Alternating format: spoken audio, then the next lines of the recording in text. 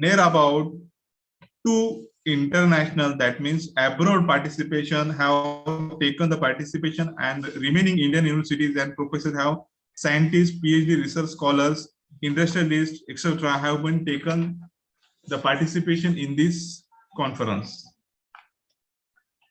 This conference is useful. This conference is useful for the purpose of the career advancement scheme, API, and academic performance indicator, as well as for fulfillment of the PhD requirement. The respected principal, Dr. Lahane sir, and the trustee of Sai Rural Samsthan have given and trusted to our NGO and Sri Wagmare Brothers Private Event Management Company for given the tender for marketing in India and abroad for one-day international conference. Therefore, the huge contribution and success of this conference, I would like to thanks to trust all the trustees with respected principal sir to given the tender and trust on our event management company. Actually, we will start our conference with national anthem. Because of national anthem, we have to respect. Please wait. National anthem will be start very soon.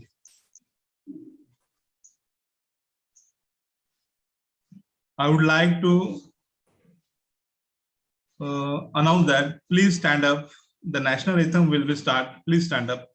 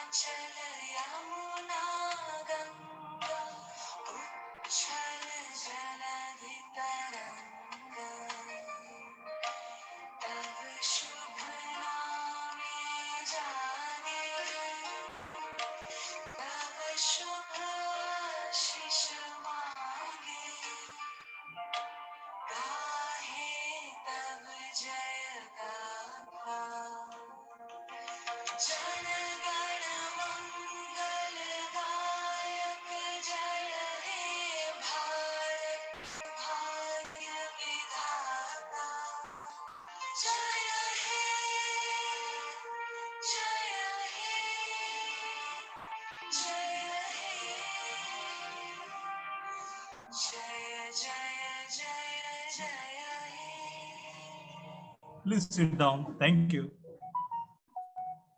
Whenever we just listen the song and the national anthem, we just got full of inspiration to do further work from bottom of our heart.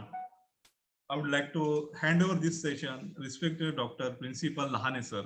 Lahane sir, please continue. Okay, thank you, sir. Thank Dr. you. Satpur sir, please. I am also thankful to Dr.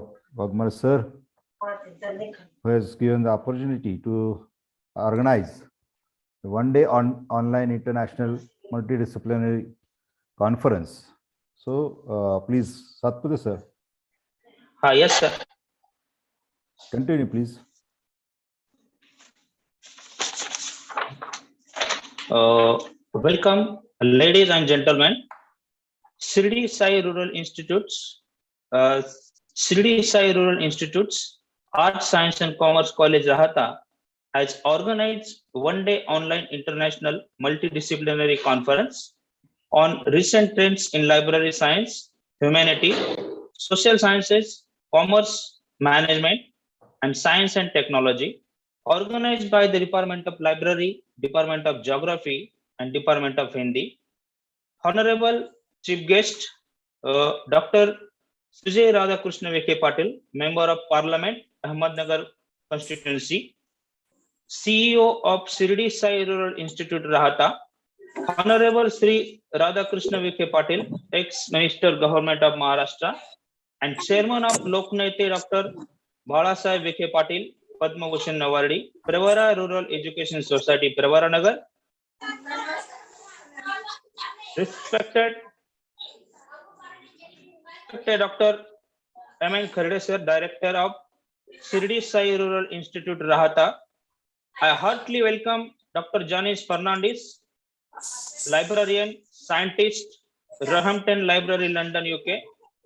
I also welcome Professor Ujin Tingley sir, Senior Lecturer, Norbaling, Writer University, Royal University, Bhutan. A very warm welcome of Dr. Praveen Saptarshi sir, Visiting Professor, Salisbury University, Maryland, USA. A welcome of Dr. Kinnare Thakkar, Professor and HOD of Commerce, University of Mumbai. I welcome Dr. Atul Hansraj Salunke, which is working as a principal, Shri Deshmukh Commerce and so KG, Tamanya Art College, Pingal Sai Raigad. I also welcome Dr. Biradar sir, Professor, Department of Economics, KU Dharwad. I welcome all other guests. I am grateful. I heartily welcome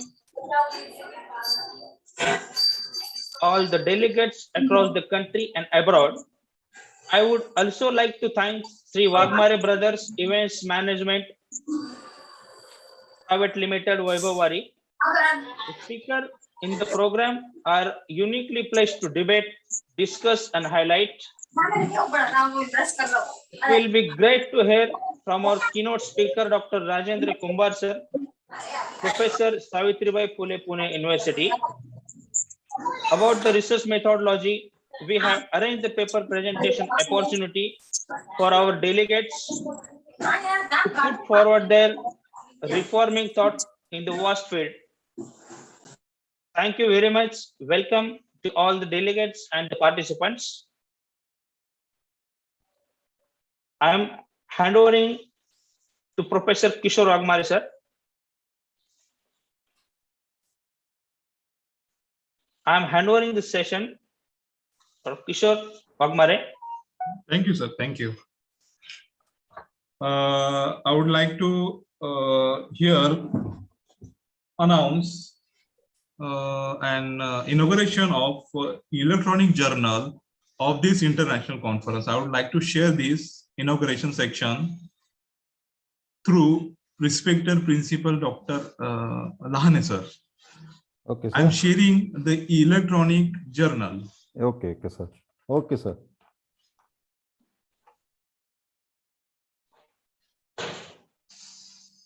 This is our November 2021 issue, Electronic International Standard Serial Number 23487143, International Research Fellow Association's Research Journey, International e-Journal, peer-reviewed, referred and indexed journal, issue number 279A, multidisciplinary special issue, through published by Rahata College for the one-day international conference on dated 28th November 2021. This is our first what do we say the volume that is published today. This is the editorial body, chief guest, and all the executive body of this international e-journal preparation of the volume 279. This is a website www.researchjourney.net. Respected, all the participation are requested. Whenever you just face any type of the query, you can directly visit to www.researchjourney.net. This is our first volume. This is all of editorial body, and actual the index, it is started from here. I would like to close this PDF and hand over this session to respected Dr. Lahane sir for introduce our college and trustees views regarding the international conference. Okay, sir. Sir, please continue. Okay, sir. Welcome, ladies and gentlemen. Shirdi Sai Rural Institute's Art, Science and Commerce College Rahata has organized one-day online international multidisciplinary conference on recent trends in library science, humanities, social sciences, commerce and management, and science and technology, organized by Department of Library, Department of Geography, and Department of Hindi.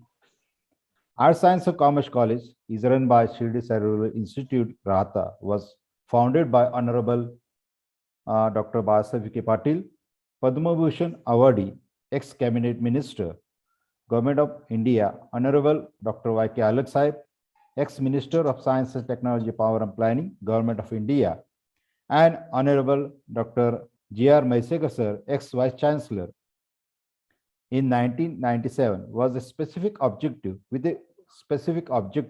of providing appropriate higher education in rural learners, especially for girls who are deprived in higher education under the able guidance of Honorable Sri Radhakrishna Vike Patil, ex-minister, Government of Maharashtra. The college is leading in higher education in the region.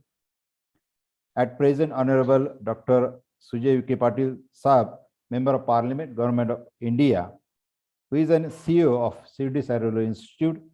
The college is permanently affiliated to Pune University, that is Savitribai Phule Pune University, and it is included under 12B and 2F section of UGC Act. The college is awarded with B++ under the B++ grade from NAC Bangalore in the academic year 2017. It is the recipient of first prize of Best Rural College under University of Pune in 2012 and 13, and is honored as the Best Rural College awarded under University from Student Welfare Board, Savitribai Phule Pune University. The college offers undergraduate and postgraduate academic programs under Art, Science, and Commerce faculty, and short-term vocational and skill oriented training, remedial and bridge courses, and skill development programs in our college for the future students. Adequate infrastructure is available for conducting academic activities. Learning is enhanced with good library facilities. ICT-based e-books and e-journals are available in our college. Though the students have rural background, some of them are toppers in our Savitribai Phule University. The institute is giving equal importance to placement of students through a training and placement cell where they get employment and placement. Various supporting services are also available, that is earn while learn scheme, and every effort is taken to make students a good human being and responsible citizen of India. Social responsibilities are imbibed among students through NSS and NCC and Students Welfare Board.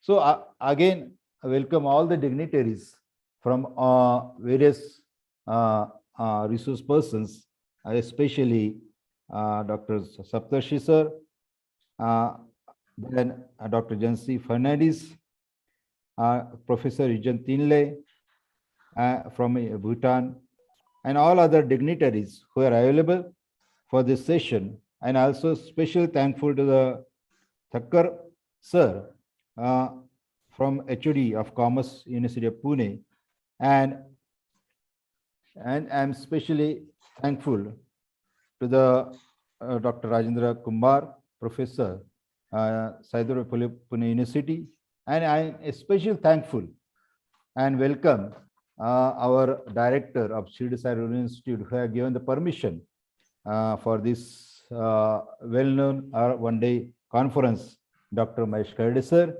and all the trustees and management. I'm really welcome all the management committees. So I wish a good luck and best wishes for this conference. Thank you, and special thanks to my organizing committee, Dr. D.T. Satpute sir, Dr. Dange sir, and CM Bonsai, and all the faculty members who are arrange this online international multidisciplinary conference. Thank you again and again. Thank you. Thank you, sir. Thank you. I would like to directly hand over this session to the trustee of the Sai Rural Samsthans for the share their views. Is this available, trustee sir? Yes, Dr. Kherde sir. Yes, Respected Dr. Kherde sir, please continue, please. Yeah.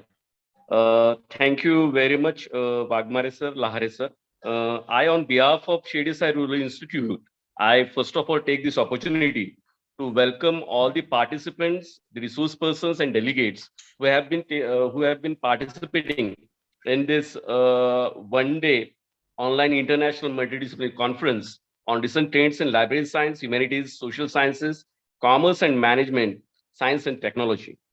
I give my best wishes to all of you, as this will provide a platform for all the researchers and students to express their views on the very recent trends in all these subjects. As we know, from the last 2 years, we have been facing a very crucial pandemic situation, which has given us a very vital setback. And this conference will definitely come out with some of the outcomes which can be helpful for us to overcome it. With this, I also request all the participants and the delegates to give out some of the outcomes, like how the post-pandemic effects will occur on all the researchers and the students sections, especially the educational field.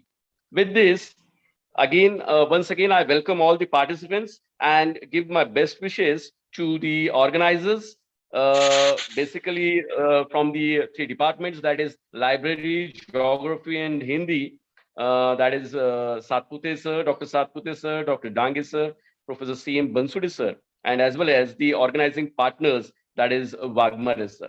With this, I conclude, and once again, welcome all of you. And I'm really, I will be proud to see that a proper and a very good outcome document is drafted after this conference, which will be helpful for all the researchers in the future. Thank you very much. Thank you, respected sir. Thank you. Thank you very much, sir. We promise you, sir, whenever we just conduct the international conference, we do the care about that. Whatever the virgin knowledge, whatever the new knowledge, fresh knowledge have been delivered, and give the platform, the researcher who have talent, they through showing by the PPT and article. Thank you for that. I would like to hand over this session, respected Dr. Rajendra Kumar sir, for keynote address. Sir, please continue. Kishore. Yes. Hello, introduction is there. Please, okay. Yeah. Hello. Yes, sir. Satpuri sir, please continue. Yes, sir. It's my great pleasure to introduce Dr. Rajendra Kumar sir. Presently, he is working as a professor and head at the renowned Department of Library and Information Science at the prestigious Savitribai Phule Pune University. He has been teaching to various courses in the library science for more than 30 years. To his credit, he has over 70 articles published in national and international journals and the conference proceeding. He has published more than 20 books. These books are published by national and international publisher. Reading research method and classifications are the topic of his interest. He has specially written on this topic. As a part of the co-curriculum activity, he has attended more than 100 conference, seminar, workshop, and presented paper, chair session, and delivered keynote address. He has delivered the number of lectures on diverse topics of library and information science, refresher course at various universities. He has been member of various academic bodies such as BOS, Academic Council, Research and Review Committee. He has guided 7 doctoral research scholars Once again, I welcome you, sir. I hand over to session, sir. Please continue, sir, Dr. Rajendra Kumar, sir. Thank you, Dr. Satpute. Very good morning to all the delegates, the organizers of this particular webinar, principals, directors, the organizing agency and the head of the organizing agency, Kishore G. Wagmare, and dear friends. It's indeed my pleasure to be associated with you people this morning for a very wonderful cause, that is to talk about the international conference of a multidisciplinary nature. It's truly multidisciplinary because there are so many subjects being involved. Research method, which is a common thread for all the disciplines.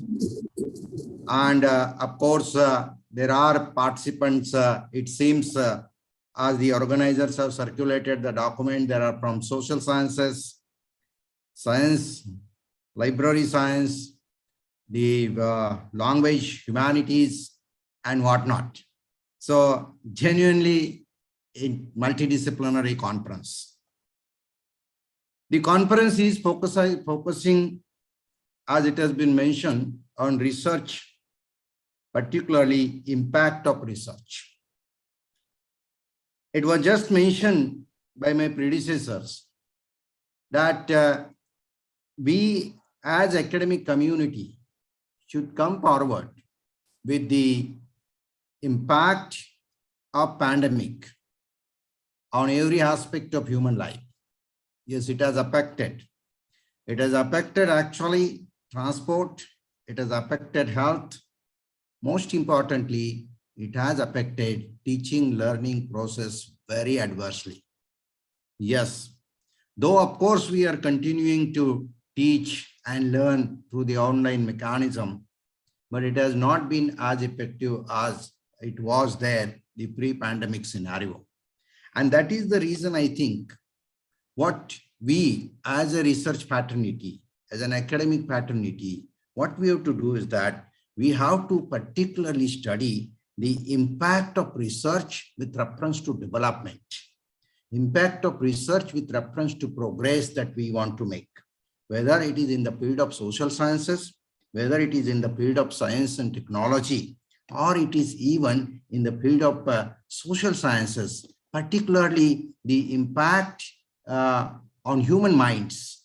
Yes, psychologically, there are not many disturbances, and that is the reason we have to study as research community the human behavior with the new situation.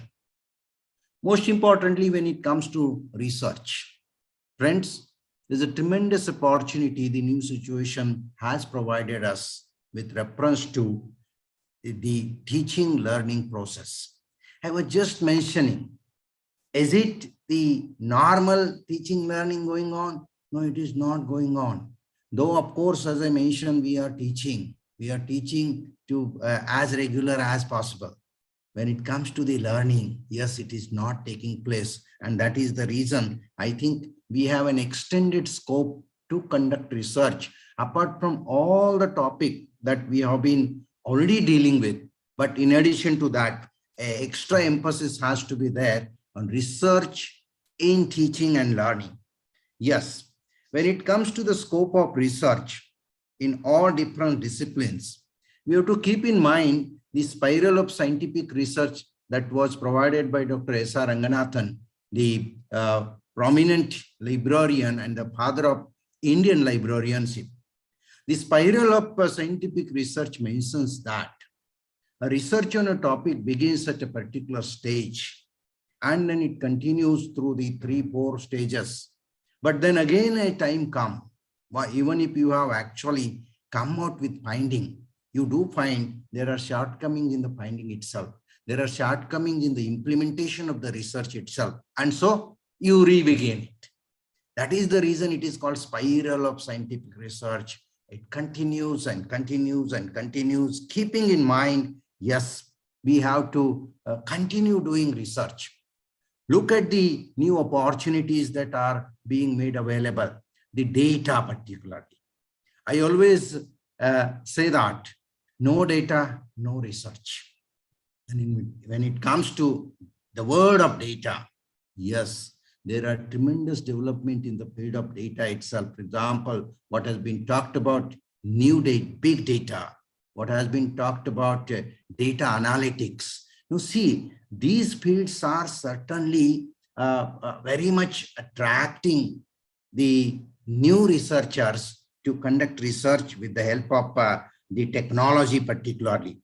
And look at when it comes to research, again, we have to appreciate the development in the technology. That is because lot of literature is available almost instantly, and that too, lot of it is available in the open access category. Isn't that great?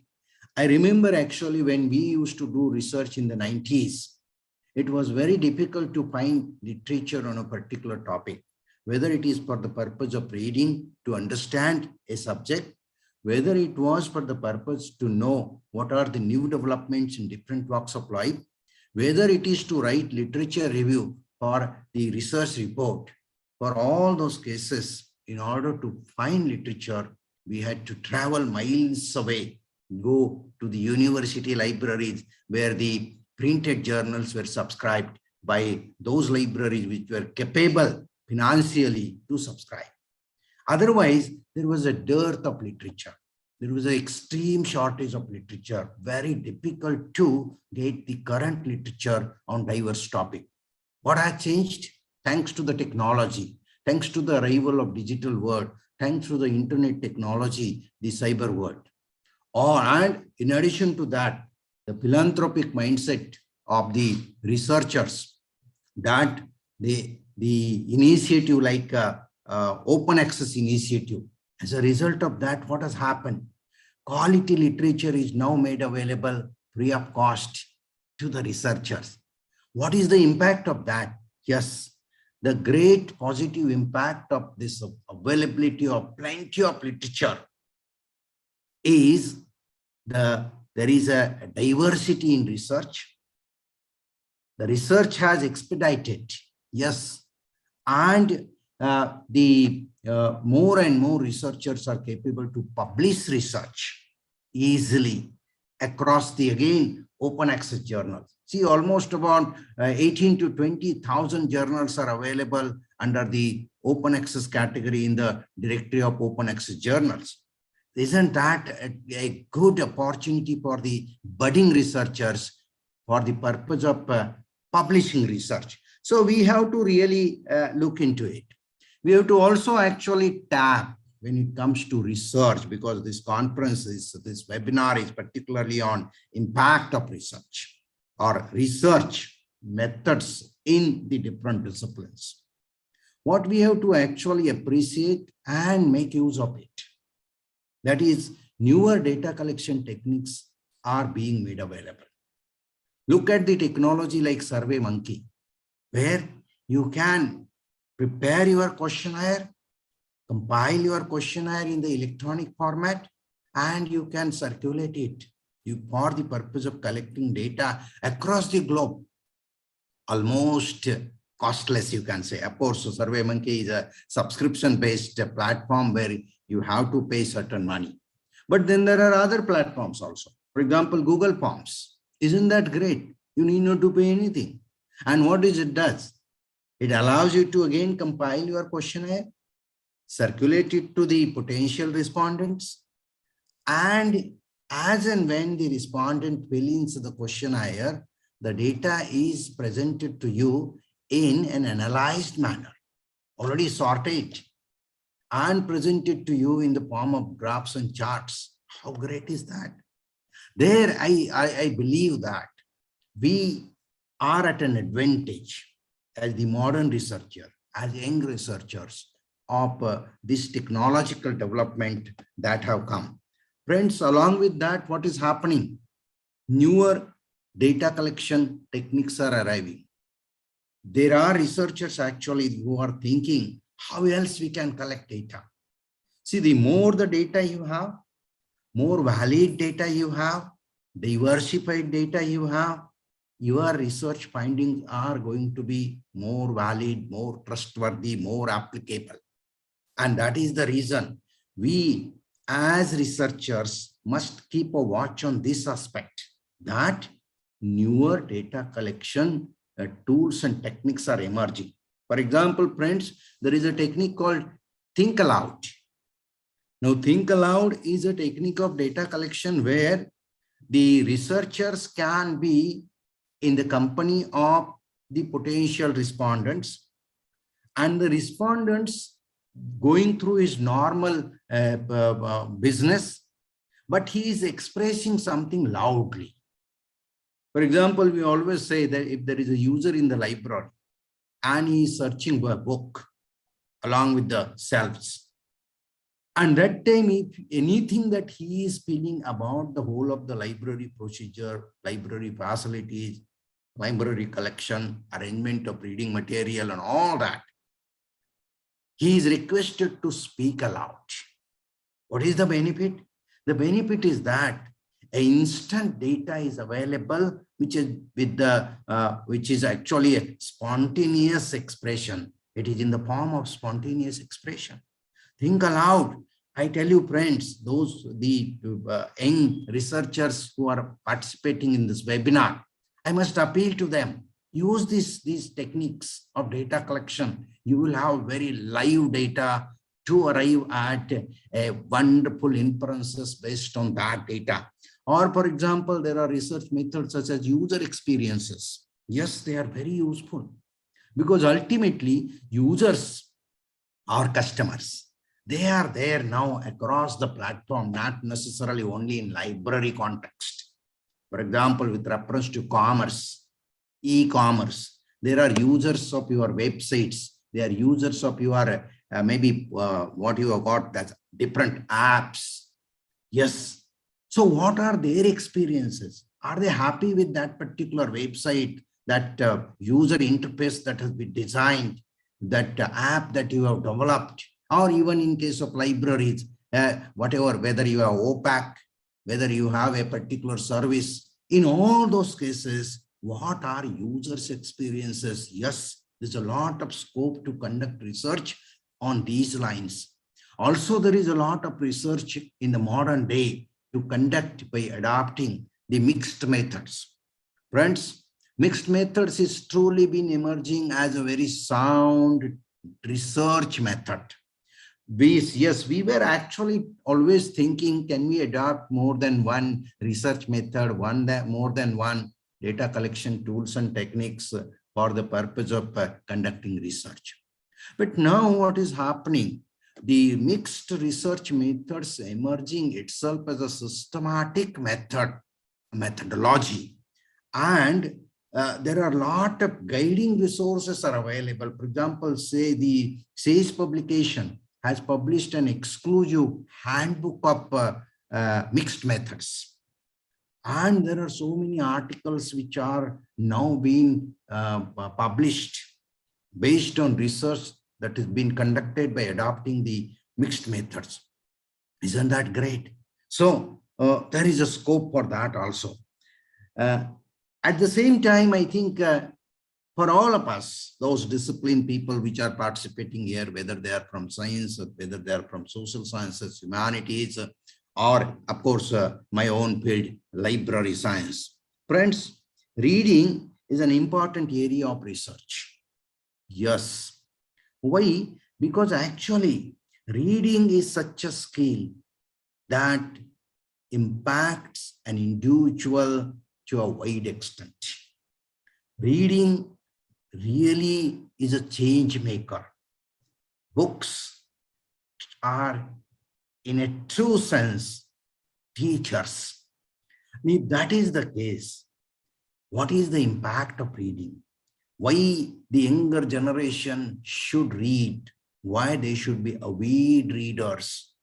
What is the impact of modern reading tools and techniques on the human brain, whether they should continue to read the printed documents or they should actually shift over to the digital media. Is reading actually impacting the concentration of the reader? Particularly, what is the impact of social media, digital world, the trio, that is computer, mobile, and television? What is the impact of all this on the human brain as far as learning is concerned? And is there reading of a printed reading material is a great solution to all the problems that are caused by the digital reading? Particularly, friends, there is already, of course, lot of research is being conducted on reading, not just by library professionals. Let me tell you, there are people from linguistics conducting research on reading. There are people from psychology who are conducting research on reading. There are people from the medical science field. They are conducting, for example, neurologists. They are conducting research on reading. There are sociologists who are conducting research on reading. There are economists conducting research on reading. And of course, there are technologists conducting research on reading. See? Now, why they are conducting? Because one segment of the researchers who are a true reading researchers, they believe that the digital reading is causing problems like attention deficit disorders, what they call is ADD or ADHD, attention deficit hyperactivity disorder. If that is true, we have to come through research, as was mentioned by the principal there, that ultimately you have to come out as a solutions to the human lives problems. Yes, the world is full of problems. Of course, every problem is an opportunity, specifically for the researchers, because I believe that ultimately a research is conducted to arrive at dependable solutions. If that is the case, yes, we have to keep in mind this one particular aspect of a challenge, that is reading for the purpose of study, reading for the purpose of personality development, reading to create dynamic human being, reading to convert animals. We are species of animals, from animals to human being. If this is the case, I think one of the most wanting area for research is obviously reading. So friends, I appeal all of you should conduct actually a research on reading. At the same time, I also must tell you, friends, as I was just talking about reading, as far as the modern reading is concerned, what is called as shallow reading, what is called as scheming, we don't go into the details of the contents. First of all, I must appeal all of you, resort to deep reading. Yes, friends, when it comes to research, no research can be having a deep and wide impact unless and until it is based on a deep reading. Is our own reading wide? Is our own reading of the deepest nature? We have to ask ourselves and answer the question. My own experience is that day by day we are reading most of the time the titles of the articles are to the most we are reading abstracts. Friends, we will not be able to have a comprehension, the correct meaning, and we will not be able to know the newer fields that are waiting for you to conduct research. All this can be easily known by reading. And that is why, particularly, I believe that we as teachers have an additional responsibility to create avid readers. And to create avid readers, not just for the purpose of becoming excellent researchers. Yes, you have to. But in addition to that, in order to communicate our our topic effectively to the students. So apart from teachers, I think all of us shoulder the responsibility of creating great readers. And that is one of the area that is expecting. For that purpose, yes, our own reading has to be critical reading. Is there at present critical reading? By and large, it's not there. Critical reading is also known as responsive reading, where when you are reading, you have to ask questions. Is it possible? Why is it so? Oh, how? All those expressions must come through your facial expressions, and maybe your response has to be there. Yes, there is a reading response theory. When we read, there has to be response by way of underlying a particular content, highlighting a content, putting a question mark over a particular underlying content, or maybe writing your small comment in the margins, which are called as marginalia. See, when you are reading in this particular manner, your reading does become critical, and then your every reading activity becomes a learning activity and paves way for new research. That is why actually you have to conduct research, you have to read research. Friends, I am happy that this conference exclusively is concentrating on the in the topic of research. And the UGC is also giving a lot of encouragement for the purpose of research. And as I mentioned, actually, the scenario right now is full of problems. And at the same time, the reading resources are available through the libraries.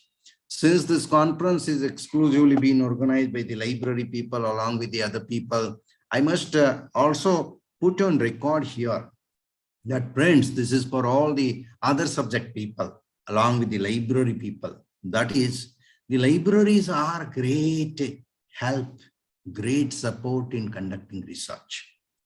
Do use libraries very deliberately.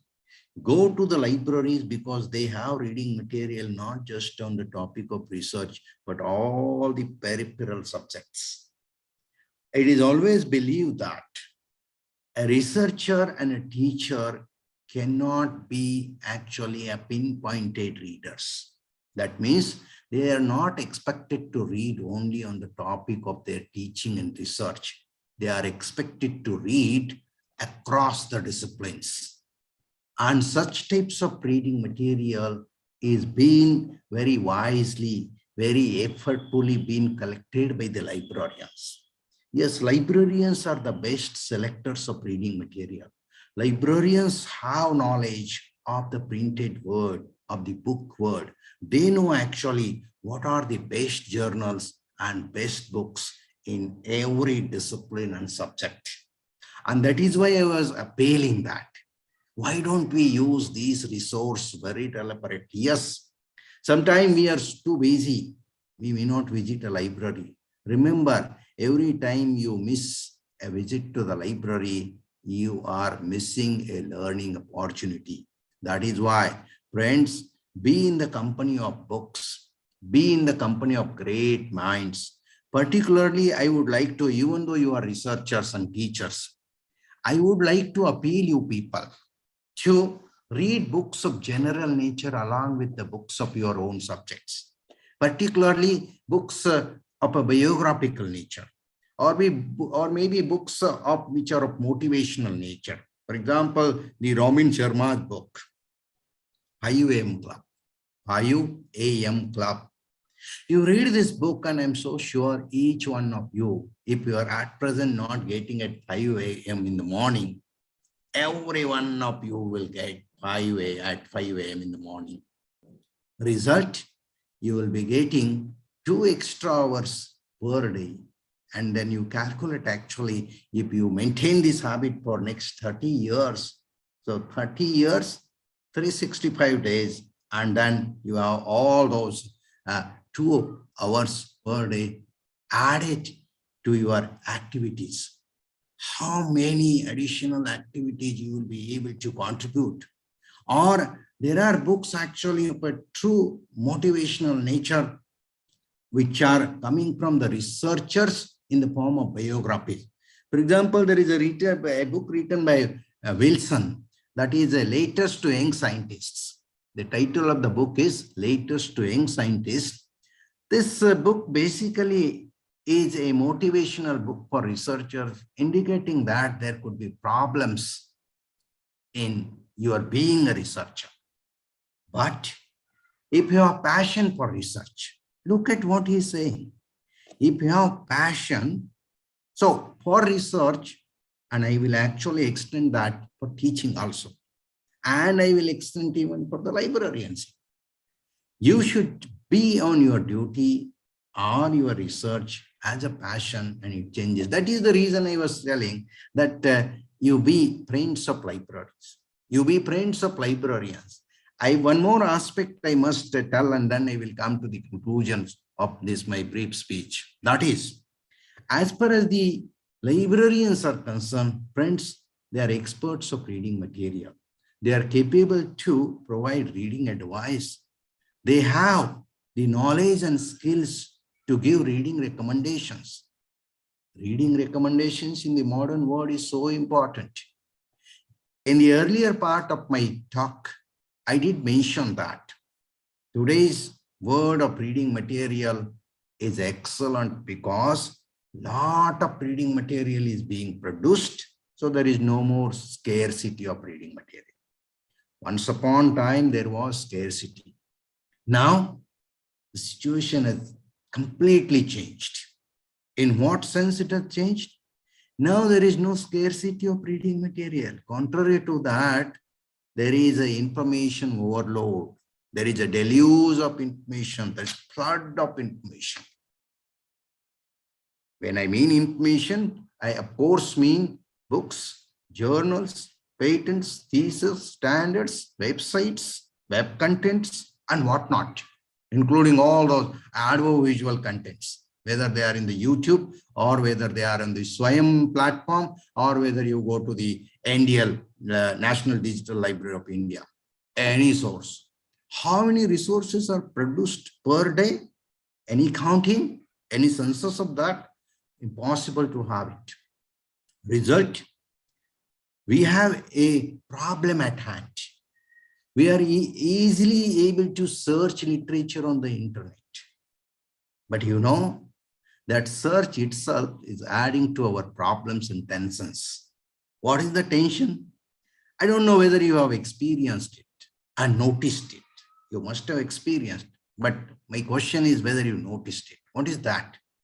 Whenever you search in any of the searching platform, whether it is Google, whether it is Google Scholar, whether it is a particular database like EBSCO, Academic Search Premier, or Manupatra, or it is Science Direct, Web of Science, Scopus, anything, Emerald. When you search on any of these databases, what do you find? You must have noticed that the retrieval is always in terms of few thousands to few lakhs. And it always mentions on the top right-hand side, left-hand side, top screen, that how many items have been retrieved. And how many items are there? Yes, they mention. They mention that there are maybe 15,27,259 items. Maybe 1,29,000 and something like that. Point is that, do we really need these many items of reading material for your own reading in a given context? You may be searching literature for writing an article. You may be searching literature so as to know new areas for research. You may be searching articles and books for the purpose of preparing for your teaching. Or you may be searching literature so as to create a new learning content, e-content. Yes, that is what actually a new area on which a lot of my teaching friends are involved, teachers are involved. In all these cases, the respective teachers and researchers required curated reading material, sorted reading material, selected reading material. I'm so sure you are not happy. Again, recall, Has it ever happened that you started searching some information resource, an article or a book, or maybe a thesis, and the moment you typed your requirement in the search window and stuck to the enter button, and the next minute you have got what you precisely wanted? I'm so sure it has never happened. It is not going to happen in the modern world, because this is the world of flooded information resources. A good part on one side because there is no more scarcity. But the demerit of this scenario is that it really produces you too much of information resources, too many of them. As a result, you require some help to filter it out, so sort them out, so as to reach to the most relevant items of information. The problem with the modern information retrieval systems, like databases, maybe even web OPACs, the libraries have produced their web OPACs. What is the problem? Or even your institutional repositories. The problem is that they really produce a lot of literature. The list is long. And sure, longest the list of retrieved items of information, higher is the irrelevancy involved there. Yes, what I mean is that you will be actually having too much of irrelevant information. Isn't that an excessive work? It is my own experience, friends. Whenever I want to speak on a topic, whenever I want to write on a topic, whenever I have to prepare for a particular lecture, and when I try to search through the web content, any databases, whether it is open access like Google Scholar, or it is subscription based like Emerald or IBSCO and so on and so forth, I tell you, not less than 10 hours I have to invest to search literature. Now you recount yourself, recall how many hours you have invested to reach to relevant literature for a particular purpose. And I'm so sure not less than 10 hours, 20 hours, sometimes days together and weeks. You went on searching. And you know, there is a psychology that works behind our continued search. That is called FOMO, fear of missing out. What do we do? And when we do means not just you, I'm also involved there. We search on a particular topic, we find a page, there are about 20 entries listed of web content. We click to first, second, and then we say, oh no, mate, there must be something on the next page. So we go to the next page. And then we do the same exercise. 1 or 2 websites we open, and then we find, oh, no, this is not of my interest. Then you go to the third one, third page, fourth page, and then you change your search query. Then you search on another topic. Maybe you add few words to your search statement. And in this and continues, maybe as I mentioned, few hours to few days. Point is that why I am narrating all this. I'm narrating all this. You can save yourself from this wastage of time. You can use this time for more intellectual activity related with your research. And you can actually entrust this work of searching relevant literature to your librarian friend. Why? Because, my friends, remember, librarians are search experts. Librarians know actually how to formulate a search strategy by using the Boolean operators like and or not.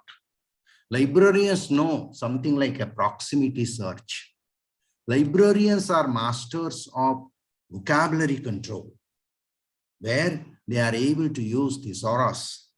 What is a thesaurus? It is actually a dictionary of terms related with a particular topic, which are arranged in some sorted order, broader term, narrower term, related term.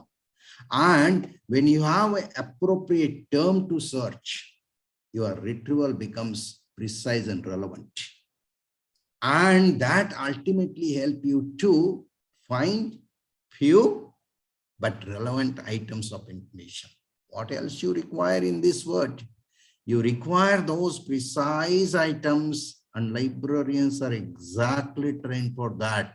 That is why I conclude on this note that whenever in your life you need a book on a particular topic, book for a particular topic, you want a literature on a particular topic, you don't search, you request your librarian friend, and he will be able to give you those precise items of information where the librarian searches and you research. What else can be a great scenario? I think this conference arranged along with the library professionals will have an additional advantage, because you will come to know along with your own institution's librarian, so many other librarians, and your research will be more qualitative, more diversified, more speedy. I wish you all for a success in this conference, and wish you all for your career in teaching and research, and conclude my word by expressing my thanks to the organizers for giving this opportunity to share few thoughts of mine. Thank you very much. Thank you, sir. Thank you. When I approached to you, sir, in 2004, that time you said me, sir, Wagmare, just take admission, believe. I had just given the CET for that. That from 2000, I think so, 28 June 2004, you asked me, the sir, Wagmare, you joined the library science. That from that time to till your face, your expression of delivering the style of your knowledge is outstanding, sir. I would like to thank you for you. Thank you for you, sir, for deliver such a outstanding keynote address, sir. Thank you, sir. I would like to hand over this session to Dr. Satputhy, sir. Satputhy, sir, please continue.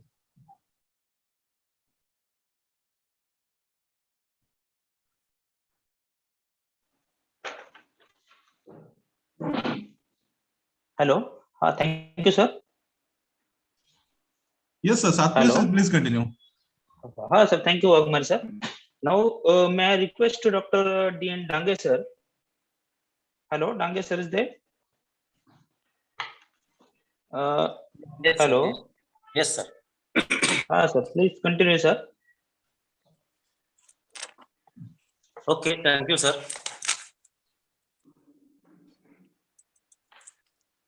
So, City Sai Rural Institute, Arts, Science and Commerce College, Rahata, Department of Library Science, Department of Geography and Department of Hindi, organized by a one-day international conference on various subjects.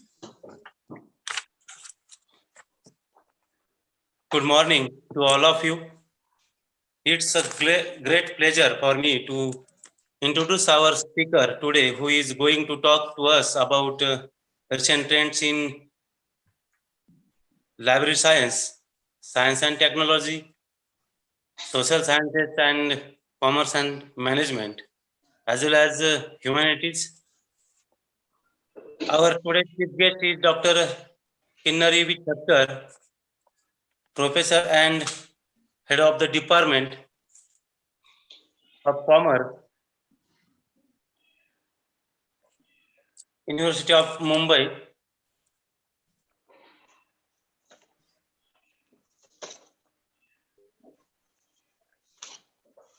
His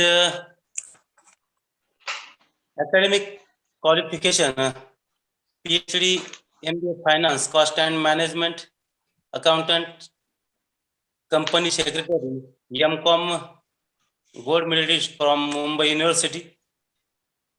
Dr. Thakkar sir's experience, total teaching experience, 20 years in this area of specialization, finance and accountancy, former principal of SIS College of Commerce and Economics, Mumbai. His teaching received teaching awards, recipient of Dr. APJ Abdul Kalam Awards for Teaching Excellence 2018, recipients of Shiksha Ratna Puraskar for meritorious performance in teaching, His academic awards received by Thakkar sir, Sri M.A. Master Memories Gold Medal for securing highest marks in the M.Com examination, College of Commerce and Economics Golden Jubilee Trust Gold Medal is received. The government Dakshina scholarship is received. Co-authored 6 books in the subject of accountancy and finance, organized 4 international conferences, 6 faculty development programs, 6 webinars and 5 workshops, 1 refresher course sponsored by RUSA, to capacity building program sponsored by ICSSR. His publication upload on website of NCERT.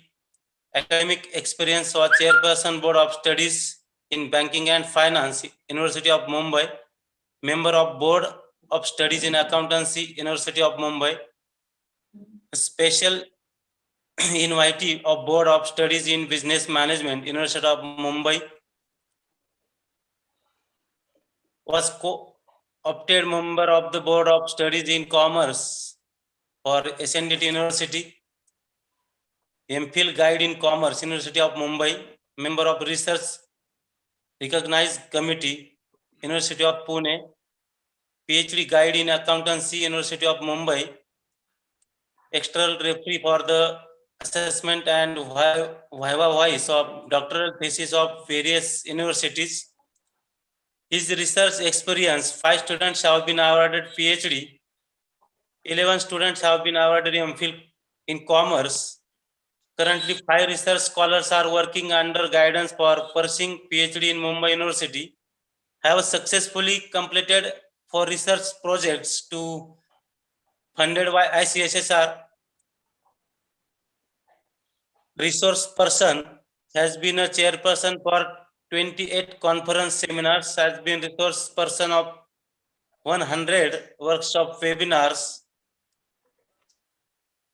He has also member editor board, national as member of the editor board review committee of 10 reputed journals. Papers published, 42 research papers in published in various at international and national conference and research journals. His visit abroad, visited USA and presentation of research paper in international multidisciplinary conference. The paper was published in international peer-reviewed journals. Use of innovative teaching learning methods, chairperson and moderator in various subjects as postgraduate level for examination conducted by Mumbai University and Bharati Vidyapith University of Pune. It's a very huge work in education by Dr. Thakkar. I hope most valuable things clear in this conference. So I request Dr. Kinari Thakkar sir, please deliver the valuable speech to us. Dr. Hello, Thakkar sir. danke sir. Yes. Sir, Thakkar madam, danke sir. Sorry, Dr. Thakkar madam, please deliver the valuable speech to us. Thank you, sir, for this introduction. Welcome. A very good morning to each one of you. And I am really happy to see 60 people joining even on a Sunday. And I can see the enthusiasm which is there in the participants, because Sunday, especially after a week long work, hard work in our profession, and especially now with a blended mode of learning which we are into, since the COVID-19 pandemic has taken the entire 1.5 year of ours and taught us new things. And now we are really into a mode where we do both the things. We teach online as well as we go to the institution and even contribute in terms of number of hours, in terms of the workload to the institution where we are affiliated and working. And in spite of all this hectic schedule of 1 week, and you are all here on a Sunday morning to learn something, this shows that how interested, keen you are in developing your own self, in uplifting your career. and also learning something which you feel will be very important for you for your future growth. So hearty congratulations to the participants for ensuring that you are here to you motivate each other. Actually, when we look at the numbers, we get motivated from each other. So the number also has a different effect. And congratulations to the organizers for being or for having organized this wonderful international conference, and ensuring that we get enough number of good resource person and participants, and also seeing that they contribute to the society by for research and for other important aspects in the discipline of humanities, commerce, management, social science, and so on. So with this short, few words from my side, I think I'll directly start with the session, because I think this is the first session after keynote speech, and this is where you are going to learn the beginning of your research work. When you start with the research work, what confusions are there in your mind? That clarity and confusions can be sorted out once you understand the important part of your research work, that is title, connecting to title, objectives, and connecting to the objectives, hypothesis. So my topic on discussion today will be interlinking your title, your objective, as well as hypothesis. Now, since my background is more towards commerce, accountancy, and management, as my bread and butter comes from these discipline, my examples which I try to take generally will be slightly tilted towards these disciplines. However, I have tried to ensure that I've tried to see that the topic which I am going to take as an example for understanding the basic concept of title, objectives, and hypothesis linkage, how to link and frame those, connect the title with objectives and hypothesis, is a general example. So I have tried to take an example of financial inclusion. Now, financial inclusion, financial literacy, technically you cannot tell that it is a very core commerce and management related subject, because it's a general topic where I think everybody should be interested in understanding the level of it's also a part of your economics and general social sciences, because if you talk about the development, if you talk about the Indian economy, financial literacy and financial inclusion plays a very important role in identifying the level of development of our nation. And therefore, this tends to become a generally a topic where, there can be a general liking, a generally inclined topic, and accordingly we can discuss about uh, these parameters, these points in our example, and we can try to connect the main points which we are going to understand, that's title, objectives, and hypothesis. So through financial literacy example, I'll try to connect all this. So let me share my screen, and we'll start with the topic of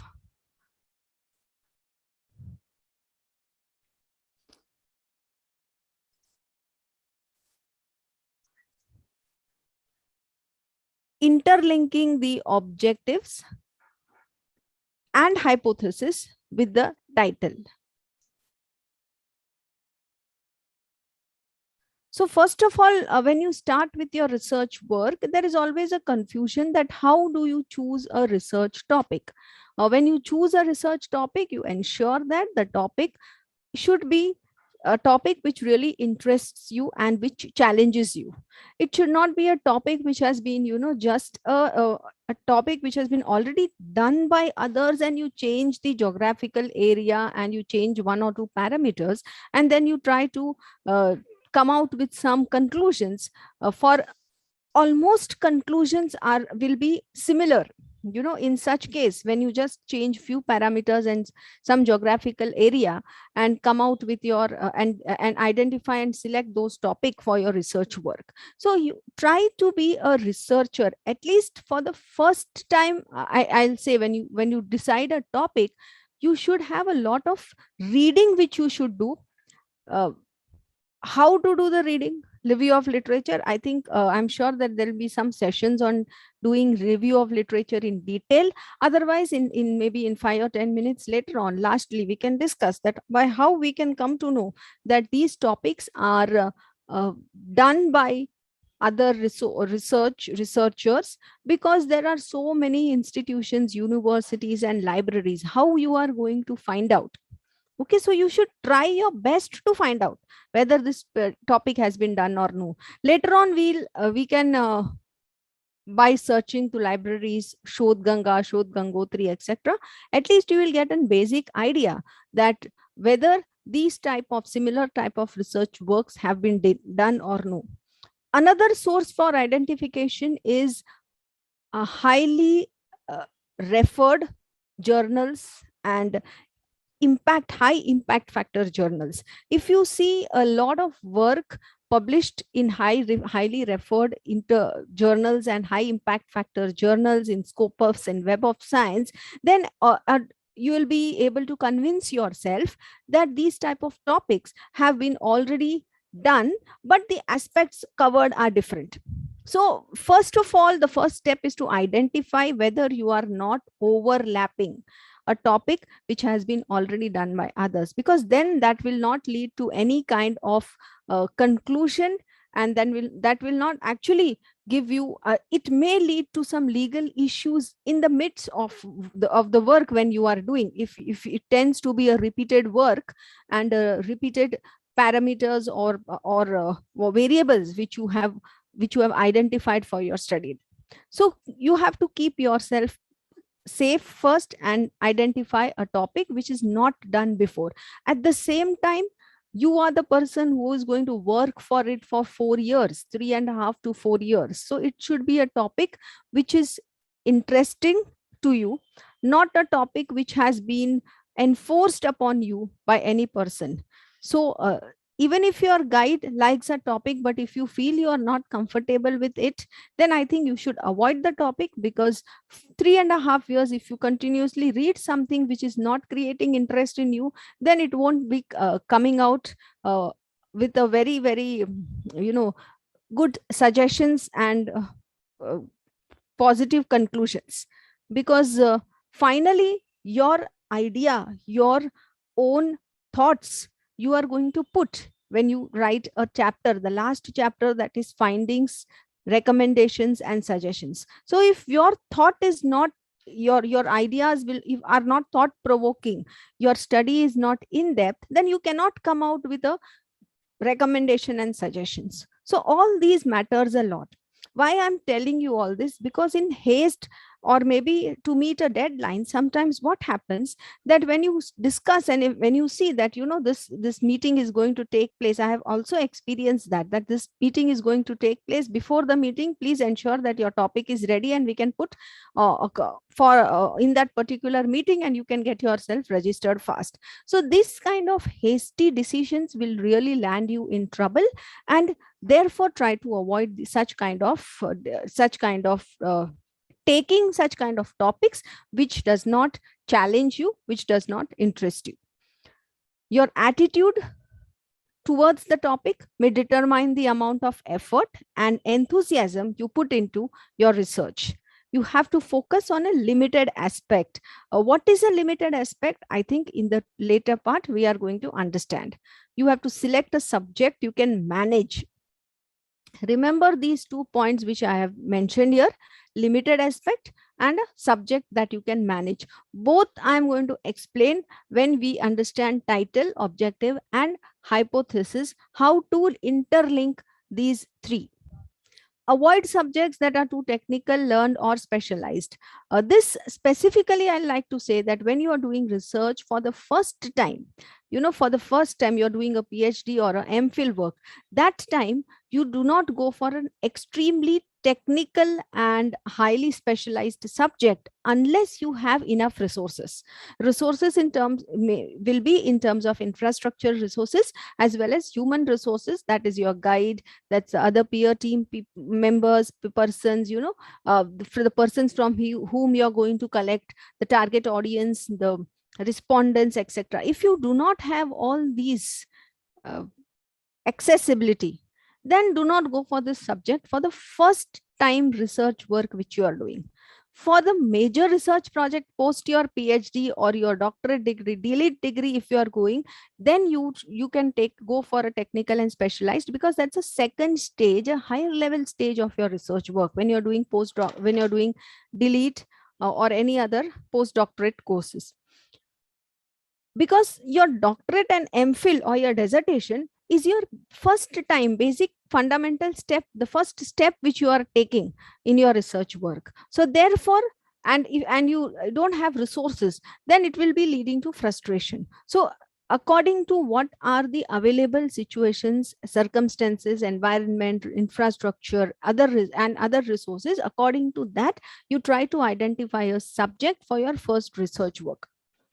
Avoid topics that have a very narrow range of source of material. Again, if you feel that this topic has a very narrow scope, very narrow range of materials, that also for the first time you can avoid. Again, I'm repeating, if you're doing a postdoctorate or a major research project, then try to do something which is more novel, rather than doing something which is repeated. So in that case, do not avoid topics which are for the first time chosen by you, because postdoctorate should come out, when you come out with a postdoctorate degree, you should have something really novel work which you should have done. What are the challenges which you see in selecting the topic? The first challenge which you face is you have to identify the thrust areas. Your always mind goes on wondering when you try to identify a topic. So what are the thrust areas? I have seen now also people doing work on cooperative societies, a comparative performance analysis of cooperative societies. The topics which they are choosing is a comparison or comparative analysis of performance of this banks. And which banks? Public sector banks versus private sector banks. I think this is a topic which has been done by others since years. So do not go for such topics. Such topics will not help the outcome of such topic will not be helpful to any person of the society, any stakeholder of the society. It will be just a book which is meant for the purpose of to be kept on a shelf. So do not go for areas where the scope of widening or extending your research work is almost at the end and almost very limited. Do not go for such topics. Ensure the feasibility and workability of the research, and discuss with experts in the field before freezing the topic. So as experts, you have to identify by your own self. You have to consult your guide. You have to search, you run a Google search engine and identify that who are the experts in the field, which faculties or researchers from industry have done a lot of work in this field, and try to discuss with them, try to read. Even if direct consultation at times is not possible, you can read the work which they have published. You can go through the working papers which has been published, and which is not available through internet on various sites, but which are there in the libraries. Now, for example, if you go to a library like NABARD has a library. Okay, so if you go to a library where these these kind of government organizations libraries are existing, there you will get a lot of working papers as well. Working papers meaning when you go when you want to do some work on agriculture or finance related to agriculture, you have NABARD mein there is a committees which are prepared, and the work of the committee which is done are kept, the working papers which are published and kept in the library. But the working papers at times are not available through internet on source. Then you have good libraries, you have to identify them. You have libraries like Indian Merchant Chamber, then you have Indira Gandhi Institute of Research and Development Library. So in your area, you have to identify such libraries where government publications and other publications are kept. Like Big Four. Big Four also, they have a lot of working papers which they come out with, like PricewaterhouseCoopers, then Deloitte's. Okay, these they have their own research work and they come out with their different working papers. So you can approach them and you can access the work which has been done in these areas. So unless you freeze on a topic which is relevant, which is interesting, and which has real worth, even say 10 years down the line, it should not be a shelf book just to be kept on a shelf. It has real work, even maybe 5 to 10 years down the line. Then these kind of topics will really lead to more contribution from your side in the in the field of research. So now when I talk about commerce and management, what are the thrust areas which you can identify? Everybody knows that ICT has played a very important role. There is an integration of technology with every discipline. None of the disciplines are on a standalone basis without integration of technology. You can say medical science, you can say commerce, you can say stock market area, finance, insurance, banking, psychology, or library, anything. If you say, everything has a technological aspect. Everything is integrated with technology. Education is integrated with technology. Banks, banking system, loans, insurance, everything. So nowadays your thrust areas should when you identify the thrust areas, you search that anything integration with technology, you can identify the performance of such activities which are taking place, like insurance and the perception of this.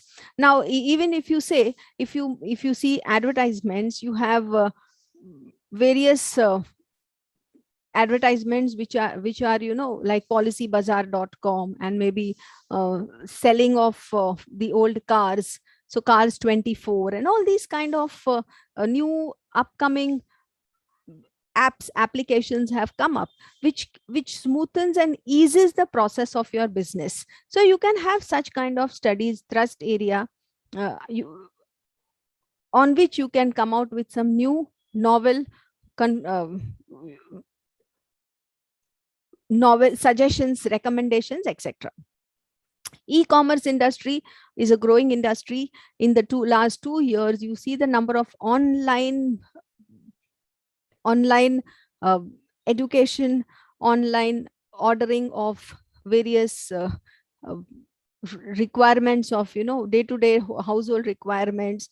You have apps like Frazo who supplies different vegetables, fruits, etc. online, and they have a lot of good schemes. So everything, entire commerce industry now has integrated with technology, and it has come out with some different ideas for which makes the lives easy, which makes our life little easier in functioning. So these are the thrust and upcoming areas: artificial intelligence, digital marketing, then IT, impact of IT on business. So you have to identify your thrust areas. Next is when you start writing a proposal. This is just one slide which I have kept to give a background of what a research proposal, the structure of a research proposal is. Because when you start writing a research proposal, when you start writing a title, you should know that what are the other important contents of the research paper or a research proposal. Both are the same. The only difference between a research proposal and a full-fledged research paper is in research paper, you write all the conclusions, recommendation, findings. But in a research proposal, you don't have any findings because it's the first step. You are about to go for doing the work, and you will come out with findings, conclusions, recommendation post your entire analysis and your data collection analysis is been done. So broader structure remains the same. The difference is in terms of the percentage of contents. So the broader structure here is you have to write introduction, brief profile, review of literature, problem, objectives, hypothesis, research methodology, limitations, significance, chapter schemes, and references. Now we will start with how to frame a title and with an example. When you frame a title, the title should be such that it summarizes the main idea of the study. What you are intending to do, that's the main idea. It should be summarized that this is the purpose of the study which is intended to be done. It should be concise, informative, and should be able to convey the purpose of the research. It should actually also try to convey the discipline in which you are going to do a research. At times, a broader discipline. Nowadays, if you see multidiscipline, transdiscipline, that all is taken over. So there is no single discipline, a standalone discipline which should be identified. So everything is becoming multidisciplinary, and now it's becoming transdisciplinary. So, but at least on a broader reading, a broader idea should be conveyed to the readers that this study belongs to a particular, say 80 to 90% tilted towards a particular discipline. It should give a clear indication of the purpose and scope of the research. It should not be very long. Maximum try to put it in 2 lines. Do not run it for 3 to 4 lines, that the title becomes more complicated. Because when you are framing a research title, the detailed contents should not be given on the title. The broader outlook should be shown. The detailed part should be given in the research methodology part. So example, suppose if I choose a title related to commerce area or management or a general title, any discipline. This is an example of a general topic which can be understood by any student from any field. The title here, which I have taken, is a study on extent of financial inclusion in Maharashtra state with reference to Konkan division. Now, if you read this title, will you be able to understand that this subject belongs to which discipline? It can be related to social science, it can be related to finance, it can be related to commerce, etc. So at least by reading this, you are able to understand that this topic, this thesis or this published paper belongs to this discipline. So at least a broader idea you should be able to get. Now, when you read the title in detail, we are understanding each and every minute word which is written in this title. When you read the title carefully, you can see a study, okay, on extent of financial inclusion in Maharashtra state with reference to Konkan division. So you are understanding that this is a study which is taken, which is done in the Maharashtra state, and it is with a specific reference to Konkan division. And there is some study which has been done which measures the extent of financial inclusion. Now, when you read this statement, if you see the highlighted one which I have shown here is extent of financial inclusion. That means when I have written extent, I think, sir, please mute those who are not unmuted.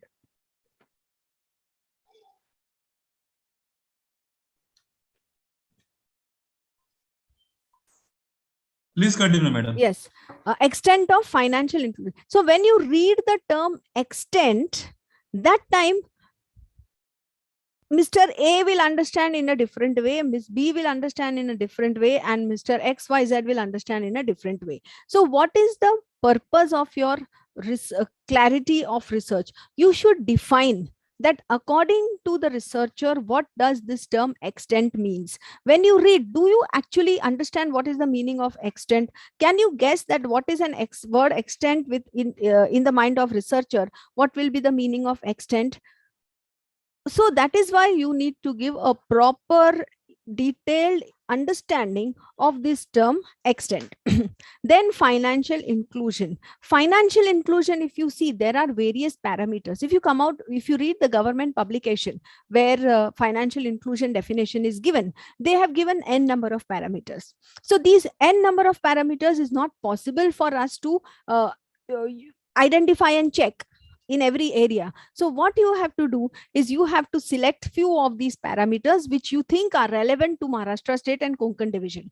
So that becomes your definition of financial inclusion, and which has to be in sync with the definition provided by the authorities, because financial inclusion is a concept which is a term or division which has been coined. So when the definition has been coined, there can be various parameters. You cannot identify, you cannot choose all the parameters for doing any research work. So you identify few relevant parameters which are related to the state, your study area, and you call it as operational definition of financial inclusion. That means you have to say that according to the researcher, financial inclusion includes these variables, these points. Now, when you define your own work which you are intending to do, your own intentions of your selecting parameters, this is called as operational definition. So let me tell you in detail, what do you mean by financial inclusion? So when I say that I am doing work on financial inclusion, what I have taken in my research work, if the government has 20 parameters, I cannot do my work on 20 parameters. Otherwise, it will be unlimited work. See, I have shown you here. Focus on a limited aspect. Okay. When I say focus on a limited aspect, out of 20, 18, 10 parameters, I have selected few. So I have limited my aspect. Select a subject you can manage. I have selected Maharashtra state, Konkan division. I cannot select Indian economy, because if I start doing Indian economy and if I start seeing so many states and so many districts, then it will become a topic which, till retirement, the work will not be done. So you have to do limited as well as manage. I told you that this I'm going to explain you when I try to explain the framing of title and operational definitions. So now, according to researcher, I define my own parameters, choice of financial inclusion. I have chosen financial literacy, financial attitude, financial knowledge, and financial behavior. I have chosen these 4 parameters to understand financial, 4 parameters to understand financial inclusion. In addition, I am also using usage of financial products. Which are the financial products? You have banking, you have insurance, you have mutual funds, you have shares, you have debentures, you have debts. There are so many financial products which are available. So which products are more popular? So in villages or in Konkan district, it's not a very certain part, not a very highly developed places. So in the underdeveloped places, what are the sources of savings? Generally, you compare your sources of savings from Mumbai region. Mumbai region, you will see people were doing on share market, people doing SIP, mutual fund, insurance, banking, fixed deposits, NSC, national savings, then national saving schemes for senior citizens, then post office saving schemes, then you have housing loans. You have number of things which are understood in the metro cities. So the understanding of people in the metro cities completely drastically different from those who are in the villages and small towns, small areas. So for them, which are the popular financial products that you have to see. So when you go to Konkan division, area which is not very well developed, they will have only 2 or 3 savings. They may go to banks, they may maximum take some insurance they would have taken, and then they may be having some or the other small gold savings in terms of the gold and ornaments. That is what is the maximum thing. When you go and ask them share market and all, they may not have that much access and information. They may also not have much knowledge about health insurance. So which are the see, when you list your financial products, you have to also list that these are the popular financial products in the target area or in the identified area of the researcher. So this is the clarity why I'm explaining you with this example, because this is a clarity which you have to give to your readers. Then bank account holdings, whether they have any bank account, they will say everybody has bank account. How many times do you operate bank account? Is it monthly, weekly, or your bank accounts are opened and 1 year it is not operative? So operational number of times, the frequency at which it is operational, that also becomes an important definition parameter of judging the financial inclusion. So out of 10, how many I have chosen? Say 4 to 5. Attitude, knowledge, behavior are different parameters. I have written it in one line, but these are different parameters. So I have chosen 4 to 5. So as a researcher, I have to convey that this is what is the meaning according to the researcher. Then I will also define according to the researcher what is extent, because when I use the word extent, every reader will have its own interpretation. So to ensure that everybody interprets in a similar way the researcher wants to convey, the researcher is trying to convey, it is necessary to mention the operational definition. So extent here, I will say that it means trends. What are the trends? What are the relationship between financial literacy and financial products? And what are the bank account holdings and financial inclusion relationship? So this is what, according to a researcher, extent means. So here in your own research, you have to define your own operational definition. How you will define? You will have to define it by you doing lot of minimum 70 to 80 review of literature. Only after that, you will have clarity about your operational definitions. Okay, so now when I've told big about financial literacy, when I've told financial products, attitude, behavior, what is the meaning of that? That also you have to mention in your research work. So when you say title, your every word which you have mentioned in your title has to be clear. See, when I say title, extent of financial inclusion.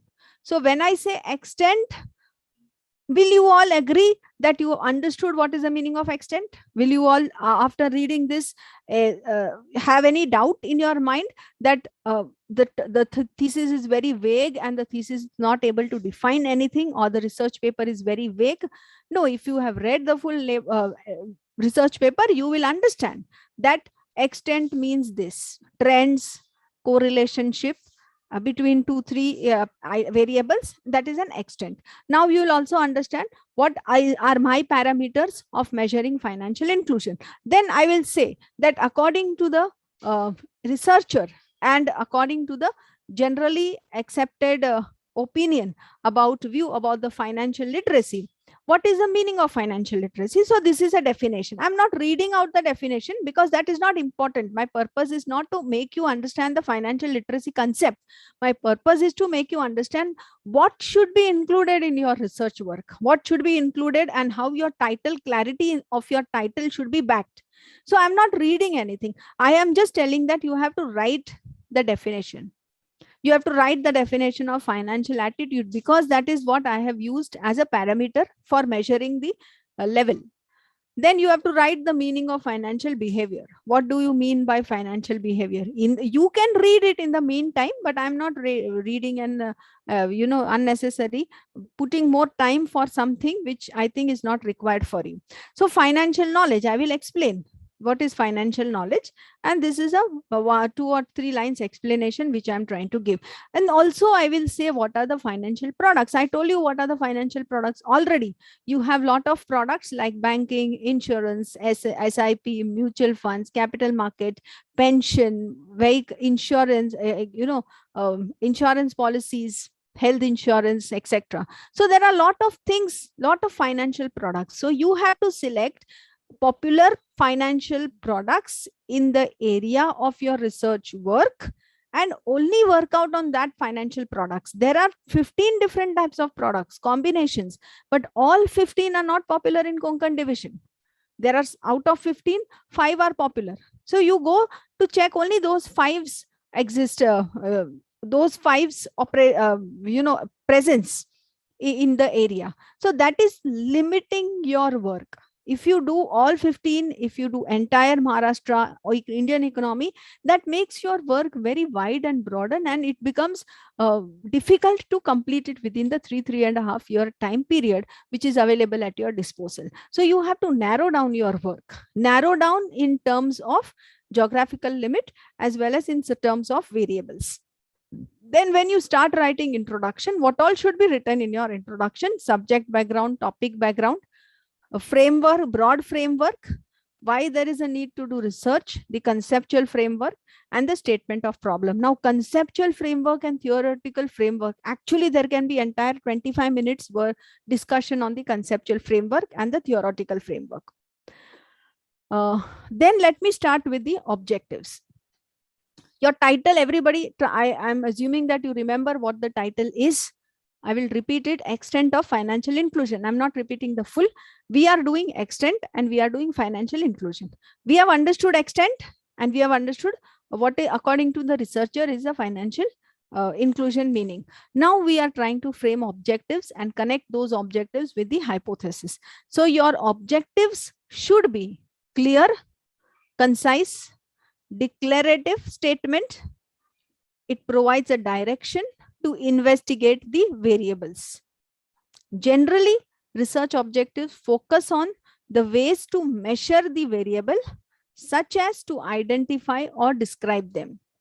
Sometimes objectives are directed towards identifying the relationship.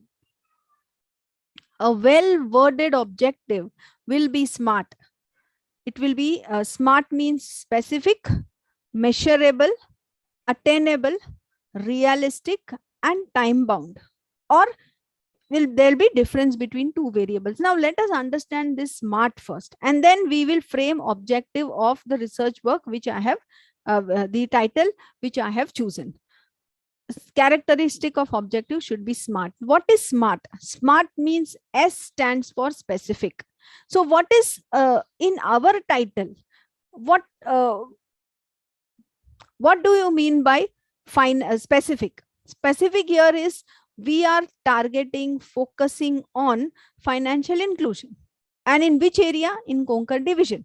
So is it very specifically defined that what we are going to understand? In the title only we have understood that the specificity of our objective. We have to identify, measure inclusion in Konkan division. What is measurable? Level of financial inclusion. It is a measurable. You can measure it.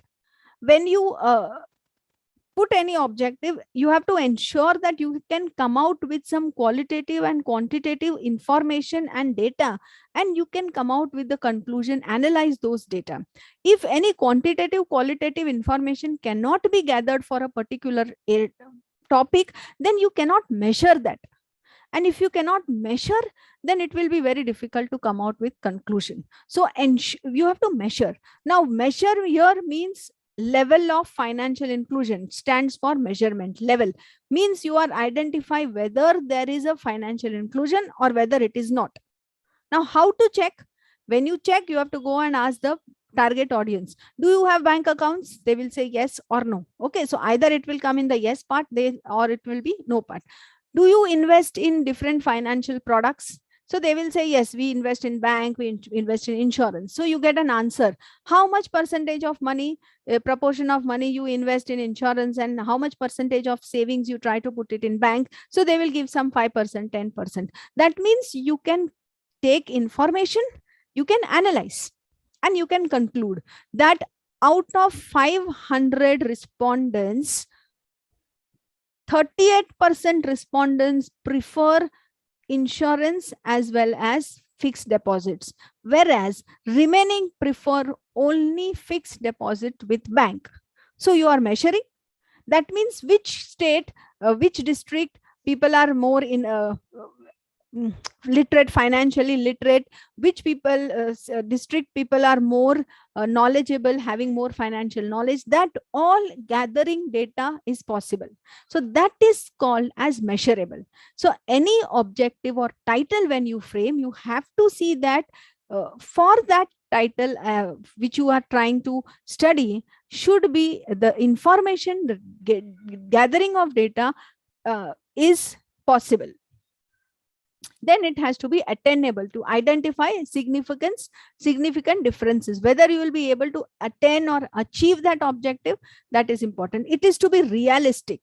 Realistic means we are doing in Konkan division and we are doing for financial inclusion. So it's a reality. We are not doing something out of, find out the people are staying on the moon. That's right now not realistic for us. It can be realistic for a particular discipline, but not for a common researcher.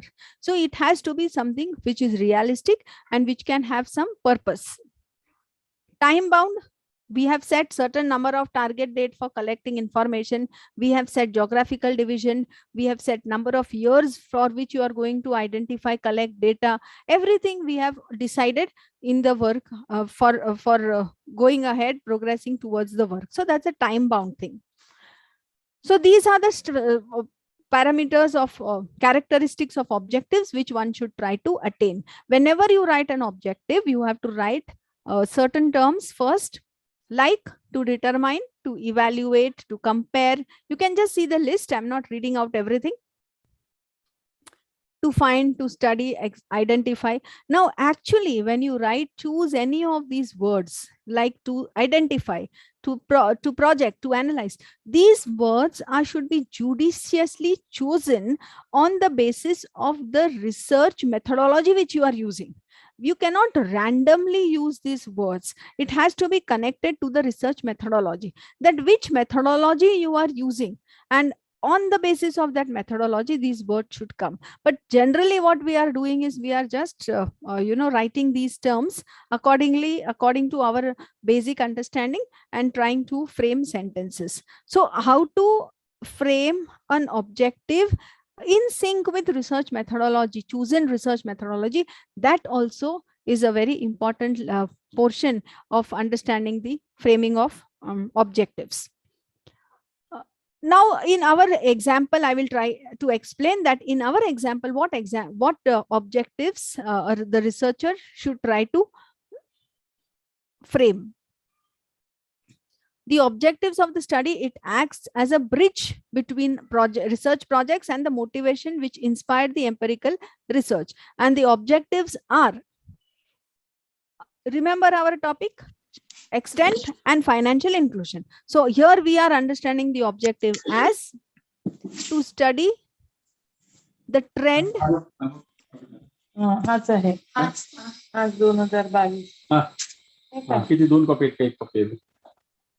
Sir, please mute Yogini Patil, madam.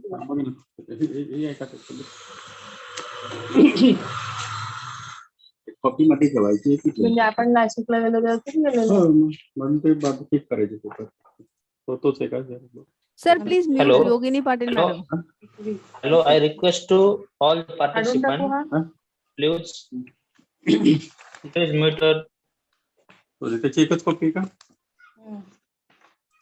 दोन काढल्यात मला वाटतं आपण Dear participation, please mute yourself. पण मी मला माहिती आहे त्याची आपण एक गाडीमध्ये पण मी ठेवलेली. Sir, host can mute, madam. Yogini Patil. नाही ना त्या दिवशी कुठलं? गाडीचं कार्ड कुठे तुम्ही मला दिलं? काय कार्ड? त्याचे टाकलं ना कार्ड. नाही मग त्याच्याच हातात राहिलं असेल.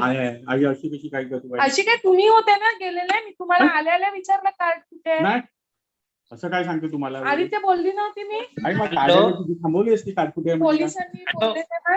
तुम्ही Hello, बोलले योगिनी माझ्या पाटील. पाकिटात नाही आहे. ठेवले त्याच्यात ते वेळी. Can the कार्ड आणलं host ठेवलं mute तू. the participants, आबा, please? काय नाही ठेवलं काय सांगते पाकिटात आहे बोलले मला. कुणाच्या? तुमच्या. माझ्या पाकिटात नाही तुम्ही त्याच्यात. पाकिटात टाकून आम्हा आले. परत पॉकेट दिलं तुला मी त्याच्यात टाकून ठेवलं. Kishore Kishore sir, can sir. you please Kishore mute? sir, can Kishore you sir. please mute? Can you please mute ते the फुल निघाले आम्ही participants? 4-5 दिवस झाले. Hello, Kishore sir. Hello. I am doing. Please wait. Yes, sir. Yes, sir. Okay. नारायणचं होतच आहे. बघते आता ना चालू आहे का? हम्म. किती घालून ठेवलेलं आहे बघ.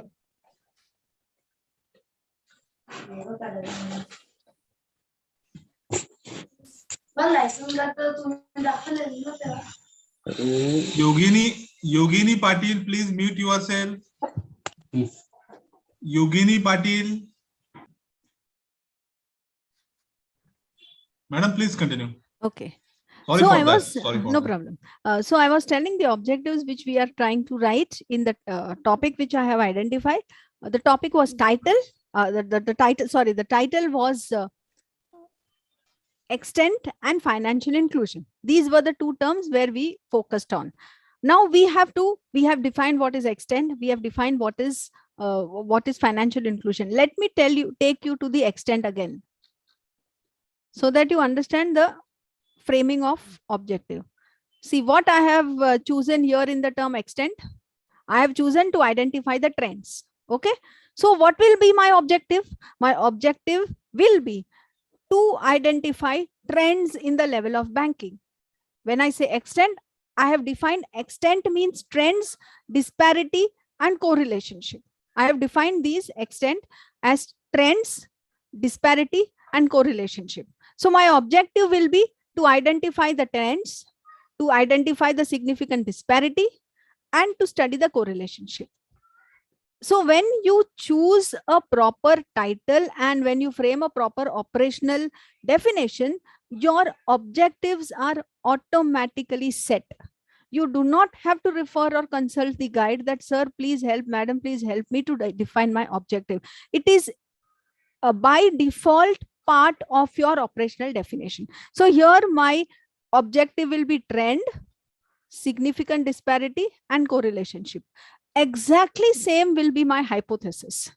If there is a trend, I may say that maybe the trends similar trend is observed. If I say disparity, I will write in objectives that there is a significant disparity, there is no significant disparity. If I have to write another hypothesis, I will write there is a relationship between and there is no relationship between. So your objective and hypothesis, which is considered to be one of the very crucial part, the crux of your research work, that crucial part is by default set when you write a proper title and operational definition. So now when I'll take you, remember these 2 points, 3 points, you keep it in your mind. Take a picture of this in your mind, not literal picture, just in your mind. You can read this and feed it. Now let me go to objectives. Okay, now what is the objectives which I have written here? I have written here to study the trends. Okay, because when I meant extent, I meant trend, significant correlationship, significant disparity, and correlationship. So I am writing here, study the trends. Now trends in what? Trends in banking services. Okay, banking services was what? Banking services was my definition of financial inclusion. Let me show you that also. When I wrote financial inclusion, Financial inclusion means what I wanted to study: literacy, attitude, knowledge, behavior, products, and bank holdings. These are the 4 points which I have to study. Now, from where these 4 points will come, 5 points will come: review of literature. Lot of review of literature, your mind clarity will be set. Once your mind is clear here, objective, hypothesis automatically. So now when I say bank account holdings, I want to study what? I want to study the trends in the number of bank account holdings in what? In my study area. What is my study area? My study area is Konkan division of Maharashtra state. Now I have also selected a period. I cannot do unlimited study. I have to select some period of past, and maybe when you take secondary sources, you have to select past year's data. When you say primary sources, we have to say the present information gathered from the from that particular time. So present information, and secondary generally is related to the immediate past information. So I have selected here 2005 to 2015. I said 10-year period. Identify, you have to limit your work. So finally my objective is set. I am identifying trend. I am identifying trends in banking services and study area for a period of 10 years. Second objective, I am identifying existence of significant disparity. Again, disparity in what? Disparity in my 5 parameters of financial inclusion. So parameters are banking services, financial products, literacy, usage, knowledge, attitude, etc. So significant disparity in banking services. In which area? My study area, Konkan division. Which period? My study period, 2005 to 2015. This is my study period. Then objective is correlationship between financial literacy and products. Now people sometimes ask me that how do you decide that this is a two correlationship, financial literacy and financial products? Why not financial literacy and financial knowledge? That all you will get by reading ROL.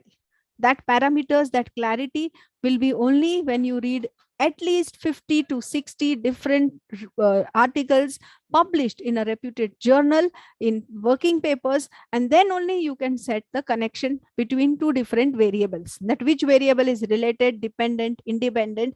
That relationship between the variables can only be clear. You know, that clarity can only be gained when you read ROL. So framing of objective, I'm connecting, that's it. Variables I'm not teaching you. Variable is not a today's session. Variable is a completely statistical session. So that we have to, you in your own expertise, you have to identify. Okay, so that next objective is correlationship. Again, we are finding correlationship only. Again, existence of difference, disparity, or correlationship amongst the level of financial inclusion. Correlationship between bank account holdings and level of financial inclusion. Another point is a point, 6th point, which I have written here. 6th objective, develop a regression model. That depends purely on your study. That is, if you want to come out with a model, if you want to come out with some different, theory, if you come out with some different problem identification methodology, then that is again a part of your objective. So this objective 6th point, which I'm showing you, that cannot be in the beginning. When you write a proposal, that cannot come. When you do the work and you suddenly come out with a model, then you have to add it in your objective. So this objective is not a part of when you start thinking about doing your project. And then last objective always is to make recommendations, suggestions, and draw conclusions from your study. So this is what your objectives are. Now, from your objective only, you can immediately frame hypothesis. And that hypothesis can be framed like this: to study the trend. So first of all, let me tell you in 2 minutes, what is a hypothesis? Everybody, I'm assuming here is knowing that an hypothesis, it's a tentative statement which we frame, and either you have to prove it or you disprove it. Either accepted or the hypothesis is not accepted. A tentative frame statement which you are going to frame. So here, when you say talk about hypothesis, you can write these hypotheses as, see, two hypothesis I have written: null and alternative, which is in the same color for all, null and alternative. So when I write null hypothesis, I have written here there is no significant increase. When I said significant disparity, now I will say no significant. In what? Level of banking services, which was my definition of financial inclusion. Then I will write there is, which is an alternative. So our title objective, in connecting to that only, we have to frame our hypothesis. Then what was the another hypothesis? Again, there was significant disparities in banking services. So you will write there is no significant disparities in banking services by commercial banks. Then you can write there is a significant disparity. Then it was our correlationship. Your third objective, fourth objective was for correlationship. So according to that, we'll have to frame a hypothesis. There is no correlationship between what? Financial literacy and product. Alternatively, there is a correlationship. Then there again you will write no relationship between bank account holdings and level of financial inclusion. Now, how this correlationship between bank account holdings, financial inclusion, these all is your literature reviews outcome. Okay, that we have to check.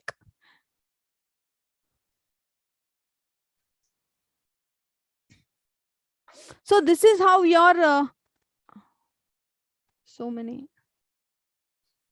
Yeah. So this is how your hypothesis has to be framed. So generally what we were going to discuss over here is to frame a proper hypothesis. And another point which I like to which I like to cover is limitations of the study. I have seen students writing proposal and they are writing limitations which are actually not considered as limitation. What do you mean by limitation in any research proposal or a research study?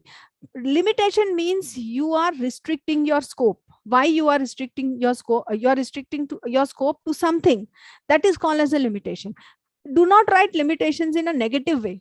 You have to write that these are the areas which I have covered, and therefore my study is restricted only to this particular aspect.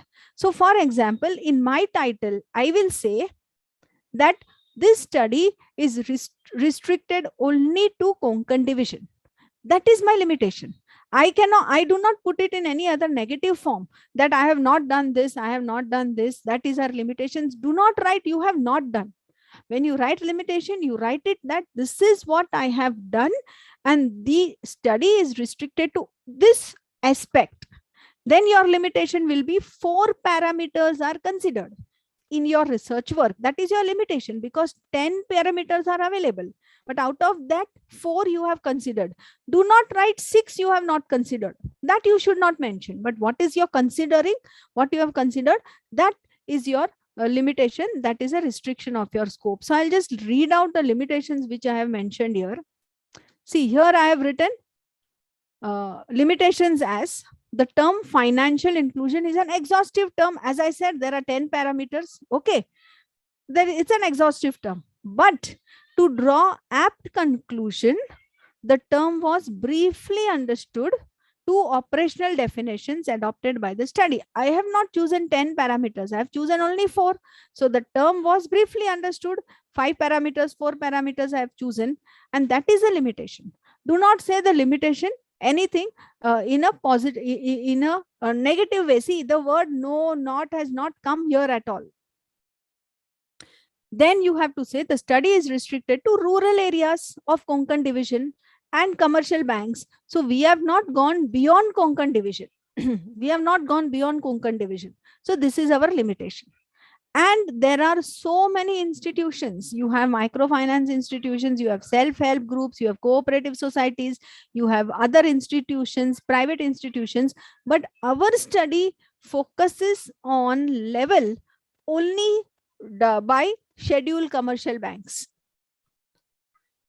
So our focus is on scheduled commercial banks. So this is one of the limitations. So I hope you're trying to understand when I say limitation, when we write limitation in our study, you should write it in a very articulated manner, displaying what you have done.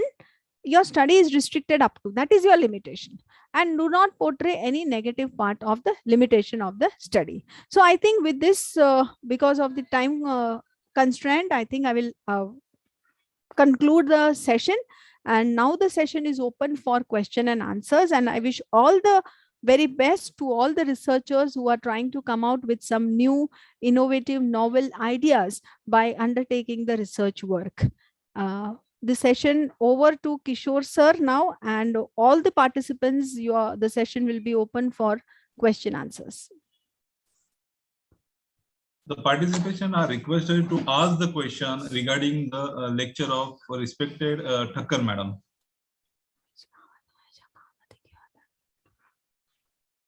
All the participation having some query, some problem, some questions regarding the lecture, kindly ask.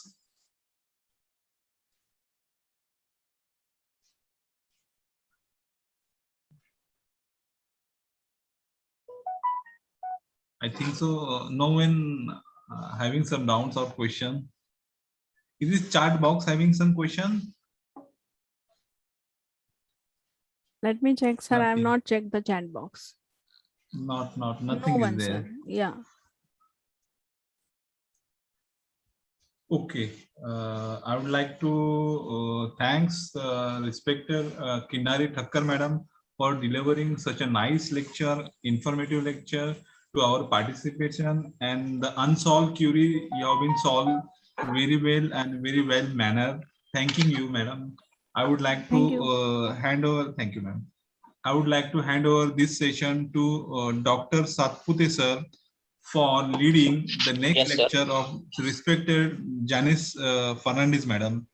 I would like to deliver and hand over this session Thank you, to Agmar sir. Dr. Satpute sir. Thank you, sir. Thank you, Agmar sir. I welcome Dr. Janice Fernandez ma'am. I would like to introduce Dr. Janice Fernandez ma'am is presently work as a library manager, Rohinton Library, London. To her credit, she has over 26 articles published in national and international conference proceeding. She has published books by a national and international publisher. She has attended a conference, seminar, workshop, and a paper presented, chairperson, delivered a keynote address. She has delivered the number of lectures, diverse topic in library and information science. Ma'am has a 31-year experience in the LIS field. Ma'am, area of specialization is quality control, information literacy, innovative techniques, librarianship, and human resources. Once again, I would like to thank and welcome ma'am. I am handing the session over to you, ma'am, Dr. Janice Fernandez, ma'am. Thank you, sir, for that nice introduction. Am I audible to everyone? Yes, ma'am. Thank you. Thank you. Let me begin by sharing my screen.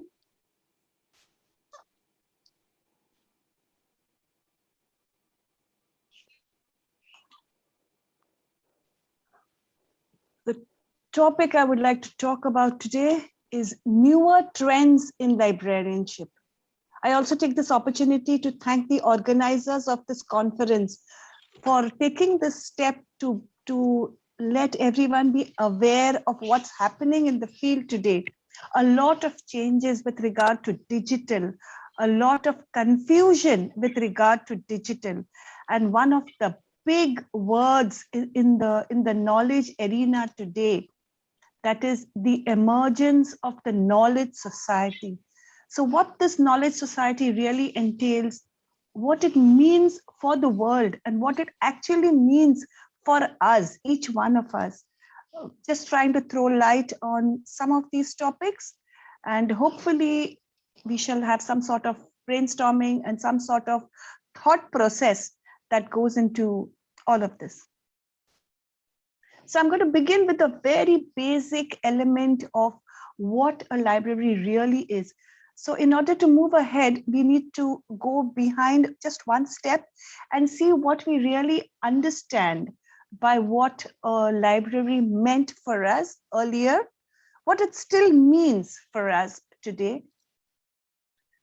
So the very basic physical structure of having a room with shelves and books, and sometimes a very strict looking librarian.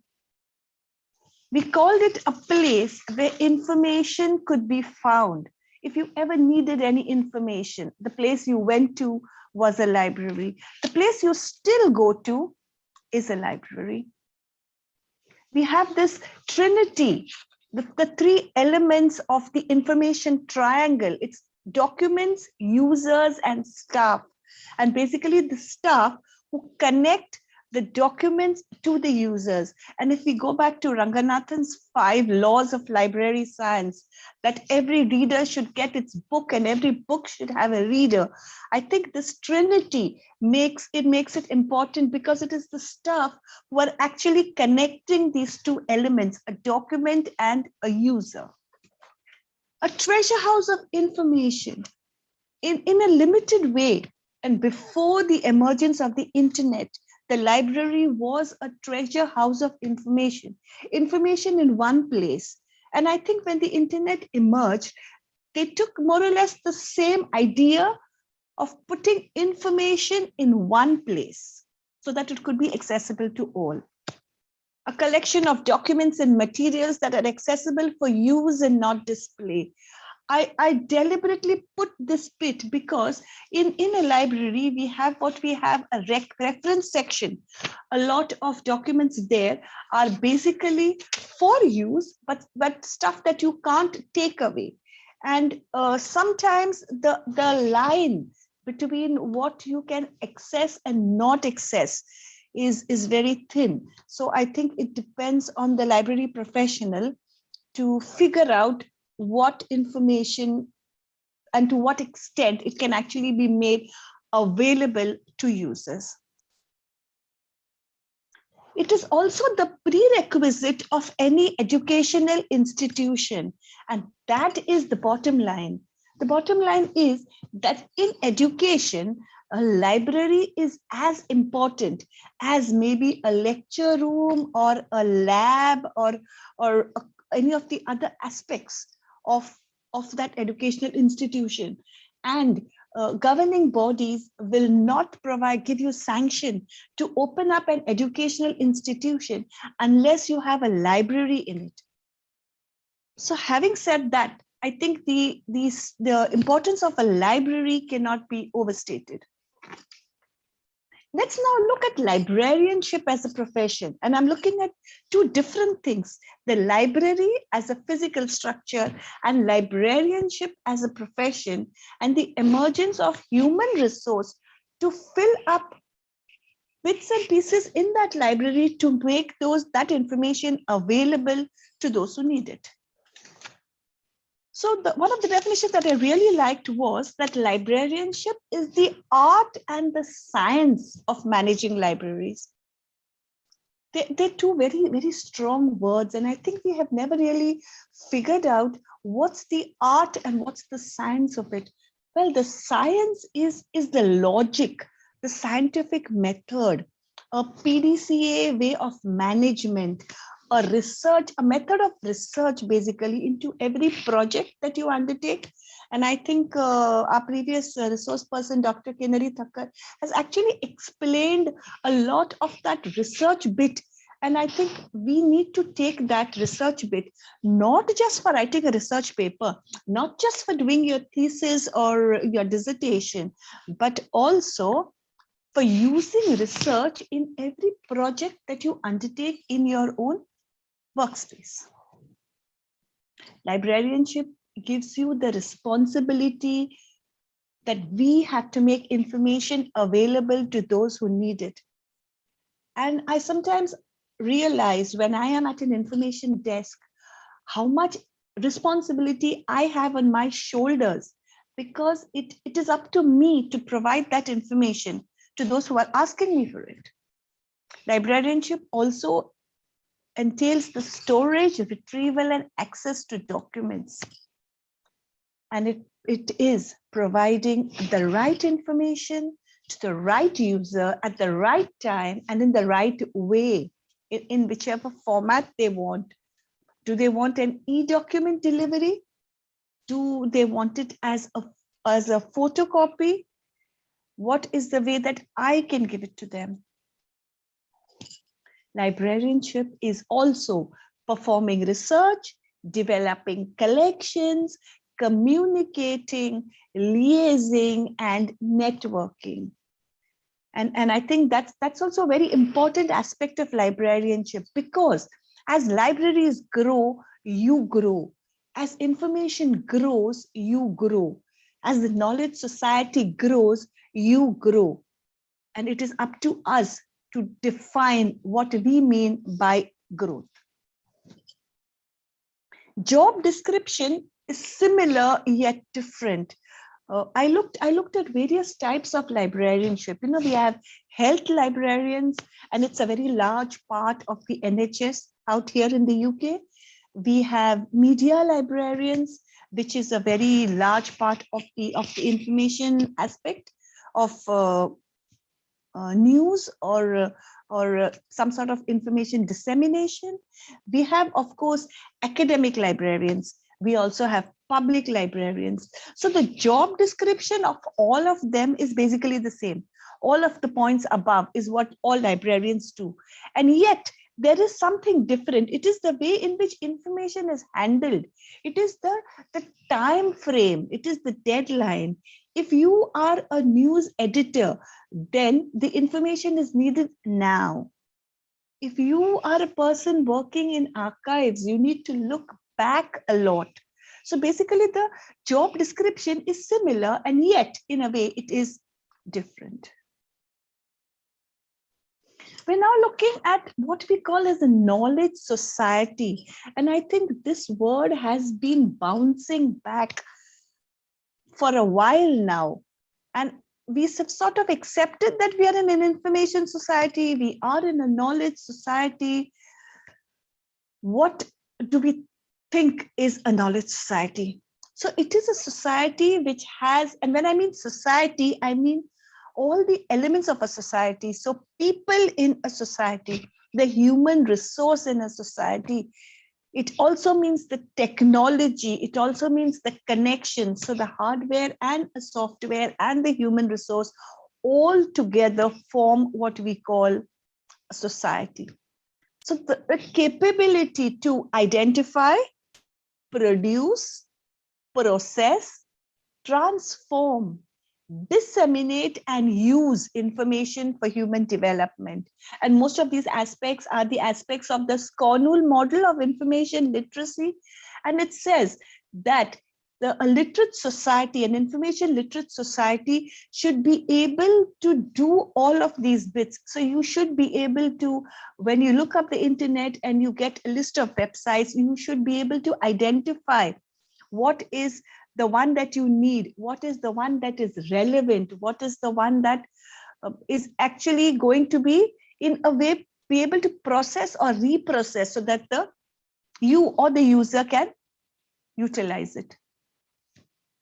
A knowledge society in which the creation, dissemination, and utilization of information is the important factor of production. So information is produced. People put articles on the internet. There are loads of web pages that are created because this information is going to be utilized.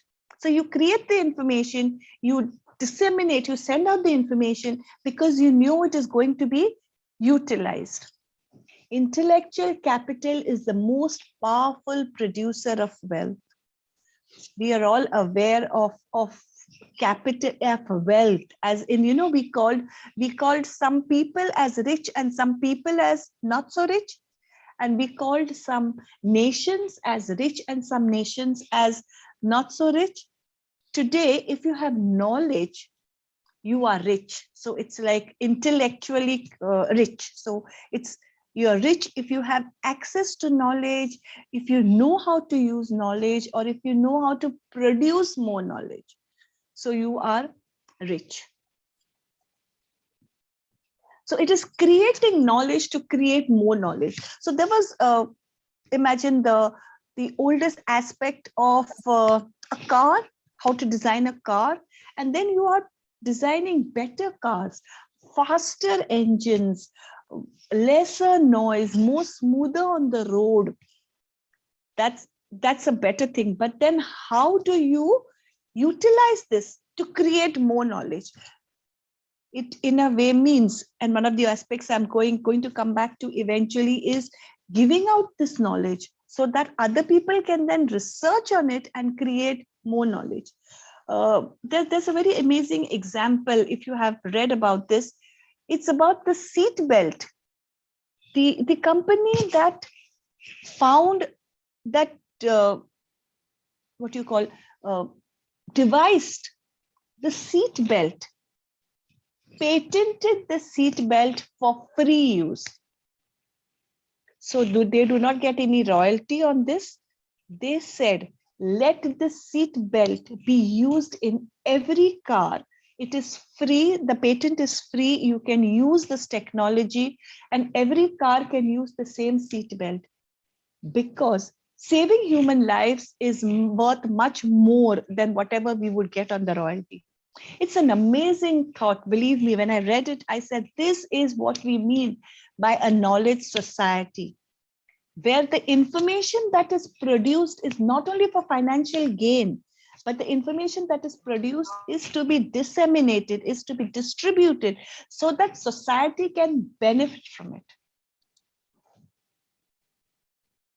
If you do not give out information to other people, to other nations, to other parts of society that need it, that is what creates the digital divide or the information divide. So you have the information rich and the information poor countries. And the information poor might not be because they don't have the capability of research. A lot of research is done in the information poor countries. Unfortunately, because of technology, it does not bounce back into the global arena. And that's what creates a digital divide. So what makes a society a knowledge society? Change in the thought process, the way we think. And let me now start drawing parallels between the knowledge society and a library professional, because all of these points are relevant to us as well. Do we change our thought process to embrace digital? Do we change our thought process to embrace e-learning, embedded learning, a hybrid system? Innovation and the availability of tools for change. So there are tools available. Are you innovative enough? Do you take the initiative to put these things together? We moved in librarianship, we moved from catalog cards to the online public access catalog. It was a really big step. But if you look now, do we go back to those catalog cards? We have moved, but we have moved in a positive way. We have moved because we have found something which is a lot more better than the older system. So it was a tool, it is a tool for change. The majority accepting the change, absolutely. Let me look at your booking of hotel reservations, online booking, hotel reservations, online booking of your travel tickets.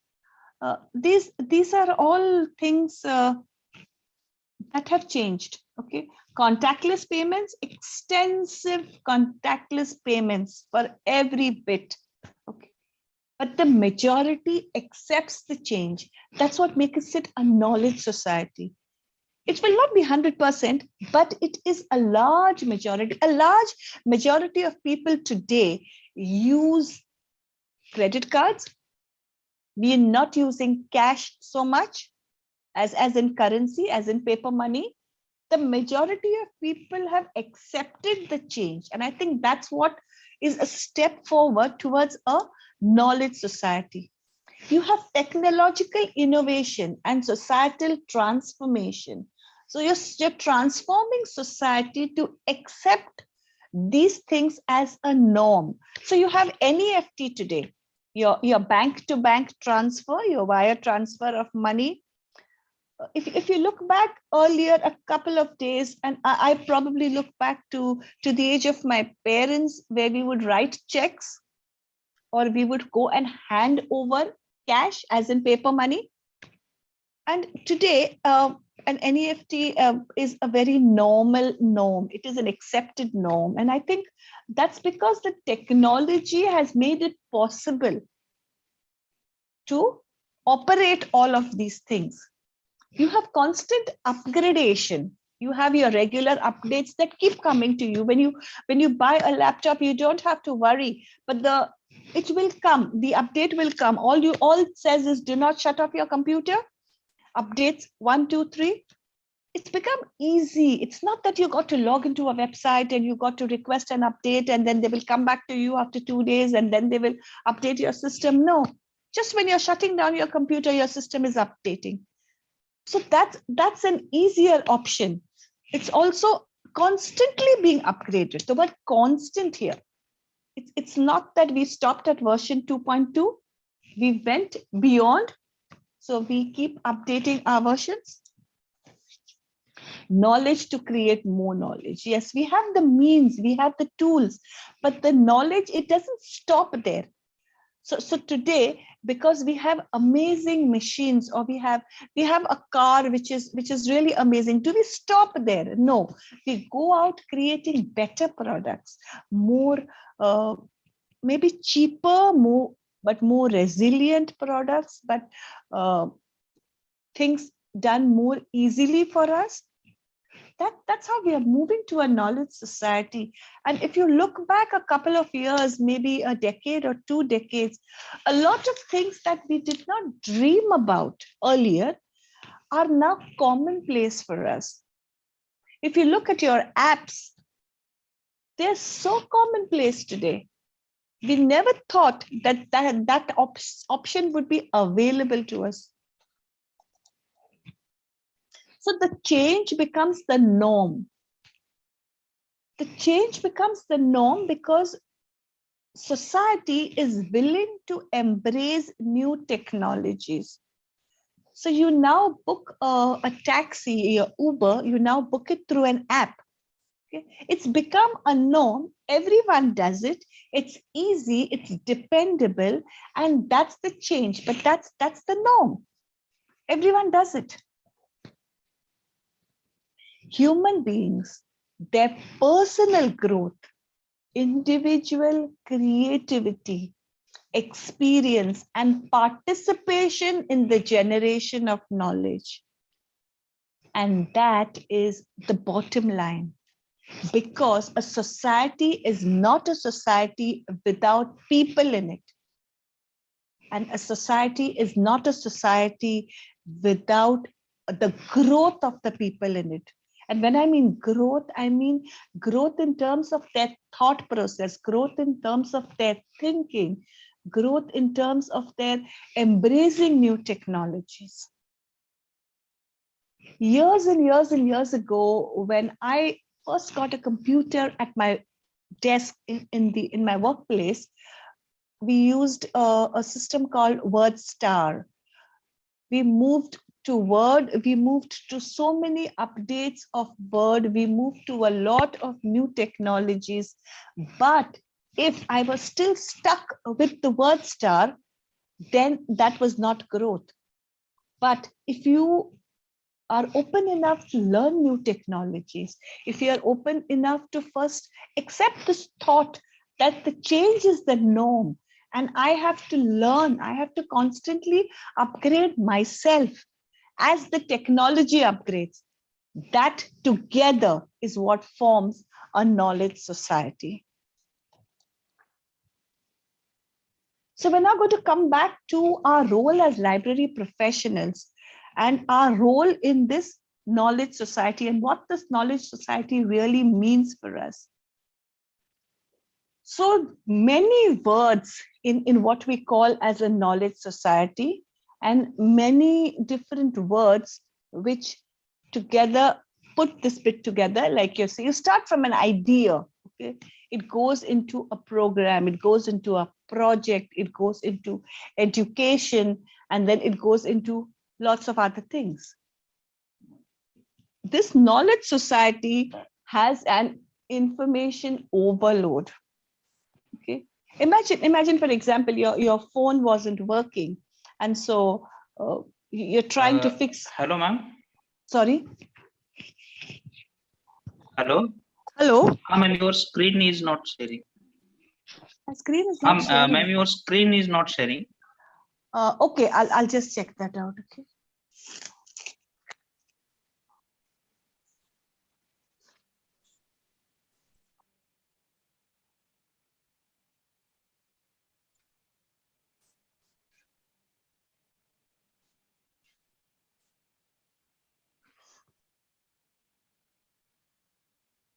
Madam, you just continue. I'm sharing. Okay, okay. It is being shared. Okay. Yeah, yeah. Sorry. Yes, That yes, okay? yes. Yes, ma'am. Okay, thank you. Yeah, no worries.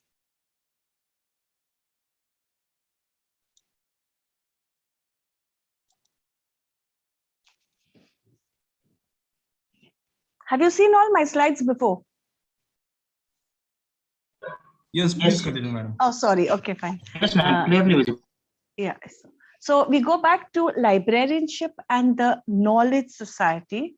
So we are looking at what we call as an information overload. Okay. Too much of information. And I was going back to this example of if your mobile phone doesn't work, if you're trying to get it sorted out yourself, and then you have people telling you, and you have technology telling you, and you have companies telling you, and you don't know what to do. So when you have an information overload, that's me surrounded by information. It could be you. And I need somebody to sift through this information, to search through this information, and to give me just the bit that I need, to give me the precise information that I need. And that is the logic of the information flow that goes. Replace the knowledge society with the library, replace the knowledge society with the internet, replace the knowledge society even with a book. But you need somebody to sift or go through that information, repackage it for you, and give it to you in a way in which you can understand, in a way which is concise, precise, to the point, and timely. That's where the information professional comes in. That's where the librarian comes in.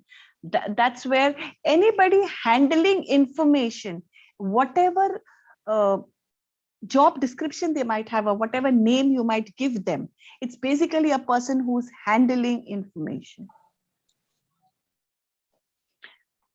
Well, but then that is a lot of that is what we did before. So what's different? So what did we do before and what do we do now? That's what we did before. Rows and rows of books on shelves that we cataloged, we classified, we shelved, we restricted, and we put it in a way in which you could then pick what you wanted based on a system like a Dewey Decimal Classification system. We have moved from there to accessing information, to an electronic way of accessing information. You still need people to classify and catalog metadata in much the same way as we did before. And that was the classic picture of the catalog cards that we had earlier. You pulled out a drawer and you had these cards and you searched through them and then you found what you wanted.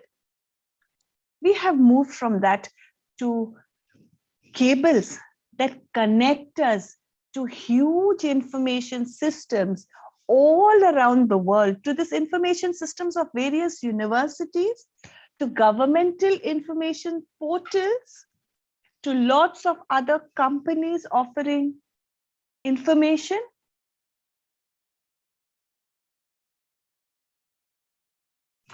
The question that comes, and a lot of people ask, is it good?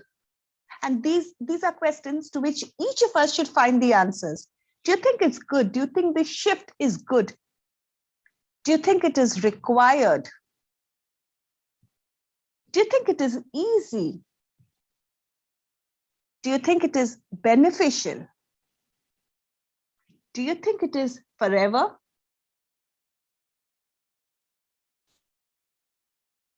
Let's go to another slide, which is based on the same things that we saw in the earlier slide.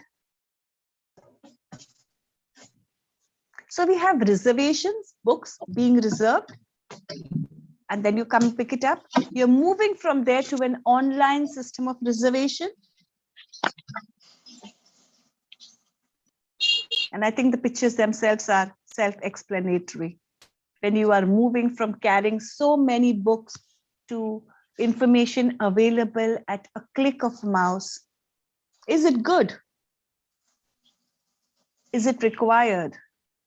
And I think the answers to these questions are for each one of us. So I don't need to say yes or no, but I think we each need to answer these questions for ourselves, because what we do next will be based on the answers that we give ourselves to these questions.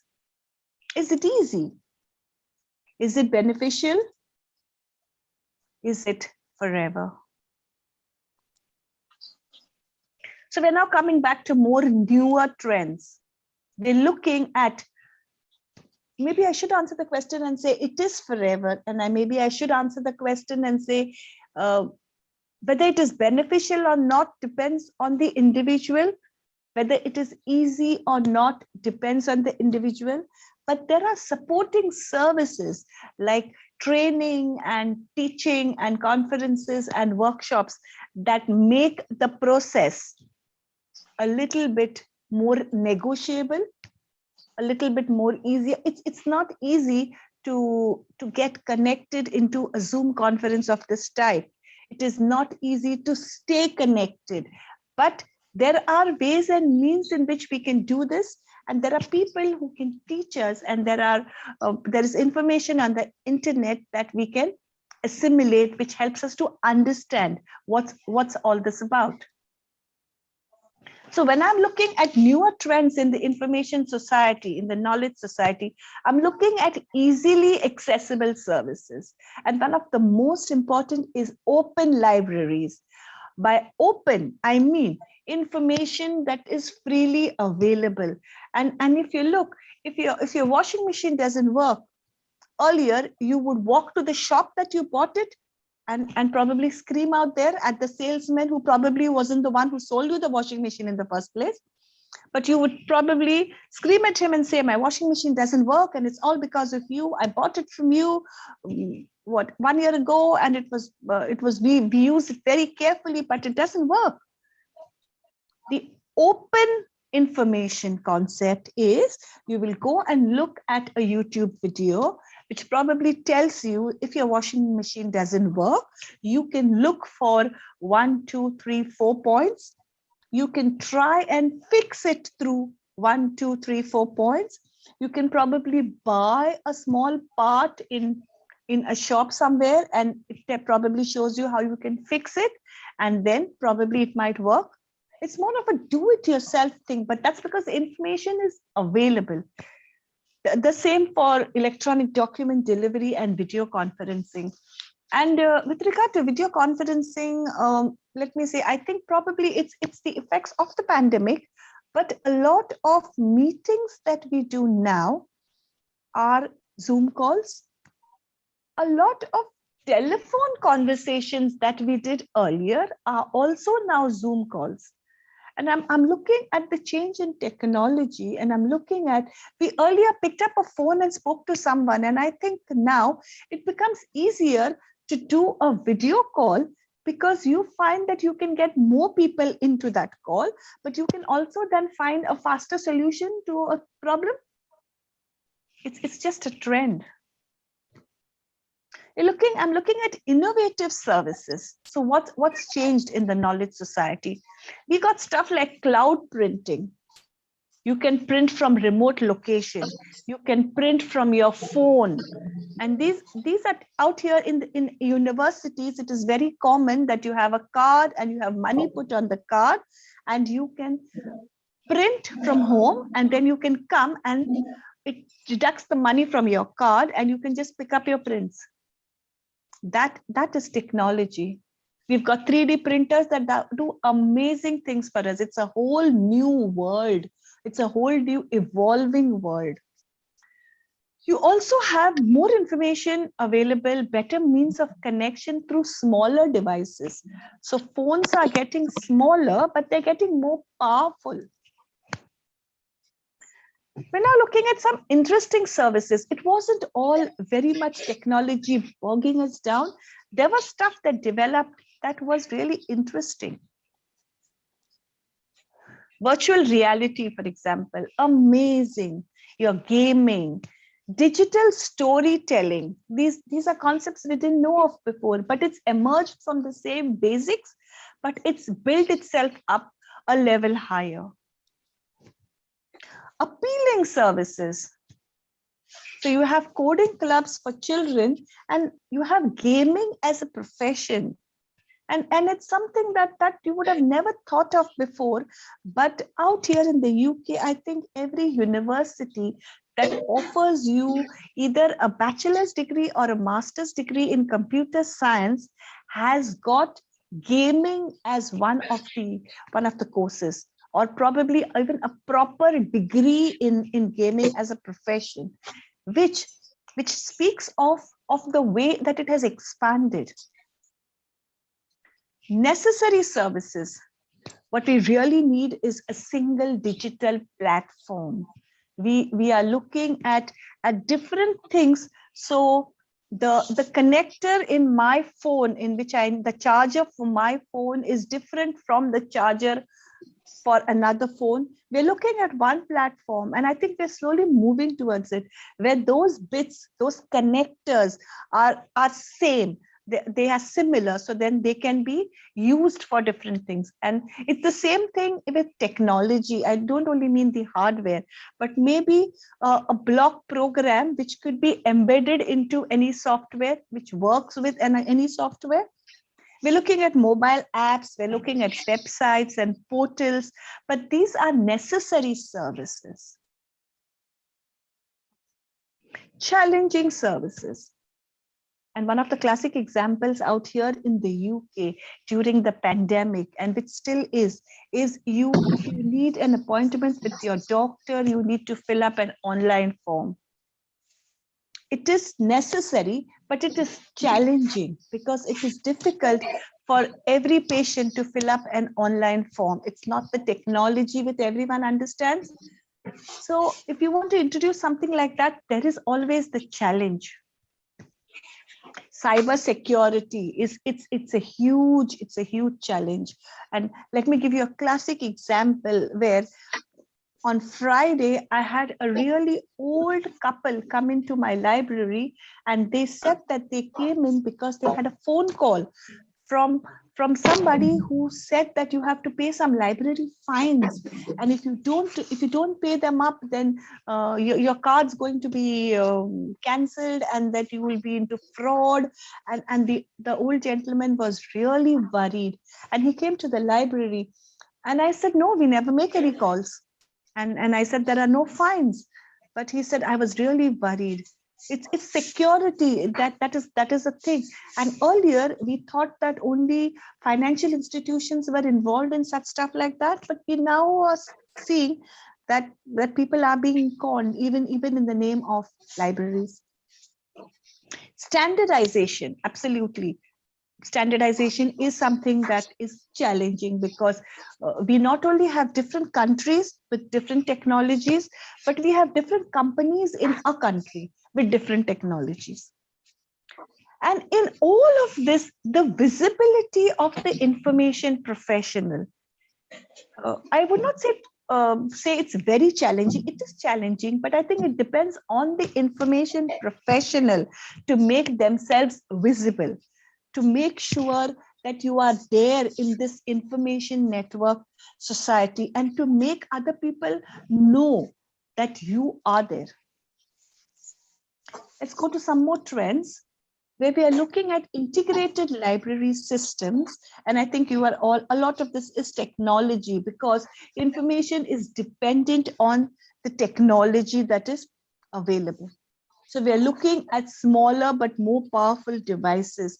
And how many people now would have a desktop, a computer at home, but then the percentage of people who have a mobile. Literacy skills. So digital literacy and media literacy is something that we are probably all countries in the world are trying hard to keep up with, because you teach people, but then the technology changes, and so whatever you have learned becomes redundant, and you have to unlearn and relearn.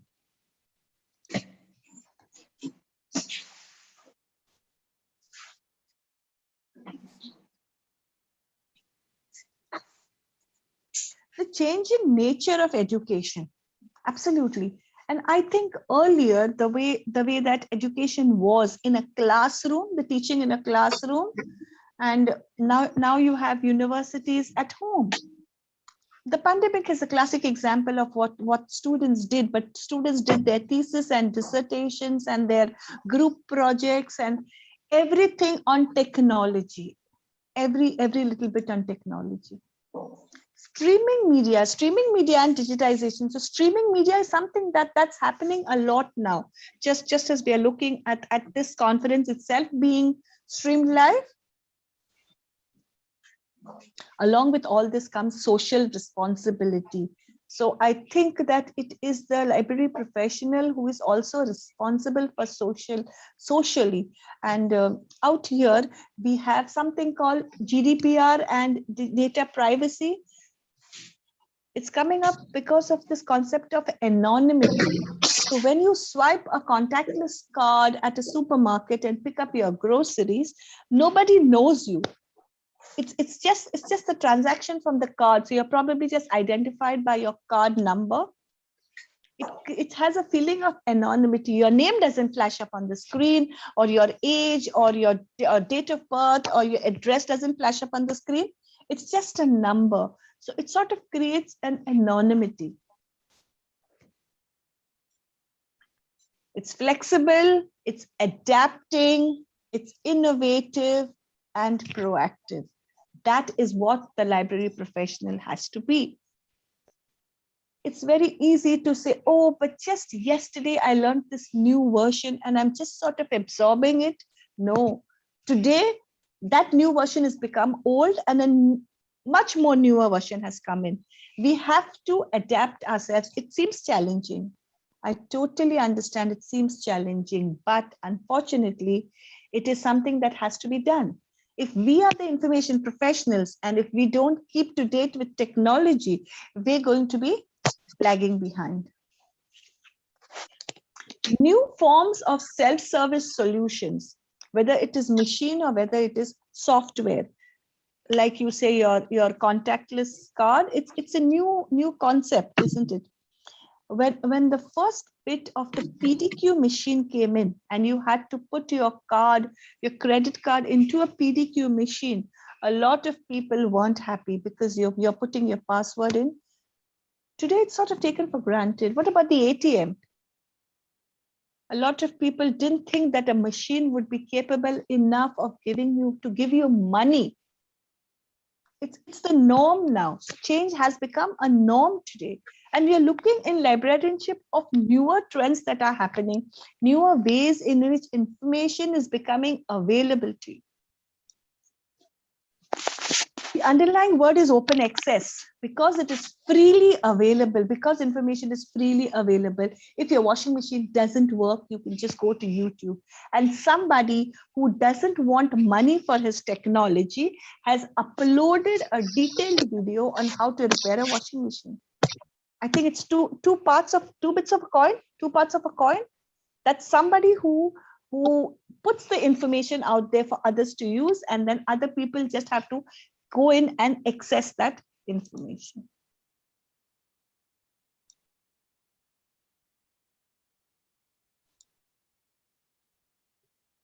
The most important, change management. Are we ready to accept this change? Is my staff willing to accept this change? Can I teach my staff to accept this change? Is this going to be forever? Is it going to continue? Am I going to be stressed out about this change? Is this knowledge society stressing me out? These are questions that you should be answering in your teams, and these are topics that should very much be discussed in libraries. This is a slide a poster that I picked from the University of Central Florida on the decision of why they created an ebook educational seminar. They said that we had a lot of faculty members who were teaching online. They were getting questions, a lot of questions, and they wanted to answer these FAQs. So they set up an ebook educational seminar. So I think it is the requirement, it is the need that makes us go to do these things. Smart libraries. I love this picture. It's the library in Denmark, and you can just pick it up from the internet and read a lot about it. So I haven't put in any information about it, but I've put the amazing photograph and the technology behind creating the structure, the architecture that went into it, the logic of why, because of probably the way that the country is, the way that Denmark is, the way that light, they have their weather and stuff like that, which actually then makes them devise all this. But do read it up. It's really interesting. This was another bookshelf that I looked at, the blended bookshelf. So it's actually information that's electronically arranged in a way that you would pick a book. So this is media. These are not books, but it is the way arranged in a way in which you would pick up information. So you still have your concept of a physical library, but this is the electronic library. It's blending the old and the new, so that people don't feel that you are sort of uprooted from a basic library. That concept still remains, but then you're moving towards a new thing.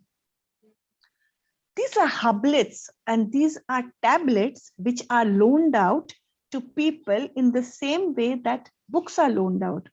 So people come to libraries, and it's a very common concept out here in the UK. People come to libraries, they will borrow a tablet, they will sit down and they will work on that tablet. The tablet doesn't work once you take it out, and it can't be used once it goes out of the library. So that's the same like your reference material. So the idea that has been picked is from a reference book. You have, I mean, you see this all the time, isn't it? You have tablets attached to the tables, so people come and use it. You have multi-language content, and you have amazing graphics and media and languages to make it accessible to children. You have what you call a smart library. So all you need to do is you can check and you can borrow from that bay itself, from that shelf itself, without having to go ahead. Well, now the question comes. What library professionals need to do? All of this knowledge society looks good in a PowerPoint, but what is it that we have to do? Do we just look at it and go away? We have to make library services easier to access and use. And that's the question that you will be discussing with your teams when you go back from this point. How do we make our services easier to use, more accessible? If we have to be a part of this information society, if a student comes back to you and says that we can't access that information, then you are not part of this knowledge society. Inspire and inform, absolutely. Be inspired yourself, be motivated to make that change, to accept that change, and to take that change forward. Help users learn new skills. Do you think in your library, once your classes are over, it would be possible to have some sort of ICT programs for people of the surrounding area? Do you think you could have some sort of digital literacy programs, simple, say how to set up an email, or how to type a letter in Word? Can you have some sort of these classes for people who don't know how to access the technology, or who don't have computers at home? They could be people of an older generation. They could be students from a younger setup, or they could just be a varied group of people. But this is something that we need to think about, because then it's using your computers from the time that your workplace closes until the next morning. Don't just be a librarian. Be a smart librarian.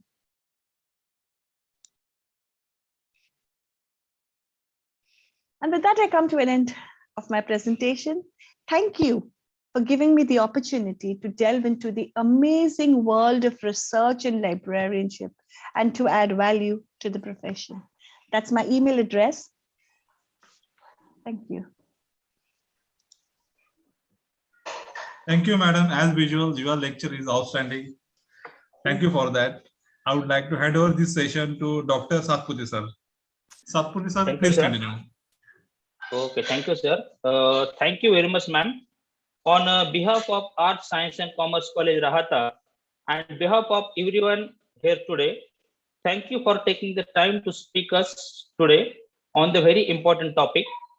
I thank you from the bottom of my heart for taking time from the busy schedule to the guest speaker as our international conference. Your presence and wise word help magnify our cause in the best possible way. Thank you very much, ma'am. Now, may I request Professor Bansode sir, please introduce Dr. Praveen Saptarshi sir for the next session. I'm handovering to Professor Bansode sir. Sir, please continue. Okay, sir. Okay. Good afternoon, everyone. I am going to introduce Emeritus Professor Dr. Saptarshi Praveen Ganesh sir. His qualification MSc PhD. His present position as Emeritus Professor Sustainability Management Indian Institute of Cost and Management Studies and Research, Pune since November 2018.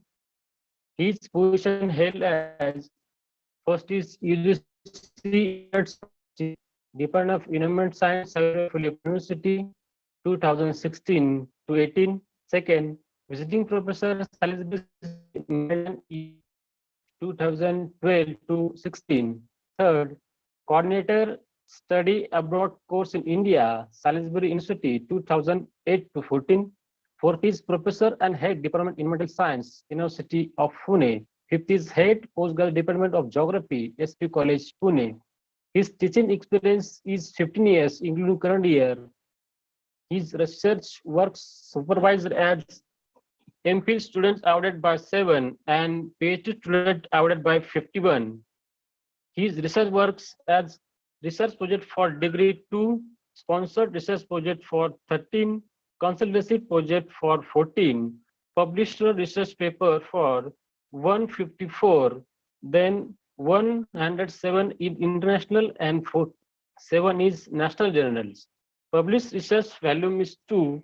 His academic contribution as editor of research journal 5, organization of conference seminar workshop professor course 17, research person invited lecture keynote address more than 200 and published textbooks for 14.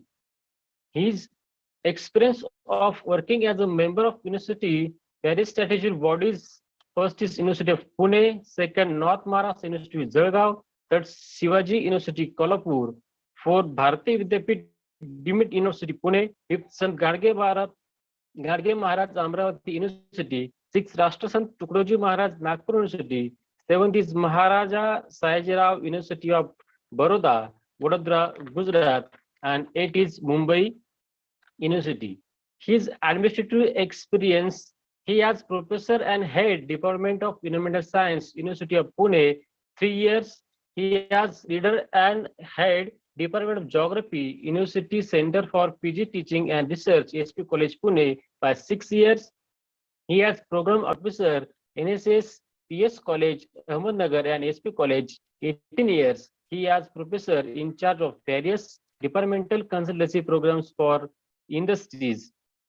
He has adjunct professor and coordinator, environment management, PGDEM course, EIND Research Autonomous Institute under University of Pune, 11 years. Sir has many time foreign travel for academic purpose. Then 2 times UK, 6 time USA, 1 time Australia, then Bolivia, Peru, Mexico, Germany, and Norway. His social work.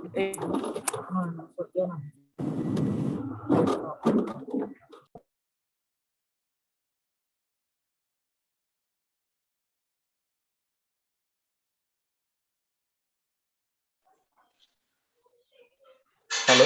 Bansole sir.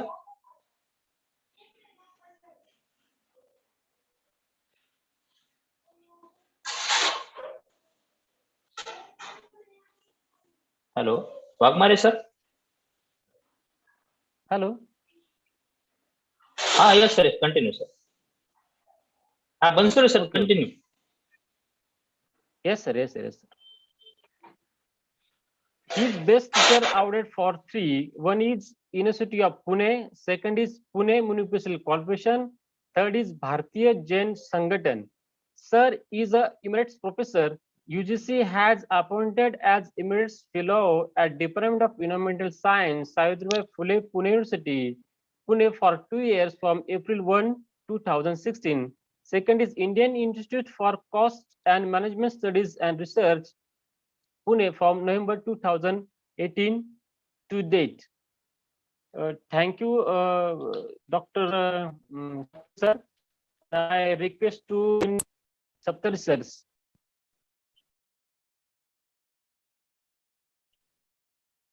Hello. Namaskar.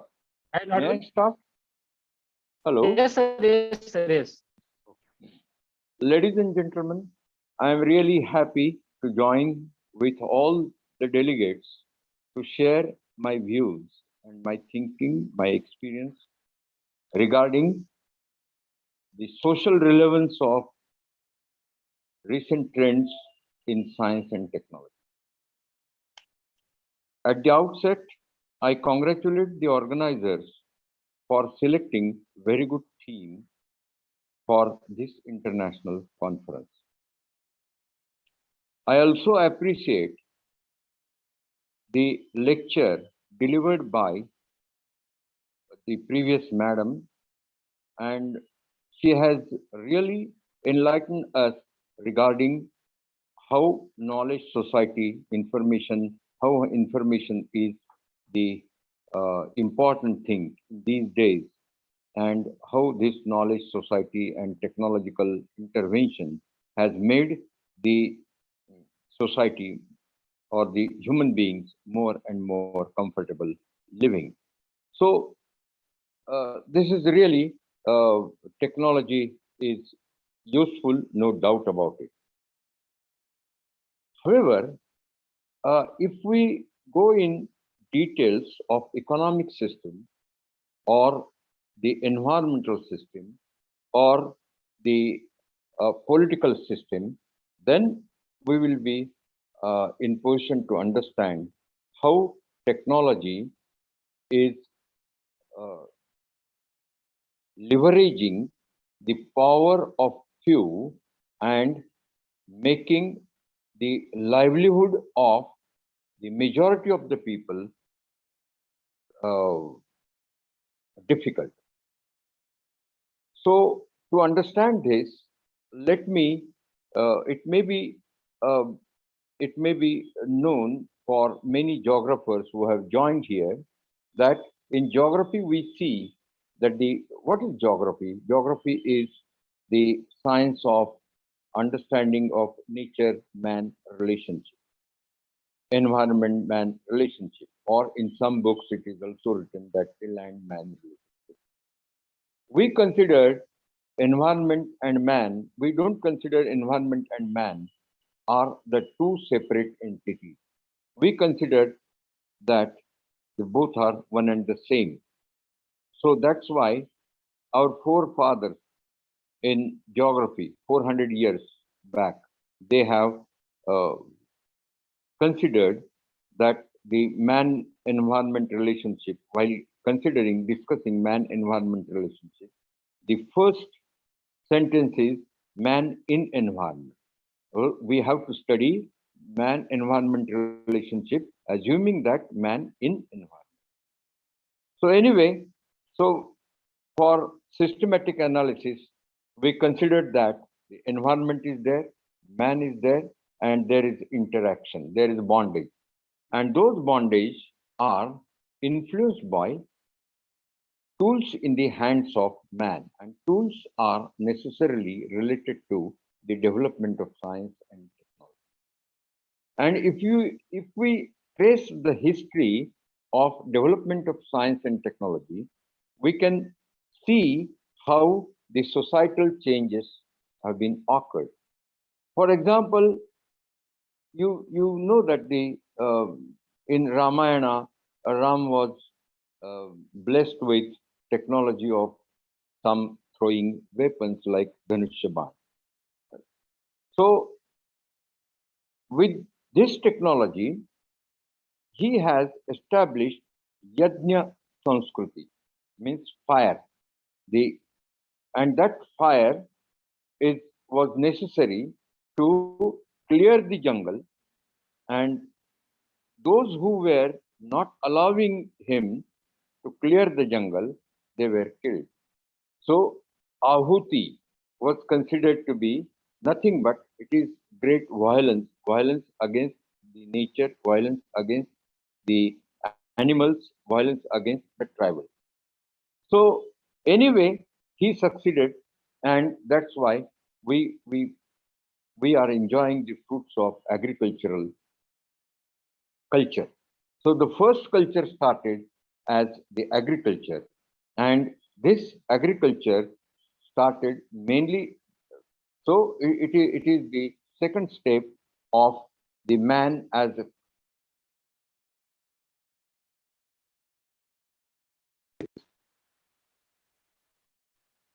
this is necessary to understand how technology has changed the human attitude towards nature. So we started the agriculture. Then came the science and technology was developed. Then came the idea of fire, steam engine, and so on. So naturally, the vehicles were manufactured, railways. So that was really the world became the smaller and smaller and smaller. So in this way, the instead of the even the technology of war also changed, and slowly we started even in agriculture we started green revolution. We started this genetically modified seeds. If you see any book, basic books in agriculture or agricultural geography, you can find that the best way of improving agricultural productivity is using HYV, high yielding variety of seeds, then using the chemical fertilizers, use the fertilizers, then soil testing, and soil testing is essential. Soil testing is essential. And that's why we should compensate the things from outside. So now see, this technology is okay. Many scientists followed it. But what was the idea of other scientists in those days during Green Revolution? So there were other scientists, they were searching for the technology which can select the seeds from the indigenous variety, local variety, so that productivity can be improved. But propaganda was clear. Propaganda was done for food security. Do you think that means now social aspect you can consider that after Green Revolution, the food security is achieved for all the people in the world? No. The answer is clearly no. Then the Green Revolution was not meant for achieving food security for all, but it was meant to sell urea, sulfala, chemical fertilizers, pesticides. I will tell you the story. That story was Swaminathan brought this high yielding variety when he was working with his friend or his guru in uh, America, and then he brought that the variety and to Karnal University, and then ICAR also supported that project. But at the same time, there were three different scientists who were working on the rice, wheat, and also dal. And they were trying to find out the high yielding variety from the local genetical, the local people. And that's why they have collected somehow, somewhat 500 wheat varieties and some thousands of the variety, rice variety. Then so many of pulses. Okay. But what happened? The Swaminathan got the, the support from the political support and support from the big people in the world. And that's why, and at that time, there was the public law passed in the Parliament of America, means Congress, American Congress. And that law was 480, and that's what that was considered to be PL 480. Accordingly, PL 480, according to that law, the Reserve Bank of India can keep money in the form of rupees, Indian national rupees, and the ownership will be by American government. And this is mainly because the America gave us the wheat, which was otherwise they have to put it in the sea, and they sold it to us, and we purchased it and gave the price in rupees. And those rupees were deposited in Reserve Bank of India under PL 480. And that rupees were used to carry out the research. And that's why some of the scientists got boost and some of the scientists were suppressed. And in the process, this dark variety of wheat, which was not indigenous, were trusted on the farmers.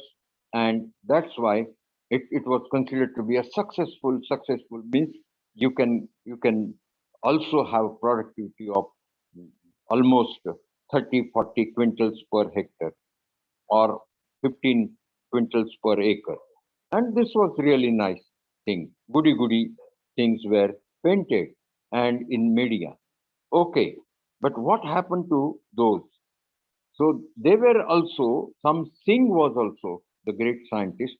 He has also invented the variety of wheat, which was giving the productivity more than 15 quintals per acre, means round about 40-45 quintals per hectare. So, and he has not advocated, he has not just demanded that this variety is great, but he has just given some 20-30 varieties, high yielding varieties, which were suitable in different agroclimatic zones. And what was his claim? His claim was it is resistant to pests and it is resistant to droughts. In India, in a tropical country, we have to give watering, and that the American variety needed the 7 times watering during the crop. But Singh's varieties required watering only for 5 times in a cropping period. And that's why it was indigenous, and that's why it was quite sturdy for the pest coming from the same environment, pest coming from the soil, and that's why that crop was sturdy. But one fine morning, uh, one project was given to Swaminathan, and he was transferred to this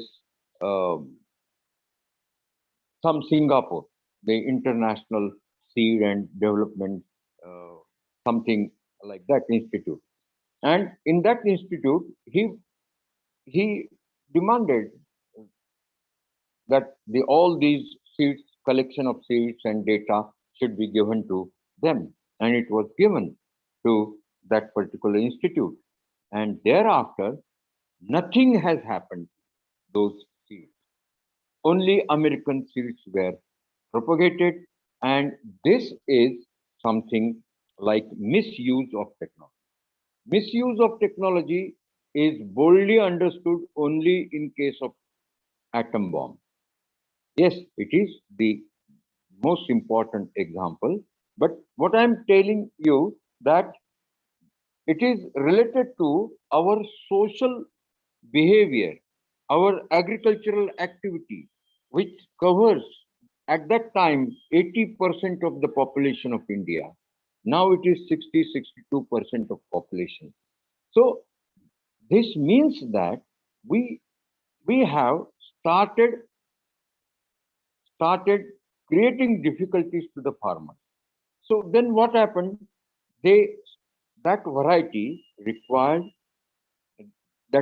was within 2-3 years time. It was observed that that variety of wheat, American variety of wheat, was under the attack of pests. And that's why under PL 480, the American government said that, okay, you purchase pesticide. The wheat was free. Pesticides were first purchased by providing dollars. So till that time, the India was having some foreign currency, and that's why India could purchase pesticides.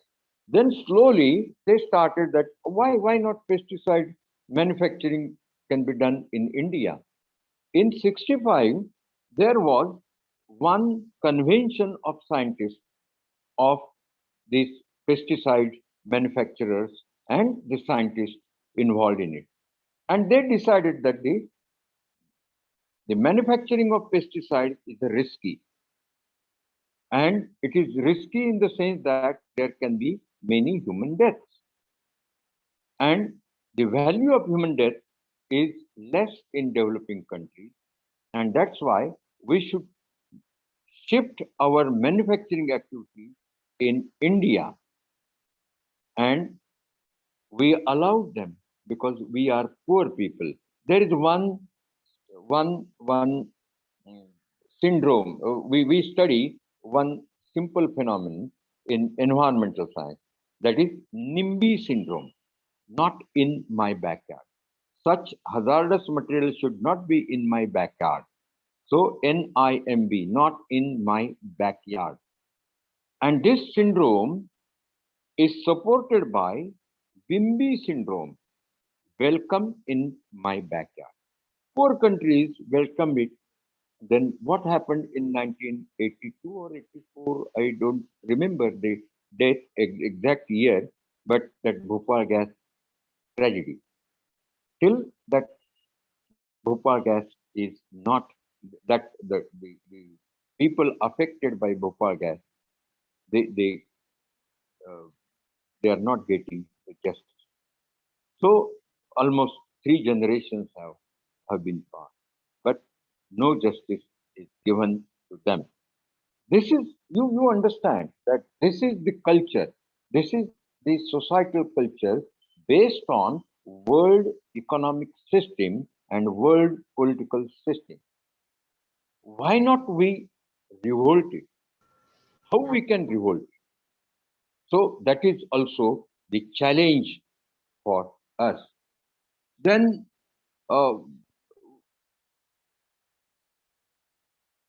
it is in this sense, I would say that whether technology is useful to mankind or not, so it entirely depends on who owns the technology and what is the purpose of giving that technology.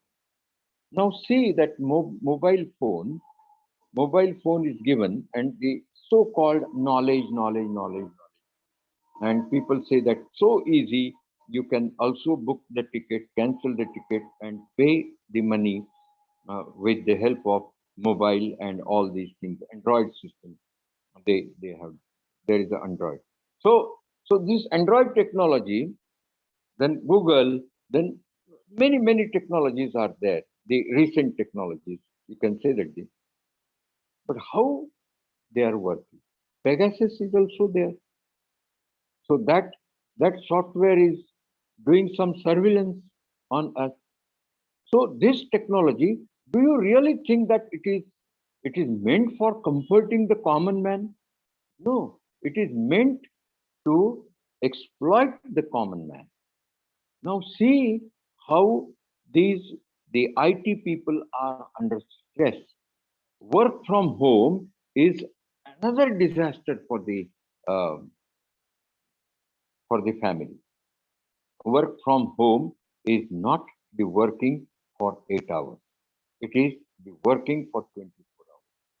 Continuously, husband and wife are sleeping, and the wife is just waking up and doing something on the uh, computer, and we are happy that, oh, internet is there, and the company gives us the internet charges and this technology of this, what is that, optical fiber technology is there. It is fast and it is very good, it is cheap, everything is painted in a way that it will benefit to the Google, or it will benefit to the companies like Amazon.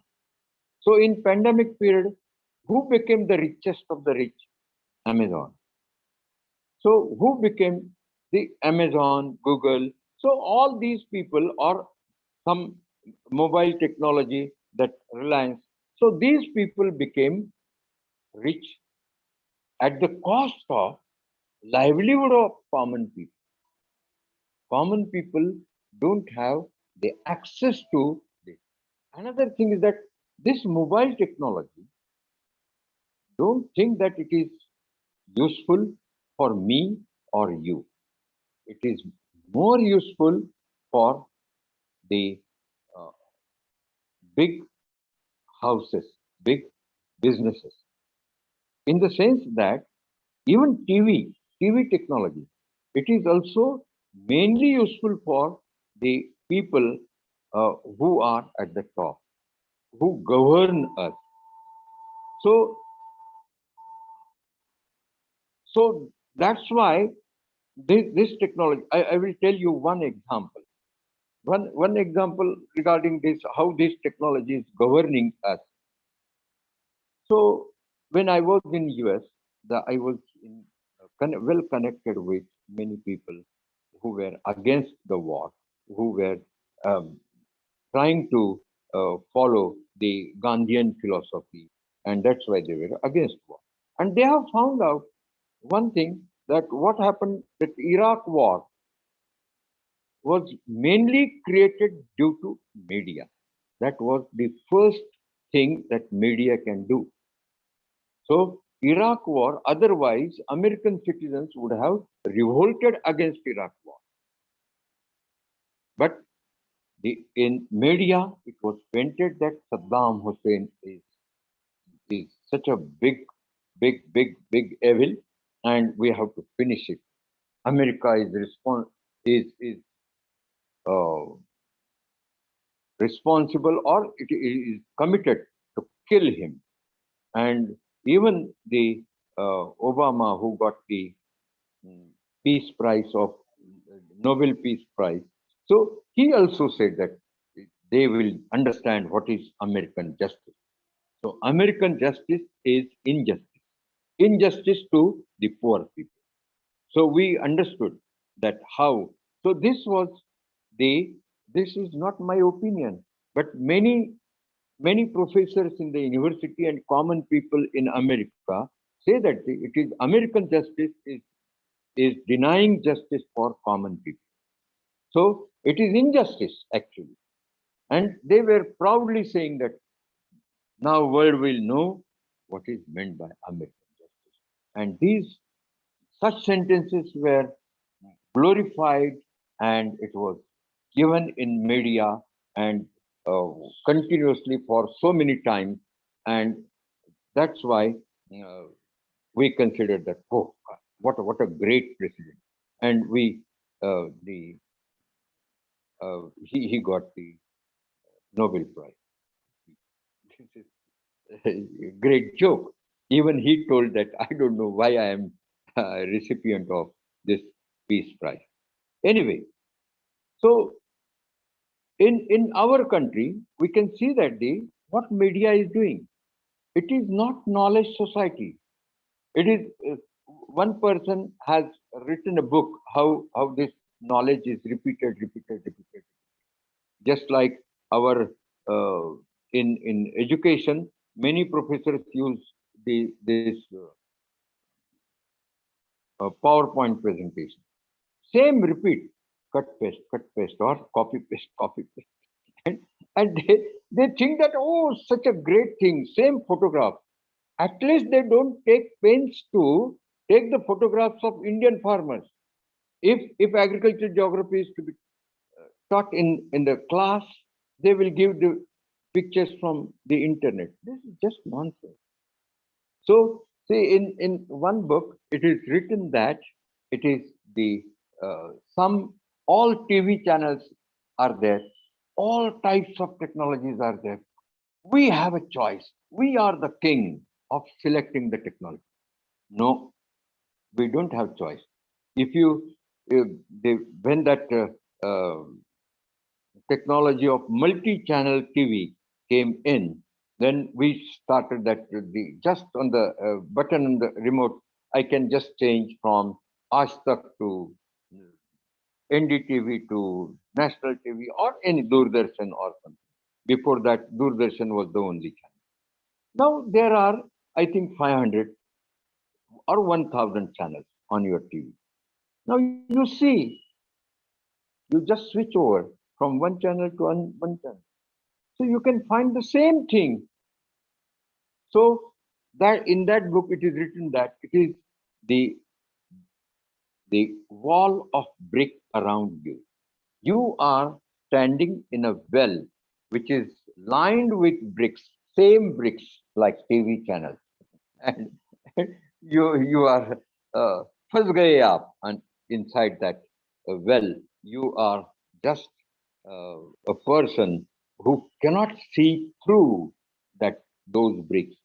So they are so opaque. All TVs are not the windows of the world, but they are the opaque, and they are the walls to make you what not to see. See the farmers. I'm here in Delhi on this. I just visited Singhu border, and I'm just on the parts of the on the borders of the Gaza border, and just there is 5 kilometers walk. Before that, I have just in somebody's house, I have kept this mobile and got this opportunity to speak. So nothing. Yesterday I visited Singhu border, and I found that this agitation, the farmers' rally, and all these revolt is really indigenous, based on Indian culture, based on it is. I have commented it, that in one paper also. It is organic. This movement is organic.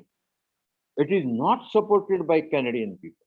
It is not supported by American people. It is not supported by Khalistani. It is, but media gives us the information that I was also under the impression that it is supported by. So I asked that how Canadian money came to this place.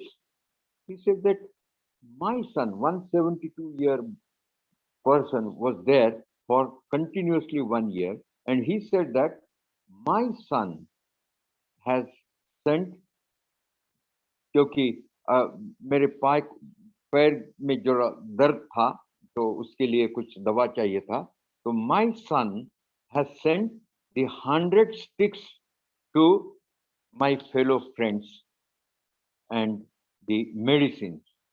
Somebody's son in America, many Punjabis, the sons of the soils are there in US and Europe and Canada, and they send the money.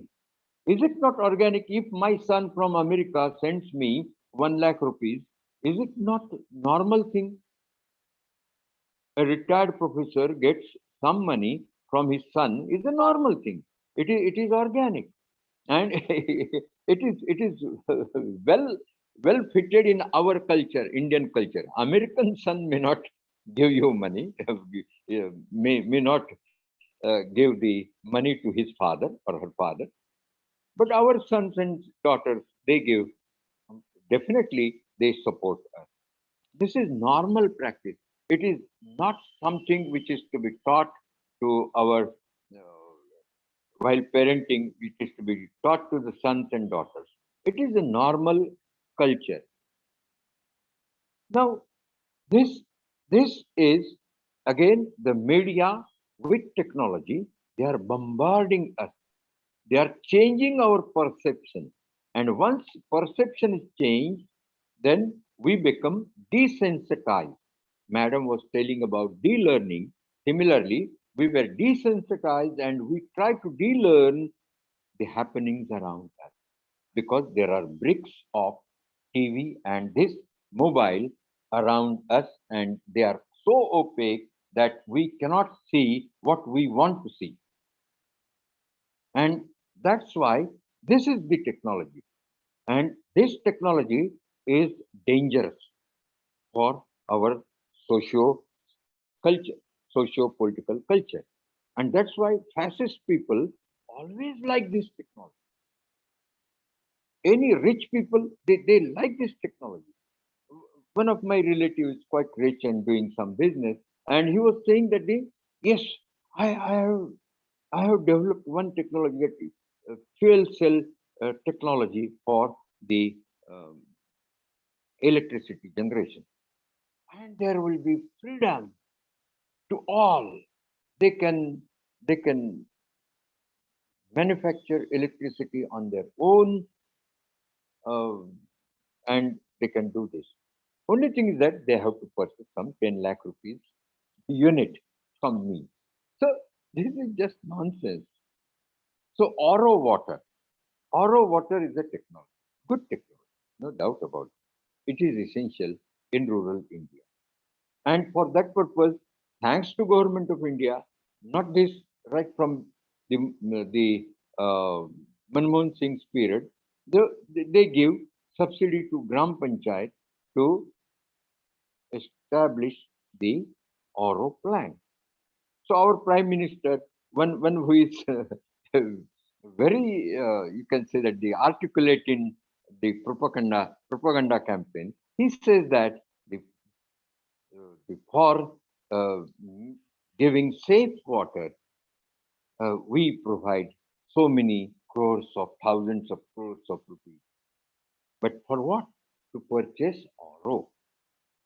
RO system is prepared in a manufacturing sector, and it is the manufacturing sector which has been responsible for climate change, which has been responsible for river pollution, which has been responsible for, I'm in Delhi, that air pollution. Which section is 80% is 60% is vehicular pollution, and almost 30% is this manufacturing sector. But nobody talks about that.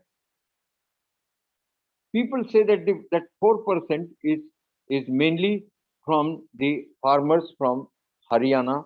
They just burn their remnants of the seeds, remnants of the crop, wheat crop, maybe rice, or maybe this uh, ganna, that is sugarcane, and that comes here. So we have studied it scientifically that it found it is just a contribution of 2.5 SPM is just 4%. due to this agricultural burning of agricultural remnants. So this means that unnecessary the technology is used to teach us not to see the pollution created by vehicular pollution. In Punjab and Haryana, many farmers are jailed for the because they have burned their agricultural remains in the field, in agricultural field, and that's why they were jailed. Now, see that anybody who is releasing smoke, that vehicle owner is jailed. Anybody is jailed who has cut the trees. Anybody is jailed whose that manufacturer is any manufacturer is jailed who is polluting water and air. No, but farmers are jailed. Is it not injustice, my dear friends? So academicians should understand this seminar is conducted by the Rahata College, and I know that right from the principal, all my young colleagues in the college, why you have reached to this position as a professor, principal, or HOD. Why? Mainly because you got free education at primary level. And this primary level education was given to you free of cost. I am also beneficiary of primary education because the India has adopted a welfare approach in education. Now, again, with the help of technology, we are making the divide between the poor people and technologically, and people say that we should teach them technology. How you can teach them the computer technology without computers, without laptops, without Android phone? So this is something saying goody goody that just like the fuel cell can give you freedom of electricity production, or solar panel, you just put the solar panels and you will get the electricity. Why you are dependent on the electricity coming from the network? Or something like the technological intervention for climate change, the NASA. So all these are the capitalistic approaches towards meeting the challenges, environmental challenges. I will tell you one discussion in NASA that why not we should send the satellite and which will create haze, HAIZE. Haze, geographers know for the people of economics that is the cloud cover, means which will restrict the solar energy coming down on the earth, so that the earth can become cool.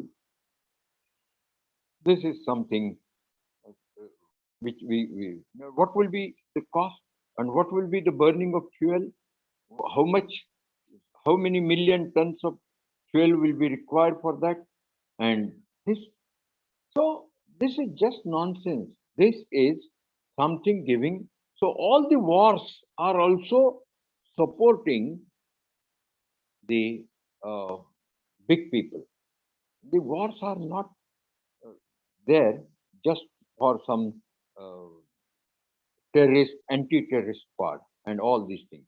So the rule was in 2001, international rule was, if you kill 12 common persons, to kill one terrorist, it is allowed. Ethically, it is allowed as per international. Then in 2011, that figure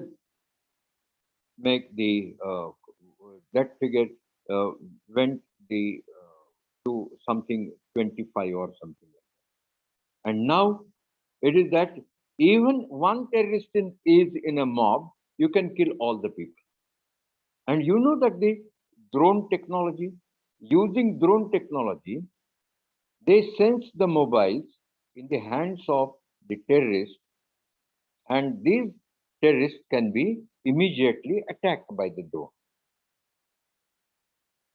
Similarly, this if the terrorist has called me, even if he doesn't know me, just you can say that the missed call was done to Professor Saptarshi, then that will also be sensed by drone. And if drone is coming here in around Delhi and just to find out terrorists, such a foolish technology they are using, and they will kill me immediately. And if there are 50 persons around me, all were killed.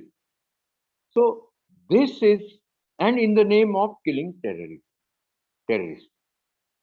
Do you think that with the help of this atom bomb and all these technologies, are you sure that you are free from terrorism? So terrorism is a social issue. It's a political issue. It's an economic issue. So I had been to Naxal areas and found that the Naxalites are not born. They are prepared. Somebody becomes Naxalite because his mother is raped by police or raped by the rich people, and that's why he became Naxalite. So we should try to understand this. So sociologically, we should find the solution. Economic solution we should find. The only thing is that those who are against the mining activities in the tribal areas can be considered as terrorists or Naxalites. This is just nonsense. But with the help of the brick walls, you are not allowed to see that truth, but you will also feel, all educated people will feel that, oh, he is terrorist. So, so my dear friend, please, you should not forget that you are the product of welfare state. And that's why you have to be committed to welfare activity. And this welfare activity means to, to make sure that the common people, common man is aware of all such intricacies of the problem. And that's why I'm telling you that the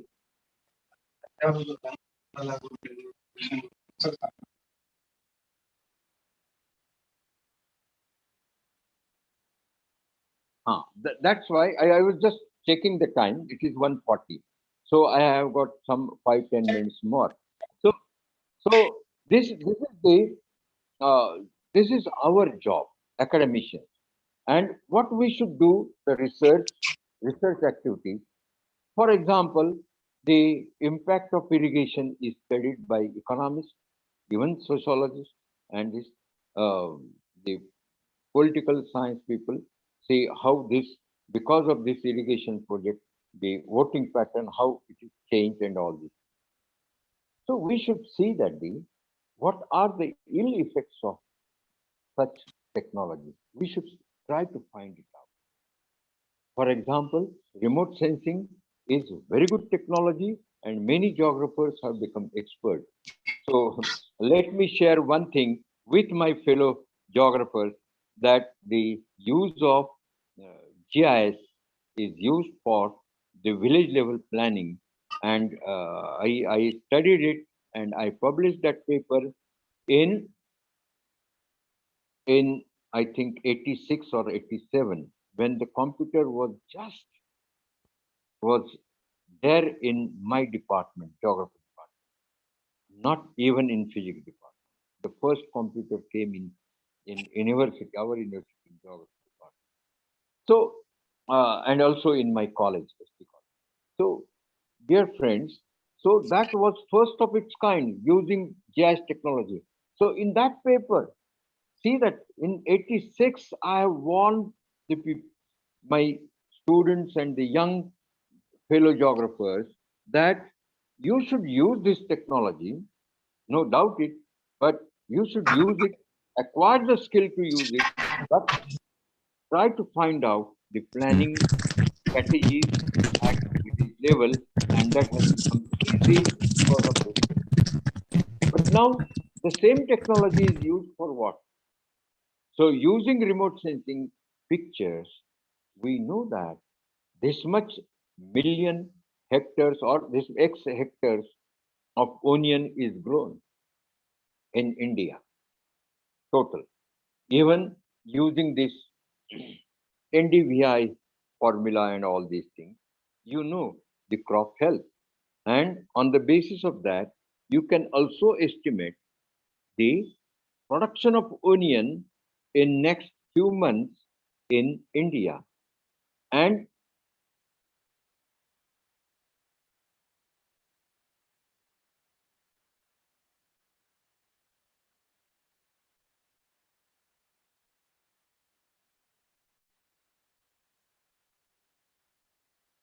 hello, हाँ मध्ये एकदम आवाज तुटला होता का बनसोडे हाँ so in next few months what would be the total production of onion, not only onion but wheat or jawar or bajra, and accordingly they will decide the price, and it will benefit to those who are procuring the large scale wheat or jawar or the onion, and they can have the capacity to hold it, and they will definitely be rich in selling it after 2 3 months. So this is the this is something like commodity market. It is not organic. It is something which is artificial to get the money. So I'm here really with the help of technology, mobile technology. Many of my young friends, what are you doing? Oh, I'm not doing anything. I'm working from home. For what company? Oh, it's my own company. What is your job? I I just purchase the shares and sell them. And at the end of the day, I can earn thousands of, or I lose thousands of. Do you really think that it is earning? It is natural? It is something artificial. It is something you can get the money in dream. It is not real money. It will not make you more happy. Yes, you can purchase big car, you can purchase more, you can purchase the bigger flat, bigger, so but it won't make you happy. So happiness lies in something doing organic, something doing the cultural thing, happiness lies in sharing. So I have just seen in Delhi, there are so many street uh, street side food mall, not food malls, but they are just the vendors. They sell the food, bread omelette, or so very good for the cheap. You can get cheap food in Delhi and Mumbai, also in Pune. Poha with 10 rupees. So this is very good thing, no doubt about that. But another thing is that I have seen their management that the 2 3 people have the one onion, one who is cutting the onion, and he just if somebody like wants onion, he will give onion. So he will say that the one uh, 1 kg or one pot of onion is given to you, and at the end of the day, all the food owners, uh, vendors will pay him.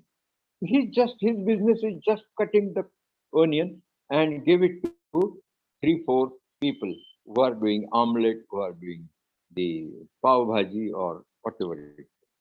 So this is this is this is really innovative, he is happy, his customers are happy, and everything is good. No doubt about that. So, dear friends, this is something the cultural development. And in any development, unless and until it is inclusive, you cannot be happy. You cannot be happy in your village if your house is big, if you have got all the comforts, but the others are not comfortable. You cannot be happy in that particular society. And that's why happiness lies in equality. Happiness lies in these are the ethical values. Ethics, why we consider that this is ethical value? Why Mahatma Gandhi says that the democracy is ethics? This is because it is embedded in our mind. It is in our head, natural. Ahimsa is natural. So we should love other human being is a natural thing. Unless and until we are taught that he or she is a Muslim guy and Hindu guy or Christian guy, and that's why I should hate him. So I will not hate him or her unless and until I am taught. So this teaching is artificial, while just meeting the people in railways, meeting the people in the streets. So all these are quite good. Happiness. Happiness depends on your sensitivity. And this sensitivity is improved. And some at times technology cuts that sensitivity. And here I think that this is the misuse of technology. And this technology, we should throw it away. I have seen many people who are not using Android. I have seen many houses, families who are not having the television set in their home. That's why they think openly. They think promising. And that's why all these things are uh, important. And uh, that's why I uh, another technology, latest technology is the in knowledge society, robotics. So when I heard about robotics, the employment will be there won't be no employment. Then I understand that there is a political support for introduction of robotics because robots can do the accurate work and they can do the lot of work. They can do the cheaper. And another thing is that the robotic manufacturing activity will fetch more money. There are many monetary gains are involved for politicians. And that's why the politicians, they do not support any movement because they are welcoming robotics and that robotics will create unemployment on large scale all over the world. And that's why people like robotics, those who are worried about the employment. For example, Walmart. Walmart, uh, I have studied the labor class in Walmart in the US, and they are underpaid people. They don't have the support for the medical healthcare system. And in America, unless and until you are insured for healthcare system, you are nobody there. There is no free or welfare. It is not a welfare state. You won't get the free medical aid because medical aid is dependent on the all pharma industries and they need money and that's why money comes from common. But what to do? What such poor people will do? Those who are working in Walmart, and you like this uh, laptop, Intel inside, right? This is the advertisement. I have been to there in Intel, uh, which is located just near in Bay Area.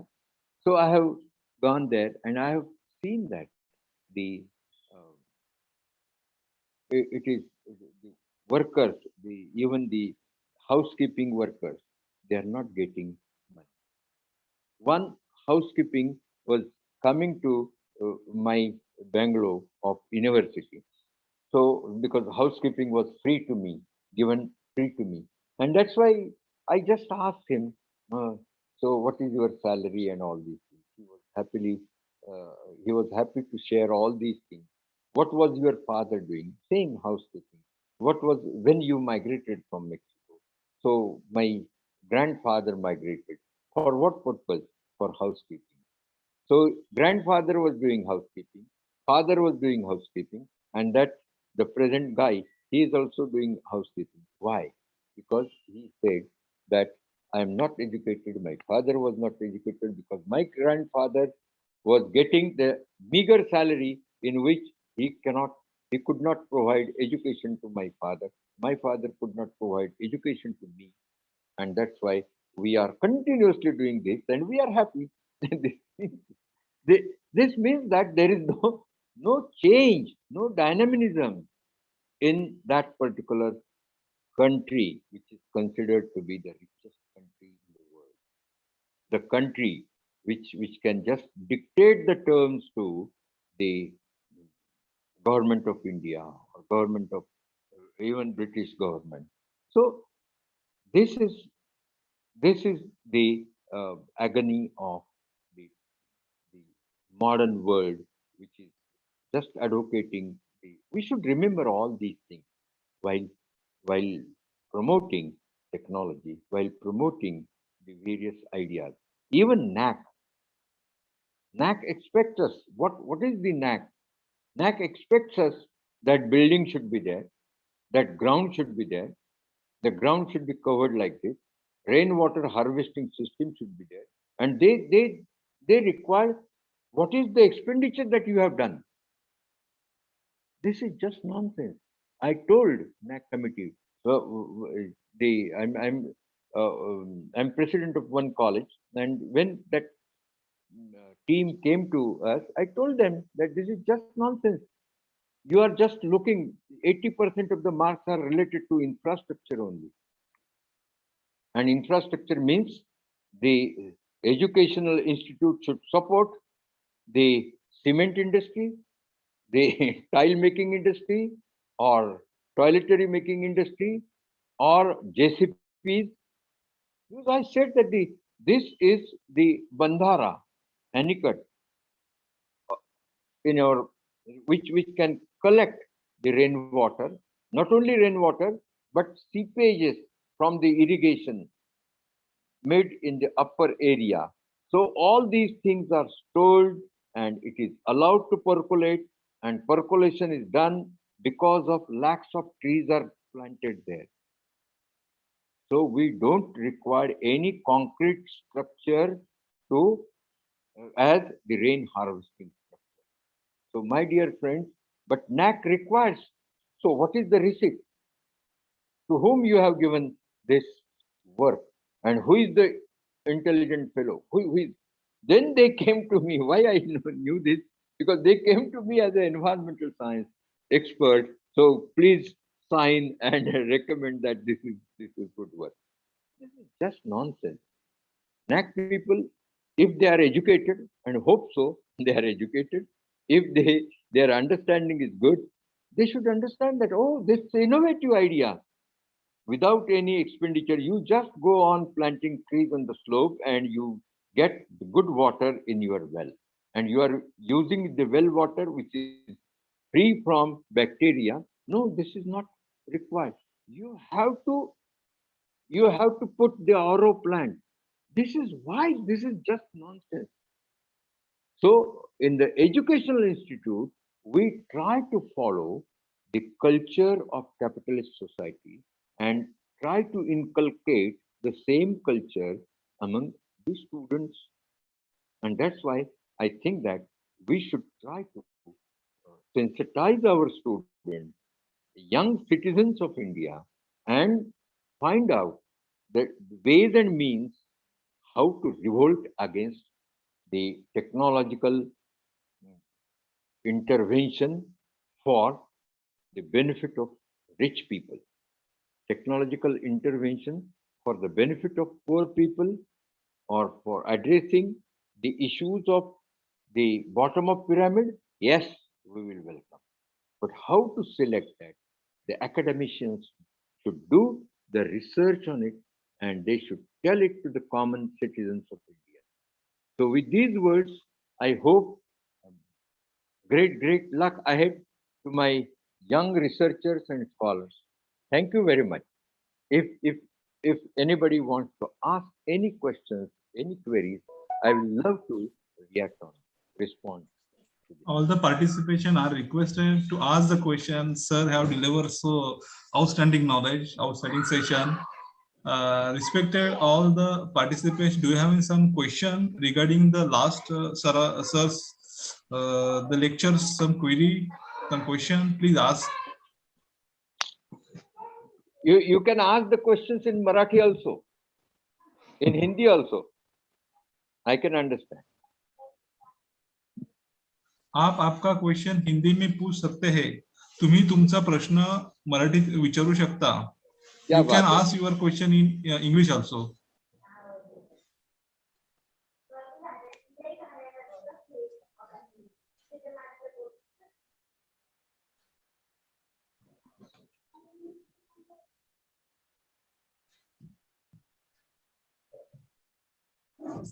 Hello, sir. Yes. Yes, sir. Please continue. Hello, sir. Sir, I am very proud of your knowledge, sir. I am very happy your session, sir. Thank you very much, sir.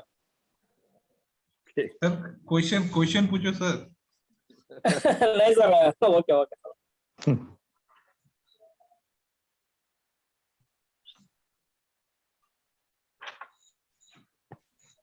I think so. There is no any question. All of are very happy. Perfectly in time. Yes, sir. Yes, sir. Thank you for that, sir. I would like to hand over this session. I would like to hand over this session, Dr. Satpute sir. Satpute sir, please continue. Hello. Now may I request to Professor D.N. Dange sir, please propose the vote of thanks for this session. Professor Dange sir. Yes, sir. Yes, sir. Yes. Thank you.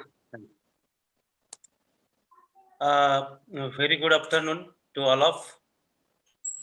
On behalf of my college, I extend a really heartily vote of thanks to our chief guest, Dr. Praveen Saptarshi sir, visiting professor, Salisbury University, US, who spared time from his very busy schedule to grace the conference and give the very valuable information on the subject of social sciences, science and technology, and also agriculture and various current issues.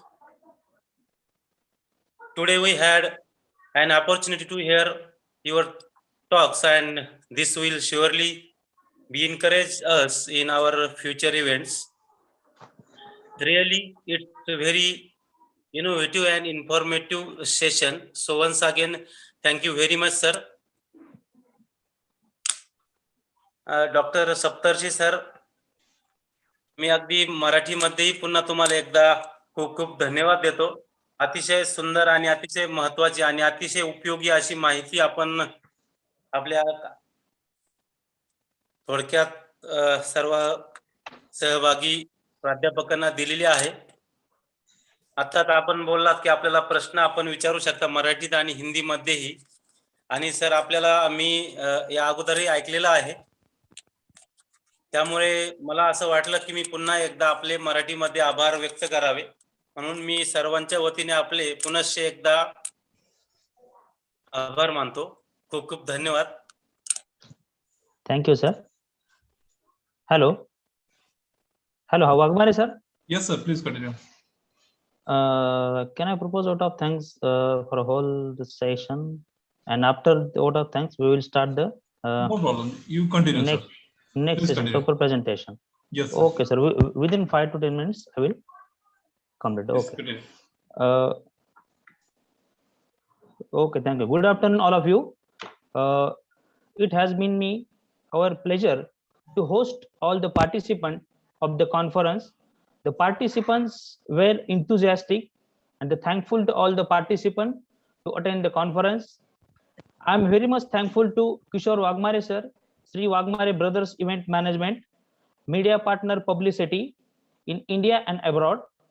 On behalf of Shirdi Sai Rural Institutes, Arts, Science and Commerce College, Rahata, I extend very heartily thanks to Dr. Janice Fernandez ma'am, Library Manager, Roehampton Library, London. A big thanks to Dr. Kinnari Thakkar ma'am, Professor and HOD, Commerce, University of Mumbai. I must mention our deep sense of appreciation for Dr. Praveen Saptarshi sir, visiting professor of Salisbury University, Maryland, US. I may like to express our sincere thanks to Dr. Rajendra Kumbar sir, Professor, Department of Library and Information Science, Savitribai Phule Pune University, Pune, for giving an excellent coverage to his keynote address speech. I also wish to express my gratitude to Dr. Mahesh Kharde sir, Director of Shirdi Sai Rural Institute, Rahata, for providing encouragement. I also extend thanks to Professor S.V. Lahare sir, Principal, Arts, Science and Commerce College, Rahata, for his valuable guidance. I would like to express my big thanks to Honorable Dr. Sujay Radhakrishna Vikhe Patil, Member of Parliament, Ahmednagar constituency, for his encouragement. I am also thankful to Honorable Radhakrishna Vikhe Patil, ex-Minister, Government of Maharashtra, and Chairman of Loknete Dr. Balasaheb Vikhe Patil, Padma Bhushan Awardee, Pravara Rural Education Society. I take this opportunity to thank all reviewers and the technical committee members for providing their valuable comments in time and helps toward the improvement of quality of paper presentation will be in this conference. I would like to thank all the head of the department for his guidance and moral support. I'm also thankful to Dr. VP Bhalekar sir, IQSC coordinator, for his enormous cooperation. I would like to thank Dr. D.N. Dange sir, Professor C.M. Bansode sir, for their valuable guidance. I also wish to express my gratitude to Professor T.K. Kumkar sir, Dr. S.K. Pulate sir, Vice Principal of College, providing encouragement. I am happy to express a vote of thanks to all organizing committee member and all teaching and non-teaching staff that has made this conference a great success through their motivation and dedication. Once again, I thank you all of your cordial cooperation. Thank you very much. Now I would like to hand over the session to Professor Kishore Wagmare sir. So thank you. Hello. Wagmare sir. The PPT presentation is starting now. Yes, sir. Participants, Lesis Ekinem and Kuforuji, Department of Arts and Industrial Design, Mashoud, South Africa. It is available. Lesis is available. Serial number 2, Dr. Abhijit Kelkar from United Arab Emirates University.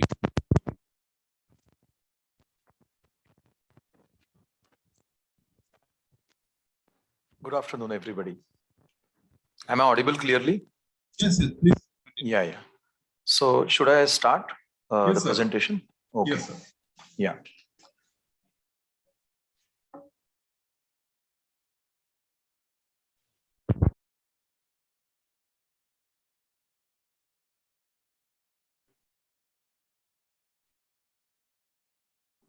I hope everybody can see the screen now. Yes, sir. Yeah. Yes, Okay. sir. Visible. Fine. So thank you very much, myself, Dr. Abhijit, and it's indeed a great pleasure to present in this international one-day online conference. And coincidentally, we were doing something in the case of e-commerce, and one of the areas also was included in this campus topics. So that's the reason why we got an opportunity. Obviously, during the short time, we couldn't do much. But yes, I would like to keep my thoughts in front of all of you. So thank you very much at the outset only for giving me this opportunity. So basically, e-commerce, try to understand one thing, that e-commerce is very much talked about, and all of us are using e-commerce in one or the other way. We are using, in our day-to-day life also, e-commerce to a large extent. But exactly when we are using e-commerce, what are the pros and cons of that? What are the risks and uncertainties attached to it? What are the processes we might not be aware of? In fact, when we conducted one survey, short survey, it was not a very big sample size as such, around 60 to 70 people we interviewed. In fact, surprisingly, 75% or more than that, I would say, more appropriately, were not even aware about what are the repercussions of any wrongdoing, or if any lacuna, or if any flaw, or if there is some problem in the e-commerce. Nobody was aware. We are just aware about how we can order and how are we getting the things at the doorstep, without visiting anywhere else. And especially during the this pandemic, e-commerce has gained a lot of momentum. But obviously, when on one hand these all things are happening, on the other hand, it is also inviting certain amount of risks and uncertainties attached to it. And that is the reason why the title is e-commerce and role of forensic accounting in e-commerce. Deliberately, I have used the word forensic accounting and not auditing, because internal controls, internal checks, auditing, all these are, the concepts which we won't say outdated. Obviously, they are very much important and crucial, but there is an advanced version of that. And to what extent? To that extent, rather, we would be applying that in the e-commerce as well. So e-commerce in a nutshell, just have a look on this PPT. You can see that, all these are all the FMCG products with just a symbolic picture. It's not that only in this, actually tourism and hospitality management, or transportation, healthcare, and education, wherever you find, whenever sectors, whatever areas you find, it is filled with e-commerce now. And that's the reason why this PPT is just, this picture is just symbolic. Only FMCG products are there, but there are many other sectors which are being covered by e-commerce. So the basic question, trade, industry, and commerce, what's the exact system now? And very important thing which we must understand, for our understanding purpose, that trade, industry, and commerce have developed. The production is in the anticipation of the demand. The survival of the fittest is the rule of an hour. Especially for our commerce students, organization of commerce, there is one concept in which they learn trade, aids to trade, like insurance, banking, services sector, and so on and so forth. But try to understand, these are all remaining to be the bookish things. But when we come to the practical aspects as such, globally, what is happening, now the countries, European Union countries like Poland, the growth of e-commerce is more than 35% per year. You can imagine, whereas in the country in like India, the growth of e-commerce is not even 7.5%, of the this thing. And I'm talking on the basis of the references are being mentioned in my article also, on the basis of McKinsey surveys there, PwC surveys there, and some of the the research papers also there. Even NASCOM report is also there. So why this is happening? So globally, e-commerce has gained a lot of momentum, especially during the pandemic also. It gained a lot of momentum. India is not an exception to this, especially in late 90s, or I would say early 2000, where internet booming was happening. The e-commerce things gained a good momentum with good pace in India. But unfortunately, there are some lacunas in that. So trade, industry, and commerce, what's the exact system now? Nowadays, I won't say the traditional or conventional way of trading or e-commerce or shopping will fade away, or it will just disappear. It won't happen, but obviously it would be confined to a certain type of products. But nowadays, believe me, electronics, electrical, mechanical, many processing industry related things are happening in e-commerce. So e-commerce is nothing but electronically, digitally, information technology tools used. Some enabled facilitation processes are there, with the help of which, for a common man, for a layman, what we get is nothing but we order from our mobile or laptop or computer or PC, and we get the things within 2 to 3 days. But what is happening on the back end? That is very important thing, and unless and until we know that, we won't be able to understand the risks in that. So all over the world, it is having good thing. What is e-commerce? Already I have explained. Now, types and forms. Obviously, there are B2B, business to business, business to consumer, original equipment manufacturers, OEM to tier 2, tier 3 suppliers and suppliers to us, logistics, supply chain management, the channel financing, many things are there which are obviously side by side simultaneously growing along with e-commerce, because they are nothing but auxiliaries to trade when it comes to e-commerce. Sectors and scope already we have defined. Because of the time, I'm just keeping myself confined to that. Otherwise many things can be explained in detailed manner. E-commerce globally also is reaching a good thing. Countries like USA, or especially European Union countries, or I would say G7 countries, wherein the e-commerce gained a lot of momentum much before India, because not only because of the internet connectivity, but because of the awareness and knowledge.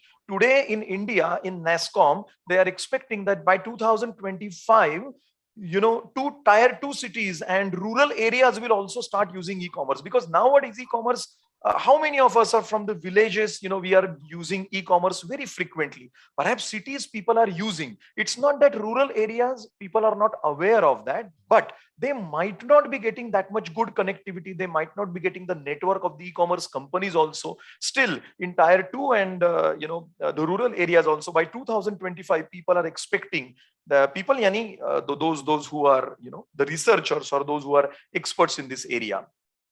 E-commerce in India, emergence of the concept over a period of time. Okay, earlier it was just giving a phone order and ordering something, whereas in cash on delivery was the only option. That was the beginning of that. Right from that era, now at our fingertip, everything is being available. Few issues to be attended to. Genuineness of the stakeholders. Now, who are the stakeholders in that? First of all, buyers, then vendors, right? The suppliers, then government, obviously government authorities, and financial regulators. Just to give you an example, friends, one interesting example, banking sector. Let me tell you, I can provide you the list also. There are more than 20 financial regulators in case of banking industry, right? Banking sector, exclusively for the banks. And I'm not talking about, because India is a house of thousands and millions of laws and acts and so on and so forth. My lawyer brothers, my law experts will be able to agree with me. We are not really expert in that area. Perhaps we are not really having good knowledge.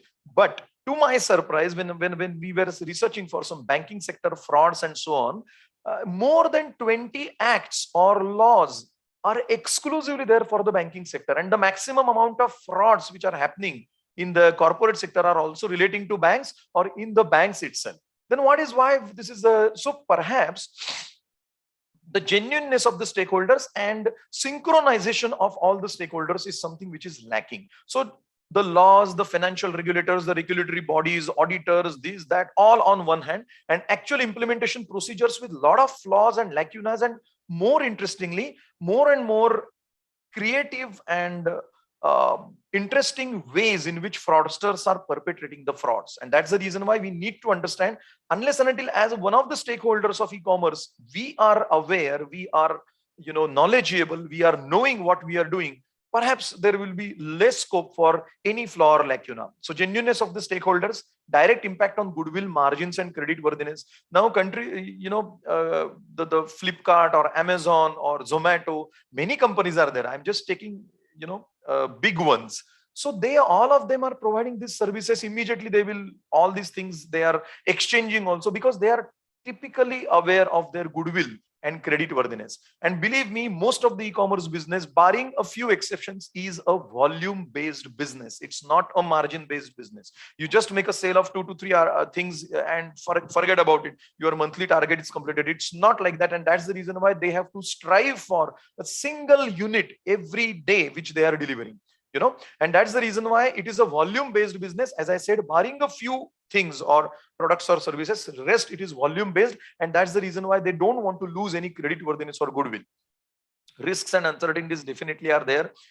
Lacunas on both the sides, that is on the buyers and suppliers, and good scope for fraud or financial shenanigan and wrongdoing. So anybody who is interested in doing some fraud in e-commerce area, perhaps he or she is smart enough, definitely he or she will be able to, because there is a lot of lacuna flaws available in that currently also. Lack of or inadequate awareness, I told you, and synchronization is not there in e-commerce processes between the government, the regulators, the vendors, and the consumers. Who is doing what, we are not really aware of. My packet is coming from Bangalore, but who is dealing with that package? What is the guarantee or genuineness of the product which I'm going to get from the company? I have ordered some Samsung phone. Is it really going to come from the Samsung company? What is the guarantee, the warehouse in which somebody is not exchanging? What are the parts? And many things are there. I'm just going to get the news that if I'm ordering it in Pune or maybe in Mumbai or Nagpur or wherever I am getting it from one Mr. XYZ. He will call me shortly and I am happy. Oh my God, how I can track the things. It is in on the way from Mumbai to Pune. Okay, it has reached Shivaji Nagar. It has reached my place. This is not the way in which we should be happy enough, but who is delivering that? Who are the agencies which are involved in that? And all these things we are not really aware of, and there itself the risk and uncertainties are there. Properly devised system. Now proactive system we should be having, as a requirement, and that is where the forensic accounting will come into the picture. Inclusive contents of versatile perspectives are there, because you need to have more and more perspectives of buyers and sellers. We are on one hand, that is as a buyer, we are on one hand. As vendors or companies, they are on the other hand. As regulators or controlling bodies, the government or regulatory authorities are on the other hand. And those who are implementing the processes, like logistics and distribution and channel financing and so on, they are on the altogether different hand. And there has to be some synchronization in between us, mapped with the synchronized coordination. That's what I'm saying. Forensic accounting rather than auditing, because in the audit, the loyalty, the ethics, and the trustworthiness of all this entire system should be questioned. That is what the time comes, because in the recently unearthed frauds, there are so many things which are which have come up, which have shown us that now auditors are watchdogs. They are not bloodhounds, it is being said. But now we need to have not only watchdogs, we need to have an owl, right? Owl's eyes are supposed to be the strongest one, in the nature. That's why we need to have an owl's eye. Coordination not only at the national level but globally as well, because sitting here I can order something from India or from US. So remember, you're always exposed to an external environment. So inventory related things, identity related things, then password security or safety related things, accounts receivable, data protection, you are exposed to external environment all the time. Your identity, as I said, no guarantee of loyalty, ethics, and trust and genuineness. You cannot assume anything. And be aware of the laws and acts and forums. As I said to you, in a small sample size also, more than 75% people were not even aware of if something goes wrong, where to report, right? Grahak Munch is something which is there in India. But believe me, how to approach them, what exactly is the procedure, and what is the guarantee of getting justice? What are the evidences? What are the things which we have to retain? We have to keep it in. Many things we are not really aware of. On one hand, we just become ourselves. We just make ourselves happy that sitting in my home, I can order and I can get anything what I want. You name it and I can order it. But how I order, what is happening on the back end, what is the guarantee of the genuineness of the product and so on, we must be aware of. Proactive self-raising red flags for both the sides, right? EUCCK. So EUCCK is not any jargon or something which any financial expert has come up with or any forensic expert has come up with. It's me only who has found out that, and exclusively for this thing, because this is something which is exclusively required for the e-commerce related things, right? EUCCK. I'll just finish within 2 to 3 minutes. I will just keep up my time. E for extraordinary, something which is you are finding something extraordinary. Why somebody should give you extraordinary? And e-commerce is, by the way, not only confined to giving the orders through Amazon and Flipkart and ordering something. It is not relating to that. Please try to understand. E-commerce is something, whenever you order any taxi or rickshaw on Ola, it's an e-commerce. Believe me, everything is electronically. Whenever you are doing, it's a case of e-commerce. So it is always applicable to entire thing. And I'm not talking about only online ordering through Flipkart or something. Then extraordinary, E. U stands for unusual. Something which is unusual, something which is not normal, something which is unnecessary, which you're seeing beyond the normalcy. Immediately note it down and share it with the the company, share it with the authority with whom you have ordered. Then C is confirmation or validation of all the particulars. Confirmation of all the particulars. Are you really aware of what you are ordering? Are you aware of what e-commerce services you are doing, how, when, and so on and so forth? Then another C is for caution. Caution is very much important, because try to understand, whenever you are trading online, it's a case of e-commerce only. You are having some platform, you are dealing with the shares and securities. It's a kind of e-commerce. Commerce is everywhere, wherever any business transaction or exchange of benefits are happening. So please try to understand, be cautious in terms of what website you are opening, whether it is genuine or not, and your own desktop PC is properly protected, your own identity is not lost, and so on and so forth. And K stands for the knowledge. Please be aware of with whom you are dealing, that company comes under which sector, that to that sector which law is applicable. See, you all will say ek mobile to mangana hai, what nonsense, all these things, what knowledge is required. Believe me, it always starts with one small thing only. Ek mobile to mangana hai, maine manga liya, 1,000 times I have ordered on all these e-commerce thing. I don't require who are the financial regulators, who are the companies, what is the logistic requirement, why should I know this? But you have to know this, because today you are purchasing for a small quantity. Perhaps tomorrow when you will be sitting as executives in your corporate sector companies, perhaps you will be ordering for the entire organization, or you would be using on behalf of entire organization. There is one famous chartered accountants company in Pune city, which is the biggest, I won't say biggest, but oldest firm. Last year, 2 years back, their money was chartered accountants firm, auditors firm from Bank of India, Pune branch, 7.5 lakhs were just taken away, and the mastermind was sitting in Singapore. It was just online using of banking services. It's again e-commerce. So try to understand, it can happen with the auditing firm. So you and me are, just nobody. So to be on a safer side, we should be taking care. E-commerce is a curse or boon. Please try to understand. It depends on us. It certainly is a boon, not a curse, but obviously it's dependent on us. What kind of forensic accounting, yani, auditing and forensic accounting differ. There is no time. So that's the reason why you can read the article, or perhaps if opportunity is there, it would be my pleasure to throw some lights on the, in-depth light on some of the aspects. But in short, just to conclude my, presentation, forensic accounting is something which is beyond auditing, beyond routine internal checks and controls, which are just followed for the sake of tick bar.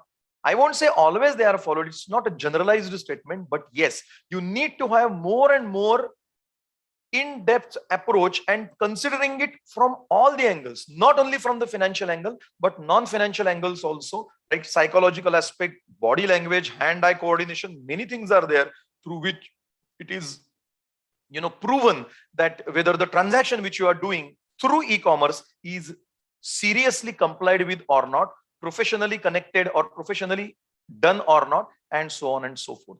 So depends on us as stakeholders. Please try to understand. So please be aware of all the e-commerce transactions, what you are doing, how you are doing, and the way in which you are doing this. Little bit of the knowledge, little bit of the information about how are these activities being conducted on the back end. If you have, you can ask the queries, you can raise the red flags at your own level, and perhaps you can save the financial as well as non-financial losses of yourself or the organization with whom you are dealing.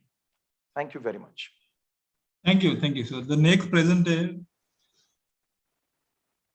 Aparna Alwa, Physical Director, Government of First Grade College, Bantwala, Dakshina Kannada, Karnataka State. Please continue. Dr. Aparna Alwa. Yes, sir. Yes, sir. Please continue.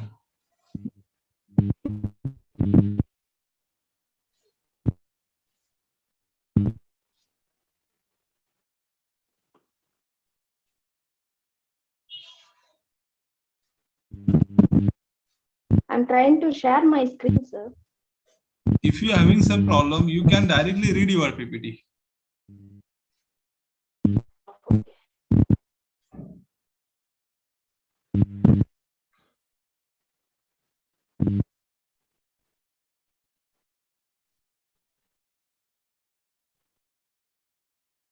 Aparna madam, you can directly read your PPT.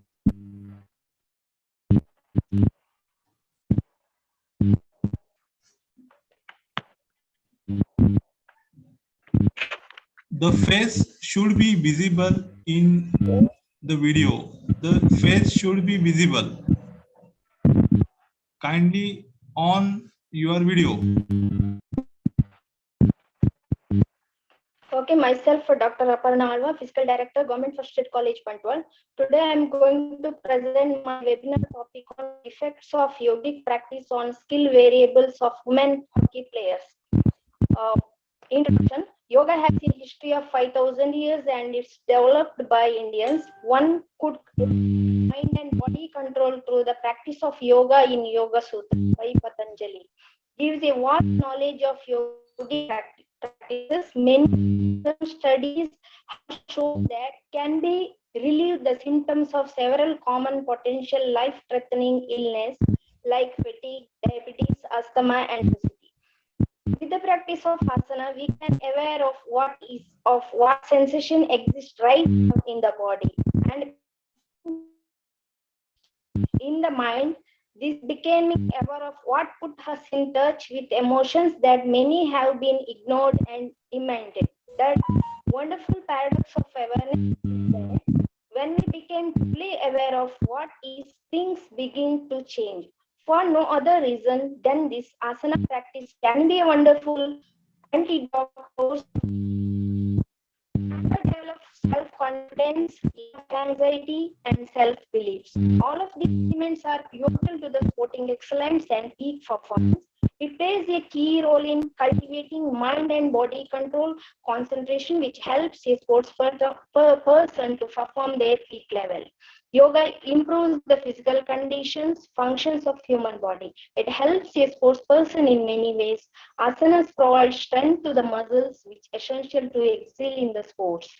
Yoga develops self-confidence, level of anxiety, and self-beliefs. All these elements are pivotal to the excellence performance in sports. Here I have taken 100 female players of college level were selected for the study, further equally divided into 50 each for experimental and control group. Experimental group were practicing yoga asanas for a period of week, while control group aware of not assigned anything. The analysis of data shows that yogic asanas effective to develop a skill performance. Hockey dribbling skill, 25 add strike dribble tests were tested in the pre-test and post-test. The entire test were explained and demonstrated to the students by investigator, and further tests were implemented with the help of assistants. So here I have taken standing postures, sitting postures, and laying down postures and pranayama for the study.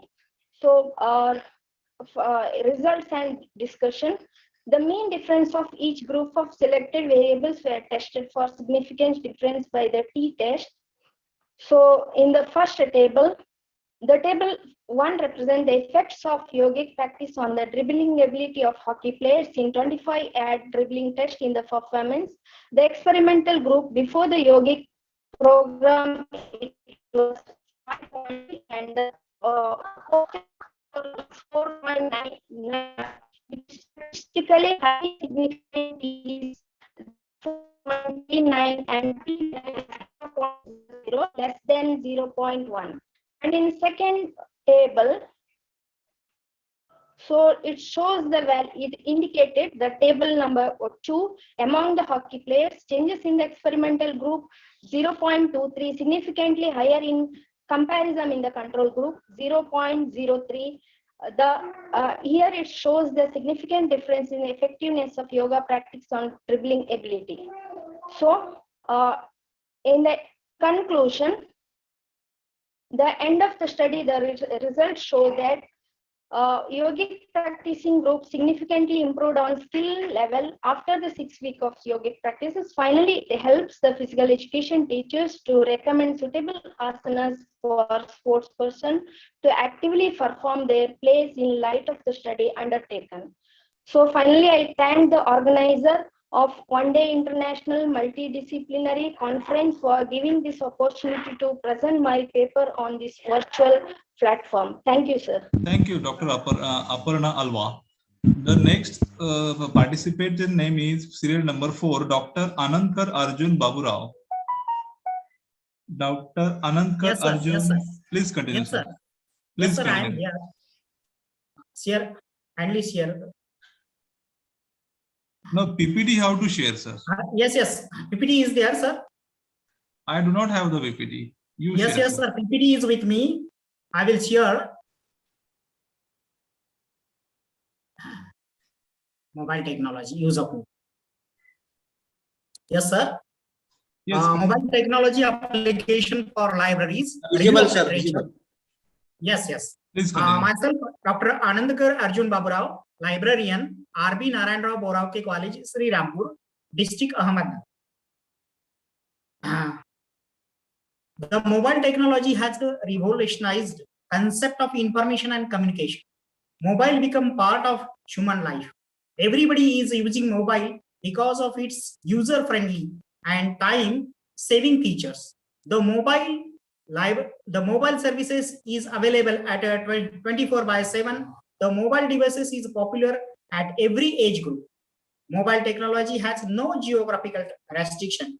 It has a mass access and active users participation. Access management and quick feedback are some of good features of mobile technology. Library is a part of human development. So library has to use concept of mobile technology in an effective way with consideration of change in technological environment. Literature review is an important aspect which direct to know the history and development of subject. Dressala, Huss and Shorday has rightly taken literature review from 1993 to 2010 regarding use of mobile technology in the libraries. Because of that, it has decided to take a review of literature for a period from 2012 to 2021 so that to know the trends of studies, students and teachers community regarding use of mobile technology in library services. What is the mobile technology? In a simple word, mobile technology is a technology that goes where user goes. Mobile is a portable device, two-way communication device. Mobile technology is exactly what the name implies. Technology that is portable. Example of mobile technology are as follow: laptop, tablets and notebook, computer, smartphone, global positioning system, means GPS devices, and wireless debit credit card payment terminals are the examples of mobile technology. What are the advantages of mobile technology? The benefit of using mobile technology in business can leads to higher efficiency and productivity of staff, better quality and flexibility of services you offer your customers, the ability to accept payment wirelessly, increase the ability to communicate in and out of the workplace, greater access to modern apps and services, improved networking capabilities. Now, I conclude the concept of the use of mobile technology to the library with the advancement of information and communication technology. Mobile technology has made a great impact on the society. Mobile becomes so user-friendly and popular amongst every age group, particularly in a student community. The mobile technology and devices become cheap, portable, and flexible device. Time has came to use the mobile technology in a library services because of its unique features. The use of anytime and anywhere, which will definitely meet users' information needs in futures.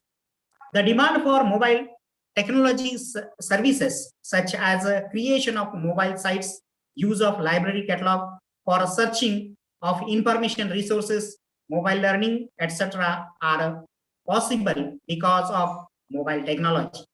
The use of mobile application has increased day by day.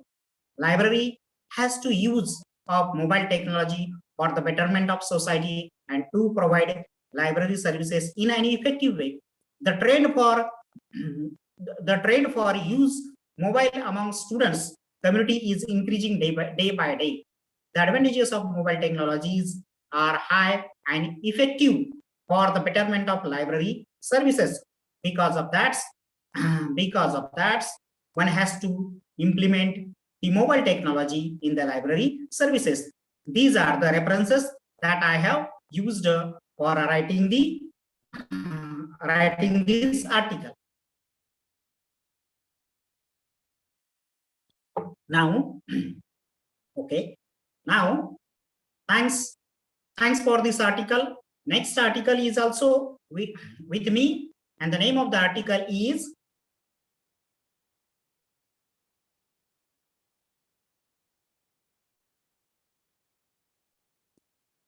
an event. The next article is also written by me, and the name of the article is an evaluation of Pradhi software with a special reference to library module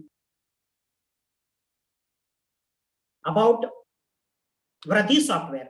The Vradhi software is a commercial software developed by Vradhi Software Solution Private Limited, Malegaon, district Nasik in 1989. Presently, it is in version 2.0, built on 260.9 software.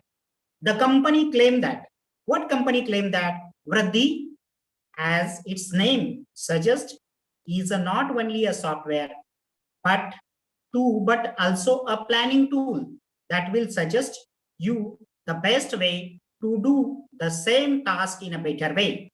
Presently, more than 400 colleges are using this software. Modules in Vradhi software: administration management module, admission management module, student management module, fee management system, library module, examination module, HR and payroll system, accounts and assess finance module, fee module, and MIS module, etc. Presently, learning management system, means LMS, is included in the system. Scope and limitation of the study. The present study particularly focused on the Vradhi software library module. Though the present software is for total administration of a college or campus of educational institutions, being a user of this software, have a right to evaluate and to suggest useful improvement in its development. The criteria selected for evaluating software are: first one is a maintenance and support, second one is user friendliness, third one is a documentation, and fourth one is a flexibility of the software, etc. These are the scope and limitations of the study. Now, research methodology. The study listed the most common features which are available in any ILMS software. The criteria used for evaluation of software are available and non-available item in the software bundle. Observation and practical use of the software tools are used for evaluation of the present software library module. And this is the screenshot of the Vradhi software library. Yeah, total Vradhi software screenshot is here, and in that library module is there. Now, next one is we see that why we should use this Vradhi software library module for a library. There are some advantages are there. It provides the facility of retro conversation. The network version of the system support unlimited number of clients to be added to system without any additional cost. It support customized report generation. It support a graphical user's interface. It support it have a sample databases. It support to multi document interface. It provide facility for union catalog. It also provide remote online help to any desk. It support to e-governance of institute. It support for OPAC as well as web OPAC facility. It support barcode system. It provide multilingual screen display. It can use Unicode support for multilingual facility. It support to handle e-documents. It give facility to export all kind of report into Words or Excel sheet format. It provides support to prepare a digital library, and it offer customization for report printing. Now, these are the parameters, key indicator for a selection of the library software. Sir, directly your time is over. Directly jump on conclusion. Okay, sir. Some of the finding that I will show that it is found that overall the library module satisfies 69% key indicator for performance of the best software. Conclusion: the use of library software for an organization of a library activity is become essential nowadays. Many standard library software, such as open source software and commercial software, are available in the market. The Vradhi is an enterprise resource planning (ERP) system which integrates all data and process of an educational institution into a unified system. The library module is a part of Vradhi software system. The library module of software is useful for functioning of library activities in an effective way. It is found that it has got 186 points out of 270. But the library module of the software need improvement as per the key indicator parameter of the library software. Okay, and these are the references. These are the references that I have used. Thank you for giving me an opportunity to present this PPT. Okay, thank you. Thank you, sir. The serial number 6, Angel Felsi and Dr. Remina Jan. Sir, I have asked one question, sir. Please continue. Sir. Hello. Please continue. Sir, what is the difference between LMS and ILMS? LMS is a learning management system, and ILMS means integrated library management system. Okay. In use in particular in the colleges, right? This software is integrated software, sir. Okay. This Vradhi software is integrated software. Okay. This is meant for library as well as the LMS. Because we are going to the NAC processor, we are not adapted in library. We are also. I like this Sriddhi. This is an integrated software, sir. Okay. We can use this software for functioning of a college as well as a library. Okay. How much cost, sir? In per year or per annum? What, sir? Cost of cost is something 1 lakh rupees, and it depends on the number of students. Okay. Okay, sir. Okay, thank you. The next presenter is serial number 6, Angel Felsi and Dr. Remila Jan. Is this available? Angel Felsi and Dr. Remila Jan? Not available. Serial number 7, Baiju Thomas, research scholar, Ramakrishna Mission Vivekanand Educational and Research Institute, Coimbatore. Is this available? Yes, sir. Baiju Thomas, please continue. Okay, 8 minutes. 1 minute.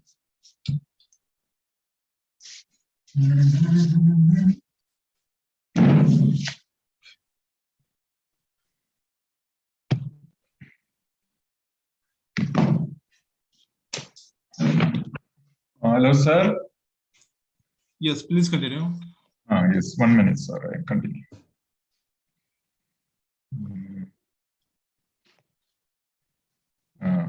Hello, good afternoon to all of you. My topic is promoting reflective practice in education enhances teaching learning among educators in the 21st century classroom setting. Introduction. The term of effectiveness of reflective practice, some educators may find it a time-consuming method that they avoid, not only because writing shortly after getting resources and experience is impractical, but because they may not want to relax and reflect on uncomfortable past knowledge. Reflective practice is a means for educators to improve their teaching, learning, and attention, and it is an essential aspect of their professional growth. Educators get a deep understanding of themselves, their profession, and their pupils when they use tools for self-exploration in the 21st century classroom setting. Concept of reflection. Reflection is a teaching learning because it allows students to consider situation from many angles. In reflection, an individual's private experience are reflected. Reflective learning recognizes the significance of a wide variety of events, yet concentrate on all person. Reflection refers to both practical thinking and remembering. Reflection and collaboration are intertwined in fostering career development in the 21st century classroom setting. Reflective practices in education. The concept of reflective practice has become popular among students, professors, and those who educators in education. A reflective practice examines their conduct to come up with new ways to enhance their efficiency in enhancing students' education. Reflective practice allows educators to think logically about their instructional action and identify problem areas and shortcomings to improve in future. A simple description of reflective practice in education is when educators review their instructional technique to see what perform better for students. Reflective practices in teaching learning. When educators engage in reflective teaching learning, they set aside time to reflect on their pedagogical approach, evaluate the relevance of their curriculum, evaluate teaching techniques, and make chances to improve students' learning. This method entitles data collection, review, and creation of a long-term strategy. Reflective teaching learning involves using reflection tactiles to interpret, access, and convey knowledge to elicit a solution. Reflective educators. Connecting educator, thought, and practice necessitates a solid understanding of what, how, or why learning is enhanced and how this knowledge is used in their profession. Reflection is the process for instructional supervision, learning, and school engagement, and it is an essential aspect of educators' professional development. Benefits of reflective teaching learning.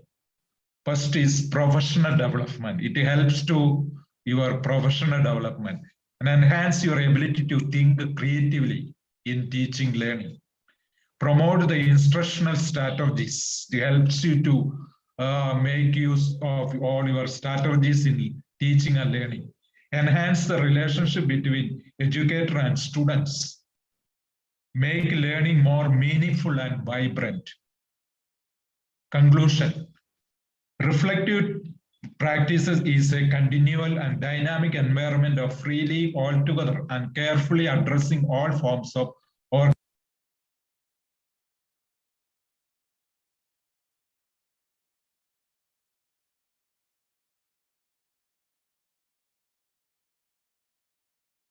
Kindly unmute yourself.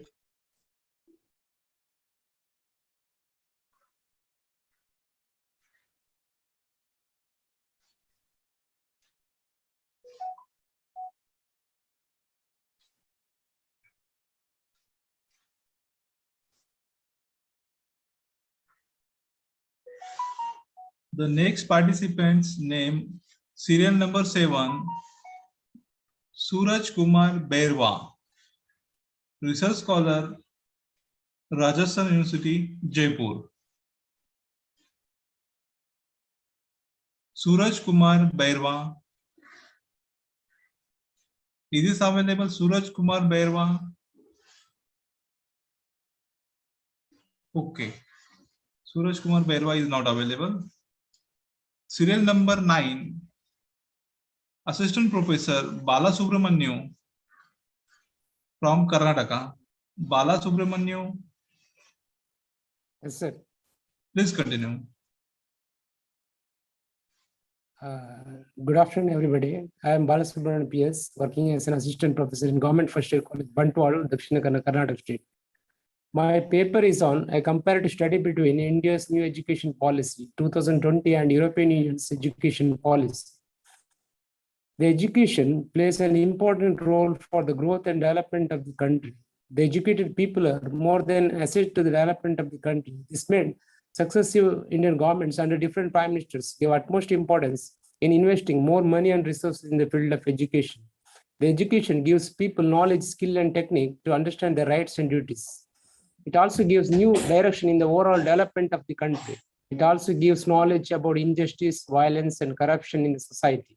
It differentiates human beings from animals. So the study of India's new education policy 2020 in compared to European Union's education policy gives a detailed information to understand India's new education policy 2020 in a better way. The objectives of the study, in the light of the above, the proposed research aims to understand the following. Firstly, to understand the India's new education policy 2020 in compare with the European Union's education policy. Secondly, to analyze India's new education policy 2020 and European Union's education policy. Thirdly, internal debate between India's new education policy 2020 and European Union's education policy. Fourthly, the impact of COVID-19 on India's new education policy 2020 and European Union's education policy.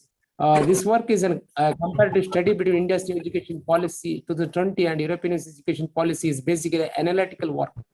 The study will be large extent primary resources, including the official government documents and publication. The study also proposed to hold interviews with the concerned policymakers and discussions with the experts. The study also critically examined the secondary sources available in the subject matter, such as books, journals, periodicals, magazines, and tertiary sources such as newspapers.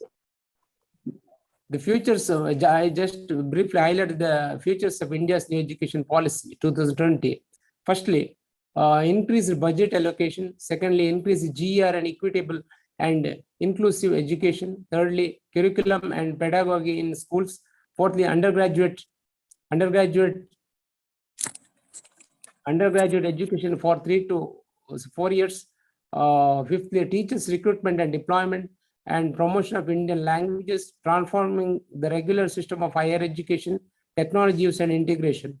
Internationalization of education, greater autonomy among institutions. The European Union's education policy is the European Union was formed by the 6 European countries, namely Germany, France, Italy, Belgium, Netherlands, and Luxembourg after the Second World War. The union was established in order to set up an economic union between 6 European countries. In the early periods of its formation, the scope of the organization was restricted only to the coal and steel sector, and which was then extended to include the atomic energy research and development through Euratom and economic activities through European Economic Community, which was developed in 1957. Later, the assistance was stretched to the large number of economic areas and gradually to foreign and security matters, impacting the country's politically, economy, foreign policy, and society. The European education policy were emerged with the aim of carrying out internal market obligations depending on economic justification. Slowly, the Europeans started to give importance to education policies to provide the cultural and social integration for achieving the aim of political and economic integration. The European education policy was basically emerged from the social, political, economic factors, and the European considered education as an important instrument to fulfill the demands of equality and justice in society.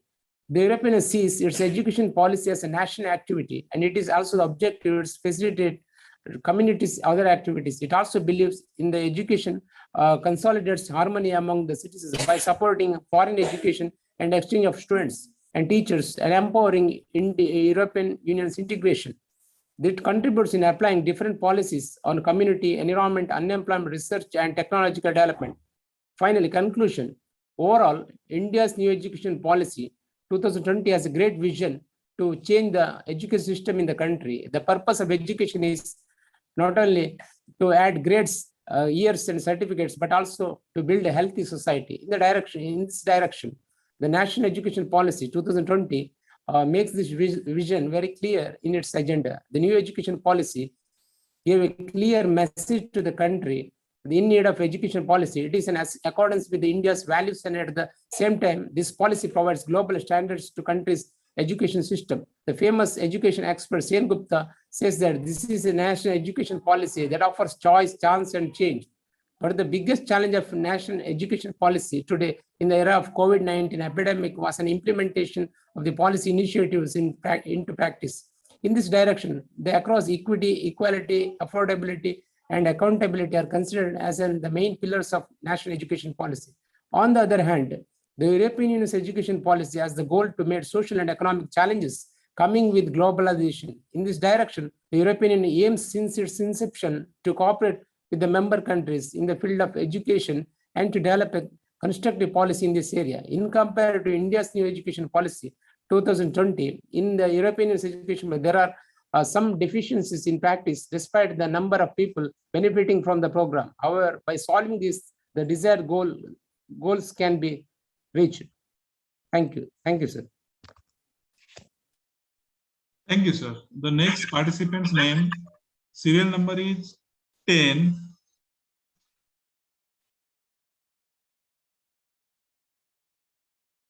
Bankar VV, Arts, Commerce and Science College, Lasolgaon, Nifad, Nasik. Bankar VV, available? Is this available, Bankar VV?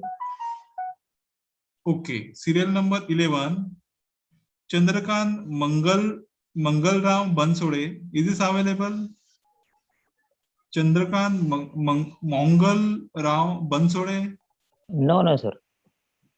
Serial number 12, Sayantika Baral. Yes, sir. Please continue. From Kolkata, India. Please continue. So here is my topic is the quite different topic is the formation of squatter colonies and its distribution in West Bengal with special reference to Calcutta Metropolitan District. Come to the first slides.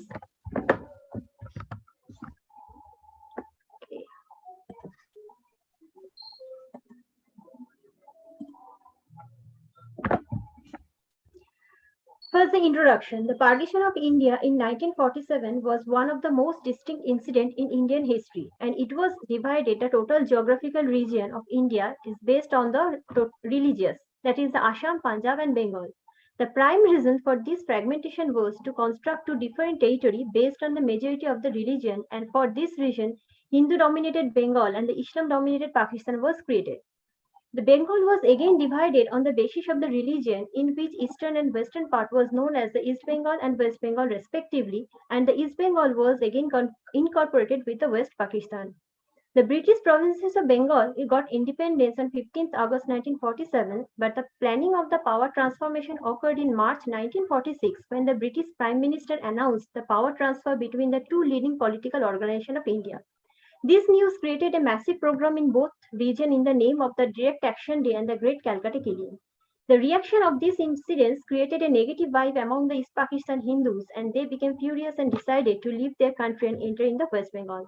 The main objectives of my study is the study deal with the colony formation of the East Pakistan refugees in and around the Bengal, which was organized actually by them. And this study also reflects how the squatter colonies was constructed in Calcutta metropolitan districts.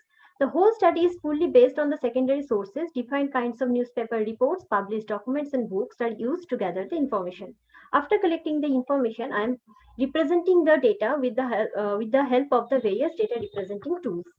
The first, the influx of the refugee, which was started during the Noakhali and Tipera riot and continued till 1971 at the time of the Bangladesh Liberation War. There, at that time, three kinds of refugees are actually cross the border. The first category of refugee belong to the well-off background, and after reaching the West Bengal, they purchased the vacant land and houses with their expenditure and started to live there, and they didn't depend on the government for their survival. The second group of refugees belong to the middle and lower middle class family, and they didn't have the enough financial stability to do the same as the first category, and they had the self-respect and willpower which lead them to forcefully occupy the vacant land and start to live there. Actually, they are known as the squatters, and the forcefully occupied lands or houses known as the squatter colonies. So many squatter colonies were formed in and around the West Bengal, such as Bijaygarh in Jadavpur, Deshbandhu colony, Shodhpur, Vijayanagar colonies, Noihati, and so on. The formation of the colony was actually started in the 1949, and most of them were completed within 1950. Initially, within 1950, there were 133 squatter colonies. Actually, government surveyed there, and initially 3 colonies became regularized, such as Vijayanagar colony, Noihati, Deshopriyanagar colony, North Calcutta, and the Jotindas colony. Government regularizes the squatter colony after paying the high compensation to the landowner. So initially government decided to regularize all those colonies which are actually established within 1950 and which also created major agitations among the refugees, and then government decided to provide the land title to all those post 1950 squatter colonies. So there were 145 pre 1950 squatter colonies actually located in Kolkata, and post 1950 squatter colonies were mainly confined in 24 Parganas and Kolkata district. Among them, 123 colonies founded in the Calcutta metropolitan districts, and majority is located in the east bank of the Bhagirathi Hooghly River. So it is mainly assumed that due to the erosional problem, most of the squatters initially choose the eastern bank for the settlement. And this graph also reflects the same. After the 1950, most of the vacant places became saturated in the east bank, so refugees had decided to move to the western bank of the Bhagirathi and Hooghly River. The main conclusion is that the refugee of the influx of the Hindu refugees and their distribution all over the Bengal generated economic divisions among the refugees. So economically wealthy refugees more privileged due to their ability to purchase the land. So lower and middle class refugees were the main sufferer as they didn't accept the government doles as well as unable to purchase new lands. So these squatters actually changed the settlement pattern by forcefully occupying the vacant land. So finally, with the help of the government, they received their regularized lands and started to live there. Thank you, sir. Thank you. Thank you. Serial number 13, Bende, Assistant Professor Vidya Vikas Mahavidyalaya, Sabruddhapur District, Wardha, Maharashtra. Professor Bende AM. Serial number 13. Please continue. Is this available, Bende? Okay. Serial number 14. BS Bauda. Serial number 14. 14. BS Bauda. Is this available? No. Serial number 15. Dr. Chanagowda. Is this available? Please continue. Yes, sir. Yes, sir. Thank you, sir.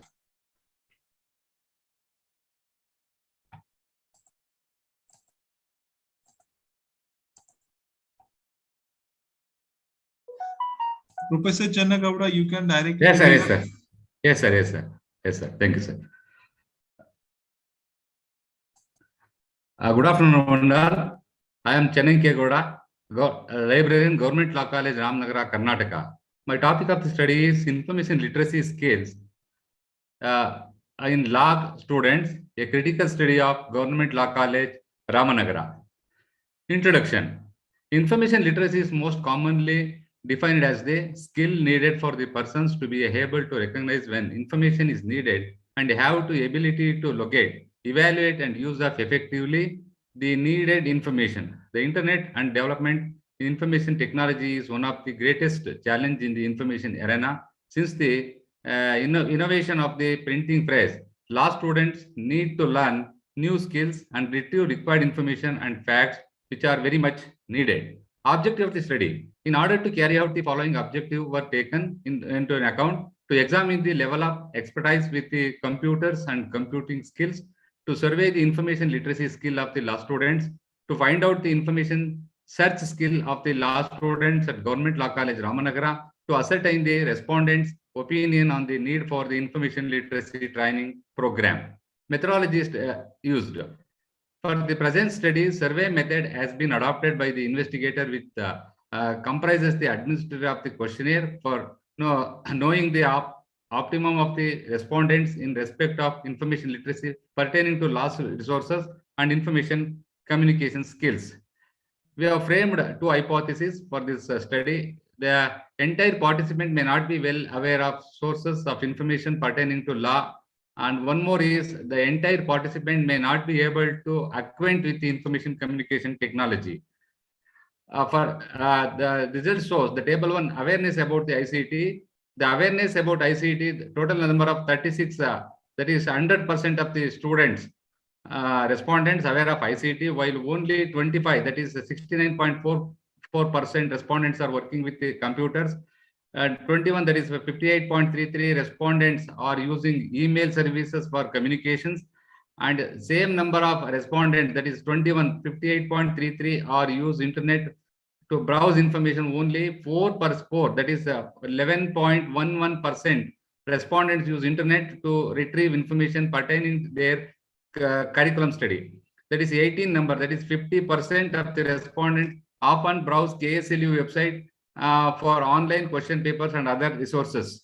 The second table shows that the respondents were asked to regarding source of knowledge about the availability of resources in their discipline, and result is shown in the table 2. Hence, the table depicts that 5, that is 13.88% of respondents have the knowledge about the availability of Manupatra Online, which is one of the most popular e-resources in the legal field. That is 20% of respondents aware of DOAJ, and 7, that is 19.44% respondents have well aware of Enlist. 15, that is 41.66% respondents known about the Supreme Court cases and All India Reporter. Only 14, that is 38.88% of the respondents are familiar with the Karnataka Law Journal. Program required. The respondents were asked about the area of information literacy training program. Table 3 depicts that 36, that is 100% of the respondents need information retrieval training.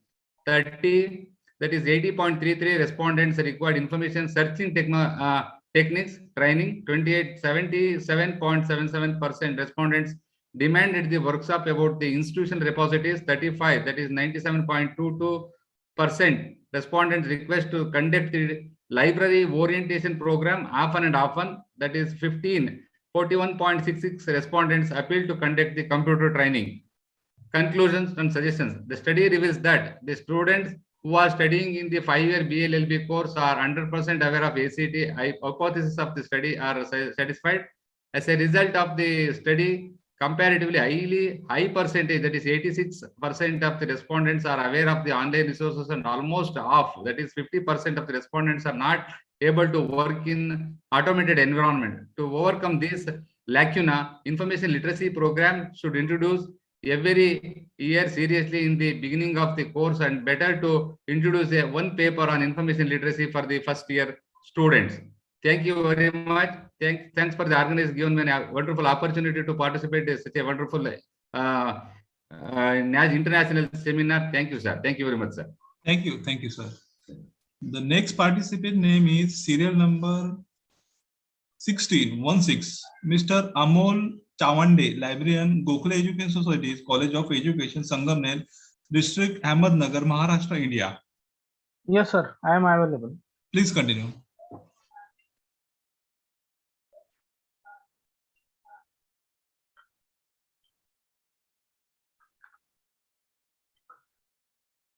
Hello, friends. Very good afternoon. Myself, Amol Chawande. I am working as a librarian at Gokhale Education Society, College of Education, Sangamner. My topic for presentation is e-learning, future education. E-learning is a computer-based and which is a 365 days available and boundaryless.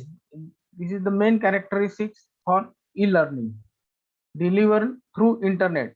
For providing in e-learning, internet is necessary. Ability to share all kinds of digital formats. As we all aware about that, the digital format like a PPT and PDF, all these formats can be shared with the help of e-learning. Synchronous and asynchronous are the two approaches of e-learning. Right now we are in synchronous format. That means all are online at the same time, whereas in asynchronous format, any lectures, if you record it and send it to students or someone else, that is asynchronous.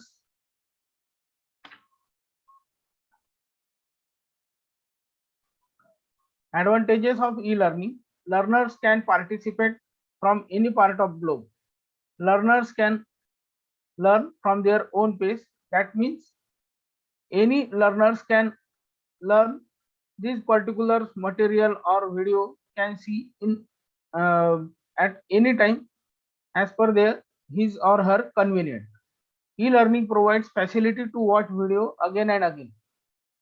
As if you have YouTube video link, you can see many times if you can't understand from in first time. So it is facility in e-learning. You can watch same video again and again. कांदे उपटून वगैरे ठेवता येत ना असं Learners require minimum computer and internet skills.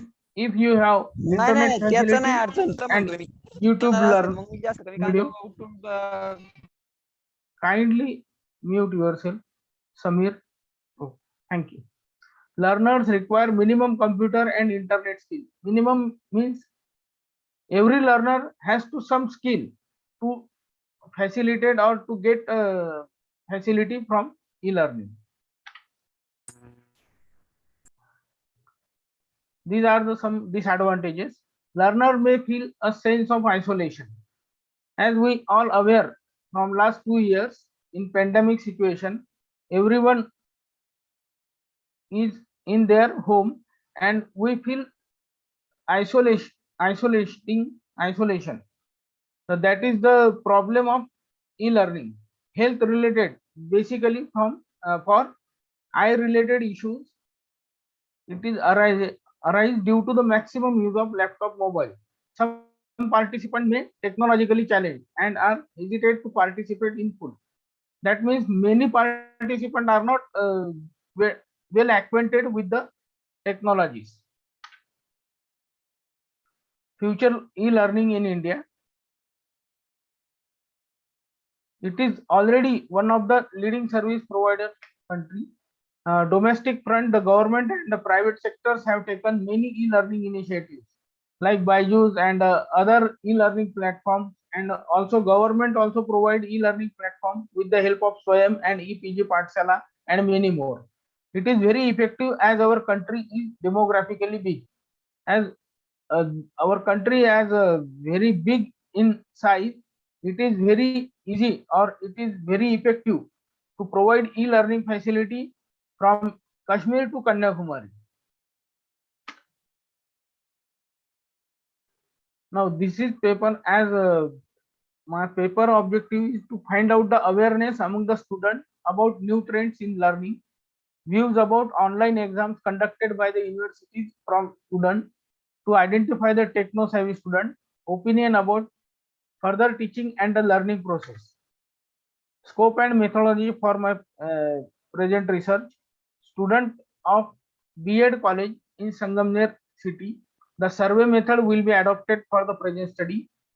The survey method and data collected directly from the population sample.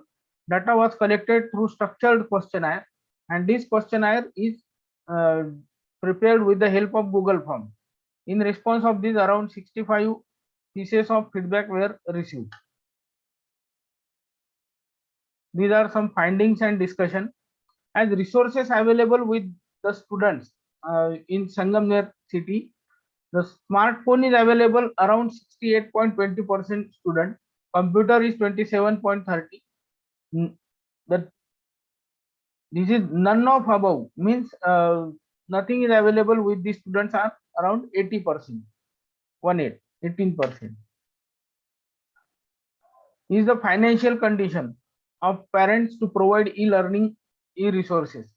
So 59% student replied that they are her parents financial condition is good to provide e-learning resources, whereas 31% student responded that they don't have financially strong. The next question asked to them, training taken by student for computer literacy. So certificate course was 72%. None of student taking diploma course, whereas 27% student getting other computer related courses. Availability of internet at home or town, nearby home. So you can see here that around 77% student replied that they have sufficient internet facility at their home and town.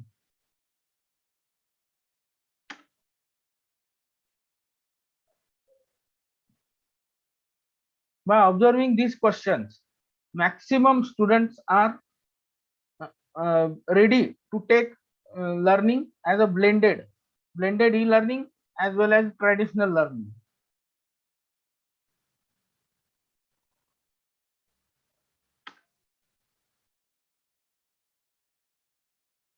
Conclusion and suggestion. Few parents are not able to give e-learning facility to their pupil. So government social organization need to contribute in their regards. In today's IT age, students are very well aware of the importance of IT. So all students have undergo training in computer literacy. Internet is the backbone of any e-learning facility. Availability of the internet at home or in town, 77% responded that they have a good internet connectivity. Maximum students have little bit knowledge about e-learning application. Therefore, college should take training program about various e-learning applications for their students. After taking information about further e-learning in India, it is revealed that the maximum students are favored the e-learning concept. More than 75% of the students are recommended blended learning. That means mixture of traditional learning as well as e-learning. Thank you everyone, and thank you for college for giving me opportunity. Thank you, sir. The serial number is 1717. Chaudappa V, research scholar, UGC GRF, Department of Library and Information Science, Bangalore University of Bangalore. Is this available, Chaudappa?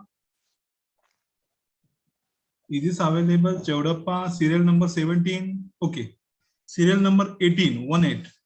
SD Dalvi and BA Pawar. SD Dalvi and BA Pawar. Is this available? Dalvi and Pawar. Yes, sir. Please Sir, continue. I am available, but my number is 99. I think that is why I'm not prepared right now. Please continue. Give me 5 minutes. 18 number is going on. Please continue. Hello. Please continue. Sir, can you give me 5 minutes, because in presentation my number is 99. No. What is your good name? Sir, Dalvi SD. No. It is 18 number. SD Dalvi and BA Pawar. Department of Zoology, Sri Dokeshwar College, Yes. Takli, Dokeshwar, Parner, Ahmednagar, India. Yes, sir. But the PPT is You not can available directly right read. now. Hello Dalvi sir. Okay, sir. Hello Dalvi हा, sir. sir. Hello. तुमच्याकडे print out असेल तर हा. ते तुम्ही read करू शकता. Print out असेल ना तुमच्याकडे. हो आहे सर. मग प्रिंट आउट मधून तुम्ही एक करू शकता. No problem sir. सर, पर 5 मिनिटं द्या ना. 5 मिनिटं. The next participation is the next participation is Adinath Gopinath Tarandale. Adinath Gopinath Tarandale. Sir, Darandale sir is not available, sir. Okay. He's out of state. Serial number 20. Mrs. Jayashri Prashant Darade. Yes, sir. Yes, sir, I am there. Please come. Continue. Yes, sir. Sir, is my presentation visible? Yeah, it is visible. Continue. Yes. Good afternoon, everyone. Myself, Assistant Professor Jayashri Prashant Darade. I'm from Ashoka Center for Business and Computer Studies, Nasik. And my research paper topic is Blockchain Technology in Digital Marketing, Pros and Cons. Introduction. Digital marketing is a marketing of products and services through digital means like website, videos, images, social media, etc. And blockchain is a way of storing information. It is spatial type of database. Data is very important in the digital marketing, and to store, analyze, and maintain the data is also very important.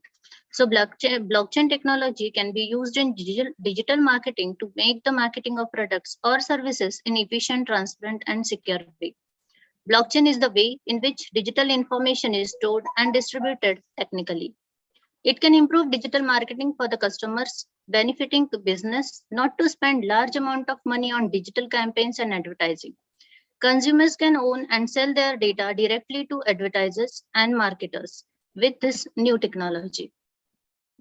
This paper highlights the pros and cons of using blockchain technology in digital marketing. Now knowing something about blockchain, what is exactly the blockchain is? A blockchain is a digital ledger that is spread and duplicated across the network system. It differs from typical database with respect to the storage of information. Blockchain stores data in blocks. These blocks are later chained together. When new data comes in it is entered into a fresh block. When the block is filled with the data, it changes onto the previous block, which makes the data chain together in chronological order. It structures its data into blocks which are chained together. Now, incorporating blockchain into marketing activities, there are few ways blockchain can help marketers, such as cloud storage, where storing vast amount of data that is accessible across devices and location. Next is smart contracts, facilitating the process, authenticating information and enforcing the terms. Fraud finding and prevention, identifying users and validating goods to be exchanged.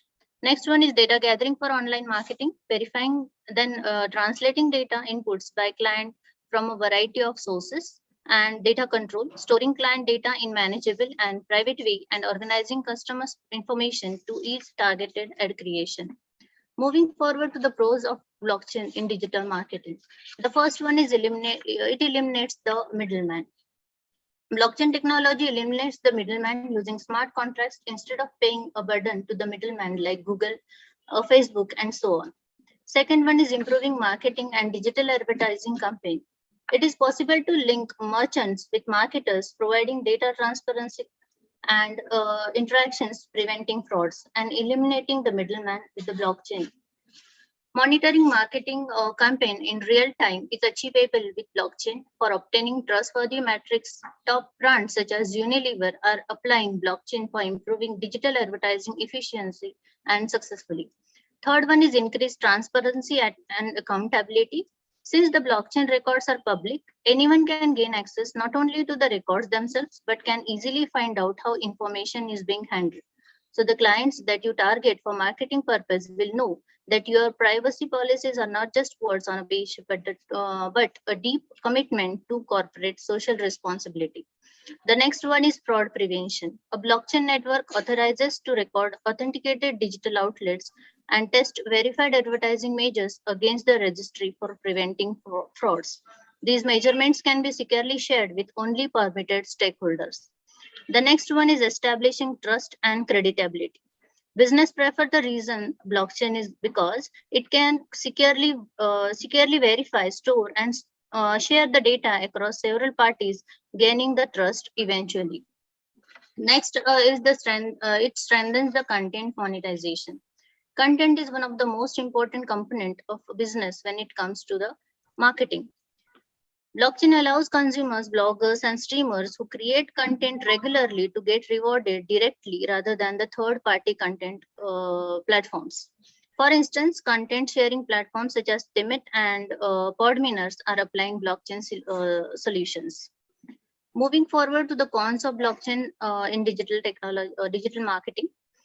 First one is the no regulation. That is, whenever it comes to the incorporating a new technology into your digital marketing strategy, there are always risks involved. For blockchain, one of the major risks is lack of regulation. That is, business is held much more accountable for any mistake or data breaches that might occur. The next one is not economically profitable. The cost is quite high when it comes to implementing the blockchain in the digital marketing. Most of the blockchain require a hyperledger feature, which is really hot in investing. And the last one is consumes too much of energy.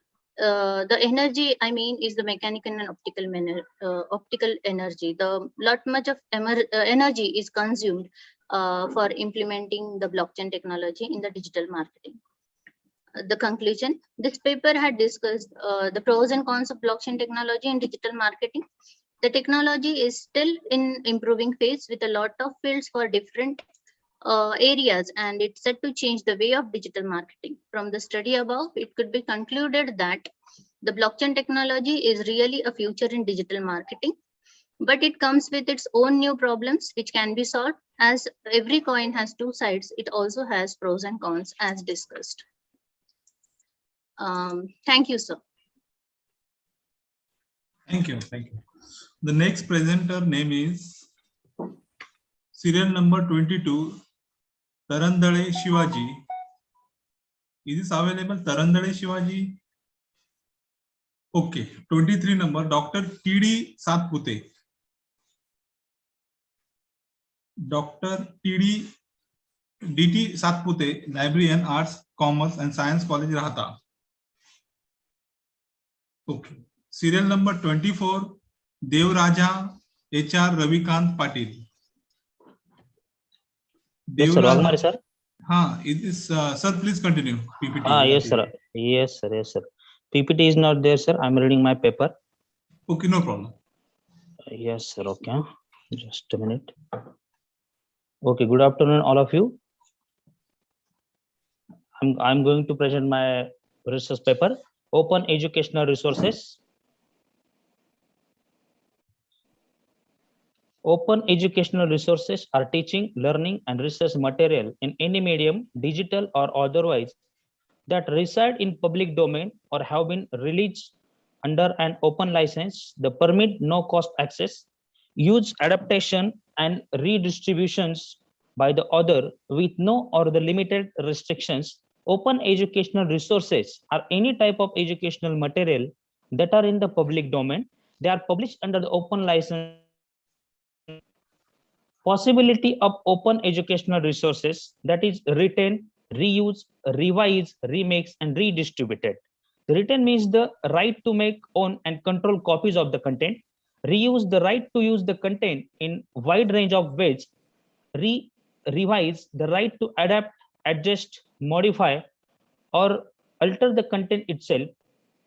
The remix, we can remix that the open educational material, the right to combine the original or revised content with other material to create something new. We can redistribute the material, the right to share the copies of the original content. Your revisions or you remix with that. The benefit of open educational resources, the student performance and the satisfactions, increasing access to educational material for wider range of learner, including those underserved by the traditional educational opportunity, the giving instructor to flexibility to customize material specifically for their student needs, encouraging educator to engage in the critical reflection of educational resources, helping student distribute and educational institutional save the money.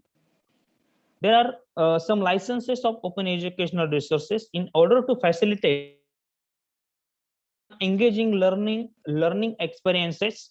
Educator student really upon the ability to freely exchange idea and educational content, but that is not always easy to do because the most publisher and the author of educational material explicitly restrict your ability to copy, share, and modify these resources through the copyright, password, or other means. Open licenses such as Creative Commons licenses, also known as CC licenses, clearly state that the author want you to use their material and give you the right freely copy, modify, adapt, and build upon those material for your desired use.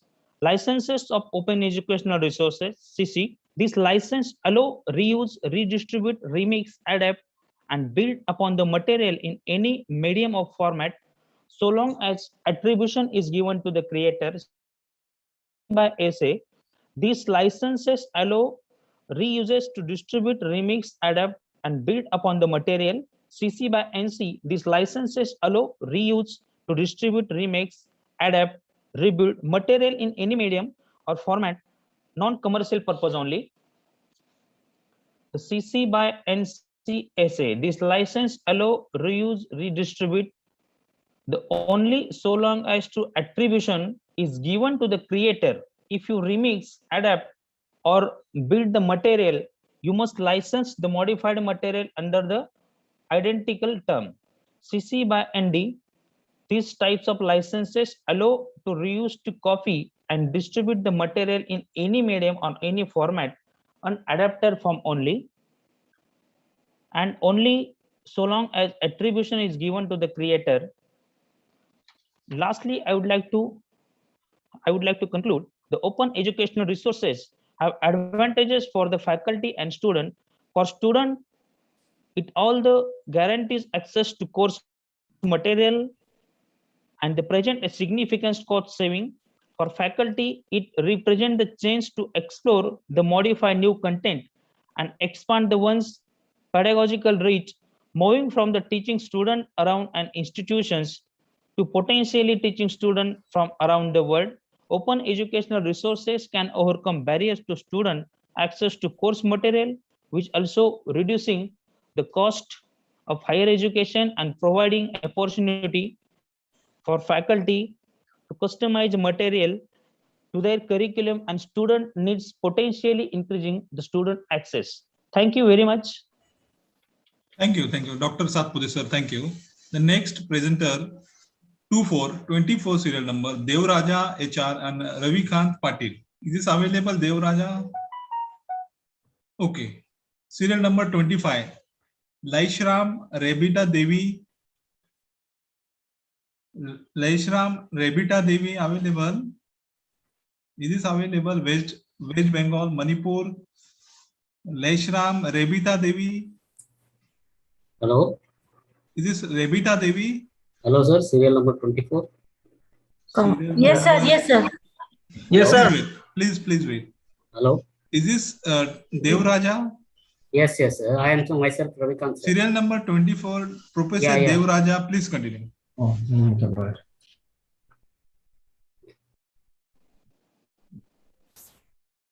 Rebita Devi, you are next of Devraja. Okay, sir. I am audible.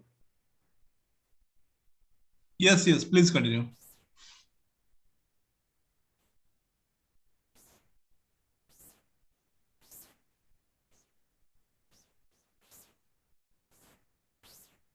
Hello, sir. It is audible. Yes, you are audible. Please continue. Just I share my screen.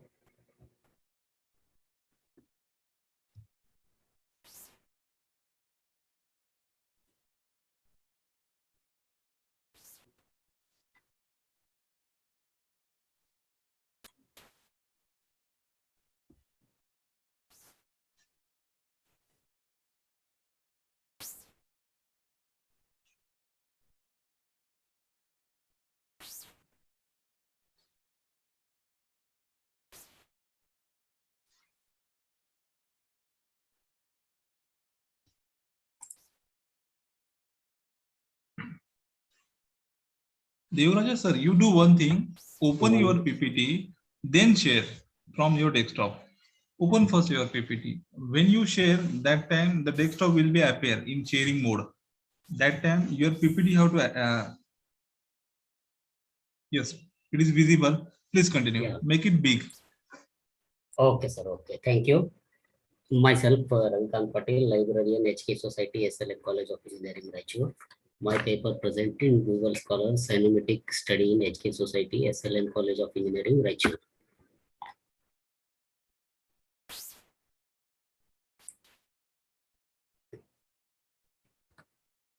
Abstract. The paper Cyanometric Analysis Research Publication Productivity of the Faculty of SLM College of Engineering, Raichur, from 2016 to 2020. Keywords: Google Scholar, citation, impact factor, and index cyanometrics. Introduction. Google Scholar, freely accessible to web search engine, indexing, full text metadata, scholar literacy across area, publishing format and disciplines. Released in BEAT in November 2014. The Google Scholar Index included vote review, online academic journal, and book conferences, papers, disseminations. The futures of Google Scholars. Search all scholar literature for any convenient places. Explore related work, citation, author, and publication, locality, complete documentation through your library on our web. Keep up with the recent development in a area of research. Check out citation of publication, create and publication authors.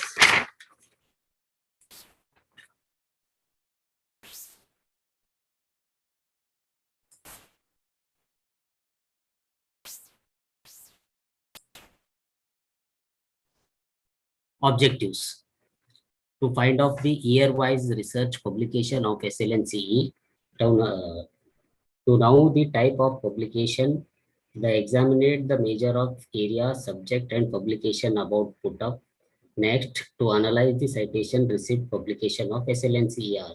Methodology. Data of research publication output HK Society SLN College of Engineering were collected from Google Scholar, including all the years from 2016 to 2020.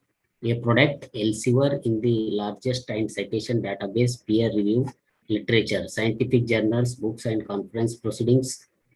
Hence, overview of the world, research outputs, the field science, technology, medicine, social science, humanities, citations received by the publication. Document its facility, calculate index, authors, institutions. The keywords SLN College of Engineering were used, document search on, optional selection, the address of category. This is data analysis, interplaces table 1. This is year, paper, percentage, total 105 of 100. Table 2. Source type, paper, percentage. Journal 16, percentage 40, conference proceedings 6, 15%, book series 8, 20 of percentage, trade publications 10 papers, 25%, total 40 out of 100%. And table 3, subject area research, topic rent, topic in different subjects. Like first one, information technology. Number of papers 10. Second one is management 10. Third one in mechanical engineering 9. Electronics and communication is 8. Number 5th, computer science. Number of papers 8. Number 6, electronics and engineering 7. Civil engineering 5.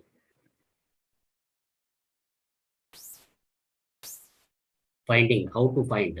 105 papers are published in the faculty SLN CE Raichur in the span of 5 years from 2016 to 2005.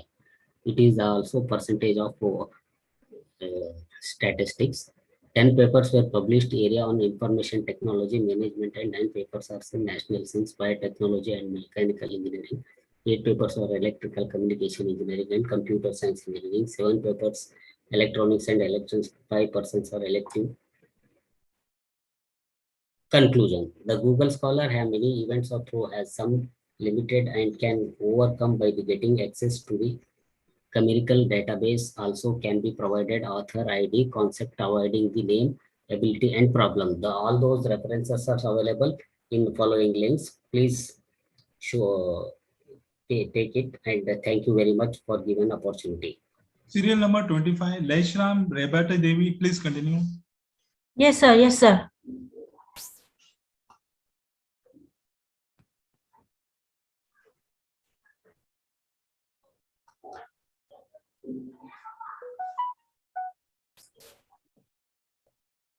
Devaraja, आपका PPT remove कर दो. Remove your PPT, Devraja. Yes, yes.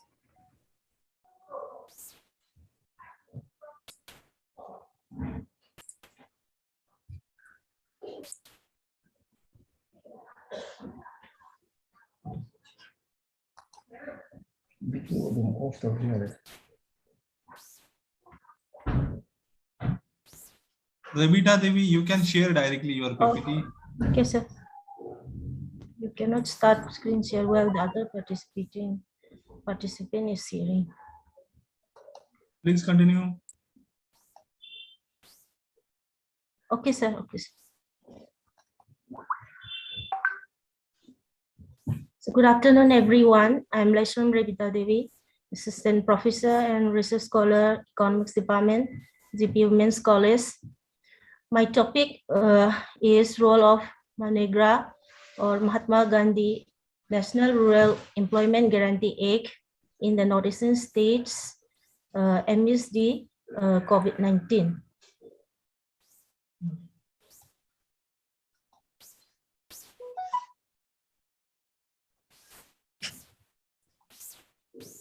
Ravikant Patil, please remove your PPT.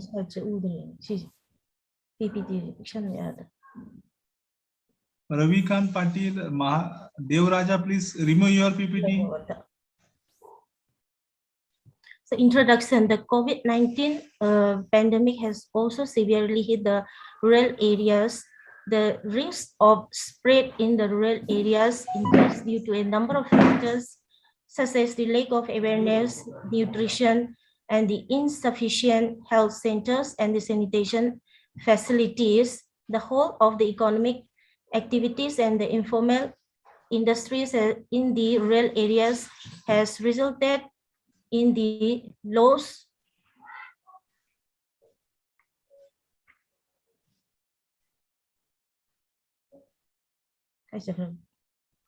Yes, please continue your sharing. Okay, sir, just please wait a minute.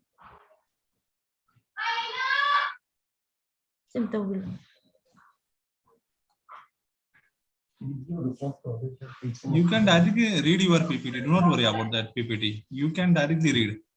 Okay, sir, please wait a minute. Do not take moderation. Rubita Devi, do not take moderation. You can directly read your PPT. Okay, Be sir. frank.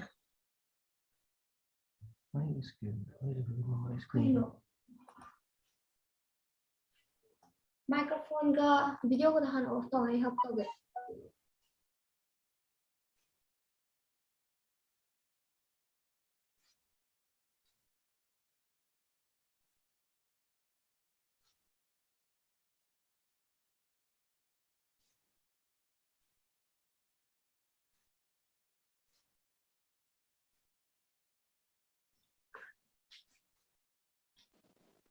It Yes, is ma'am, visible. visible, Please yes. continue. Okay, Rubita Devi. the COVID-19 pandemic has severely hit the rural areas, and the risk of spread in the rural areas is increased due to a number of factors, such as lack of awareness, nutrition, and the insufficient public health centers and the sanitation facilities, and the whole of the economic activities and the informal industries in the urban areas has resulted in the loss of the rural income. So the lack of the alternative relief measures also forced the migrant workers to return back to their native village, and this has further increased the risk of spreading the virus in the rural areas. This has also led to the severe problem of the unemployment problem in the country. Thus, it is of great challenge to the government to provide alternative employment opportunities to the rural people. In this backdrop, the two major saviors of the crisis is agriculture and the Mahatma Gandhi National Rural Employment Guarantee Act, which was launched 15 years ago as a lifeline of the rural poor, has once again proved during this COVID-19 induced nationwide lockdown. The northeastern states, which comprise of 8 states and home to 45.58 million people, according to the 2011 census, has also severely affected by the pandemic because of the limited employment opportunities due to the low industrial development of the region. So these studies make an attempt to analyze the performance of the Manegra in the northeastern states of India and amidst the COVID-19 pandemic. This study is based on various sources of the secondary data and the research articles and the other websites to address the objectives of the study. And the performance of the Manegra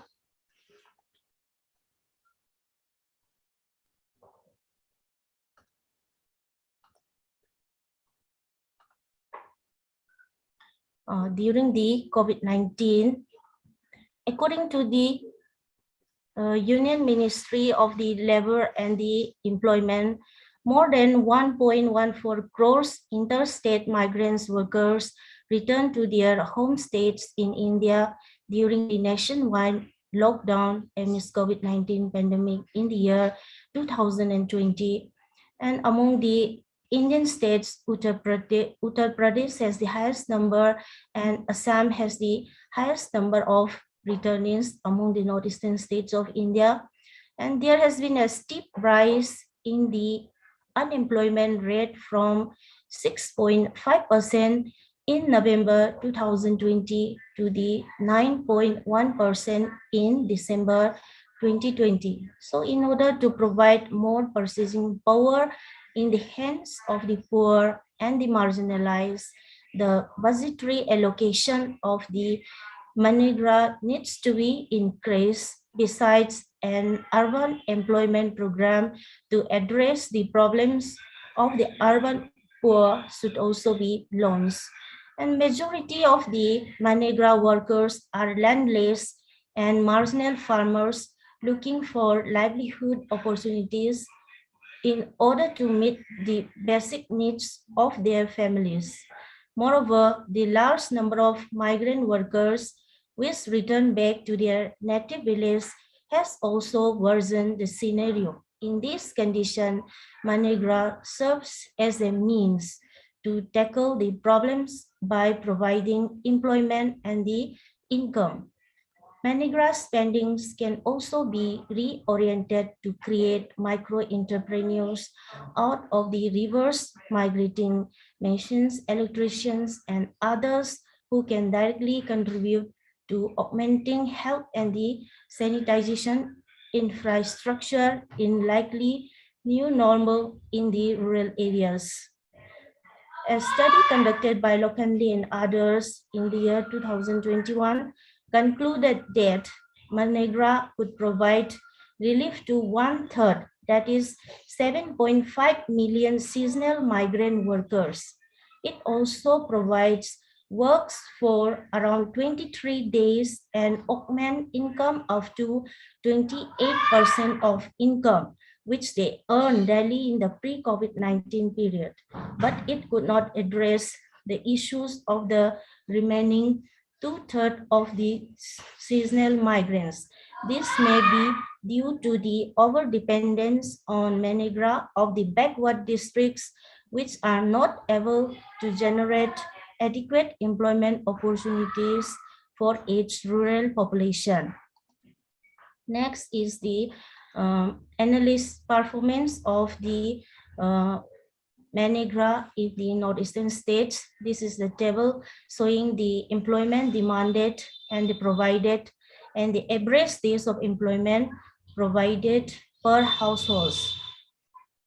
And next is the result. And this is the table showing the expenditure of MNREGA in the northeastern states during the financial year 2019 to 20. And here comes the analysis and the findings. The employment demanded has increased by 7.2% in the normal years for the northeastern states, normal years from the financial year 2018 to 2020, and 4.92% for the country as a whole. But during the pandemic, that is from financial year 2019 to 2020 to 21, the employment demanded has increased almost double by 14.6% in the northeastern states and a sharp increase of all India by 38.7%. The cumulative number of households which issued job card has reached 10.3 lakhs in the financial year 2021 as compared to only 9.7 lakhs in the preceding years. And in the financial year 2021, around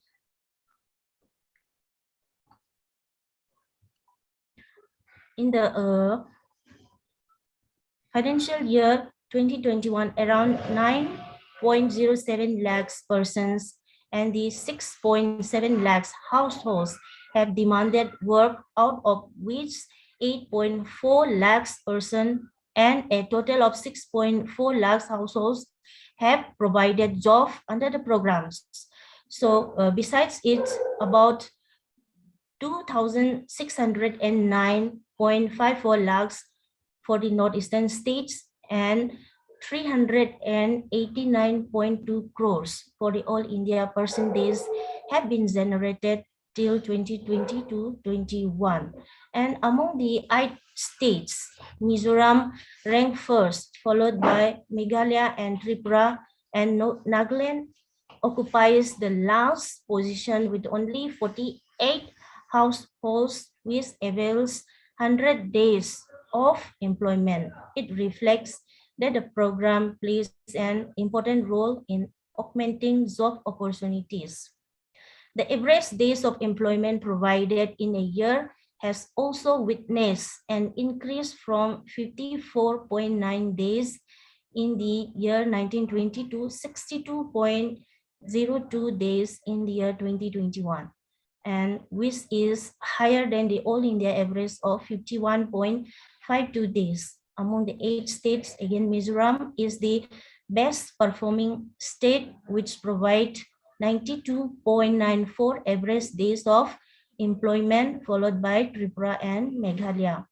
And all the states of Northeast except Assam and Nagaland has crossed over the All India average of 51.52 average days of employment. And the conclusion is MG Narega has become a lifeline of millions of workers during this economic distress caused by the pandemic, particularly in the northeastern states and the country as a whole. It has proved to be an important tool to combat the crisis of unemployment and reverse migrants in the rural India. It has also brought social and the economic empowerment of rural women and the economically and socially weaker sections of the society. In spite of the various challenges and leakages associated with the program, it is utmost important for the industrially backward states of the Northeast India that the respective state government should implement the program in the true spirit of the act with transparency and accountability. Thank you, sir. Thank you. Rabita Devi, thank you. Serial number 26, Suchitra Devi, PhD scholar, Department of Political Science, Himachal Pradesh University. Suchitra Devi. Serial number 26. Serial number 27, Kamal Dhakne.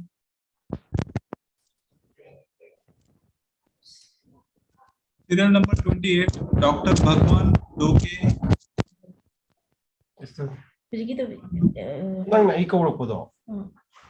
It is Bhagwan Doke.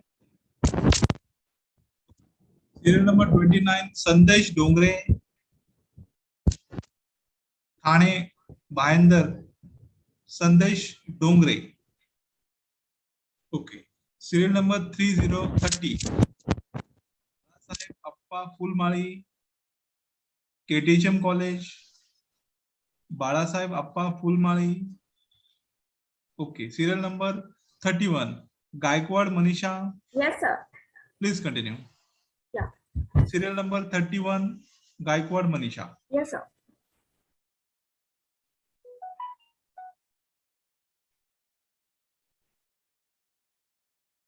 One minute. Open your PPT, then share. The desktop will be appear at the front of your Zoom, and then you share. Yes.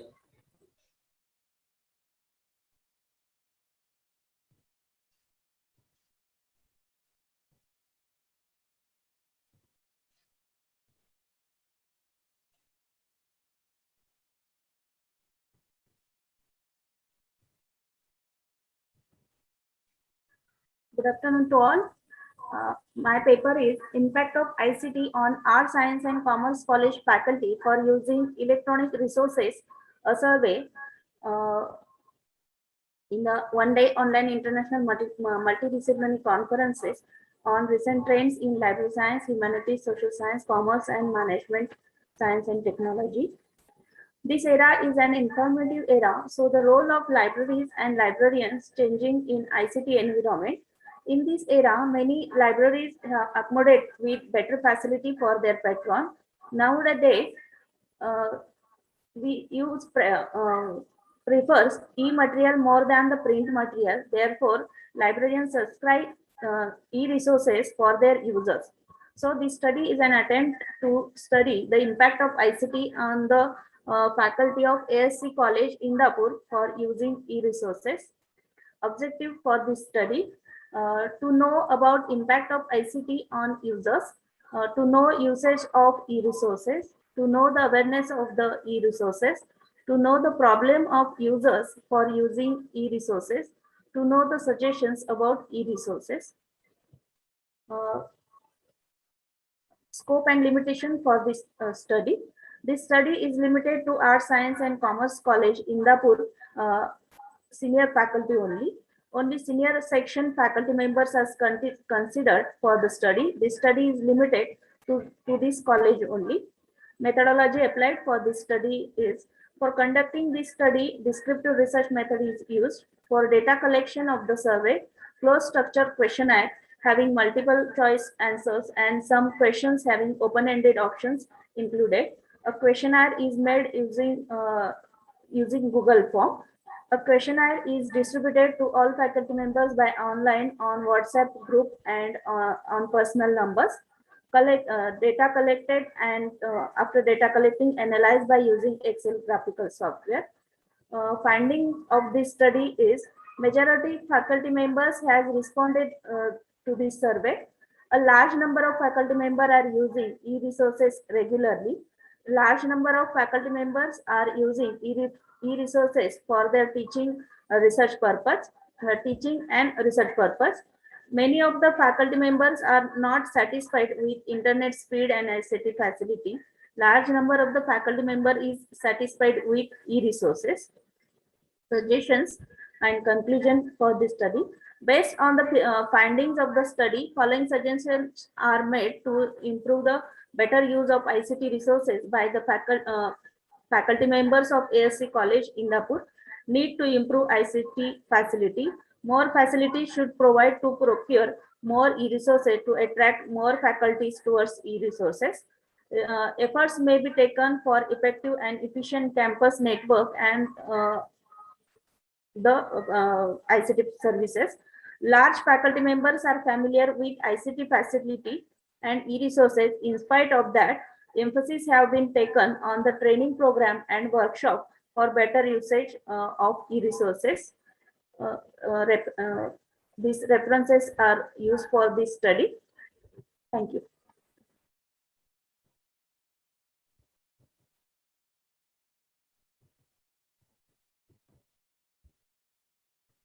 Hello.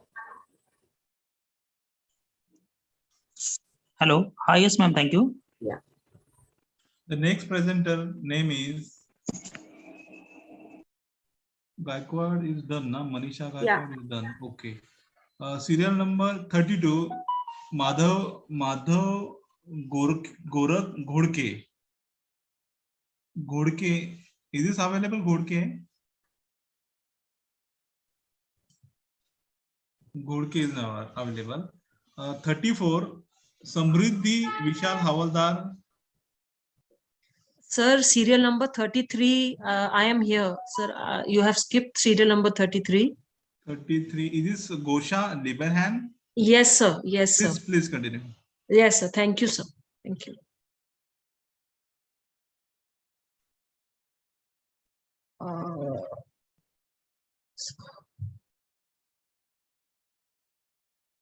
Share.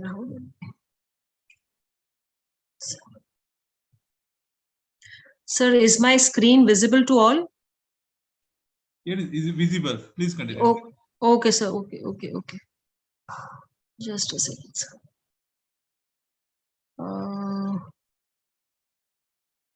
I want to put it on.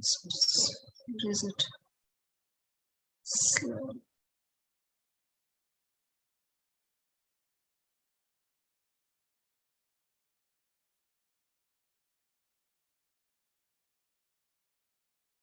A very good afternoon to all. My topic is status of Rohingya refugees in Bangladesh. Introduction. In 2017, the UN High Commissioner for Refugees described the Rohingya refugee crisis as the most urgent refugee emergency in the world. About 1.3 million people, both refugees and local community members, need humanitarian assistance. About 880,000 Rohingyas live in the world's largest and most densely populated refugee camp in southern Bangladesh. From April to November, heavy monsoon rains make life more perilous for refugees in the overcrowded camps. On March 22, 2021, a massive fire swept through the camps in Cox's Bazar. The deadly blaze injured at least 500, with more than 400 missing, including children. Those without shelter now number 45,000. Social and political demography of Rohingyas. The Rohingya people are a most Muslim ethnic minority group in Myanmar. There are about 1 million people among Myanmar's total population of 52 million and live in the part of Rakhine State, southern part of Rakhine State, which borders Bangladesh and India. As the Rohingyas were massacred, 135 officially recognized ethnic groups included in Myanmar's 2014 census. They are not given the citizenship in Myanmar. Essentially stateless, without legal rights and protection, Rohingya children and most of the family members are vulnerable to human trafficking, child labor, child marriage, gender-based violence, forms of exploitation and abuse. As Rohingya refugees are not allowed to work, they form World Vision. They take aid from World Vision and other organizations. Abstract, hundreds of thousands of Rohingyas have fled to Bangladesh and live as refugees in overcrowded camps which are prone to frequent natural disasters. The Rohingya refugee crisis is caused by the Rohingya people having to face violence and discrimination in Myanmar. Armed conflict escalated in August 2017 in Rakhine State, and most of the Rohingyas had to flee to nearby Bangladesh. The UN Secretary General Antonio Guterres described the situation in the September of that year as the world's fastest developing refugee emergency and a humanitarian and a horrible nightmare. Keywords: Rohingya, Rohingya refugee, and Bangladesh. The objectives of the study: to study status of Rohingya refugee in Bangladesh, to study the living conditions of the refugees in the camps of Bangladesh. Refugees' living conditions in the camps. The World Food Programme provides all food which is distributed by their partners, including the World Food Associations. They pray for mothers, fathers, and children who struggle to survive as refugees, especially those who face the recent fire.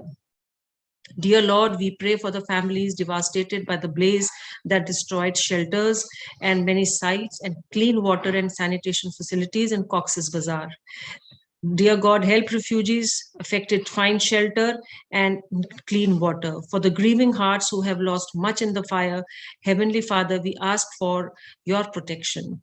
Give to World Vision's Refugee Children's Crisis Fund to help provide for their needs.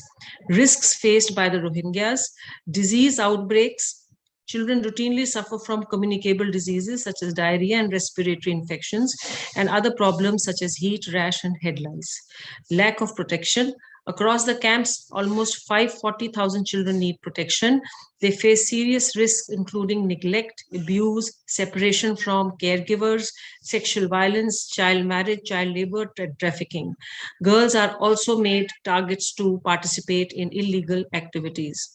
Lack of access to formal education. Nearly half of the 540,000 Rohingya children aged between 3 to 14 don't have access to the basic facilities, and which is restricted in the camps. They don't have access to formal education, which is restricted in the camps. This means children cannot sit for exams or pass a grade level. A reported 97% of all the Rohingya refugees children, they also lack access to any form of education or vocational training. Malnutrition, acute malnutrition among refugee children under age 5 has decreased since 2017, but remains at serious levels according to the WHO. Levels of stunting remain at more than 30%. This means that children are smaller for their age and may never catch up. Measures taken: World Vision programs. World Vision operates in all 34 Rohingya camps, providing aid for nearly 500,000 refugees through child protections. It strengthens child protection system in families and communities by engaging children, parents, faith leaders, and government leaders in ending violence against children, including child marriage. It refers children in need to the right professional services in the camps. Food security, livelihoods, and cash. It distributes food and provides monthly fresh food vouchers to families so that families can buy eggs, fresh produce, and other food for their choice. These organizations supply vouchers to pregnant women and breastfeeding mothers and support families to grow vegetables. World Vision is the World Food Programme's largest implementing partner. Nutrition, it helps prevent and treat malnutrition in children under 5, as well as in pregnant and breastfeeding mothers. It supports 1,500 children and 250 mothers monthly through supplementary and therapeutic feeding in almost 5 centers. Conclusion, it provides informal education for 3,840 children aged 3 to 14 in 21 learning centers in partnership with UNICEF. Adolescents ages 15 to 18 also benefited from training in vocational skills as well as basic literacy and numeracy. At the Women's Peace Centers, women and girls have built supportive social safety nets by learning how to identify and protect themselves. They have also trained men and boys in gender-based violence awareness, equipping them to become champions for the women and girls in their families. Vocational training offered at the centers has empowered women economically and socially. The influx of hundreds of thousands of Rohingyas profoundly affected local communities, already among the poorest in Bangladesh. The refugee population is now almost triple that of the host community. World Vision supports community-saving groups and income-generating activities that help vulnerable men and women break the cycle of poverty. The World Vision recently launched a new child sponsorship program in the Ukhiya community focused on education, literacy, and nutrition, which will benefit 35,000 people. Thank you, sir. Thank you for this opportunity. Thank you, madam. The serial number, Gosha is done. Yes, sir. This was Mrs. 33, Yeah. Mrs. Gosha. 34, Mrs. Samruddhi Vishal Havaldar. 34, Mrs. Yes, sir. Wagmari, sir. Yes. Ma'am is not there. After 7, she will be available. Vishal Havaldar. No, Vishal? sir. No. Okay. Serial number 36, Sunita Jadhav from Karnataka. Sunita Jadhav. Serial number 37, Vishal Vasant Jadhav. Vishal Vasant Jadhav. Serial number 38, Junubala Kuntia. जी नमस्ते, आवाज आ रही है मेरी? Is this Junubala Kuntia? जी जी जी मैं doctor जुनूबाला कुंटिया, Udaynath autonomous college की हिंदी प्राध्यापिका। मेरा विषय है भारतीय एवं पाश्चात्य दर्शन चिंतन में मानववाद। यदि मेरी आवाज आ रही है तो मैं पढ़ूं, मतलब प्रेजेंट करूं? Yes, it is audible. Please continue. ठीक, तो मेरा विषय है भारतीय एवं पाश्चात्य दर्शन चिंतन में मानववाद।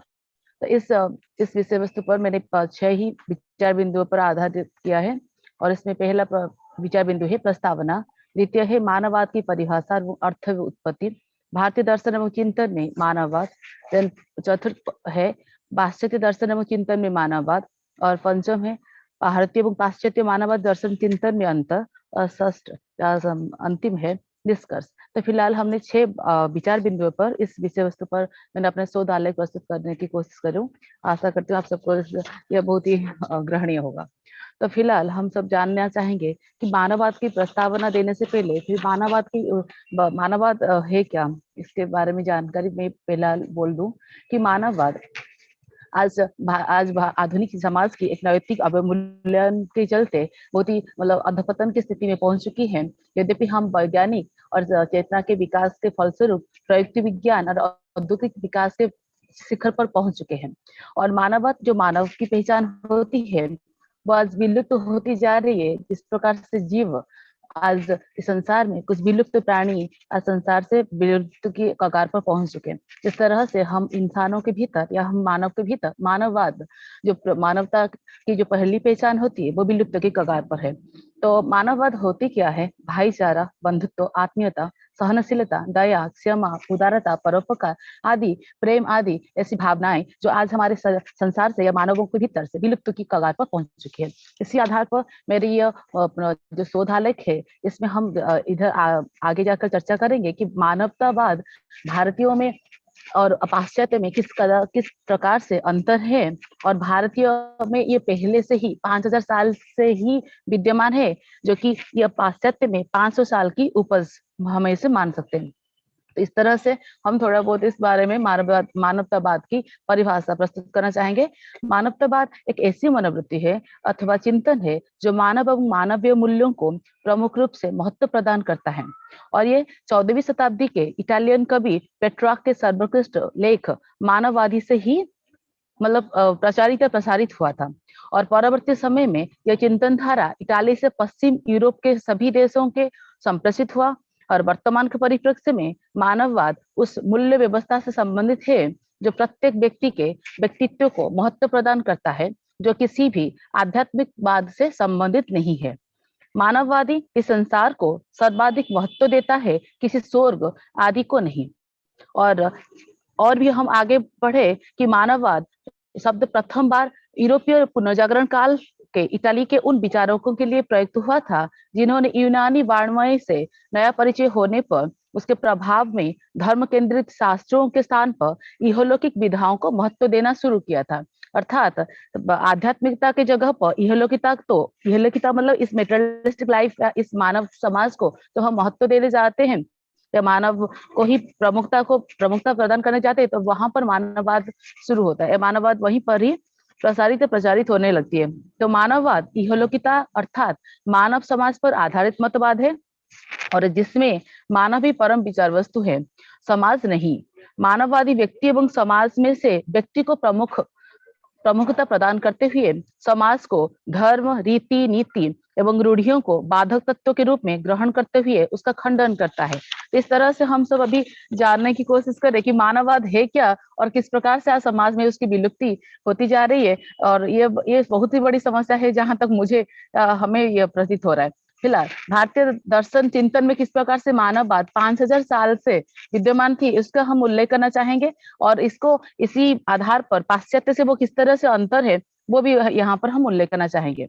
भारतीय दर्शन चिंतन में मानववाद हमारे वेदों उपनिषदों में पहले से ही विद्यमान थी, जिसको हम लोग पाश्चात्य की देन मानते हैं बाद में जाकर 14वीं शताब्दी में, मगर ये पहले से ही विद्यमान थी हमारे भारतीय संस्कृति सभ्यता या हमारे वेद उपनिषदों में।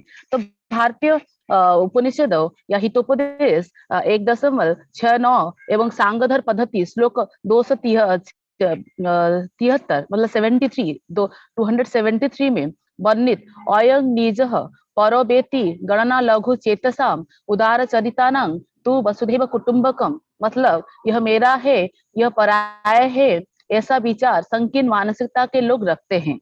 उदार हृदय एवं उच्च चरित्र वाले व्यक्ति के लिए सारा संसार ही कुटुंब समान होते हैं। इसमें भारतीय मानववाद दर्शन का प्रमुख रूप से प्रमाण मिलता है, जो कि 5000 साल की ही लेख है, और जो कि भारतीयों में ये पहले से ये भावना, ये चेतना पहले से ही विद्यमान थी, जो कि आज हम देख रहे कि समाज में से लुप्त होने की कगार पर पहुंच चुकी है। फिलहाल इसी तरह से यजुर्वेद में 11.5 में वर्णित शृण्वन्तु विश्व अमृतस्य पुत्रायो ये धामोनि दित्यानि तस्यु, मतलब सब मनुष्य एक ही परमपिता परमात्मा के अमृत पुत्र है, अतः सारी मानव जाति अमृत पुत्र है, सब परमात्मा की ही विभूति है। इसमें समग्र मानव जाति को एक इकाई के रूप में संबोधित कर भारतीय संस्कृति मानववादी होने का भी प्रमाण प्रस्तुत करता है। और अथर्ववेद में प्रदुक्त सुक्ति सर्वा आशा सम मित्र भवन्तु, मतलब पूर्व पश्चिम उत्तर दक्षिण सब दिशाओं के मनुष्य मेरे मित्र होंगे, अर्थात सब मिलजुल कर रहे। इसमें भी वेद समस्त संसार के प्राणियों के साथ साथ साम्य भाव, प्रेम एवं मित्रता के भाव रखने का उपदेश देता है, ताकि देशों की सीमाएं मनुष्य में भेद न कर सके। आदि भावना भारतीय मानववादी चिंतन को परिपुष्ट करती है। फिलहाल आगे बढ़ते, डॉक्टर देवराज ने भी उल्लेख किया है कि भारतीय मानववाद दर्शन के मूल स्रोत उपनिषद है और उसका प्रमाण हमें बृहदारण्यक के अहं ब्रह्मास्मि अयमात्मा ब्रह्म तब तत्वमसि में मिलता है। तो महर्षि व्यास के कथन के अनुसार ना ही मनुष्यात श्रेष्ठता अर्थात मनुष्य से बढ़कर कुछ नहीं है आदि कथनों में प्राचीन तथा आधुनिक भारतीय चिंतकों के मानव प्रेम का प्रमाण मिलता है। इस तरह से हम लोगों ने यह उल्लेख किया कि किस तरह से भारतीय दर्शन चिंतन में मानववाद पहले से विद्यमान थी और उसमें यदि हम उसको दर्शन इस मानववाद दर्शन के कुछ प्रमुख बिंदुओं पर हम गौर करें या उसको उल्लेख करें तो हमें मिलेगा कि भारतीय मानववाद में आध्यात्मिकता जिसको हम अलग तरीके से मतलब स्पिरिचुअलिज्म को हमने अलग तरीके से रीति रिवाजों में की ढोंग में ही बांध कर अभी रख रहे, पूजा पाठ करने के तौर तरीका में हमने कुछ गलत मतलब संस्कारों को कुछ संस्कारों को मतलब उसमें ऐड करके मतलब उसमें सम्मिलित करके हमने आध्यात्मिकता को कुछ गलत ही परिभाषा दे चुकी है। तो जो भी है तो हमारे मानववाद दर्शन में आध्यात्मिकता प्रथम एक विचार बिंदु है, द्वितीय है वसुधैव कुटुंबकम, तृतीय है सर्वभवन्तु सुखिनः, चतुर्थ है कुर्वन्तु विश्वार्यं, पंचम है मनोभव, षष्ठ है सर्वभूत हितरया आदि प्रमुख 6 विचार बिंदु है जो कि हमारे भारतीय मानववाद दर्शन चिंतन को एक अलग सा एक महत्वपूर्ण स्थान देता है, उसकी अलग से पहचान बनाता है। फिर पाश्चात्य दर्शन चिंतन में मानववाद किस तरह से प्रमुख रूप से उद्रेक हुआ, जो कि हम आज मानववाद बोलने से या मानववाद कहने से पाश्चात्य के मानववाद दर्शन चिंतन को ही फॉलो करते हैं, उसका अनुसरण करते हैं। तो पाश्चात्य दर्शन चिंतन में मानववाद क्या है? पाश्चात्य दर्शन चिंतन में मानववाद की उत्पत्ति या मानव प्रेम की उत्पत्ति साहित्यिक स्वतंत्रवाद चिंतन दर्शन के कारण हुआ। मतलब उनका मानववाद यदि प्रचारित हुआ प्रसारित हुआ उसका उद्रेक भी हुआ, उसका मतलब ओरिजिन हुआ तो ये पहले से हुआ कि साहित्यिक स्वतंत्रवादी दर्शन चिंतन के विरोध में। फिर व्यक्ति की स्वतंत्रता तथा स्वतंत्रता को महत्व प्रदान करते हुए यह मानव प्रेम का बीजारोपण करता है या मानववाद का बीजारोपण करता है। यूरोप के विभिन्न राज्य क्रांति विशेषकर फ्रांस राज्य क्रांति मानववादी चिंतन के विकास में सहायक सिद्ध हुआ है। तो उनकी मानववादों के प्रचार प्रसार क्रांति से हुई है, साहित्यिक स्वतंत्रवादी आंदोलन से हुई है, जो कि हम भारतीयों के मानववाद से बहुत ही तरह से भिन्न है, मतलब बहुत ही अलग है। तो पाश्चात्य मानववादी आंदोलन सामंतवादी रूढ़िवादी नियमों के विरुद्ध क्रांति का परिणाम था। पश्चिम में मनुष्य के प्रति प्रेम प्रदर्शन तथा मानववादी चिंतन को मुख्य कारण वैज्ञानिक तथा वैचारिक क्रांति विशेषकर फ्रेंच क्रांति ही रहा। फिलहाल ए मुजीब अपनी पुस्तक वर्ल्ड हिस्ट्री और हेरिटेज से उल्लेख करते हैं, फ्रेंच आंदोलन यह वैचारिक क्रांति थी जिससे समाज का ज्ञानोदय हुआ था और इस क्रांति के कारण चर्च पोप के द्वारा धार्मिक नियमों सामाजिक प्राचीन रूढ़िवादी नीतियों सामाजिक प्रथाओं को अपवित्र एवं असत समझते हुए उसे अस्वीकार किया गया था। मानव को एकमात्र पवित्र तथा सत तथा मानव के विकास की आवश्यकता को स्वीकारते हुए समाज एवं सामाजिक नियम कानूनों से मनुष्य को मुक्त करने की कामना किया गया था। तो इस तरह से हमने देखा कि पाश्चात्य दर्शन चिंतन में मानववाद एक प्रकार की क्रांति का ही फलस्वरूप रहा, या उसमें हम बोल सकते कि साहित्यिक स्वतंत्रवाद आंदोलन का विरोधी एक मानववाद मतलब साहित्यिक स्वतंत्रवाद आंदोलन के फलस्वरूप ही मानववादी उद्रेक हुआ। तो हम आगे बढ़ते हैं, भारतीय पाश्चात्य मानववाद दर्शन चिंतन में अंतर क्या है, हमने इसको तुलनात्मक अध्ययन के आधार पर हमने उसमें कुछ विचार बिंदु ही यहाँ पर उल्लेख करना चाहेंगे कि भारतीय मानववादी चिंतन एवं पाश्चात्य मानववादी चिंतन में अंतर को स्पष्ट करते हुए स्वती वीरेंद्र चंद्र ने भारतीय चिंतन को सर्वपुरातन प्रमाणित करते हुए यह उल्लेख किया है कि वसुधैव कुटुंबकम की उदार उक्ति सबसे प्राचीन और सर्वाधिक प्रगतिशील है और यह भारत के मुनि ऋषियों की दूरदृष्टि ही रहे। फिर पश्चिम में इसका विकास अनेक क्रांतियों से होकर इस प्रकार की मानववाद की जो विचारधारा पश्चिम में ये क्या हुआ था, अनेक क्रांतियों से ही उभरा था, मतलब क्रांतियों के ही फलस्वरूप मानववादी था। तो अमेरिका के राष्ट्रपति वुडरो विल्सन ने we are citizen of the world, हम विश्व नागरिक है कि जिस सिद्धांत को व्यक्त किया वह किसी नवीन विचारधारा का उद्घाटन नहीं, हम बोल सकते ये किसी नवीन विचारधारा का उद्घाटन नहीं। 24 अक्टूबर 1949 को संयुक्त राष्ट्र संघ के अस्तित्व में आने पर उसके उद्देश्य में भी इसी प्रकार के भाव का भार मिलता है, जो कि हमारे मुनि ऋषियों ने उसे बहुत ही साल पहले उसका उल्लेख कर दिया था। फिर हम अभी निष्कर्ष पर पहुंचते हैं कि भारतीय जी प्लीज डायरेक्टली जंप ओके बस निष्कर्ष जी अभी निष्कर्ष पर ही पहुंचते हैं, कंक्लूजन। यस, तो निष्कर्ष यही है कि भारतीय एवं पाश्चात्य मानववाद में विराट अंतर है और भारतीय मानववाद किसी क्रांति का परिणाम नहीं है। यह प्राचीन भारतीय संस्कृति का चिंतन का पूर्ण परिप्रकाश है। नैतिकता के आधार पर प्रतिष्ठित भारतीय मानववाद में भौतिकता का स्पर्श नहीं है। तो पाश्चात्य दृष्टिकोण में मानववाद या मानव एक सर्वश्रेष्ठ जीव है, परंतु भारतीय दृष्टिकोण में यह सर्वश्रेष्ठ आत्मा है। तो भारतीय और पाश्चात्य मानववाद में अंतर यही है कि उन्होंने मानव को एक जीव माना, मगर हमारे भारतीयों ने उसे एक आत्मा माना, सर्वश्रेष्ठ आत्मा। पाश्चात्य मानववाद की उत्पत्ति 500 वर्ष से हुई है, परंतु भारत में ये 5000 वर्ष की उत्पत्ति से ही हो चुकी है। और पाश्चात्य मानववाद युग की आवश्यकता है, परंतु भारत में ये चिंतन की चिरंतन प्रथा है। तो इस प्रकार से हम बोल सकते हैं भारतीय पाश्चात्य मानववाद दर्शन चिंतन में यही अंतर है। तो धन्यवाद, thank you so much and lots of love. Thank you. Serial number 39, Komal Jindal. Komal Jindal. Hanji, good evening, sir. Please I'm continue. here. Sir, can you hear me? Yes, yes. Please upload your PPT. Okay, sir. Sir, PPT is not ready. I'm going to read my research paper, if you allow. Please continue. Okay. Yes, sir. Sir, my research paper, first of all, a very good evening to all of you. My research paper is about stress management among women employees in private colleges, a study of Haryana and NCR. I'm a research scholar in BMU, Rahata. Okay. My abstract is, the aim of my paper is to seek attention on the stress, both physical and mental, that women of our society are facing while contributing to build a strong foundation for the nation, rendering teaching services in private colleges. In today's scenario, teachers play an indispensable role in education sector, and therein too, the role of women employees is of utmost importance. They pay a significant cost for rendering these services. Moreover, their real cost is much more higher than their monetary cost. They bear a lot of exertion, pain, and sacrifices. In fact, they play multiple roles at multiple fields. So this paper studied about the stress being faced by the women employees in private colleges. My keywords are stress, women, colleges, work, and stress management. Stress is the feeling of being overwhelmed or unable to cope with mental or emotional pressure. It is the adverse reaction people have to excessive pressure. Stress can better be defined as adverse reaction people have to excessive pressure or other types of demand placed on them.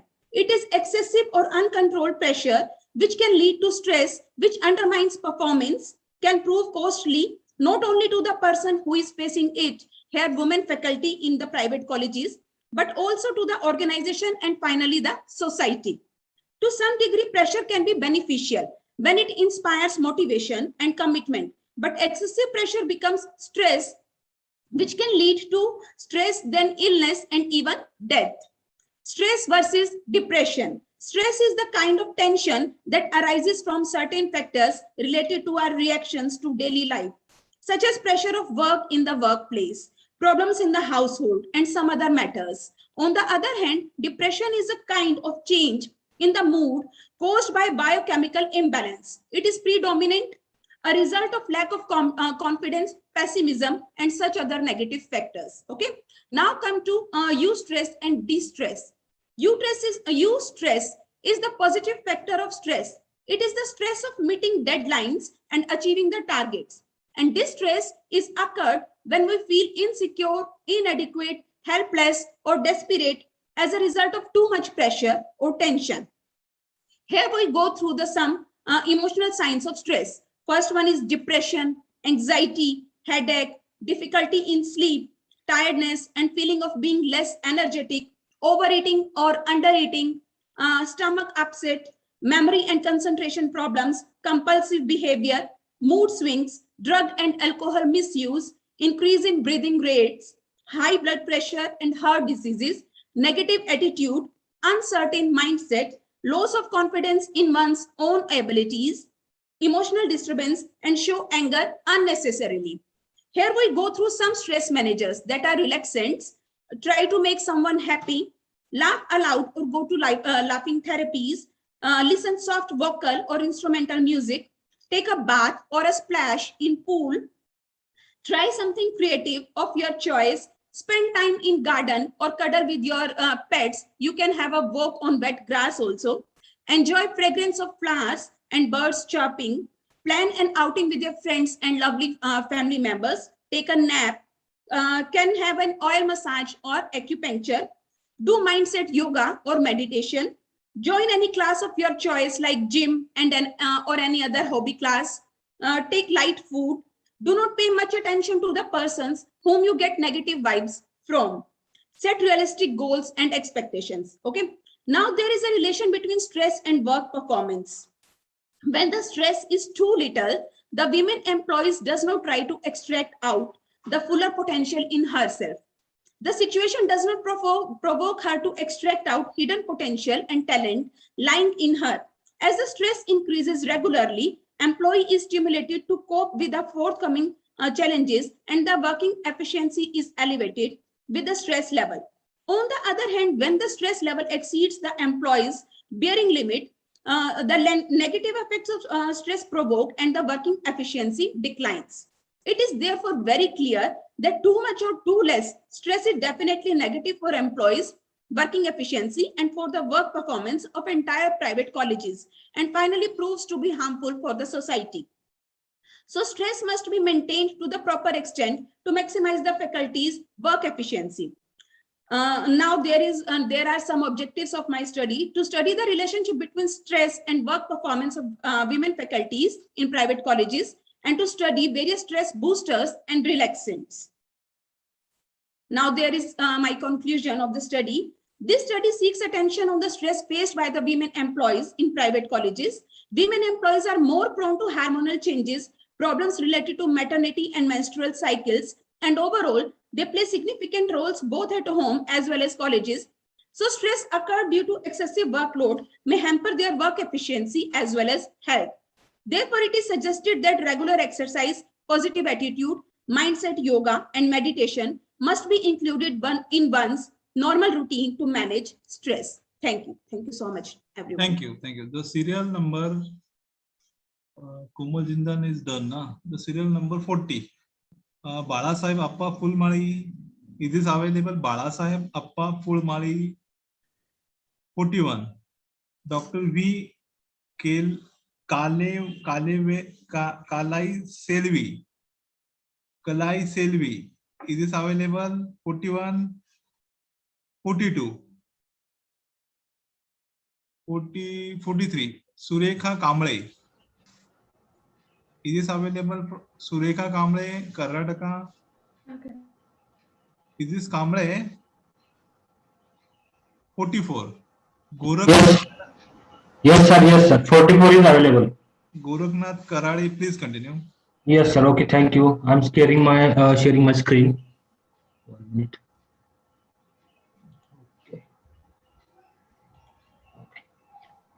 Good evening to all of you.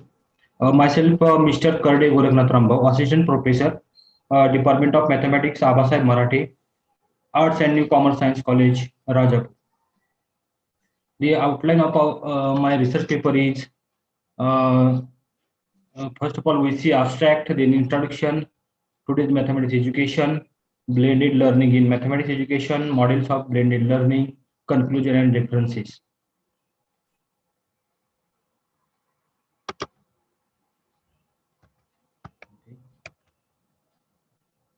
Abstract is in the development of science education system. The education of mathematics plays an important role. If we develop a mathematics education, it will help in development of science education, and development of science education will help in development of whole world.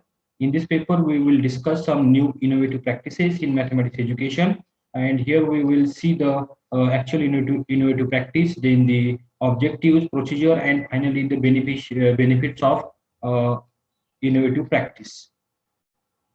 We know that to destroy any nation there is no need of atomic bomb. If we collapse the education system of the nation will automatically will get destroyed. To save our nation, we have to increase quality of education system, or we have to develop our education system. As we know that the science education plays an important role in development of world in technology. Also, we know that the mathematics is a queen of science. To develop mathematics education, we have to introduce innovative practices in mathematics education. That means we have to introduce new techniques and new methods to teach mathematics in classroom. The objectives are to know new innovative practices in mathematics education, to encourage our teachers and students to implement innovative practices in their teaching learning process. Uh, so blended learning in mathematics is an innovative practice. It is a mixture of face-to-face practical learning and online learning environment, and it is for individual learning groups, group learning, and teachers. And it overcomes the drawbacks of teachers-centered classroom sessions loaded with lectures, and it will help in maintaining teachers learner communication level and scope to autonomy in learning. It exposure to variety of digital learning resources like videos, web articles, graphics, etc. And it gives variety of learning experiences like group discussion, online activities, and presentation. There are four models of blended learning in mathematics: rotation model, flex models, self-blend model, immersive virtual model. A rotation model is again divided into four types: station rotation, lab rotation, individual rotation, flip rotation. Station rotation, in this type, the students rotates between different stations. That is, some students work online, some students interact with teachers in classroom, some students work in group making discussion on mathematics problems and their solutions, and some students assess non-digital material like textbook, reference book, and notes on mathematics curriculum. Lab rotation model. In this type, students rotates between mathematics practical laboratories. Here also some students work online and some students work offline. Similarly, there are two more types: individual rotations and flipped classrooms. Flex model. This model gives completely flexibility to learner, variety of learning experiences, own schedule decided by every learner, individual needs targeted together as a guide by side by side. Immersive virtual model. In this model, only few students will make a face-to-face interaction planned by the teachers. Learner come to campus and mathematics laboratory. Here, teachers are facilitator, observers, and provide scaffolding only if approached by the learners. Role of teachers and learners in blended learning in mathematics education: by providing different mathematics resources to students, teachers becomes facilitator and students as an active agent of change, that is a learner. Facilitators have to believe that learner can learn mathematics from sources other than voice, and learners have treasure of previous experience of mathematics knowledge and mathematics and skills to solve problems in mathematics. Learner learn better mathematics if relevance is established, and learners will involve in decision making situation. The conclusion of this paper is thus the blended learning in mathematics education will provide a systematic mathematics education to learn, and so that learner can understand mathematics in better manner, and he will increase his teaching thinking power also. As a blended learning in mathematics increases thinking power of a learner, so that learner can make research in mathematics which will be beneficial to society. And these are some references that I have used here. And thank you very much, sir.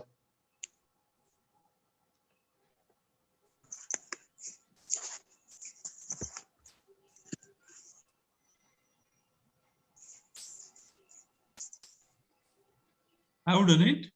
Thank you, sir. Okay, the next presenter is Dr. Wasim Ullah Khan Inayat. Yes, sir. Yes, Please sir. Yes, sir. I'm continue. present. Serial number 45. Yes, sir. Yes, sir. Please continue. Okay, sir. Okay. Thank you. Thank you very much, sir. Yes, sir. Please continue.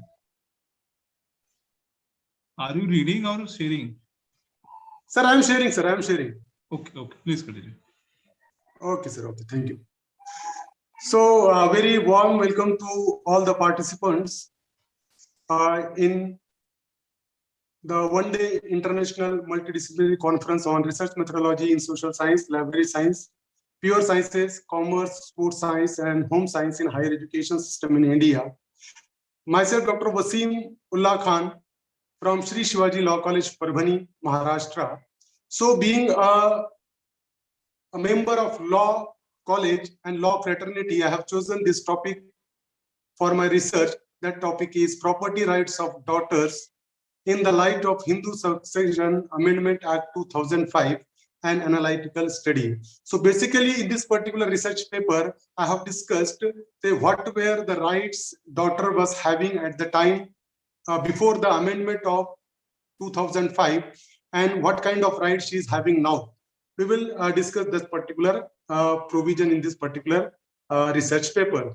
So there is an introduction. The Hindu Succession Act 1956 is a piece of document providing the rule of succession amongst Hindu. So Hindu Succession Act 1956 provides a provision relating to the rule of Hindu succession. That is the piece of a document which we are having. In section 8 of Hindu Succession Act 1956, daughter is included in the list of class 1 heirs and will get share in case of death of father. So as we know very well, so the daughter is having a right to inherit the property of father only in case of his death of father under section 8 of Hindu Succession Act 1956. But in section 6, only son was included in the list of coparcenary and daughter was not included as coparcener. So before 2005, only son could be a coparcener under section 6 of Hindu Succession Act 1956. So no daughter was entitled to be in the list of coparceners. So no daughter could be a coparcener before 2005. Only son could be a coparcener. Now, aims and objectives of this research is to know the status of daughter after the enactment of Hindu Succession Amendment Act 1956. And second aim is that to know the status of daughter who got birth before the enactment of Hindu Succession Amendment Act 1956.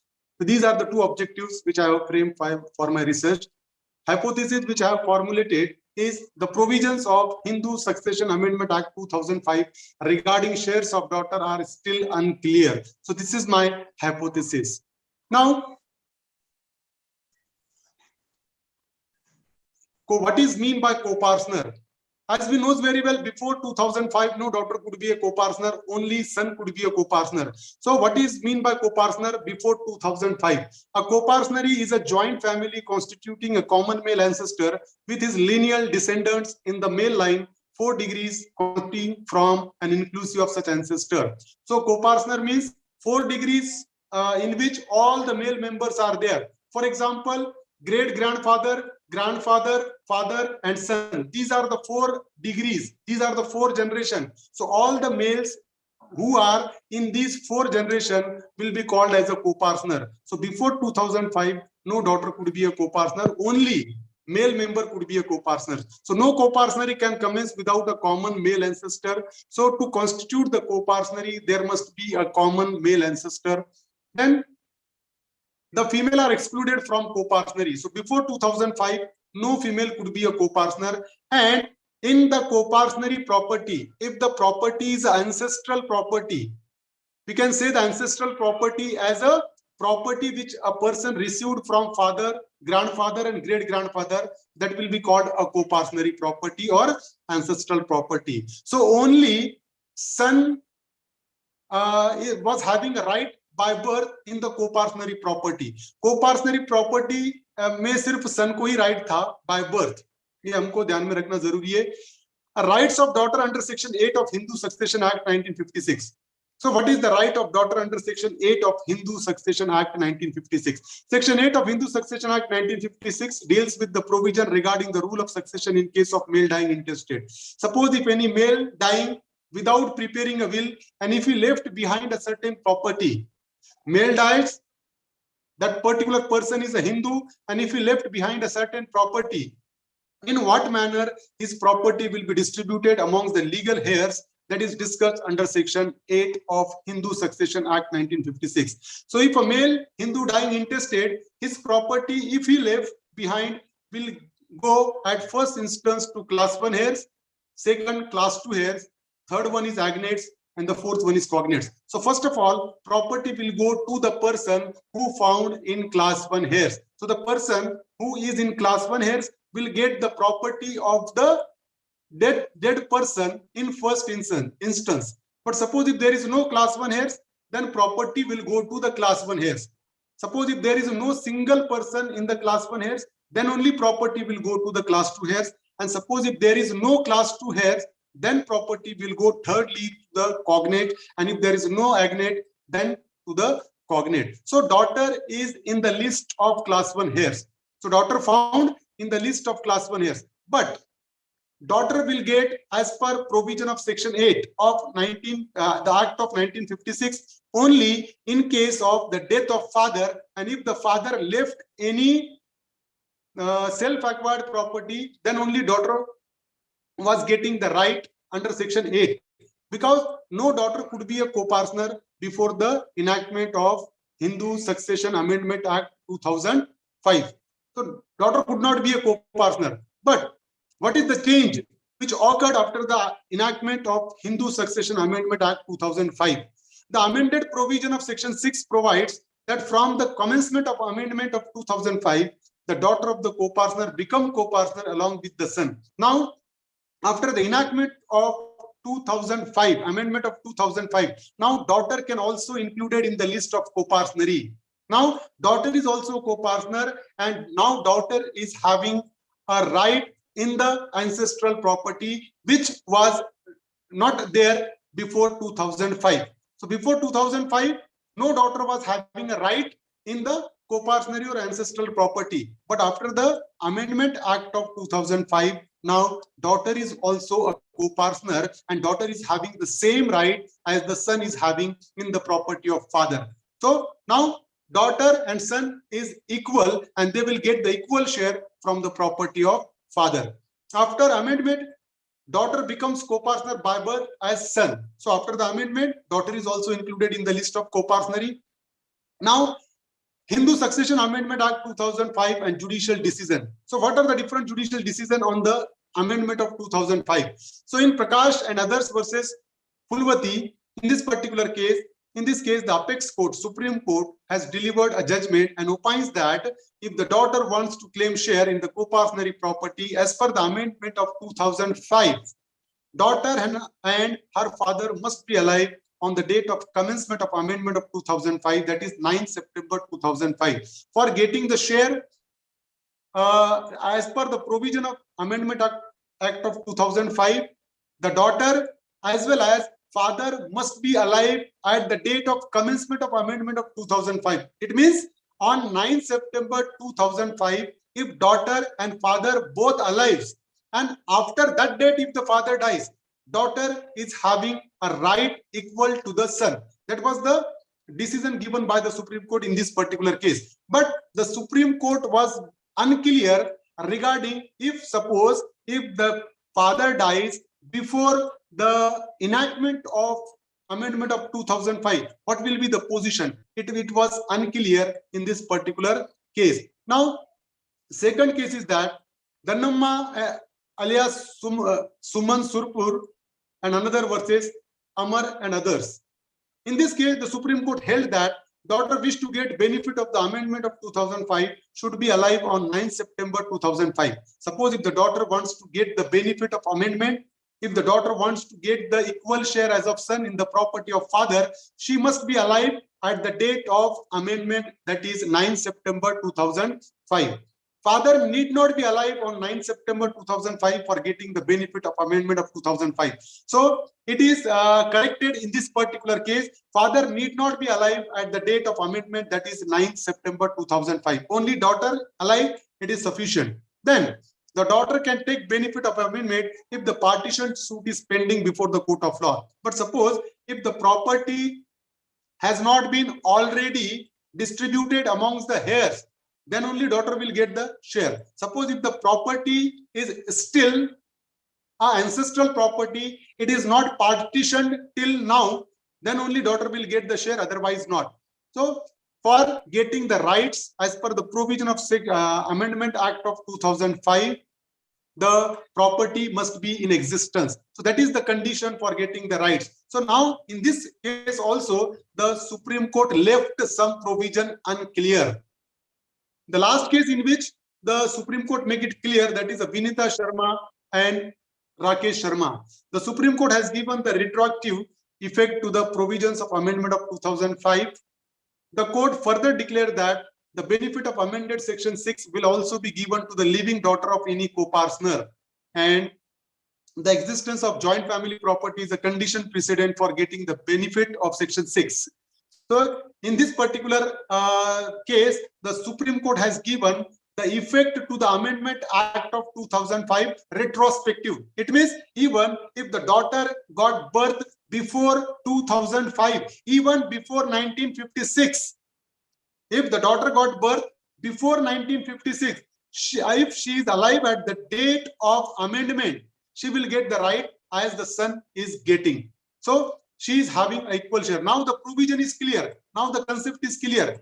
If the daughter is alive at the time of death of father, she will get the right in the joint family property as of son. So equal to the son, she will get the right. Now, after making a research, I have suggested certain suggestions.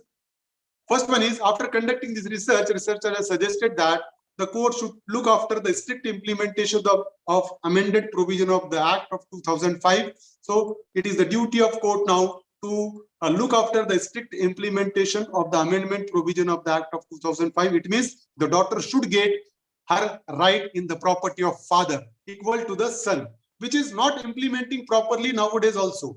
The guidelines of the Supreme Court in Vinita Sharma and Prakash Sharma should be followed by subordinate court to make a justice with the daughters. So these are my suggestions through this research paper. So thank you. If you are having any queries, you can raise it. Thank you. Thank you. Thank you, sir. Thank you. Serial number 46.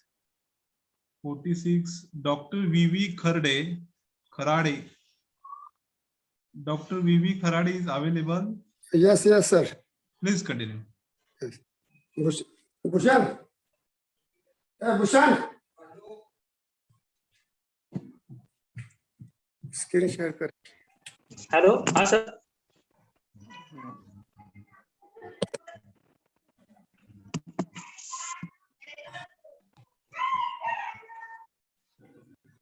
सुरू झाले 500 पुरा आहे.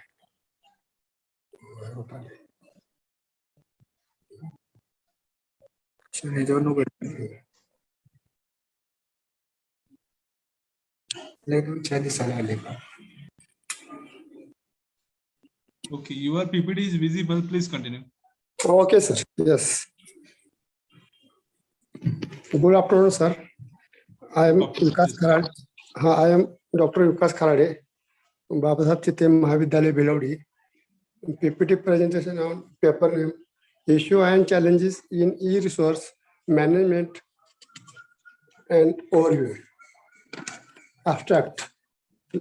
Libraries play an important role in the academic institution, and it is the central component of the education system due to the rapid development of information communication technology. The acquiring of information is gradually replaced by access of information through online. The collection of modern libraries is eco-friendly, time-saving, multi-access facility to access without physical presences in library, and also changing the printed resource in the form of electronic e-resource. Introductions. A library is the place with used from the students to find books, read the current new form up to date newspaper, and also for research to access or share information for the particular need. Due to the rapid development in information technology, the libraries was transitioned to the e-books, e-journals, talking please of journals, digital manuscript, and various other documents in the electronic form as an information source of a library. Type of a e-resource.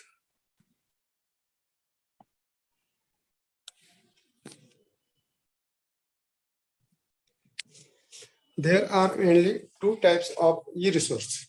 Online e-resource. The online e-resource are those resources which are under the control of the center computer, that is e-journal, e-book, e-thesis, and dissertations, e-image, e-music, e-sound collections, in-house database, e-reference, e-dictionaries, virtual newspaper, and encyclopedia.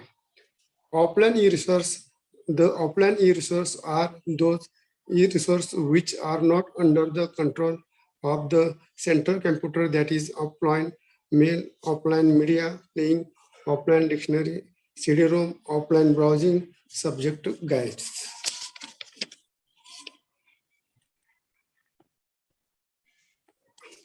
Advantages of the e-resource.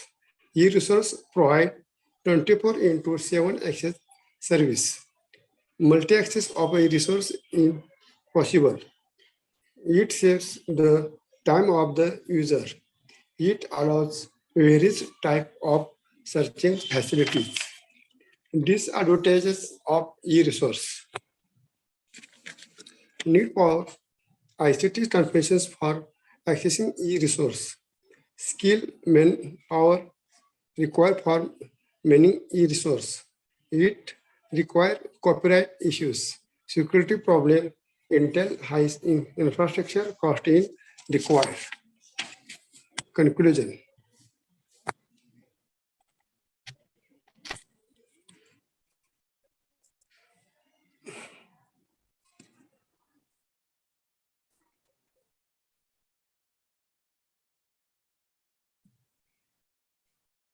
Kharade sir. हाँ एक sir एक minute problem में conclusion. Hello. हाँ बोला. The library system is an effective way in which the aims can be achieved by ensuring knowledge of information technology to handle and utilize the modern communication facilities. Library professionals should have the knowledge and skill regarding the technologies and communications challenge and must get of the proper training. The new digital ICT is not a single technology, but a combination of hardware and software, multimedia and delivery systems. As ICT advances, the cost of hardware and software declines and the digital options become more attractive. Okay, sir. Thank you. Thank you. Thank you. Yes, Serial yes. number 47, Mr. Kharjule Namdev Rakhmaji. Kharjule Namdev Rakhmaji. 48, Uddhav Mohan Khomane. Uddhav Mohan Khomane. 49, Rita Shrimantrao Kadam. 49, Rita Shrimantrao Kadam. 50, doctor Pramod Kushwaha. Doctor Pramod Kushwaha. Okay. Serial number 51, Kotkar Sagar Raghunath. Kotkar Sagar Raghunath. Serial number 52, Professor Dr. Kshirsagar Sanjay Ramchandra. Kshirsagar Sanjay Ramchandra. 53, Suman Kumari. Suman Kumari. Yes, sir. Yes, Please sir. continue. Please continue. Sir, please stop the screen sharing. Yes, yes.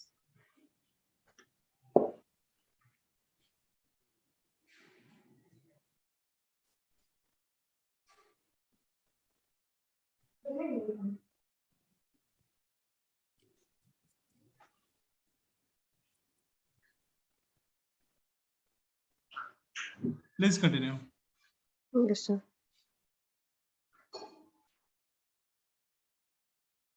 Suman Kumari, your video should be open. Okay, sir.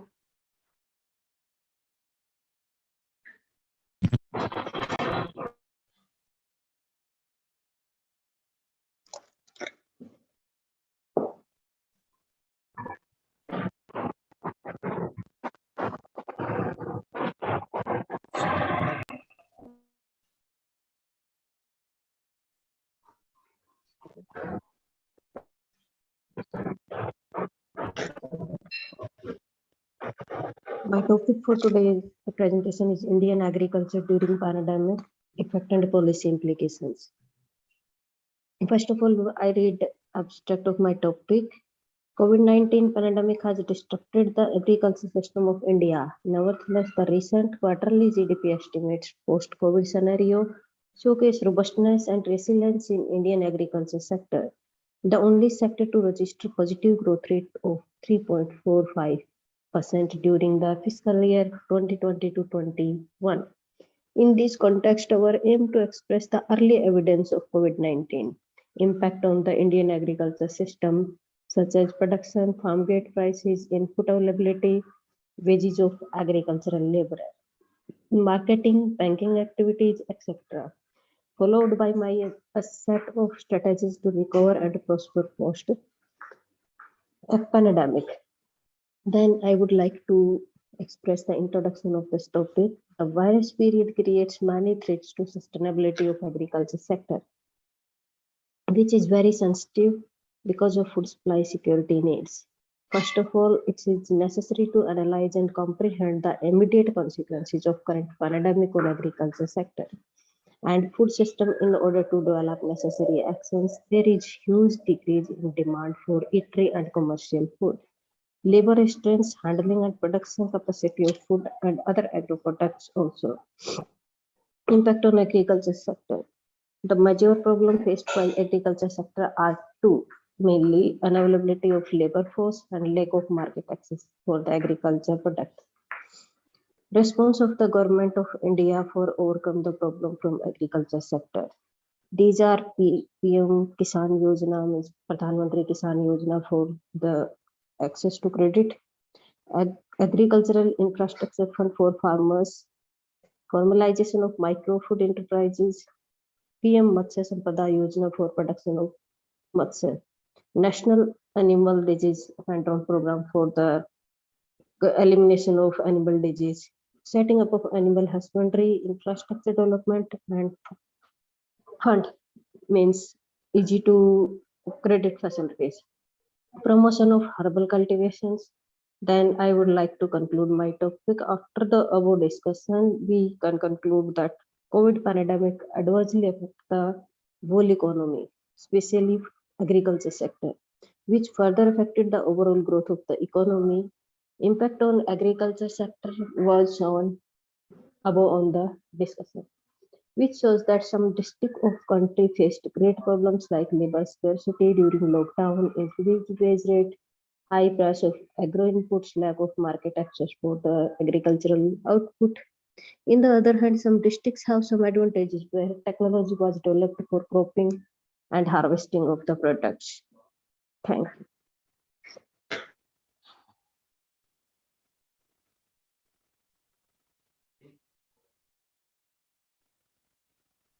Hello. Thank you, madam. The next participant is Can I exit, sir? Suman Kumari is done, na? Yes, sir. 54, Dr. Premlata Kurhekar from Nagpur. Is this available? Premlata Kurhekar. Okay. 55, Mr. Dhanaji Laute. Okay. 56, Mr. Lavkush Kumar, Assistant Professor, Department of English, Government Girls College, Hamirpur, Uttar Pradesh. Not available. Okay. 57. 57 is. Yes, sir. Yes, sir. What is the good name? My name is Leela Mohan Kumari. Your voice is not audible. Please increase your voice lot. Okay, sir. Okay. Now, okay, sir. Is this Dr. Leela Mohan Kumari? Yes, sir. Yes, sir. Please continue. Audible, sir. Now, audible, sir. Yes, yes, you're audible. Please continue.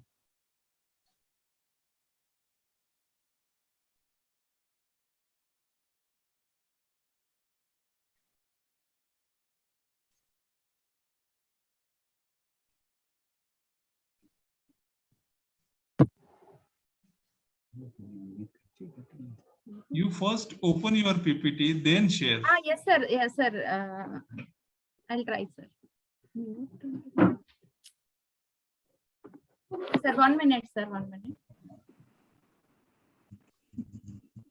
Welcome on, Lila Kumari. Good evening, sir.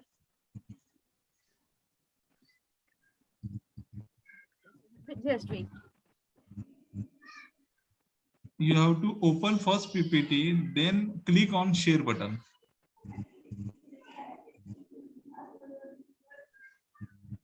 Now visible, sir.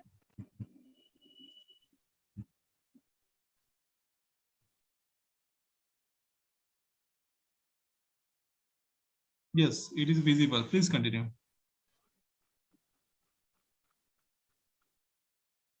Good evening, everyone. Your voice is not audible. Increase your voice. Okay, sir.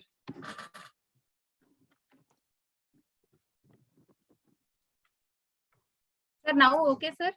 Yes, okay. Please continue.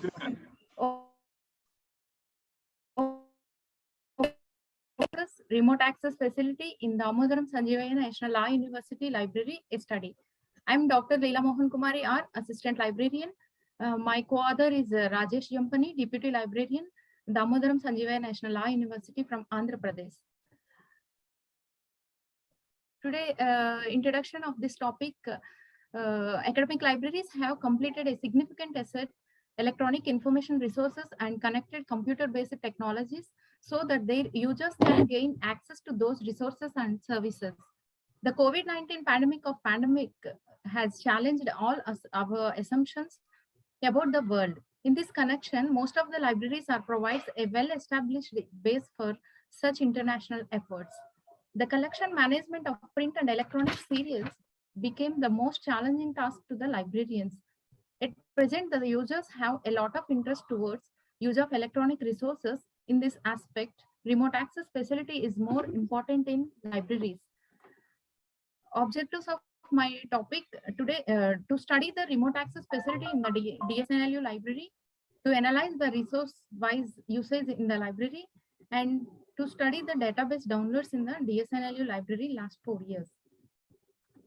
Methodology of this topic, this study analyzes the facility of cloud computing system through remote access software and the frequency of remote access and the number of downloads of digital resources in DSNLU library.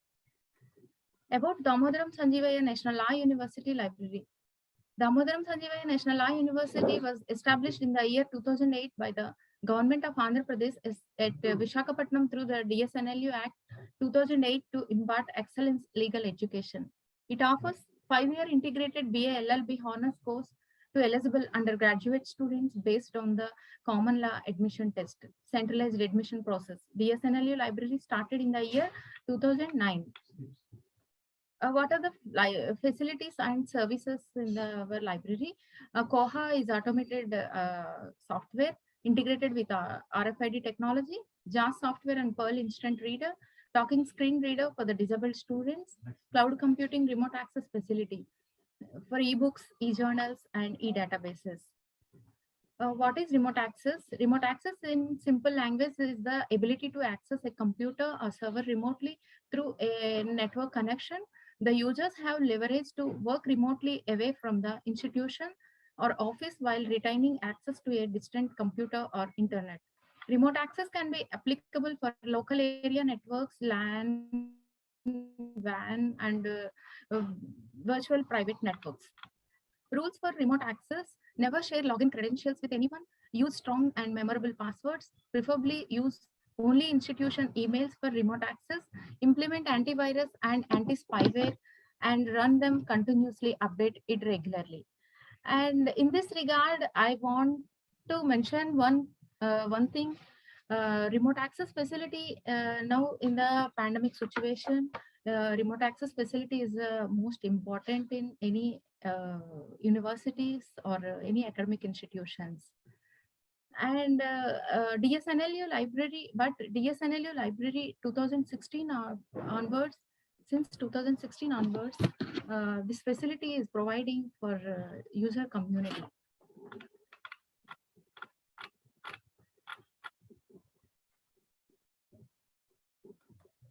Recommendations and guidelines of the libraries.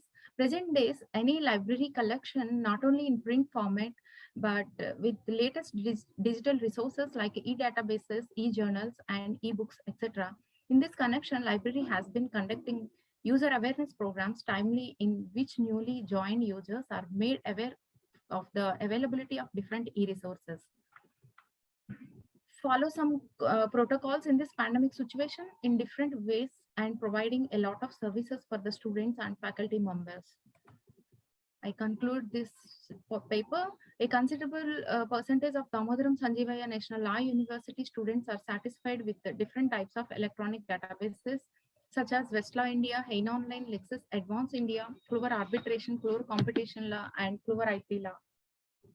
Library has been conducting user awareness programs timely in which newly joined users are made aware of the availability of different e-resources. Remote access facility is an effective source of service in any library to access digital resources subscribed by the university library to its registered users. The remote access software data dashboard is very useful to get the reports of user category-wise, resource-wise, and day-wise usage statistics, has helped the library in tracking the usage of all the subscribed e-resources. Thank you, sir. Thank you. Thank you for giving this 50, opportunity. serial number 58, Dr. Rahul Lokhande. Is this available? Rahul Lokhande. Serial number 59, Yes, Sangappa. Yes, sir. Is Yes, Dr. sir. Sangappa is available? Yes, sir. Rahul Lokhande, sir. Yes, yes. 59 Rahul is- Lokhande is present, sir. 58, Rahul Lokhande is present. Yes, sir. Yes. Please continue. Sangappa, please wait. Okay, okay, no problem. Sir, 1 minute, sir. I am sharing screen, sir.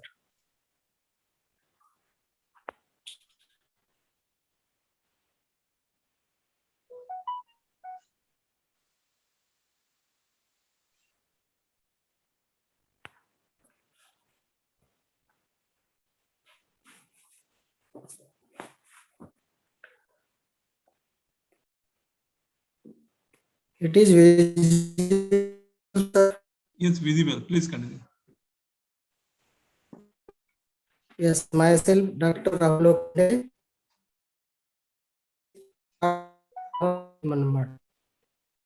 Sir, my topic is us and student satisfaction of EPG Pathshala, PG Nasik district. Introduction. In the cloud computing, online education learning, OEL, that it has transformed the way of teaching and research drastically. The major role of OEL has been surfaced during the period of COVID-19. We introduced several modes of online education in elementary as well as higher education. This transformation of online learning has provided a multi-dimensional tool to the academic community. The government of India has taken many steps for the ICT-based e-learning, like e-Gyankosh, that include pre-study material, Sakshat, one-stop education, the study platform initiated by IITS, and EPG Pathshala initiated by the Implement. That is, EPG Pathshala is an online portal maintained by the Implement devoted to the higher education system. The main objective of the EPG Pathshala is to meet with the course content based on the curriculum required for every postgraduate learner. Method of the study, the collected the Google form in October 2021. The study was limited to the postgraduate students arts stream of Nasik district. That is structured question was randomly emailed to postgraduate students. A total of 150 questionnaires were distributed and questionnaires. They is presented in tabular form. Scope is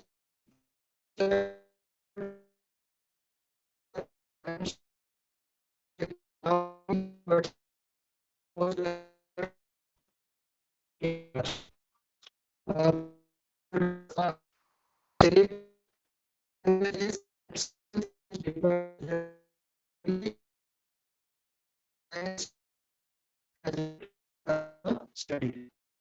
Objective of the study: to know the awareness about among the students in Maharashtra.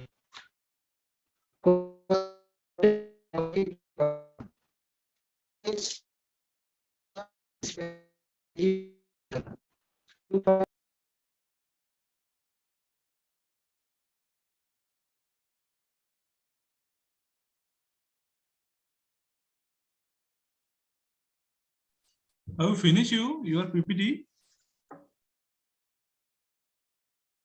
Hello.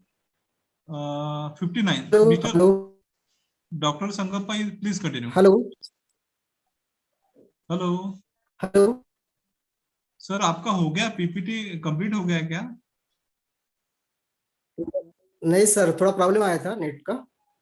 Sir इतना time नहीं ना, रात को 12 तक चलेगा ये conference. अभी मैं next doctor Sangappa please continue. Okay okay okay, thank you sir. Doctor Sangappa please continue.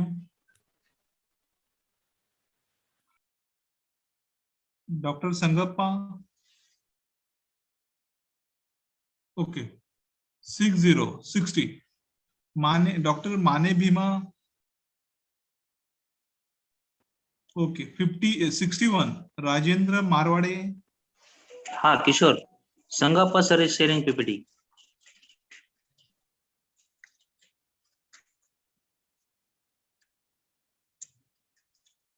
Moman Shetty, Sangappa Moman Shetty. Yeah, please continue.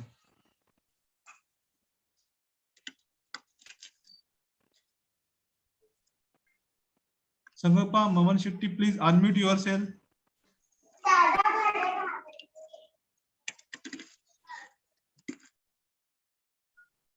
Sir, visible? Yes, please continue. Sir, slides are visible? Yes, please continue. Okay, thank you, sir. Myself, Dr. Sangappa Mohan Shetty, Assistant Professor, Department of Economics, Government First College, Chinchole, from Karnataka. I thanks to Sri Sai Baba Rural Education Institution, Arts and Commerce and Science Colleges, Rahua, especially thanks to the Wagmore and whole team for giving an opportunity for the presentation of the international one-day multidisciplinary conference. First of all, my topic is role of women agriculture sector and overview. Especially this topic is the current issue of the Indian economy. Especially the women are the backbone of the agriculture workforce and our vital role play in the Indian economy. Over the year, there is a gradual realization of the key role of the woman in agricultural development and their contribution in the field of agriculture, especially in food security, horticulture, dairy development, institution, sericulture, fisher, and allied other activities like primary sector. And women from the backbone of the agriculture in Indian, comprising the majority of the agriculture laborers, women have been putting in their labor not only in the terms of the physically but output, but also in terms of the quality and the efficiency. Then come to the my views of review of the literature. This related studies many conducted in the researchers and PhD holders and all the research agencies. But my review of literature is like some different. I taken to the various studies have shown that the female contribution to the overall economy is the high throughout the Asia and the specific region of the particular in terms of the labor output into the agriculture sector. in Bangladesh, Bhutan, Cambodia, China, India, Myanmar, Nepal, Pakistan, and Vietnam have particularly high percentage of the women employed in the agriculture sector, with estimate ranging between 60 to 98% in involved. Indeed, the most Asian countries of the number of women employed in the agriculture as the percentage of the economically active population in higher than the men of the FAO. Then come to the next points. Significance. What are the significance of this study? The woman's contribution to agriculture, whether it is the subsistence farming or commercial agriculture, when measured a number of tasks performed and time spent in a greater than men. Their contribution in agriculture is apparently highlighted by a macro study conducted in Indian Himalayas, which found that on one hectare farm, a pair of bullocks work for 1,060 hours, a man for 1,212 hours, and women for 3,485 hours. Generally, the operations performed by the men are those that essential to use the machinery and animals. Containary to this, women always really on manually crushing only their own energy. Then come to the present status of the agriculture in India. India has the national tradition bound to agriculture fertility. In the north, the Hindus values Brahmaputra region to critical agriculture areas graced by the Ganges and the monsoon season. Based on 2011, the World Bank data, only 70.5% of the Indians' gross domestic product, it means GDP, is the accounted for by agriculture production. At a majority of the country, estimated 72% of the 1.1 billion peoples who live in the rural India, it is a way of life. While the agriculture is the share of Indian economy has progressively declined less than 15% due to their high growth rates of the industrial and service sector. The sector importance in Indian economy and social fabric goes to beyond the indicator. Then come to the next point, impact of the Green Revolution.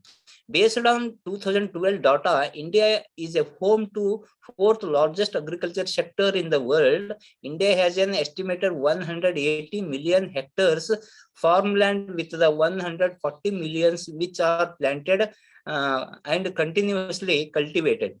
At Indians' agricultural profile is showdown by the cultivatorial impact of the Green Revolution policies were adopted in the year of 1960 between the 1970, with the pressures of the United States agencies for the international development and the World Bank. Then come to the agriculture extensive service. The women farmers contribute enormously to the Indian agriculture. This has been provided by the various research. The results of these researchers, however, could not get due recognition in the planning and the implementation of the agricultural related program. Then come to the agricultural is the extension is one of the such effort taken by the government and non-government agencies that aims to reach to the farmers. Then what are the problems of the women in agriculture sector in India, especially gender division of the labor in India, literacy and time allocation, property ownership rights of Indian women, rural credit and others. Then come to the suggestions. The following are the key points which help in the creating the respectable of role of women in Indian agriculture. First one is the skill empowerment by training in their area of the various operations like field operations, conservations of the biodiversities, nutritional and biosecurities, vocational trainings, and organic farming. Then come to the second one, technology development for the woman, especially designing of the tools for various fields in operations, animal and husbandry, artificial emanations, veterinary of the knowledge, for side income, mushroom cultivation, and floriculture. Then third one, creation of the self-help groups. It's related or it is depend upon the for financial support for generation of the employment opportunities. Then fourth one, project of the contributions of the woman by collecting and analyzing the data. The collection and display of data.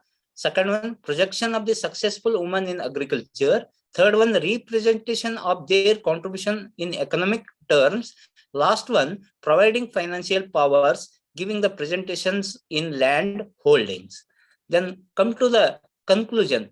Looking at the present status of the woman in agriculture and their limited access to research and the extension service, it is urgently needed to revamp the entire approach towards the women farmers to cater to their existing needs, emphasizing the futures of challenges which countries has to face in the coming year.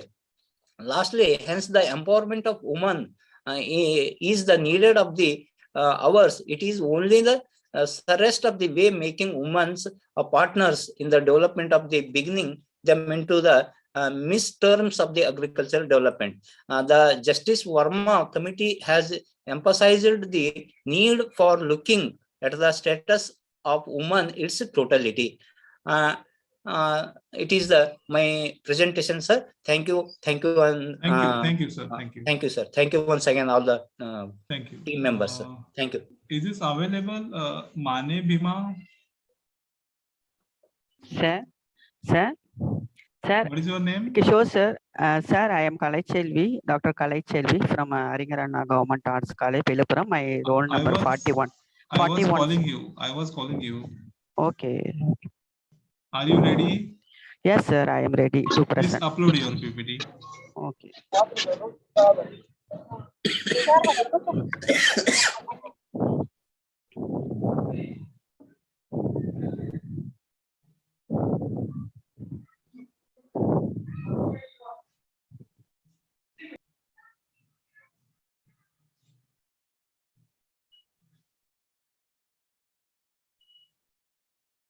Are you uploading your PPT?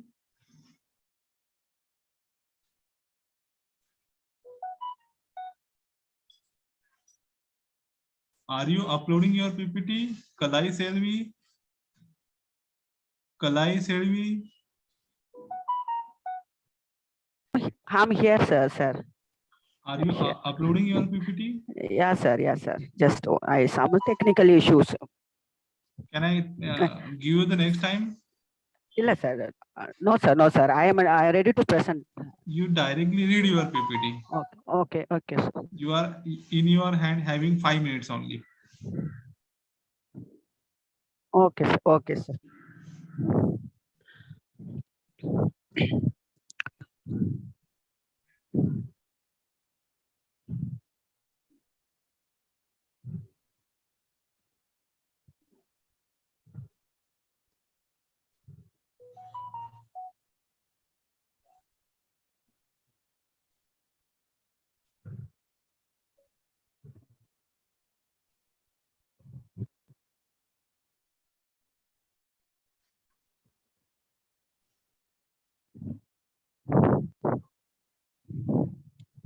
Hello, sir.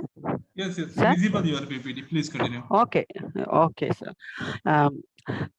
Most ever chairperson and co-chairperson and respected organizing secretary and respected participant on the days and after days. Very good morning to all. Good evening to all, sorry. Now I am going to talk about economic reform through LPG in Indian economy. So this paper discusses economic reform has through the LPG Indian economy. Then economic reform have a important in Indian economy. Indian economy is open for all foreign investors and MNC. The claim made during the beginning of reform that is going to bring about employment growth. In addition, the IMF required India to undertake a series of structural economic reform. And instead of the overall directions of liberalization has signs and remain to same irrespective of the ruling party. Although no party has yet tried to take on powerful lobbies such as trade union and farmer and reducing agriculture subsidies.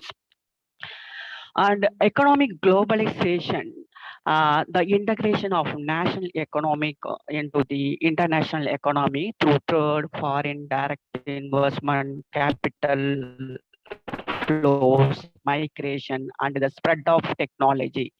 In this context, the government made some radical change in its policy regarding the foreign investment, trade, exchange rate, industry, banking, and physical affairs, etc.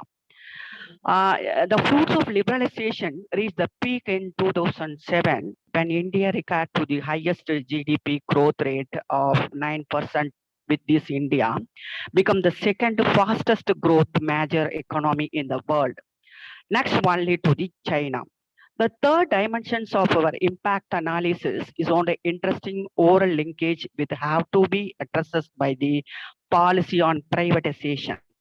The role of public sector diluted to door to foreign investment considerably open and numerous incentives and initiative granted to the private sector to expand its business activities. The 1991 policy welcomed to thought of lower taxes, less red taps, less paperwork, more spaces to work on, less government interferences. And next and move on,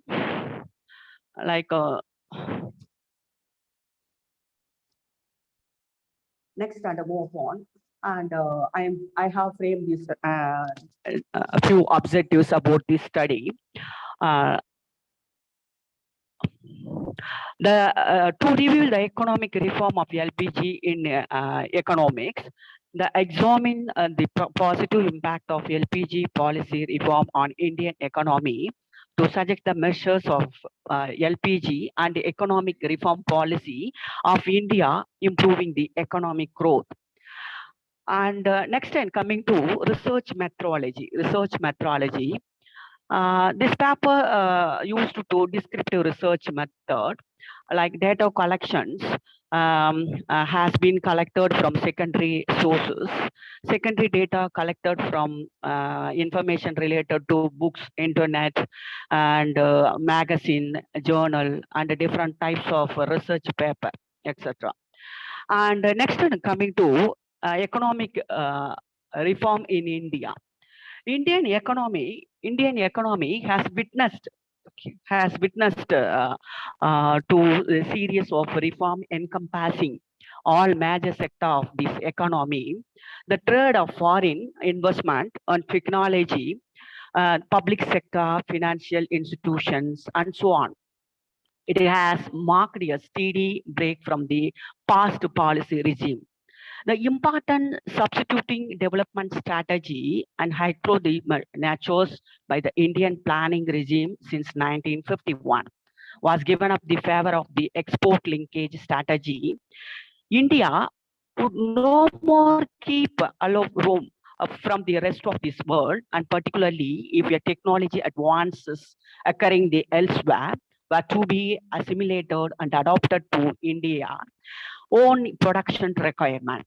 Finally, beginning the April 1, 2000, all types of quantitative restriction on import nearly completely removed since April 1, 2001. Export and import are now free of all the restriction. It is nonetheless the important to emphasize that is in the post-independence history of India's economic life. The 1990 were a markedly different development decade where and particularly the whole of the old policy and fabric that had entered itself in the beginning of planning era in 1951. Come under the changes, foreign investment is now invited of all the regime of India. In a wide range of area, Sir, directly most jump significant. on conclusions, sir. Yes. Very less time we having. Yes.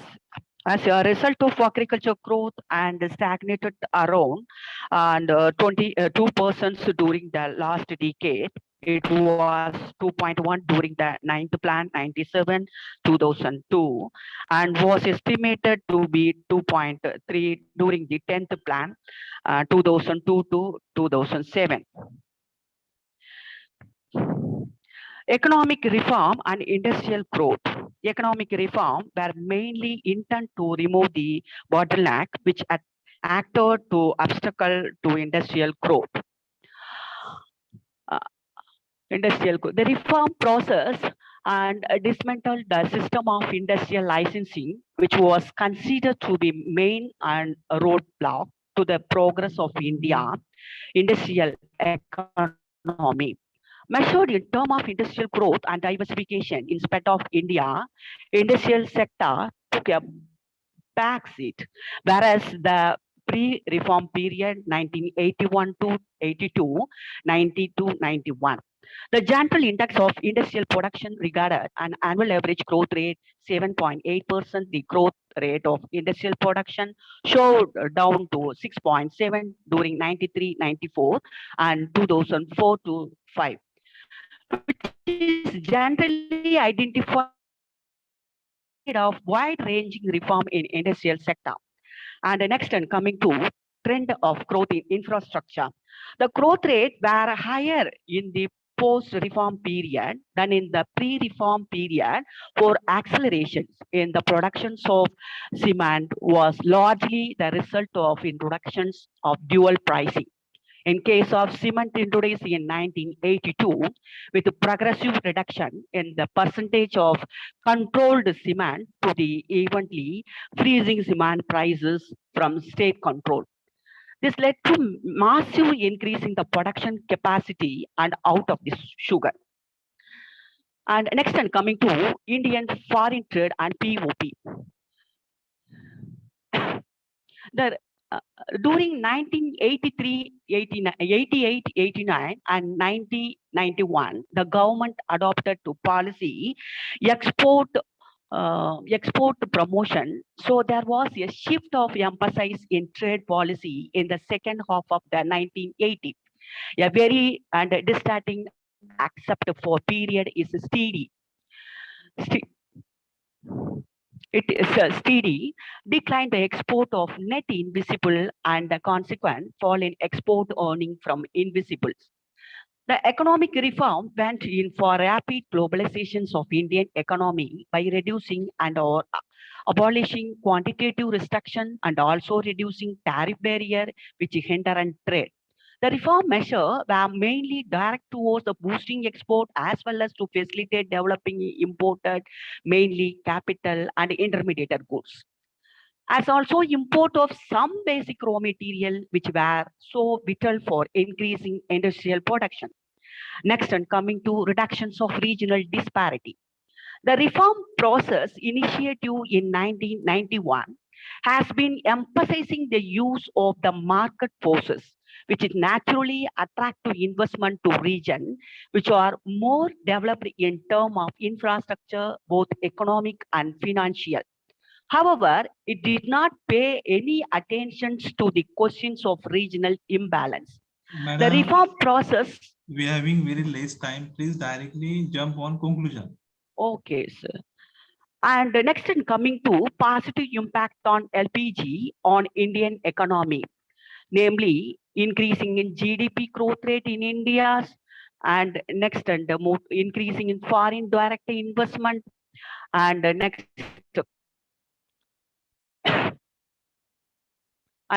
unemployment rate is reduces, and next, the move to employment situations. And next, and coming to effect on economic reform. Economic reform have had a negative effect on Indian agriculture The post-reform period of 1990 has witnessed to distinctive trend on the form of fund that gets reflected in the declarations in agriculture growth as well as rural development growth with slow reductions in poverty in India. This can be explained in terms of unfavorable initial conditions, wise failure to implement land reform effectively, low rate of saving and infrastructure deficiency. The significant reductions in the productions to the domestic industry did result in improvement in terms of trade and agriculture, which led to significant rise in private investment and macroeconomic reform. The globalization specifically and because specifically pre-reform period. And the next one coming to LPG and the economic reform policy in India. In 1991, the country experienced a balance of payment and dilemma following the Gulf War and the downfall of the erstwhile Soviet Union. The country had to make a deposit of 47 tons of coal to the Bank of England and 20 tons to Union Bank of Switzerland. This was necessary under the Recovery Pact with the IMF of International Monetary Fund. Furthermore, the International Monetary Fund necessitates India to assume the sequence of systematic economic reorganization. And the next one coming to challenges. The outsourcing job to developing country has resulted in loss of the job in developing country. There is a great threat of spread of communicable diseases. Madam, There your is time is like off. Madam, your time is off. Next presenter is Dr. Rajendra Marwade. Sir, I'm concluding the. No, please, madam, we do not have the extra time. We have to wind up it up to 9 o'clock or 10 o'clock. Okay, sir. Rajendra Marwade, 62 More Akanksha, 62 More Akanksha, 63 Sachin More. Yes, sir. Please continue. Am I audible to you? Yes, please continue. Okay, good evening to all. Myself Sachin More from the Department of English. I am PhD research scholar at Savitribai Phule Pune University, Pune. The title of my paper is Feminist Stylistics, Nature, Scope and Limitations. Basically, the term feminist stylistics has been one of the perspectives which is extensively in use for the analysis of literary and non-literary texts. It is the combination of both terms such as feminism and stylistics. However, of this term is much more inclusive as it seems to be.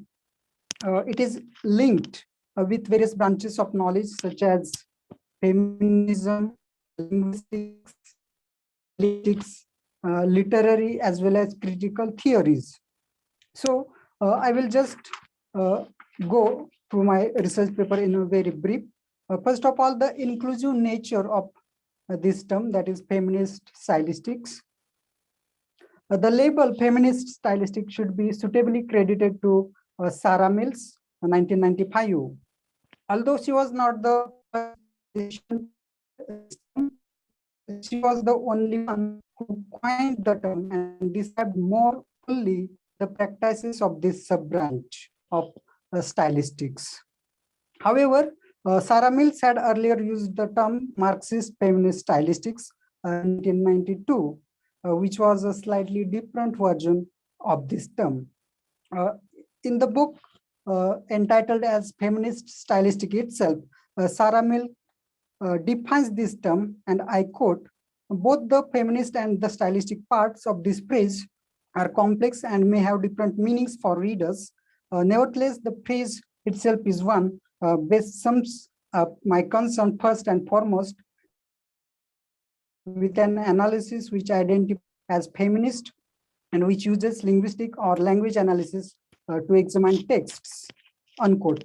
So successive reformulations by Sarah Mills in relation to the role that readers play in the creation of gendered meanings draw attention to the fact that readership does not necessarily always remain completely ignorant some of those gendered significations. The aim of feminist stylistics then is twofold. On the one hand, analysts examine the way text producers use linguistic features which purposely project male or female values, but also stylisticians consider the way readers or indeed advertising, cinema, radio audiences, and many other types of discourse participants for that matter, in a careful and deliberate manner or unintentionally identify specific gendered meanings in text. As far as the scope of this sub-branch is concerned, we can say that feminist stylistics includes the branches of knowledge such as feminism, feminist theories, feminist criticism, linguistics, stylistics, as well as literary theories. Rocio Montoro, one of the philosophers and linguist, in his book, The Rootless Handbook of Stylistic, defines this term as, and I quote, it is the sub-branch of stylistics which aims to account for the way in which gender concerns are linguistically encoded in texts, and which attempts to do so by employing some of the frameworks and models pertaining in the stylistic toolkit, unquote. The extensive work in linguistics, sociolinguistics, and literary theory has opposed the ways in which language was being studied. They exposed language to be unstable, changing, and dynamic entity. They also explored the myth of homogeneous speech community. So this paved a way to a broader perspective of combining both linguistic as well as literary elements within the same analysis.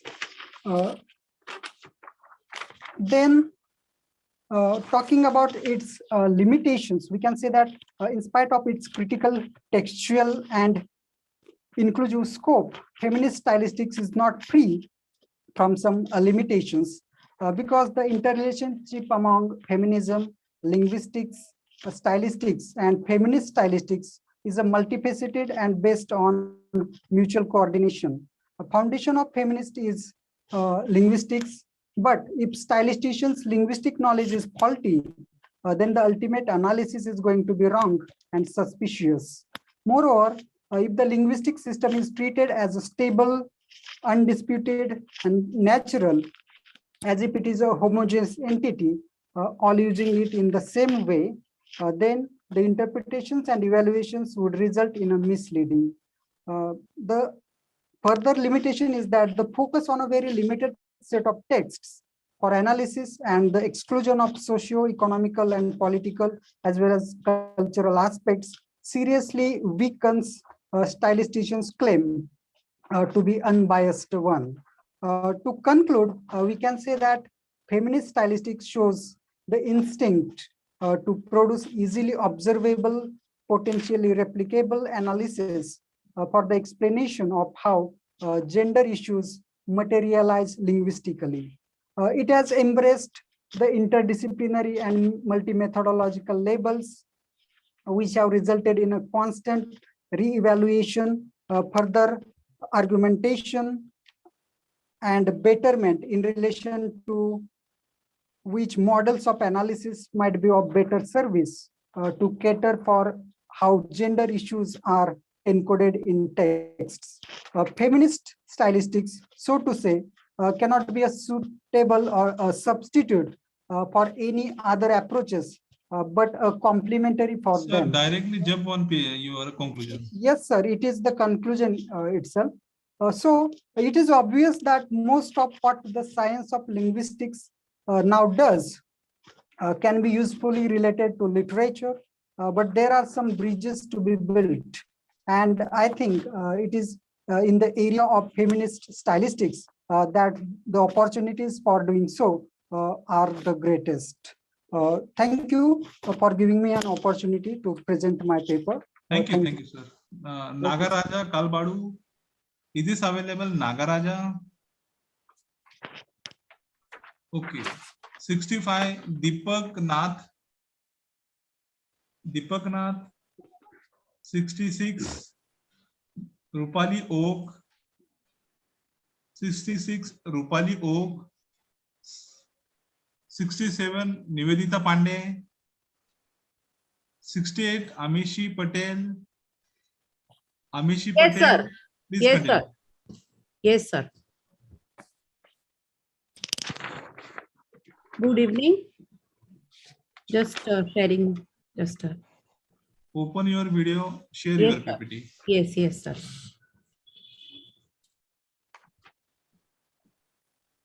Just a second.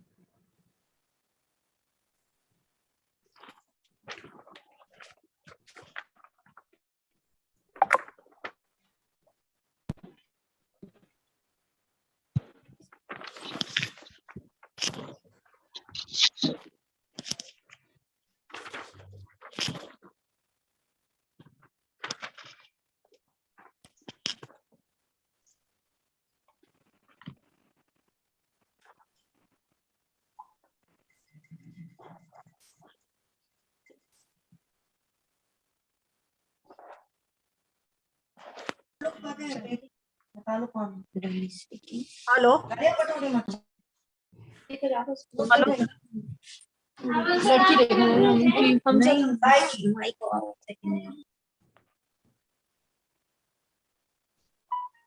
Hello. Please continue. Yes. Good evening. My name is Amishi Patel. I am a research scholar. And my topic today related is drinking water quality and quality standards. Me being a law student, all of my viewpoints are related to the laws which are being related to water quality. Now, my abstract says like water pollution and quality are important environmental related water issues. This section focuses on legal instruments that have their roots in environmental protection and are generally considered as being part of the broader corpus of environmental law. The Water Prevention and Control of Pollution Act 1974, reproduced in this section, must be read together with the Environmental Protection Act 1986. So basically, this section also reproduces the Uniform Protocol on Water Quality Monitoring Order 2005, adopted within the framework of Environmental Protection Act 1986, that seeks to standardize method for water quality monitoring and to ensure quality of data generation in the standardized manner. Now, basically, water is one of the most important elements for survival of living organisms. Water being used for multiple purposes like irrigation, industry, and domestic use. Maslow's hierarchy of needs also consider water as one of the most basic requirements. It is a natural resources which cannot be reproduced surely. We can reuse or process the same for the using it in a better way in it, because water is very important and we cannot produce the same. So even if water is being available in plenty of quantity, the quality of the same is also equally important when we are talking about drinking water quality. My article is talking about the water quality from the viewpoint of law. Quality of water is basically related to how pure and natural water you get, which is one of the most important element, and it is also been considered to be important from the viewpoint of human rights. Now, drinking water supply has been one of the primary water related concerns from the central and the state government for the past several decades. This is not surprising, giving the direct link between the drinking water and human survival. Further, drinking water supply is directly related to the realization of the fundamental rights to water. Drinking water is also invariably the first priority in inter-sector allocation of water. Surprisingly, the unambiguous priority giving to drinking water is not clearly implemented in the legal framework, even though some groundwater legislation indirectly prioritizes drinking water. Most of the important objectives of the study is to study quality standards of pure drinking water in India, to study law and policy regarding quality standards of pure drinking water in India. Now, the hypothesis which I've taken are the water is a good, is public good, and every person has a right to demand drinking water. It is the lifeline activity of the government to ensure that this basic need of the people is met. To improve public health and thereby increase economic productivity, there is an urgent need to immediately enhance access to safe and adequate drinking water and the government should give highest priority to the meeting of this basic need for the most vulnerable and the deprived sections of the society.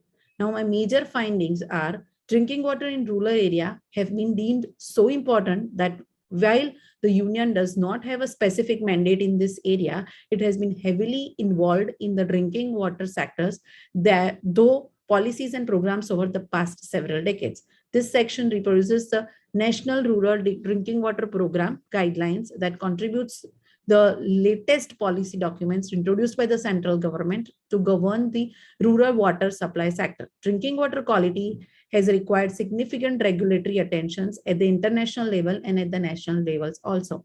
Even the Sustainable Development Goals 2030 also give specific priority to the drinking water. The norms and standards envisaged under these guidelines are widely followed across the world. At the national level, there is no regulatory framework with binding norms for drinking water quality, although drinking water quality is one of the major focal point of major water supply programs. Villages and district water security plan. In many states, Gram Panchayat and other subcommittee, Gram Panchayat, Village Water and Sanitation Committee have been fully responsible for planning, implementation, management, operations, and maintenance of this rural water supply system. Village level planning include water budgeting is the key factor in ensuring optimum utilization of water. Appropriate institutional support is required to facilitate the program of preparation of the village water supply plan, which is to be prepared by the village committee with the help of the NGOs.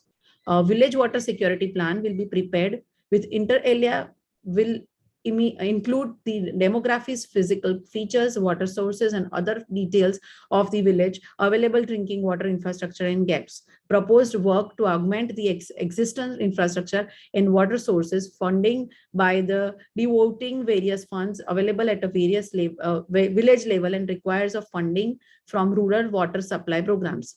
The village water security plans should be prepared by using groundwater prospect maps in districts where they have been supplied after groundwater verification on a micro watershed basis. The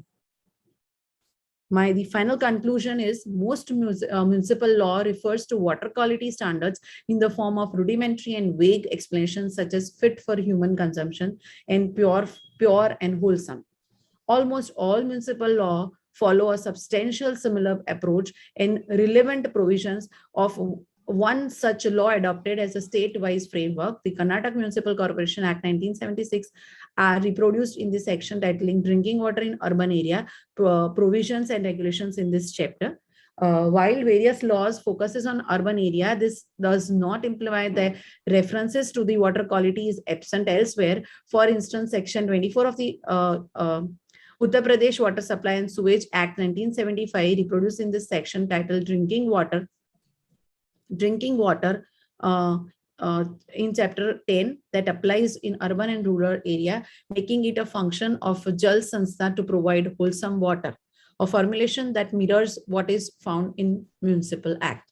Thank you so much. Thank you. Thank you. Serial number 69, Anil Pawar. Is this available? Anil Pawar. 70, Megha Rameshwar Pawar. 71, Ramalakshmi. 71, Ramalakshmi. 72, Salve Raju Rao Saheb. 74, Ainur Shabbir Sheikh. 75, Dr. Shalini. 76, Dr. Rajesh Sharma. Yes, sir. Good evening, sir. I am present, sir. Please continue. Rajesh Sharma, please continue. Yeah. Good evening, sir. Once again, good evening to one and all.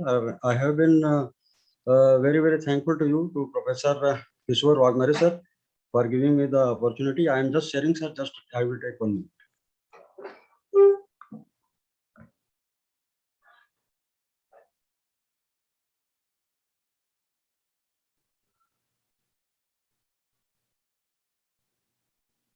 Is it visible, sir? Yes, please continue. Yes, sir. So thank you. Yes, now I'm going to present my paper, and this paper is I just completed during the COVID-19 pandemic. And the title is Best Practices in innovative way and stress management during the COVID-19 pandemic. And this is, sir, with reference to the Kendriya Vidyalaya Bilaspur, which falls under the Raipur region.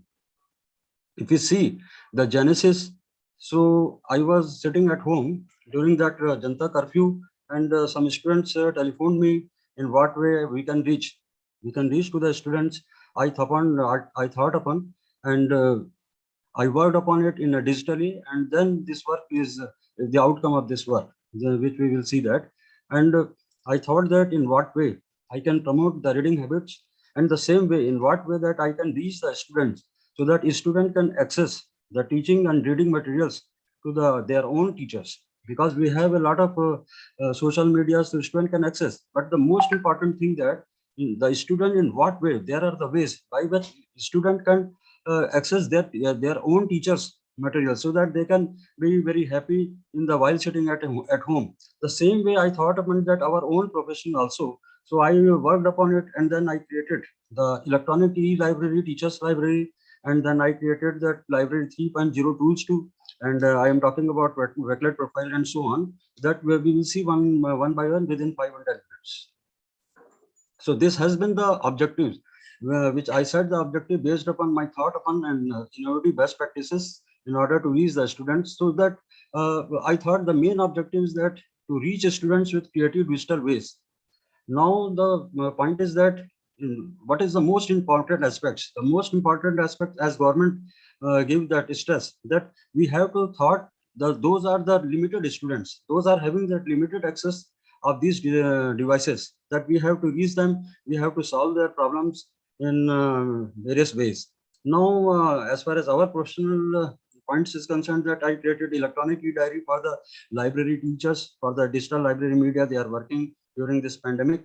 And then I called the webinars of the Raipur region's librarians, and then we created some tools to work upon it. So these are the objectives by which I created my research work. So now directly coming to the execution strategies, what are those? This project executed by means of Wakelet profile, which I will show that if the network speed allows me. Then through weblogs, I created as many as 4 weblogs as per which is based upon that primary, secondary, senior secondary, and higher secondary. So it is class wise. Now e-library also e-library teacher study. What I mean to say that through e-certificate based e-quizzes also I compiled 25 quizzes over the last years, and this is theme based and in a proactive manner that the students and myself connected with each other through the in-service courses and panelists and guest lectures, so on. So, and also recently we created that library on mobile also using that link tree options application. So now if we see that if the network speed allows, what is that Wakelet profile? This is the profile by which the student as well as teacher can access a lot of resources. These resources, which are requisition based, can access within one click. I'm just showing that if it is hyperlinking, if it is working. So I will take just 30 seconds time. So this is about my Wakelet profile. It contains online study materials of the upper primary students. Primary students mean 1 to 5. Upper primary means 6 to 8. Now 6 to 8, 9 to 12 also for senior secondary. I have given its name is that RTR, the revision through resources. This is for the board students, as we are already witness that they are appearing in the term 1 examination, career and toppers interview. Now, if theme-based certain programs like National Youth, e-quizzes, teacher resources, we see that because we have the time limitations. So now, if we see that career toppers interview, so those other headings will automatically be clear. If we see that through the Wakelet profile, it is student requisition based. So career and toppers interview, it contains that a number of books, and which is that CBSE, which the CBSE recommends, like compendium of the courses, what next after 10 plus 2, career interview, also toppers interview of the net, UGC career. So all those things which is student demanded depending upon the various career options before them. Like if they want to become that IS officer, what they have to do, that what type of subject combination they have to select after the 10th, and so on. So this is about Wakelet profile. So this contains a lot of resources of student and teachers, which can be clicked within one click. So I am again coming back to my slides. Sir, jump on directly conclusion. Sir, I will take 1 minute time and directly I am coming to the conclusion. So now this is the web logs. I am not going to show that it itself says the meaning that it contains the teachers, students, materials, which is requisition based, and backlight profile we have already seen. Now again, execution strategies I have already I have just given 1 or 2 examples like alternative academic calendar. Anything can be accessed within one click, whether it is upper primary, primary, secondary, or senior secondary. Now, subject access also I have given that. It is also what the students are demanding, like plant photosynthesis and so on, so that it is subject based. A number of say 500 slides have already been created and distributed to the students, and students are accessing, and they are very happy and satisfied with their request. Now, these are for the primary students also, like various storybooks.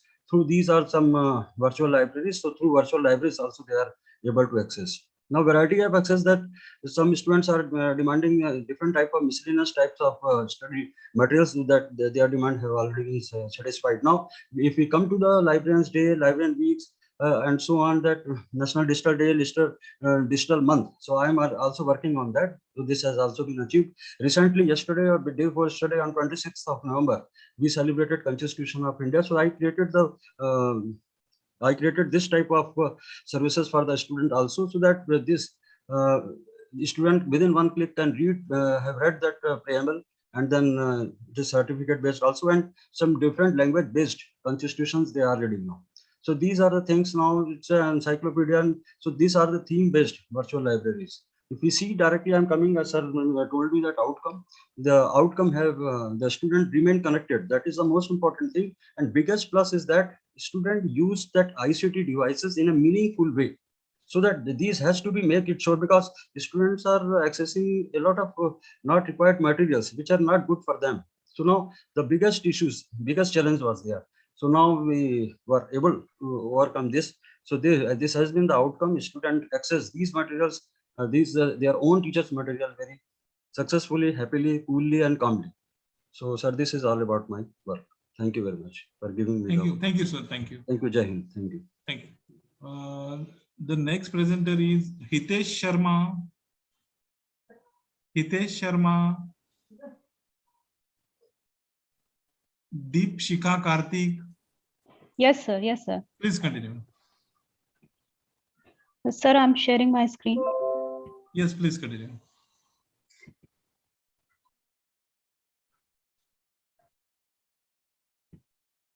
Okay, sir.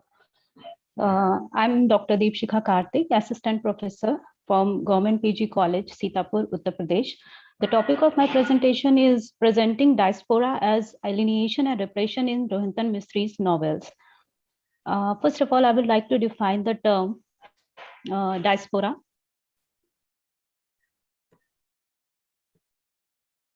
Okay, diaspora in literature comprises an idea of homeland, dealing with the nostalgia, place from where the dislocation happens.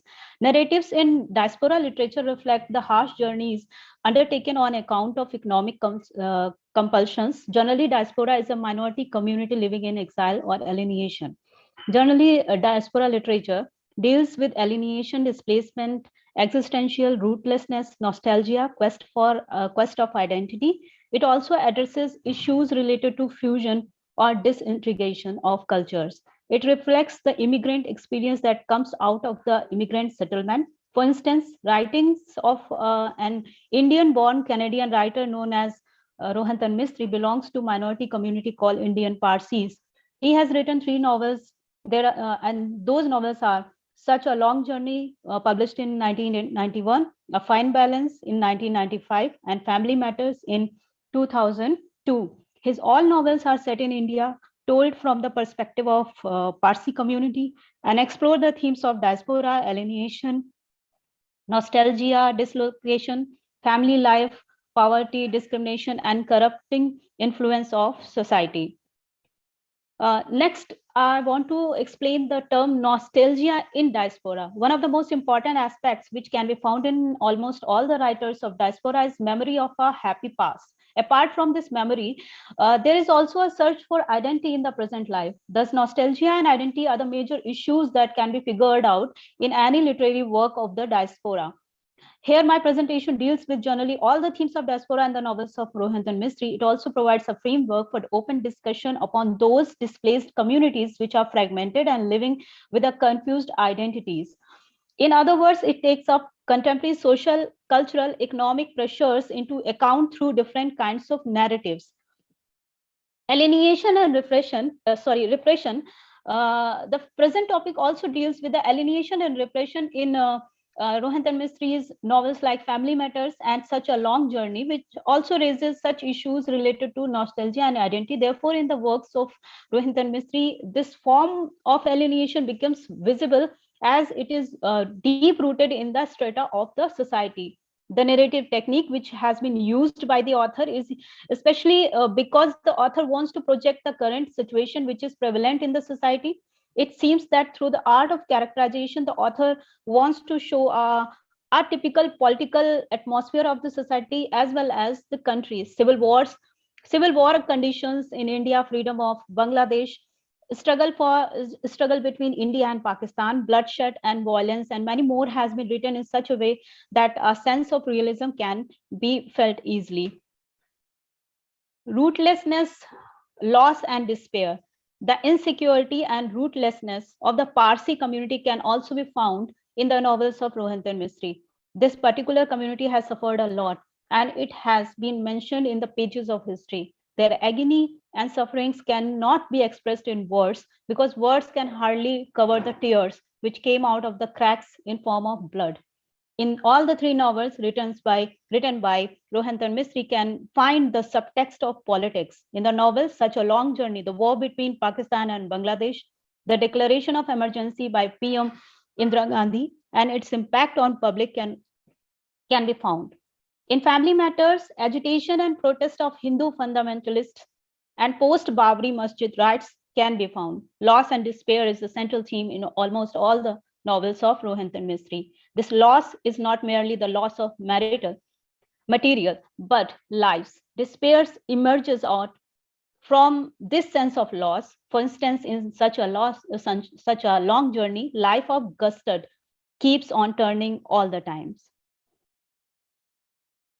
Next, I will come directly to the conclusion. So finally, it could be right to say that Rohinton Mistry's works includes the presence of humanism and also discuss about the alienation and repression, especially about the middle class Parsi community. Mistry has a magical power of words as well as casting characters that depicts each and every scene minutely and beautifully in his work. When we talk about the plight and struggle of the Parsis, their alienation and repression are always has remarkable works of Rohinton Mistry's among the great Parsi writers in English. Thank you so much. Thank you, madam. The next participant's name is Anupam Soni, 79 number. Anupam Soni, 80. Subimol, 81. 81 number name is Manisha Tandale. 82. Tamila Rasan, 83. Anagha Todkari, 84. Nandi Channappa, 85. Jyoti Verma, 86. Vaishali, 87. Sainath Wagmare, 88. Rajaram Nathaji Wagtaure, 89. Rajesh Vishnu Yevle,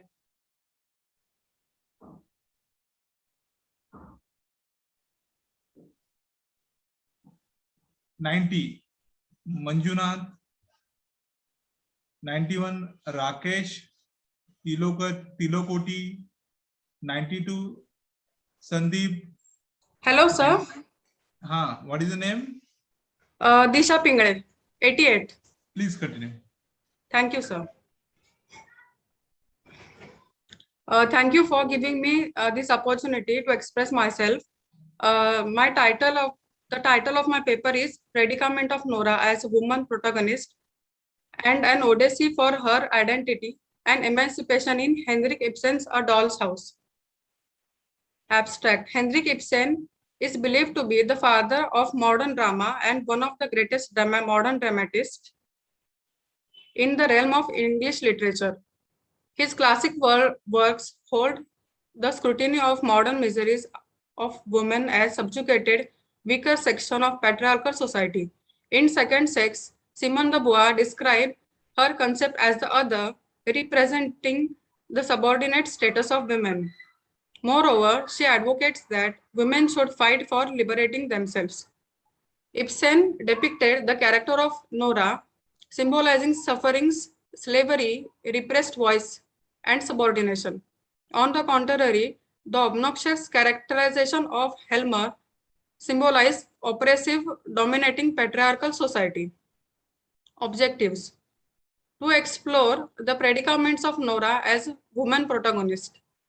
Then to analyze the concept the other as conceptualized by Simone de Beauvoir in the relation with the character of Nora as a woman. Then to study the relation of Nora and Helmer as husband and wife. To understand the realization of Nora's new identity based on freedom. Predicaments of Nora as a woman protagonist. Helmer used to refer his wife as a lark or squirrel. Ibsen portrayed his narrow-mindedness in this conventional thinking pattern. When Helmer was severely ill, Nora took him to Italy for his treatment. She forged her father's signature to get said money in order to save his life. Although Helmer didn't care for her selfless sacrifice and accused her for dishonoring his reputation. Plight of poor Nora was that she had no voice as a wife in her own family. She was treated as a slave in the patriarchal society. Then another slide, Nora's treatment as a doll. Ibsen dramatically described Nora's status as a doll in male-dominated society. As Nora said that, I quote, I have been your doll wife, just at home. I was Papa's doll child. A Doll's House, Act 3, 106. Nora's genuine opinion did not matter to Helmer, as she had taken her for granted. She was treated as a slave, and her selfless sacrifice to save her husband's life gone in vain. Ibsen portrayed the realistic condition of Nora as a woman protagonist, which represented harsh reality in modern male-dominated society. Then Nora's new identity. Ibsen skillfully described the epiphany of Nora, the moment she realized that her selfless sacrifice is gone in vain. She was completely a changed woman, like phoenix, which rises from its own ashes. Ibsen described the true self and emancipation of Nora to enlighten his readers. Then Helmer's representation of patriarchy. Ibsen described Helmer's representation of male dominance and oppressiveness, also for objectifying his wife, Nora, as a doll. When he comes to know that Nora has forged her father's signatures, he became vicious and furiously shouted, I quote, you think and talk like a headless child. A Doll's House, Act 3, page 167. Helmer is selfish as well as self-absorbed husband who did not thank Nora for saving his life. Instead, he accused her for blemishing his reputation and said, but no man would sacrifice his honor for the one he loves. A Doll's House. Helmer's resemblance as influence of patriarchal society and as stereotypical husband. Conclusion. The metaphoric representation of a doll is beauty, passiveness, and submissive woman. Therefore, Ibsen had given a very appropriate and meaningful title as A Doll's House, represented Nora as a mere doll. Ibsen conveyed the memorable message of women empowerment and emancipation instead of instead of empathy and sympathy. Ibsen dramatically portrayed the character of Nora as a protagonist who stood for herself and redefined her identity as a new woman in the society. He highlighted the plight of women in male-dominated society and conveyed her message of self-worth and identity and dignity as a woman. Thank you, madam. Thank you. Serial number 93, Seema and Sushila Yes, sir. Sharma. Please Sir, continue. yes, sir, I am present. I'm What is- sharing my PPT. What is the name? I'm Seema, Seema. Sushila I'm Sharma. Seema. Yes, sir. Sir, I am Seema. Please continue. Okay, sir. Good evening, sir. Today I am presenting my paper on topic causes of academic anxiety among students review.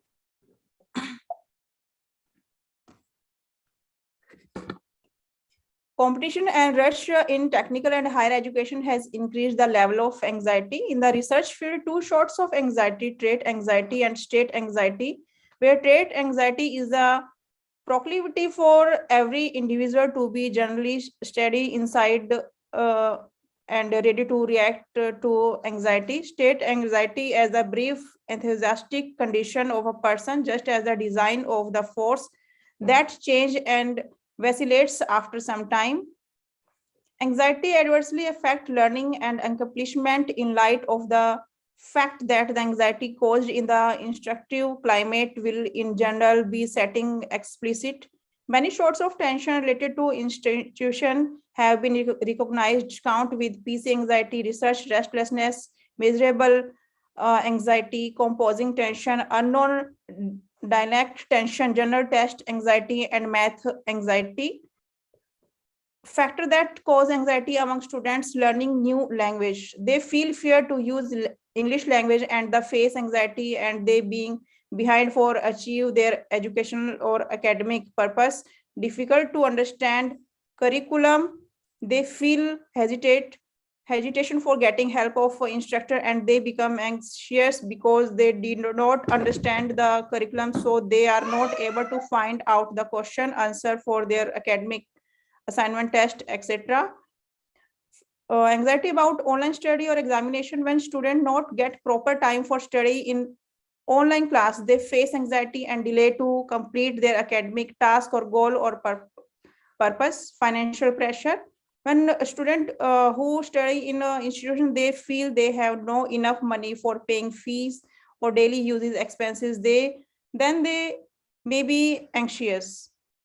Factors that cause anxiety among students, academic expectation or pressure. When students take admission in higher education institute, they give highly pressure to the student for achieving academic purpose. So anxiety arise in the student. Examination difficulty. Some faculty doesn't have the foggiest idea about the different capacity in the students, and they create tests that don't fit with certain students' knowledge, then average level students face anxiety. Important and improvement and solution. Provide proper services and guidelines that help to remove anxiety, give better and barriers-free environment, improve teacher-students relationship, provide easy curriculum, provide academic time management skills, develop optimism and positive thinking style, and last, avoid unnecessary conflicts at campus or inside guide. My conclusion is anxiety make bad image in the mind among the students for achieving academic achievement. Students' anxiety arise in their mind when they cannot get their educational goal. Academic or education related anxiety can have a negative effect on a student's academic performance or non-academic goals. If educational institutes trim down the anxiety in a student's mind, may be able to perform their best for getting their purpose. Thank you, sir. Thank you to give me a golden opportunity to present my paper. Thank you, madam. Thank you. The next presenter is Dr. Bhairgunde. Dr. Bhairgunde. 95 Sonali Mahadev Chauhan. Hello. Hello. Sonali Mahadev Chauhan. Dr. Amit Singh Rathod. Dr. Amit Singh Rathod, Rama Lakshmi, Ketkar Sagar Raghunath, Ketkar Sagar Raghunath. Yes, sir. Sagar Kotkar present. Ketkar Sagar Raghunath. Yes, sir. Sagar Kotkar. 1 minute. Please continue.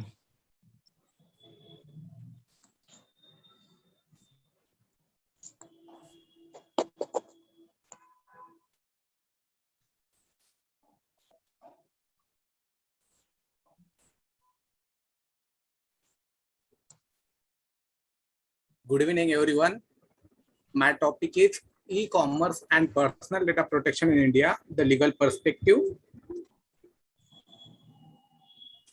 Actually, regarding the data protection, I have to discuss in relation to the e-commerce. We are using various things for the purpose of purchasing or online ticket booking, booking a travel. At that time, we have to share our personal information, and in relation to that, this topic is covered.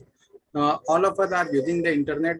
Now the number of users in case of internet is more as compared to the computer. Use of internet is a very common thing, and for personal, professional, business activities, we are using it. For all social and commercial transaction, we have to share our basic information like our name, our mobile number, email ID, which is our virtual identity.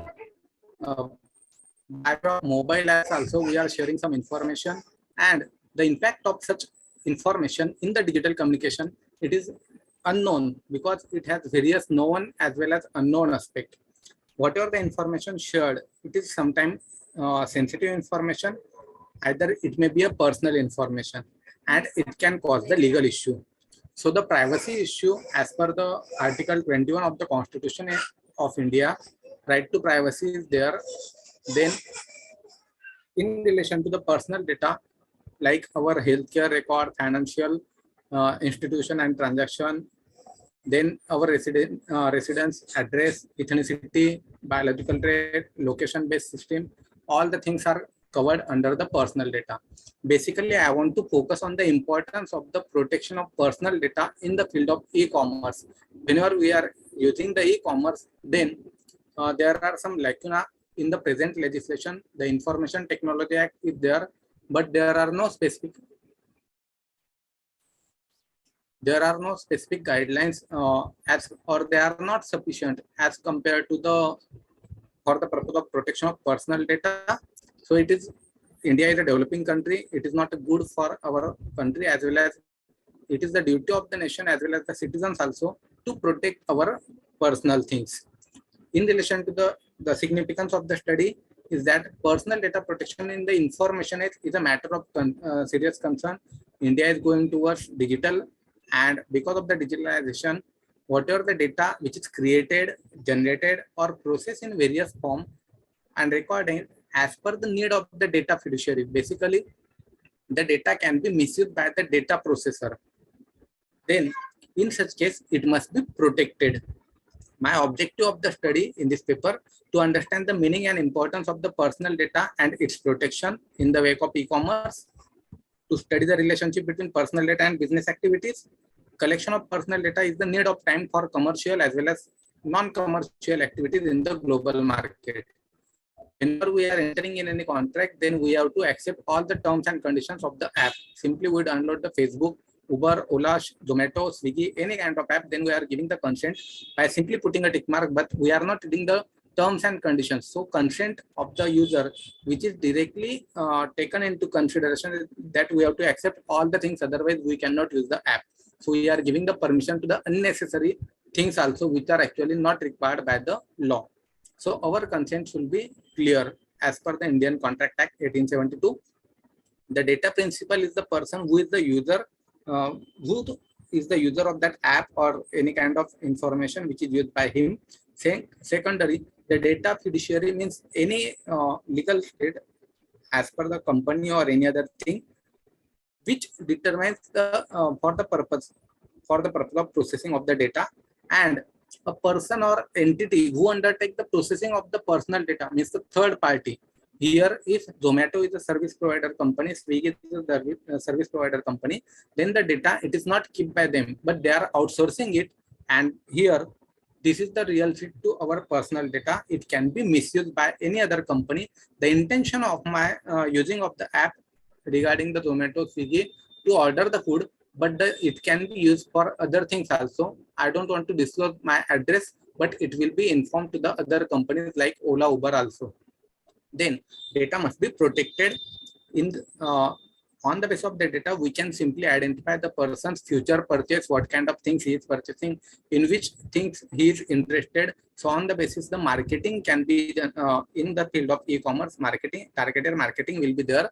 And on the basis of that, his browsing behavior, it can be predicted. The same data can be analyzed. It can in the different ways, having different aim, and it gives the different results. So it can happen in the case of possible impact of analysis of the data to which the individual consent, but actually it doesn't happen. And analyzing the data other than the consented objective, it can have the effect on privacy of the person. Here the privacy of the person, it is violated. In India, there is no machinery for the purpose of protection of the right of these people, and all of us we are facing this issue now. Our personal data in the wake of e-commerce, it refers to a mechanism that deal with the transaction to sell the goods and provide services through the electronic medium. Jump on conclusion. Yes, sir. This is the second last slide. So e-commerce increases the productivity. We are getting the maximum variety of the goods in a competitive market, including the lesser cost is the benefit. But actually, we are losing our data. So in India, there is no position. Means legal stand is not there. Only the information technology but act is there, but which is not focusing on the part of protection of the personal data, but it is focusing on the cybercrime more than that.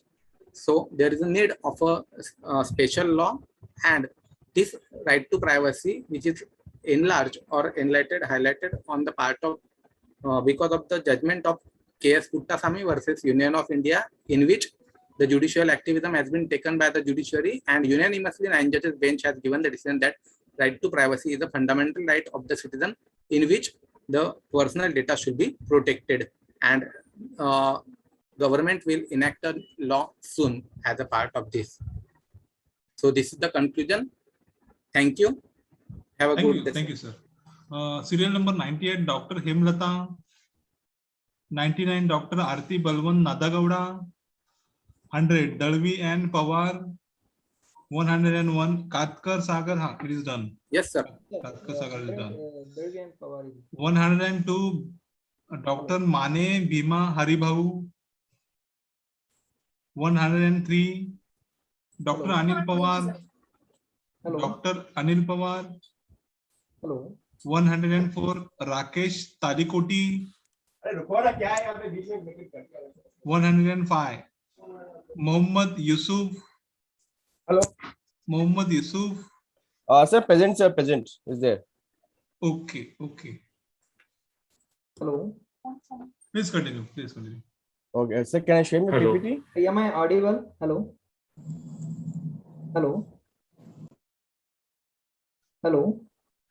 Please continue. Yes, sir, you are audible. Actually, sir, my number is 99. I think Dolby and Power. I am also present. Please Yes, sir. continue. Okay. Can I share my screen? Is this national strategy for combating surgery North East India? No, sir. This is not for you. No, sir. This is another one who is sharing the screen, I think. Hello. Hello. Is this Yusuf Mohammad Yusuf? Yes, sir. I'm Yusuf this side, sir. Please continue. Okay, sir. Thank you so much, sir.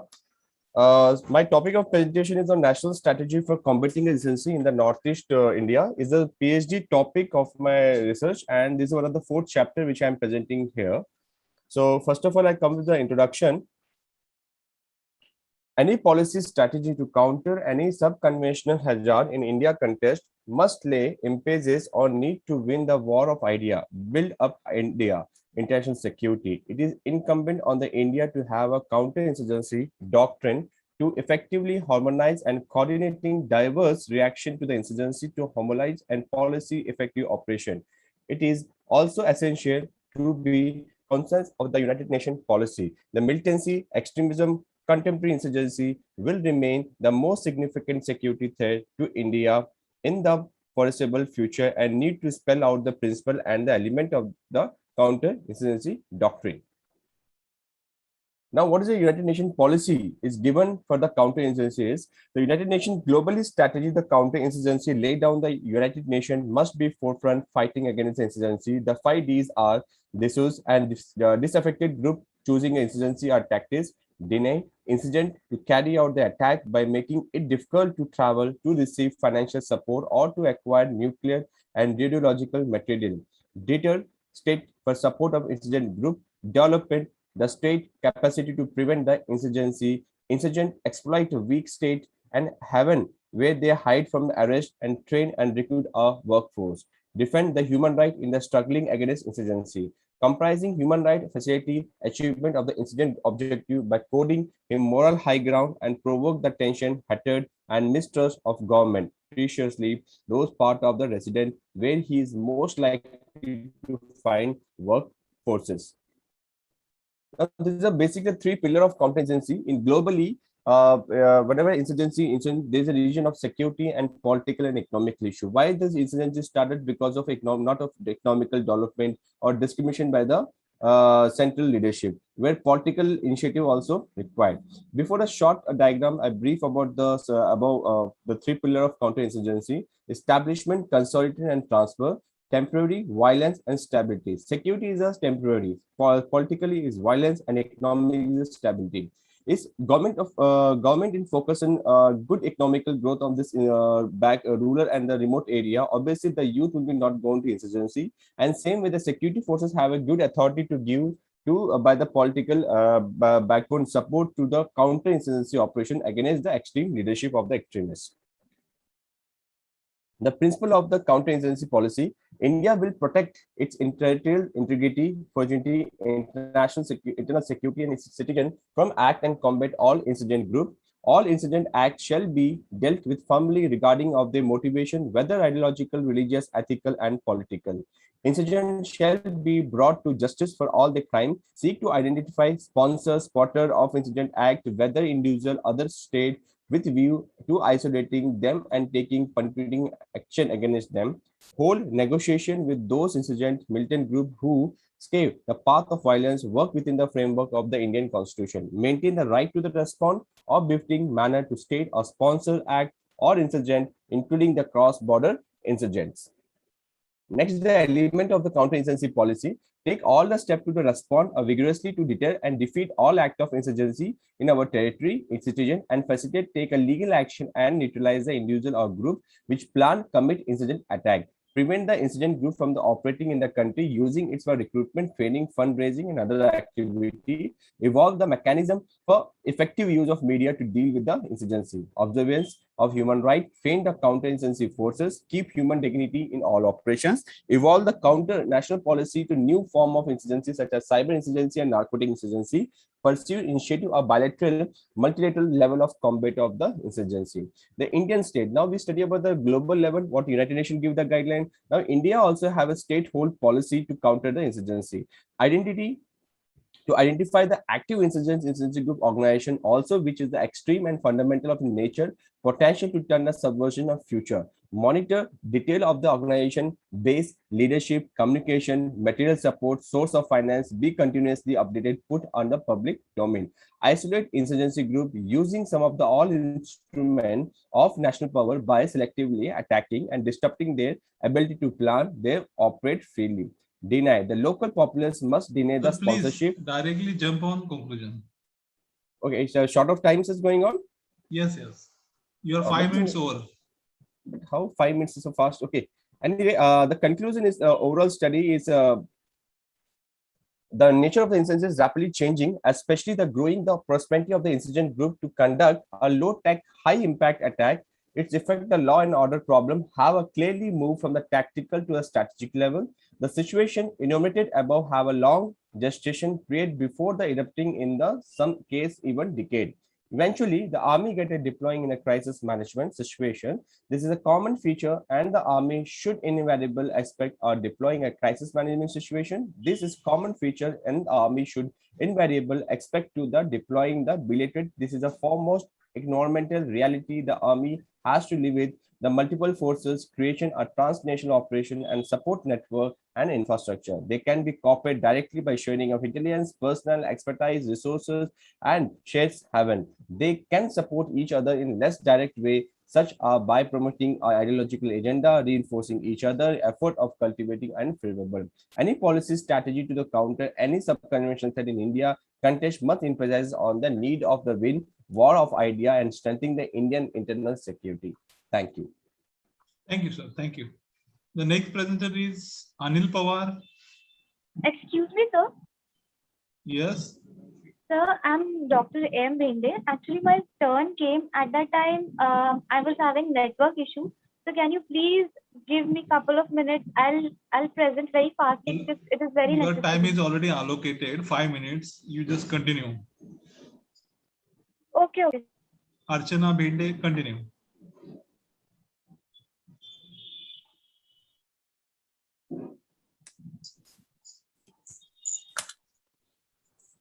We are compulsory and mandatory for presentation of PPT because of the as per the GR of University Grants Commission.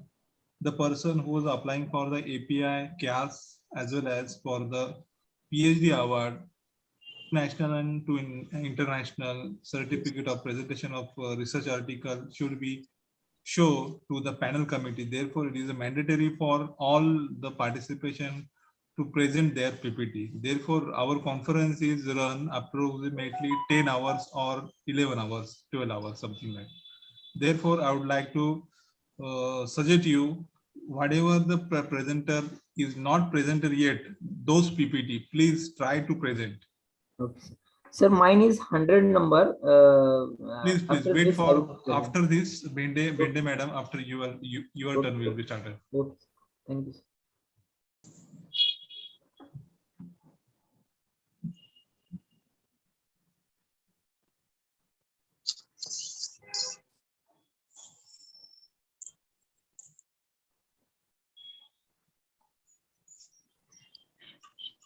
Am I audible? Yes, please continue. Yes. 2 minutes, sir. 2 minutes.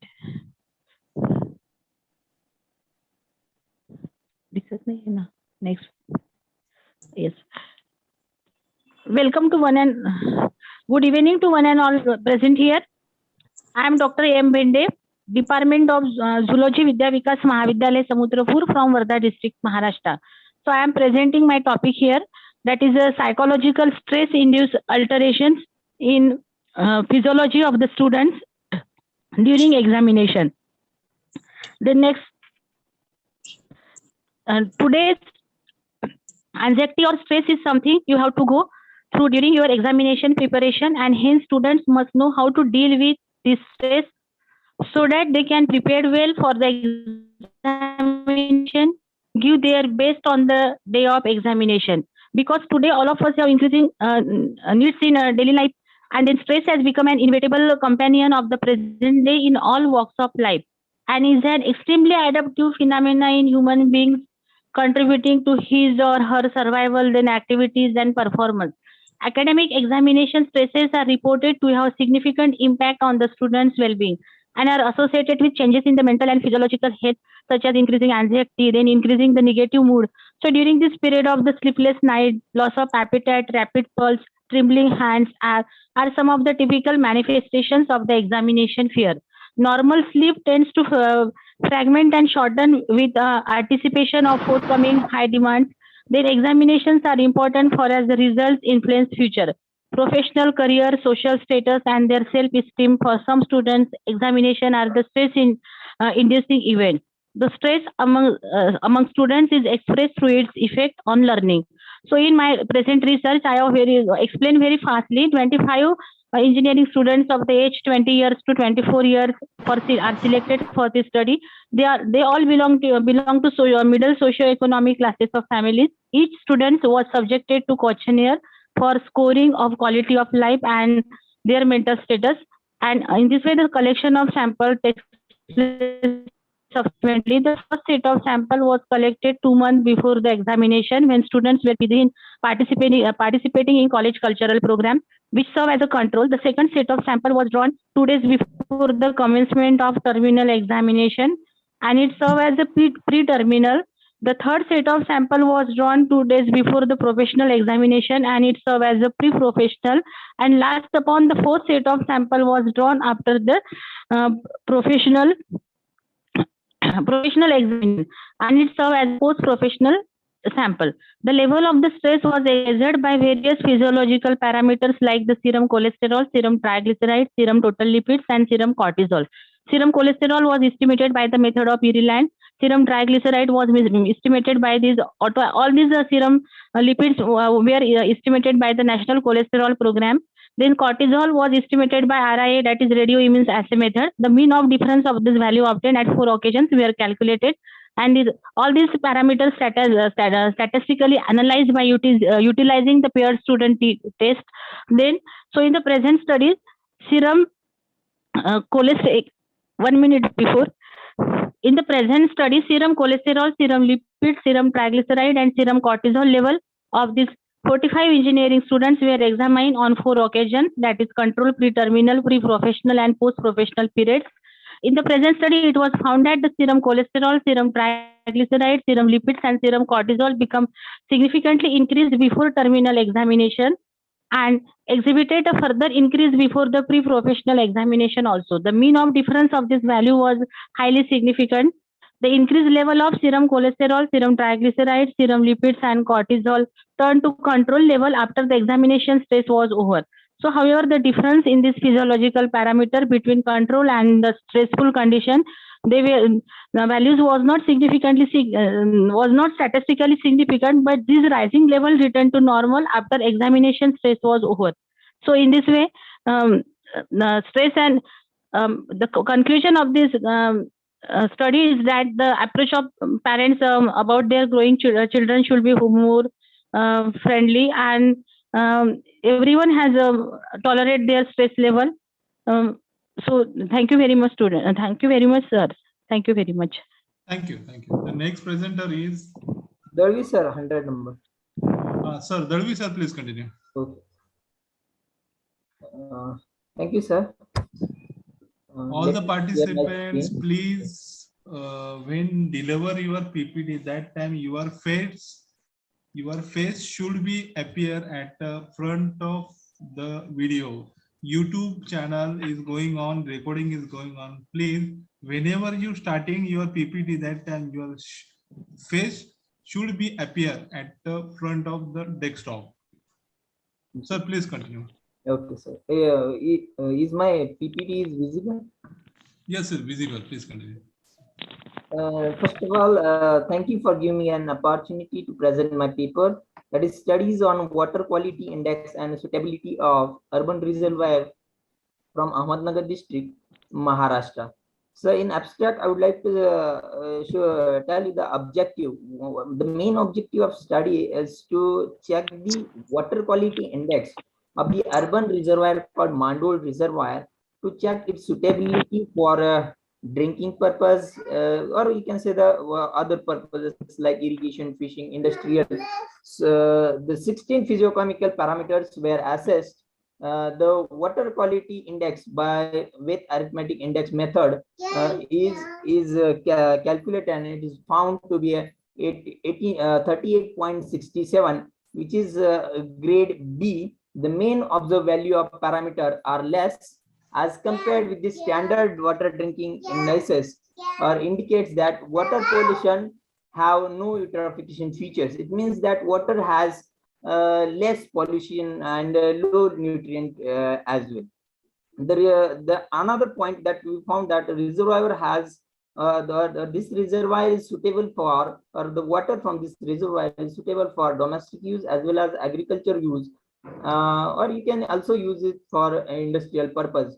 But the proper treatment is required to use this water for drinking purpose. This is what the gist of my paper or abstract. In introduction, why water quality index is required before using, because unknowingly we are checking the drinking the water or using water without knowing its characteristic or whether it is potable or not.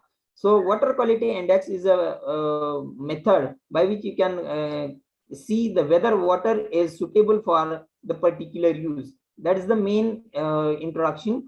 So the method which is used for the calculation is wet arithmetic index method.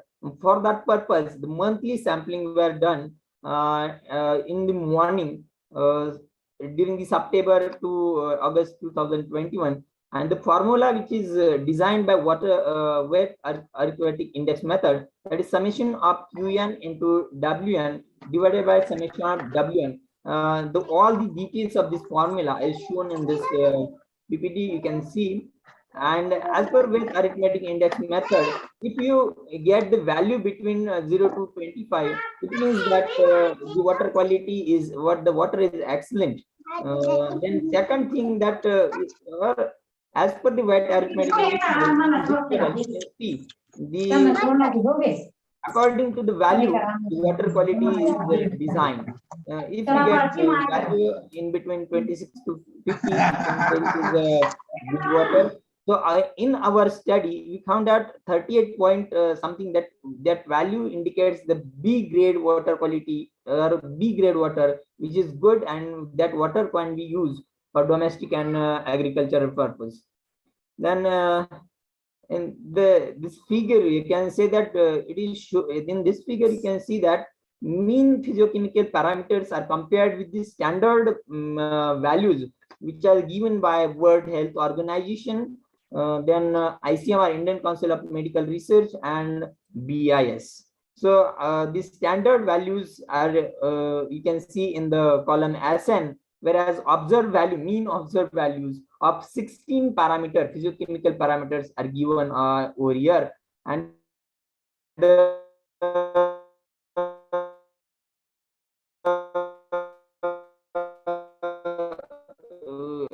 as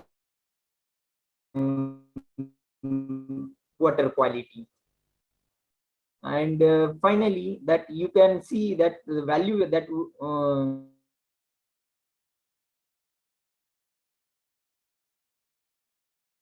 indicates that this water is, but Sir, your internet connectivity is not stable. Yes, sir. Your internet connectivity is not stable. Bandwidth is very low. So the last you directly jump on conclusion. Okay, yes, sir. This by verbally I told you the conclusion. Since the value is 38, it means the water other purposes, but before using this water method. Okay, thank you, sir. So these are some different. Thank you, sir. The next presenter is 103, Dr. Anil Pawar. 104, Rakesh Talikoti. 106, Alisha Kolluri. Yes, sir, I am ready, sir. Please continue. Sir, please allow me my presentation without PPT, sir. I am unable to prepare. No, you can directly read your PPT. Do not worry about that. Okay, sir. Thank you so much, sir. Read. Okay. My research paper topic is academic standards and their implication in teaching learning of pedagogy of social sciences.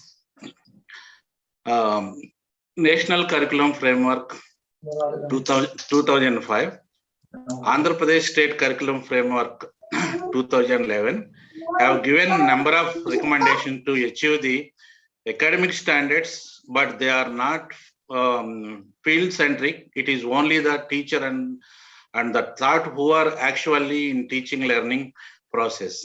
Therefore, Academic standards can be suggested by bodies, but cannot be attained without the sincere commitment, dedication, and accountability of teacher and the thought. Need and importance. The need and importance of today's paper is social sciences teaching is it gives sound citizenship training to the learner. The learner who are the future citizens have to acquire such skills which help them to solve the challenges they are likely to face in their personal and professional lives, but also to educate the social evils prevalent in the nation.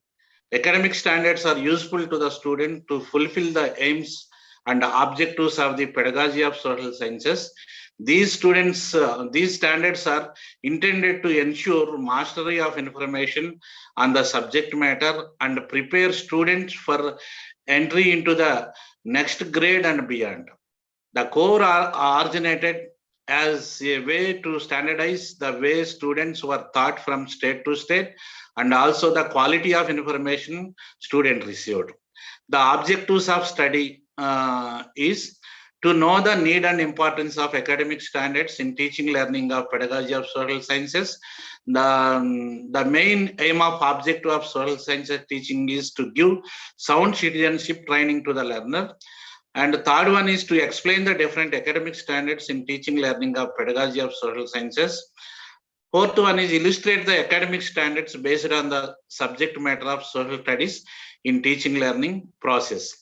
And last objective is develop cognitive skills, psychomotor skills, and affective skills among the learner through academic standards. The academic standards are conceptual understanding, reading the text given, understanding and interpretation. Third one is information skills. Fourth one is reflection on contemporary issue and questioning. Fifth one is mapping skills. Sixth one is appreciation and sensitivity. Regarding conceptual understanding, promoting learning of basic concepts through inquiry, discussion, reflection, giving examples through case studies, interpreting, observation, etc.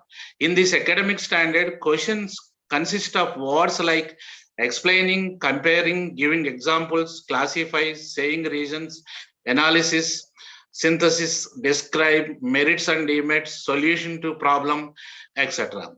These questions are mainly based on information given in the textbook. To achieve this, the teacher can undertake different activities such as encouraging the students to participate in discussion, debate, perform role plays, and do projects. And next academic standard is reading the text given, understanding and interpretation. In this academic standard, some text or statements are given, then the student can study them and interpret it in their own words. This academic standard's main perspective is asking questions, taking opinions, agree or disagree, and they are given chance to express their opinion freely in different dimensions. Students should also know other social issues along with the textbook issues and topics. They should also collect good essays, analyze social issues, and write essays on social issues. It helps reflective and analytical abilities of the students. The third academic standard is information skills. This academic standard involves gathering information, presenting information in understandable form, and also acquire the ability to read and decipher information presented in graphs and table. It includes the following content. They are able to prepare information tables, able to collect information based on various resources, able to fill up collected information tables, able to display of information through graphs, able to analyze the information based on questions, able to prepare reports, documents on given information, and able to draw conclusions. And the next fourth academic standard is a reflection on contemporary issues and questioning. In this academic standard, connecting day-to-day local and international issues with related subject matter of social studies and allows the students to create knowledge. It develops depth and breadth of the subject matter. It leads to higher order cognition of the students. Student can ask questions and problems in the present society, issues and problems discussed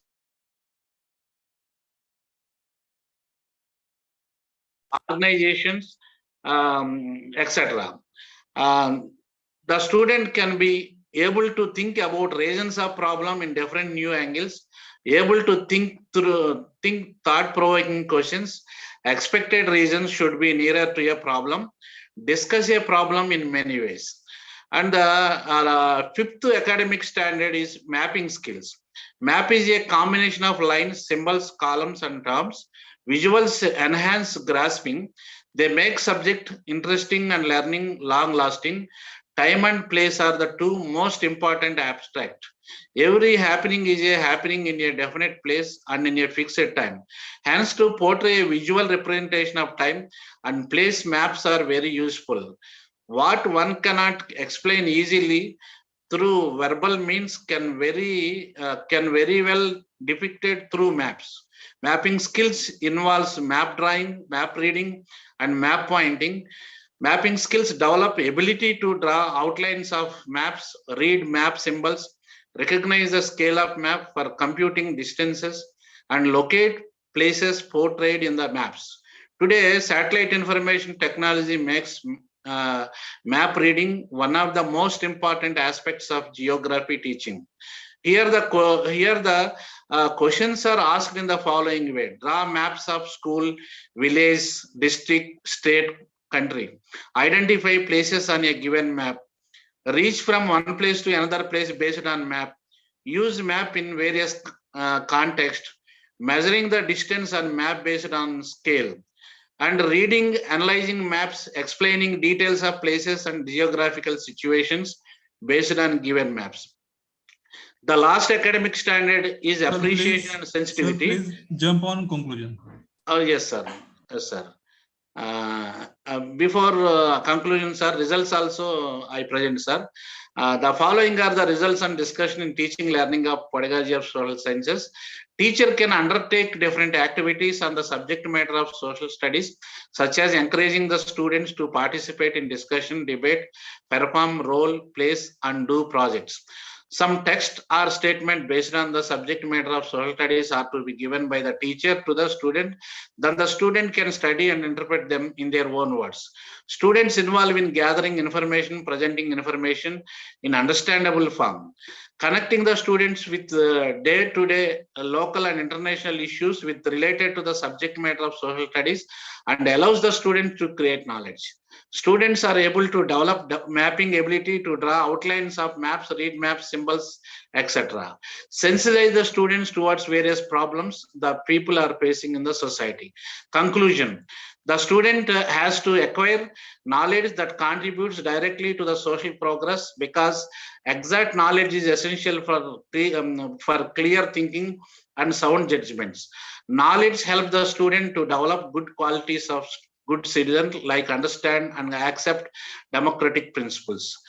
Desirable habits, attitudes, and skills are to be essentially developed because they are extremely significant factors of behavior.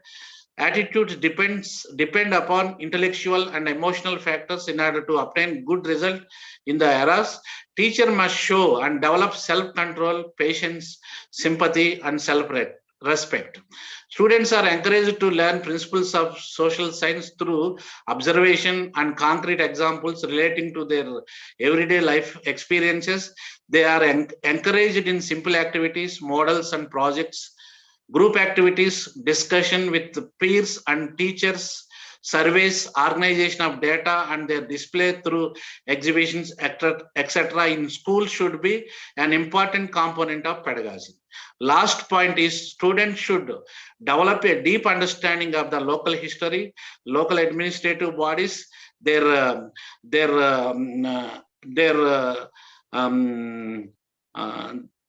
rights and responsibilities, and the protection of these scarce resources to develop a progressive, sustainable environment. With this, sir, I conclude my presentation. Thank you so much. Thank you. Thank you so much, sir. Kishore sir. Thank you, Thank sir. you so much for giving me an opportunity. I am Dr. Elisha from Telangana State, sir. Thank you, sir. Thank you. Right, sir. Thank you, sir. Thank you. Serial number 107, Dhan Yeah, I am Kumar present, sir. Mahalinga. Dhan Kumar Mahalinga, please continue. I am present, sir, without PPT. Okay, please continue. Okay, sir. Hello. Kishore sir. Yes.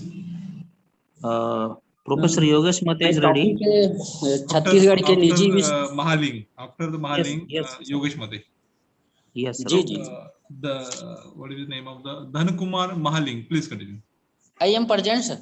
Yes, sir. Please continue. जी छत्तीसगढ़ के निजी शैक्षणिक कलिंगा विश्वविद्यालय पुस्तकालय में ई सूचना खोज प्रवृत्ति एक अध्ययन My name is Dhan Kumar Mahilange. My topic is Chhattisgarh Raipur संभाग प्रस्तावना है। आज के वर्तमान समय में शैक्षणिक पुस्तकालय कोरोना संकट अर्थात कोविड-19 के दौर से गुजर रहे हैं। सूचना के विभिन्न प्रकारों ने इस स्वरूपों में उपलब्धता को, इसकी उपयोगिता को बढ़ा दिया और लोकप्रियता के कारण ही शैक्षणिक पुस्तकालय को इन्हें अपनाने में मजबूर कर दिया गया है। पुस्तकालयों में पाठकों के सूचना खोज की तरीका परिवर्तन में दिखाई प्रतीत हो रहा है, जो समय के साथ साथ इस सूचना स्रोत के महत्व को भी बढ़ा दिया गया है, जिसे हम कोविड-19 का प्रभाव कह सकते हैं। ठीक उसी प्रकार से कलिंगा विश्वविद्यालय पुस्तकालय भी अपने पाठकों को ऑनलाइन पाठ्य सामग्री, सूचना, इस संसाधन उपलब्ध कराने में कोई कसर नहीं छोड़े रहे।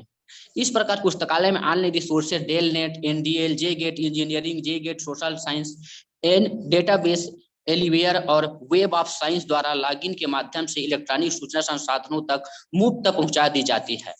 उद्देश्य, प्रस्तुत शोध अध्ययन का उद्देश्य निम्नलिखित इस प्रकार से पहला है पाठकों की सूचना खोज प्रवृत्ति को ज्ञात करना, दूसरा है इस सूचना स्रोत के महत्व को पता लगाना, तीसरा है इलेक्ट्रॉनिक संसाधन के उपयोग को ज्ञात करना, फोर्थ है कोविड-19 का पुस्तकालय में क्या प्रभाव है समझना तथा सूचना खोज प्रवृत्ति के उद्देश्यों को जानना, फिफ्थ है पाठकों की संतुष्टि के स्तर को ज्ञात करना, सिक्स है इलेक्ट्रॉनिक माध्यमों के प्रकारों का जानकारी प्राप्त करना।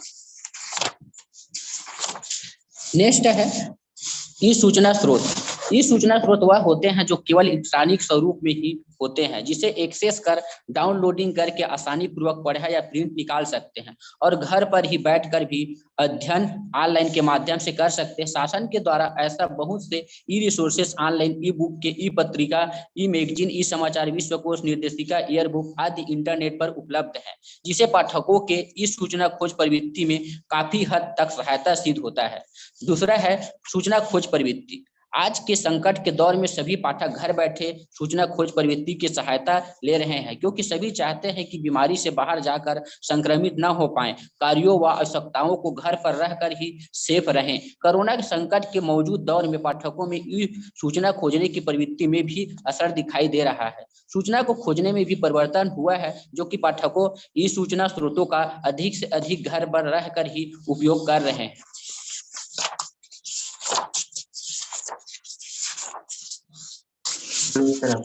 नेक्स्ट है परिणाम। नेक्स्ट पॉइंट है शोध कार्य पूरा होने के पश्चात निम्नलिखित परिणाम प्राप्त हुए हैं, जो इस प्रकार से है। पहला है इस सूचना स्रोत से 90% पाठक परिचित पाया गया है। दूसरा है पुस्तकालय की सेवाओं से भी 80% पाठक संतुष्ट पाए गए हैं। थर्ड है इस सूचना स्रोत के उपयोग में 40% पाठक भाषा की समस्या का जिक्र किया गया है। फोर्थ है ई सूचना स्रोत के प्रकार में 20% ई पुस्तकें एवं 40% अन्य का उपयोग करते पाया गया है। फिफ्थ है कोविड-19 के दौर में ई सूचना स्रोतों के प्राप्ति के लिए ऑनलाइन माध्यम का उपयोग करते पाया गया है। सिक्स है ऑनलाइन अध्ययन कार्य के लिए 60% पाठकों द्वारा सूचना खोज प्रवृत्ति के उद्देश्य से पुस्तकालय का उपयोग करते पाया गया है। नेक्स्ट है लास्ट पॉइंट है सुझाव है। शोध अध्ययन के दौरान कुछ पाठकों को यह सुझाव भी प्राप्त हुआ है, जो कि निम्नलिखित इस प्रकार से हैं। पहला है हिंदी भाषा की पुस्तकें कम हैं, बढ़ोतरी करने की आवश्यकता है। सेकेंड है ऑनलाइन सूचना स्रोतों के उपयोग में प्रशिक्षण की आवश्यकता है। तीसरा है प्रचार प्रसार इस सूचना संसाधनों के बारे में, ताकि पाठकों को सही जानकारी प्राप्त हो सके। नेक्स्ट है फोर्थ पॉइंट, सूचना खोजने के माध्यमों को भी पाठकों को अवगत कराया जाना चाहिए। नेक्स्ट है कंक्लूजन, निष्कर्ष। इस प्रकार से कलिंगा विश्वविद्यालय पुस्तकालय छत्तीसगढ़ के कोविड-19 के दौर में पाठकों में ई सूचना खोज प्रवृत्ति एक अध्ययन से ज्ञात होता है कि केंद्रीय पुस्तकालय में पाठकों को ऑनलाइन सेवाएं डेल नेट एनडीएल की रिसोर्सेस एवं अभियांत्रिकी जेगेट इंजीनियरिंग के अलावा सभी सामाजिक विज्ञान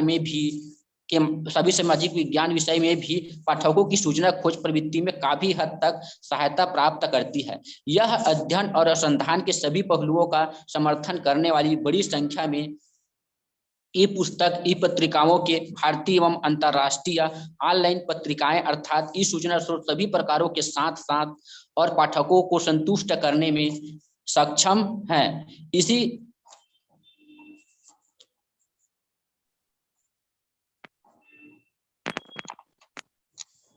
Sir, please continue.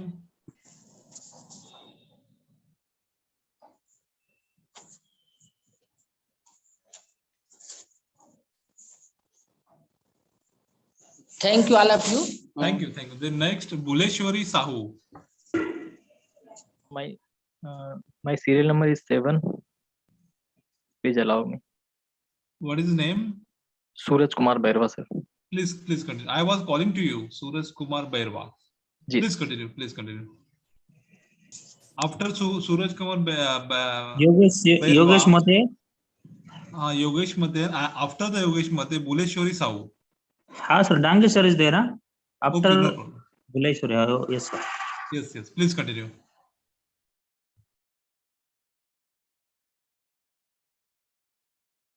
Bairwa, please continue. Professor Bairwa, is this available? Professor Bairwa. Sir, एक minute. You can directly read your PPT without sharing. My PPT is visible? It is being visible. Sharing is. Please wait. It's not yet shared. Sharing is. Yeah, it is a Hindi समाचारों की digital audience. Sir Please continue. मैं सूरज कुमार बैरवा, जनसंचार केंद्र राजस्थान विश्वविद्यालय जयपुर से। मेरा जो शोध का विषय है वो है हिंदी समाचारों की डिजिटल ऑडियंस। Please continue. ये विषय चुनने के पीछे 3 मुख्य वजह रही हैं। पहली तो ये कि जो भारत की राष्ट्रभाषा हिंदी है वो दुनिया में दूसरी सबसे अधिक बोली जाने वाली भाषा है। बहुभाषी भारत के हिंदी भाषी राज्यों की आबादी करीब 46 करोड़ से अधिक है। और दूसरी भाषा को भी अगर इसमें शामिल कर लिया जाए तो 2011 की जनगणना के अनुसार ये कुल आबादी का 75% होती है। एक रिपोर्ट के अनुसार पूरी दुनिया में करीब 80 से 85 करोड़ लोग हिंदी बोलते लिखते समझते हैं।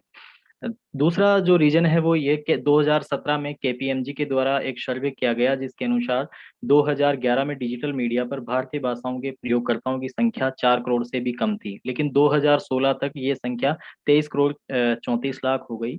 तीसरा कारण ये था कि 2016 से 2021 के मध्य का समय भारत के लिए एक डिजिटल क्रांति के रूप में देखा जा सकता है। जियो की इसमें महत्वपूर्ण भूमिका रही है। सस्ते इंटरनेट और सस्ते स्मार्टफोन के कारण डिजिटल ऑडियंस का दायरा बढ़ा है। ये विषय इस शोध को करने के लिए 2 विधियों का उपयोग किया गया। पहला तो ये कि जो टीआरपी सबसे अधिक टीआरपी वाले 5 समाचार हिंदी के समाचार चैनलों और एबीसी की रिपोर्ट अधिक प्रसार संख्या वाले 5 हिंदी के समाचार पत्रों के डिजिटल प्लेटफॉर्म जिनमें यूट्यूब, फेसबुक, ट्विटर, इंस्टाग्राम, उन पर क्या स्थिति है हिंदी समाचार पढ़ने देखने वालों की, उनके सब्सक्राइबर और फॉलोवर्स की संख्या कितनी है।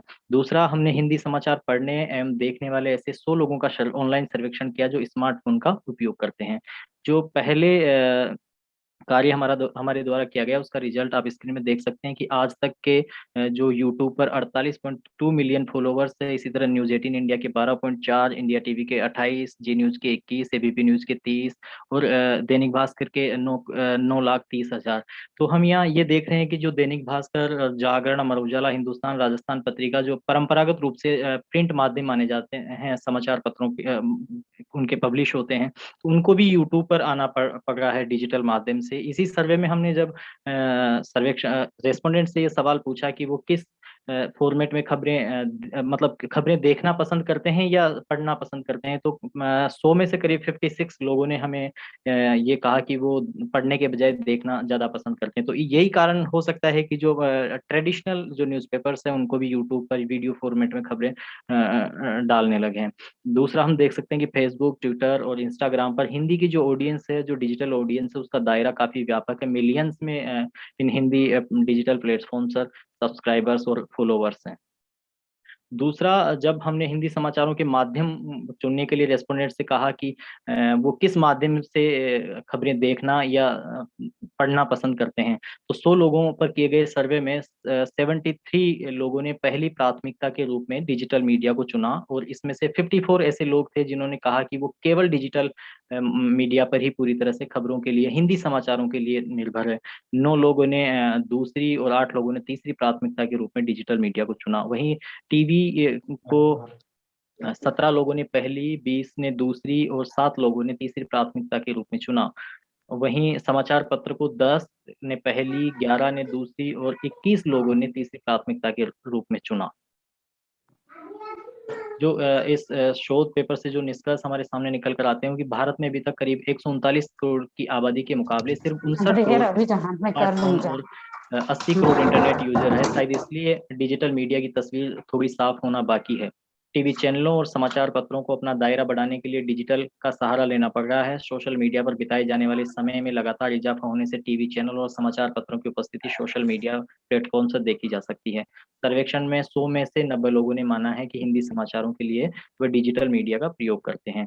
इसलिए हम कह सकते हैं कि जो हिंदी समाचारों की डिजिटल ऑडियंस है वो काफ़ी व्यापक है और वो लगातार इंटरनेट और स्मार्टफोन के बढ़ते दायरे के साथ उनका विस्तार होगा। Thank you.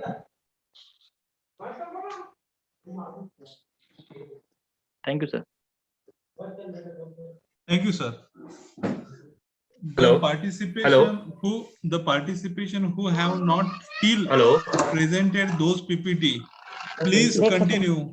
Hello, just allow me to share. Who would like to continue Sir, PPT? hello. Please one by Sure, one. sir. Yes, yes. Just give me. Okay, good. Thank you, Yogesh sir. Mate, Yes, sir. Yes, sir. please Thank continue. you. Yogesh Mate. Thank you very much, sir. So my topic is the e-content development program for higher education, why and how. So I'm directly starting with the introduction that it is extremely effective educational tool. And nowadays we observe that it is beneficial to both the students and teacher in all type of personalized instruction system. It is the most recent style. And we know that in the pandemic we have used it. E-content is an extremely effective tool, but it is the most we can say this provides us the authoritative voice and advantage over competitors who may not be offering any instructional content at all. So we can be more competent with our subject topics. But what is the aim and objective of this program is to encourage individual teachers, groups and teachers in colleges and universities. It will also encourage IT industry experts to content development for the advanced content, and as well as but we can say the electronic format and variety of teaching and learning programs. But the what are the applications nowadays? We can see the mobile-based, web-based, computer-based, virtual classroom, and digital collaboration. But the benefit of those learning for those the benefit of this learning for students or online learning meets everyone's needs. Lectures can be taken many times as necessary. We can repeat it. Provides access to updated content. Delivers lessons quickly. Consistency. Cost saving. Effectiveness and less of an environmental impact, we can say, or scalability, means in the large scale we can produce nowadays. We know that there are two types. We know that already most of the participants have mentioned the synchronous and asynchronous type of, but I will go extend again this in between the LMS and traditional methods. We know that the classroom sizes, time, ability to tailor courses, affordability, consistency, and interactive learning are the most important topics as compared to LMS versus the traditional method. We know that there are so many advantages of it. In between that, better explain, no time restriction, reach to larger audience, change with the time for absent of students and for absent students and slow learners. Earn fame, we can anyone anyone can earn their fames. For example, in the case of a professor, they can earn a cash for the cash purpose, and knack. MOOCs. We know that UGC gave complete guidelines to develop e-content for the higher education. Now there are specific guidelines also, and these guidelines are now changing with the time. Nowadays, the MOOCs in the MOOCs platform, we observed that NPTEL, MOOCIT, and IITBX and SWAYAM are the platform. Most of the people know the SWAYAM, and this is in this SWAYAM platform, we already attended so many courses as well as refresher programs. Sorry, my video was not on. It's on now. Next one, that MOOCs platforms and providers. We know that some online MOOCs platforms and providers, edX, Coursera, Udacity, Udemy, all those are right. And the last one, familiar with us now, UGC has given a 40% weightage to this on the SWAYAM courses also. For the NAC purpose, what are the topics included? In a higher education purpose, I am talking about the curricular enrichment certificate programs are there, curricular enrichment, there are marks. These are the topics where we are getting marks for the NAC. Curricular enrichment certificate program, teaching learning evaluation, IT infrastructure, best practices, ILMS, MOOCs, web resources, all these topics we are getting marks for the NAC. So how the e-content is helping to higher education. Why MOOCs now? Develop MOOCs courses for the self, MOOCs for the institution, SWAYAM, and in the case CAS. We know that in the 4 different quadrants, we are preparing our MOOCs. We know that quadrant 1 observed that some animation, simulation, video demonstration, virtual labs. Quadrant 2, all PDF, text, ebooks, means content, video demonstration, documents, interactive simulations. Quadrant 3, we already know the related links, Wikipedia, courses, open source content on internet, case studies, books, including ebooks, research paper. And quadrant 4, the self-assessment process, that we can say the matching question, short answer question, long answer question, quizzes, assignments, and solutions. But e-content development process, we can say what are the process actually? First, we have to set a specific objective for that, conceptualizing and creating a design vision. What is our vision? Actually, later creating our content, then cultivate and analyze of it, and optimize and measurement. There are some phases, the most important phases. First phase is analysis phase. Second one is design phase, means what we have to actually work on this, which type of e-content. The development phase, the testing phase, the implementation phase, and evaluation phase. We know that there are so many softwares we go live, like this conference is going from Zoom, like that open broadcasting software we can use. Normal lecture video recording, these are the tools which are very much useful for the e-content development. Then on a mobile screen also, now we can observe that those then camera apps, there are some applications in the mobile also. So there may be effective recording of we can say there may be an effective recording of our content. We know that the PowerPoint presentation itself is giving us PowerPoint presentation itself is giving us so many opportunities to record our videos, as well as giving an effective presentation of PPT is developing with the time. Then table, we know that there are some example how to prepare video. We know that there's some green screen or green screen chroma content we use for the professional cameras. We can make our own studios for making. Now the higher education institutions are also making some videos, and they're using some applications all the way. Now, instruments required to develop the e-content, there are so many instruments, but images I'm showing you, not in a theory form, that we know that good computer desktop, good softwares, we can say graphic cards and all. So all those things are required for us. And the e-content now in the Indian UGC of Higher Education and the Director of School Education, primarily focusing on modifying our education system with the student-friendly and psychological approaches for.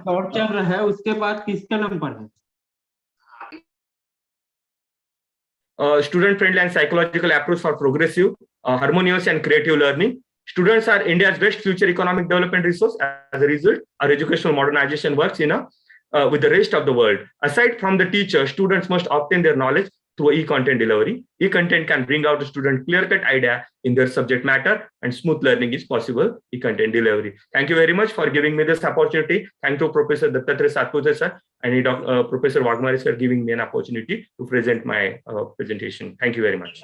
Thank you, sir, for your nice presentation. The next presenter is Bansode sir.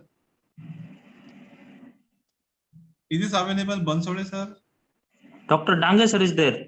Dange sir, please continue. After Yes, the Dange, sir. Yes, sir. Yes, sir. Yes, sir. Dange Please sir, continue. please continue. हाँ sir, Satpute sir. हाँ बोला sir. PPT शायद वो battery mobile discharge लगभग हो रहा है, तो फिर सिर्फ रीड कर सकते हैं। हाँ सर, पीपीटी नहीं होगा तो चलेगा, कुछ प्रॉब्लम नहीं, आप रीड किया तो भी चलेगा। अच्छा अच्छा सर, अच्छा please directly. Hello, good evening to all of you. I am Dr. Dada Saheb Dange, Associate Professor, Arts Science and Commerce College, Rahata. मैं आज हिंदी के अंतर्गत आप सभी के सामने मेरा शोध आलेख प्रस्तुत करने जा रहा हूँ। शोध आलेख का शीर्षक है विश्व स्तर पर रोजगार के अवसर और हिंदी। तो प्रस्तावना के अंतर्गत वर्तमान युग में हिंदी भाषा की उपयोगिता हमारी वैयक्तिक और सामाजिक जरूरतों से जुड़ गई है। जीवन की मूलभूत आवश्यकताओं की पूर्ति हेतु उपयोग में आने वाली हिंदी की उपयोगिता अब स्वयं सिद्ध है। बाजारवाद और उपभोक्तावाद के इस दौर में प्रयोजनपरक हिंदी का स्तर अधिक व्यापक और समृद्ध होता जा रहा है। भाषा के प्रयोजनपरक आयाम का संबंध हमारी सामाजिक आवश्यकताओं और जीवन की उस व्यवस्था से होता है जो व्यक्तिपरक होकर भी समाज सापेक्ष होता है, और इस आयाम का प्रयोग किसी प्रयोजन विशेष के संदर्भ में हो रहा है। प्रयोजन मूलक हिंदी आज इस देश में बहुत बड़े फलक और धरातल पर प्रयुक्त हो रही है। केंद्र और राज्य सरकारों के बीच संवादों का पुल बनाने में आज इसकी महती भूमिका को नकारा नहीं जा सकता। आज इसने एक और कंप्यूटर, टेलीक्स तथा तार, इलेक्ट्रॉनिक्स, टेलीप्रिंटर, दूरदर्शन, रेडियो, अखबार, डाक, फिल्म और विज्ञापन आदि जन संचार के माध्यमों को अपनी गिरफ्त में लिया है, तो वही दूसरी ओर शेयर बाजार, रेल, हवाई जहाज, बीमा उद्योग, बैंक आदि माध्यमों को अपनी गिरफ्त में लिया है। औद्योगिक उपक्रमों, रक्षा, सेना, इंजीनियरिंग आदि प्रौद्योगिकी संस्थाओं, तकनीकी और वैज्ञानिक क्षेत्रों, आयुर्विज्ञान, कृषि, चिकित्सा, शिक्षा आदि के विभिन्न संस्थाओं में हिंदी माध्यम से प्रशिक्षण दिलाने कॉलेजों, विश्वविद्यालयों, सरकारी अर्ध सरकारी कार्यालयों, चिट्ठी, पत्री, लेटर पैड, स्टॉक रजिस्टर, लिफाफे, मुहावरे जैसे अन्य विभिन्न क्षेत्रों में उसका महत्व स्वयं सिद्ध हुआ है। कुल मिलाकर यह कि पर्यटन, बाजार, तीर्थस्थल, कल कारखाने, कचहरी आदि अभी प्रयोजनमूलक हिंदी की जद में आ गए हैं। हिंदी के लिए यह शुभ है। वैश्विक संदर्भ में हिंदी अब साहित्यिक अध्ययन और अध्यापन की सीमाओं से बाहर आकर विभिन्न प्रौद्योगिक और व्यावसायिक क्षेत्रों में अपना स्थान बना चुकी है। इन दिनों देश में ही नहीं, विदेश में भी व्यावसायिक पाठ्यक्रमों में हिंदी की व्यावहारिक कार्यपरक कुशलता पर बल दिया जा रहा है। भारतीय व्यावसायिक जगत में अपने व्यक्तियों का कार्यक्षम बनाने की दृष्टि से बिजनेस हिंदी के पाठ्यक्रम चलाए जा रहे हैं। स्वयं रोजगार के दो क्षेत्र हो सकते हैं, भाषा परक और कौशल परक। भाषा परक स्वयं रोजगार के अंतर्गत हम ऑनलाइन हिंदी शिक्षण के कई निजी पाठ्यक्रम स्वयं रोजगार की दिशा में महत्वपूर्ण वैश्विक प्रयास हो सकते हैं। सूचना प्रौद्योगिकी में दिनों दिन बढ़ रही हिंदी की उपयोगिता और अनिवार्यता अधिक से अधिक कार्य सक्षम युवाओं को रोजगार दिला सकेगी, इसमें संदेह नहीं। जनसंचार माध्यमों में रोजगार के अवसर। सभी जनसंचार माध्यमों में फिल्मी या गैर फिल्मी सभी कार्यक्रमों में एंकरिंग या कार्यक्रम संयोजन के लिए हिंदी की अनिवार्यता अब उपयोगिता हर तरह से सिद्ध हो चुकी है। चाहे नृत्य हो, संगीत हो, गायन की प्रतियोगिताओं के रियलिटी शोज हो या सम्मान पुरस्कार वितरण समारोह, हिंदी की कुशल संप्रेषणीयता के बिना ये सफल हो ही नहीं सकते। इनके लिए हिंदी में अभिव्यक्ति परक प्रशिक्षण की जरूरत होगी ताकि रोजगार के नए द्वार युवाओं के सामने खुल जाए। मीडिया और विज्ञापन में रोजगार के अवसर। स्क्रिप्ट लेखन, एनिमेशन, गीत लेखन और कंप्यूटर का ज्ञान स्वयं रोजगार के मोक अवसर प्रदान करता है। हिंदी में आकर्षक और प्रभावी विज्ञापन तैयार करने के लिए युवाओं की मांग बढ़ रही है। प्रसून जो पर्यटन के क्षेत्र में रोजगार के अवसर। भारत वैसे भी विश्व प्रसिद्ध दर्शनीय स्थल ताजमहल के कारण पर्यटन का आकर्षक केंद्र बना हुआ है। इतनी ही नहीं, हिंदू और बौद्ध धर्मावलंबी देश अपनी धार्मिक आस्था के कारण भारत को पर्यटन का केंद्र मानते हैं।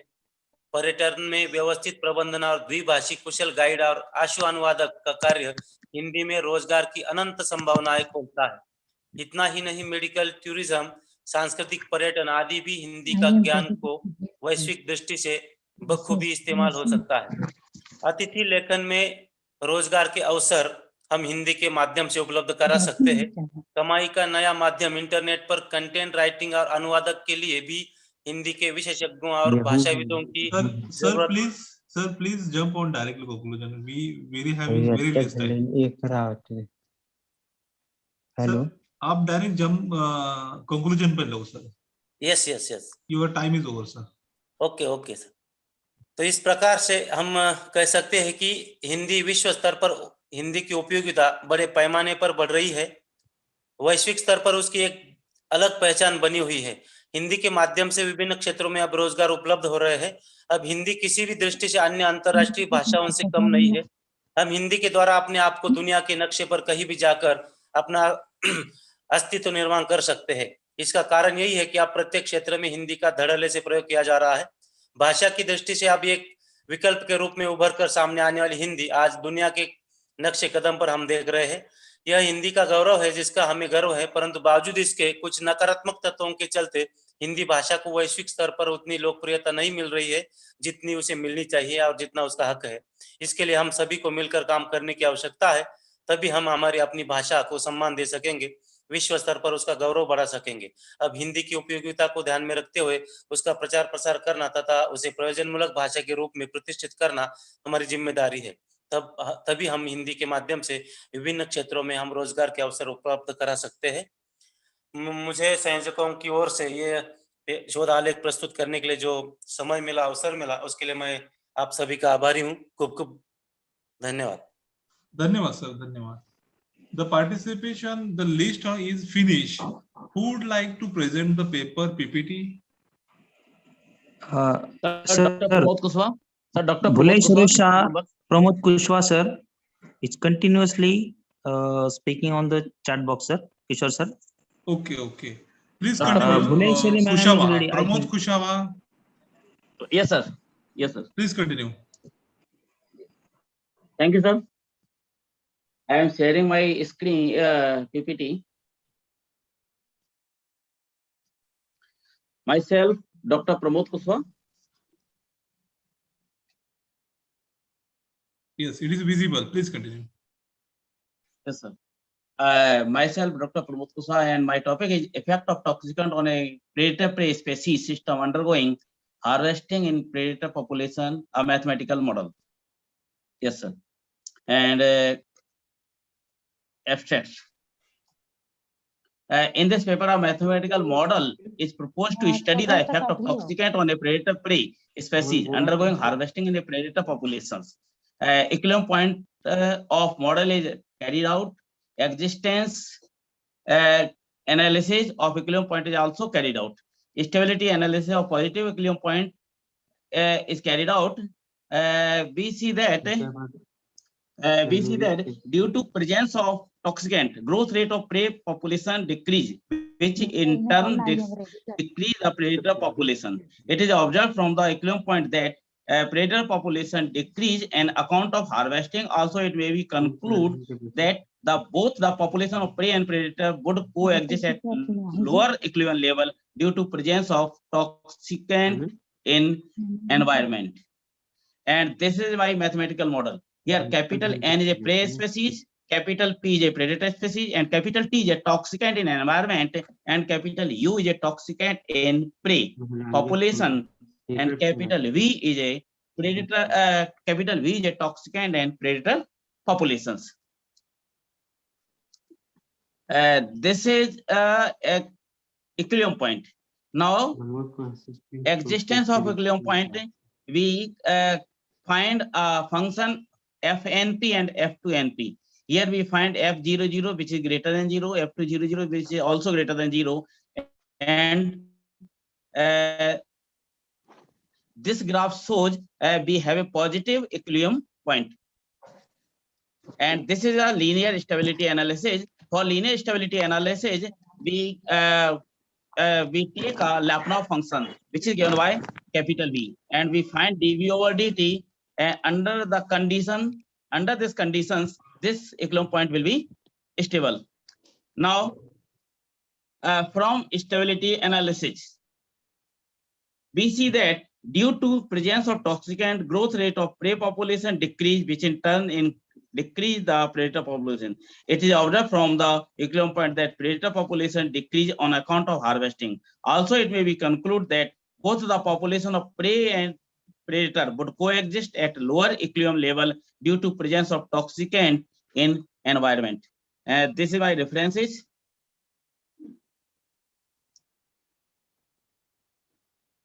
And thank you, sir. Thank you, sir. The next presenter is Buleshwari Sahu. It is available. Buleshwari Sahu. Come in. Yes, my presence, sir. Yes, please continue your PPT. Okay, sir. I am Buleshwari Sahu, PhD, subject पुस्तकालय एवं सूचना विज्ञान.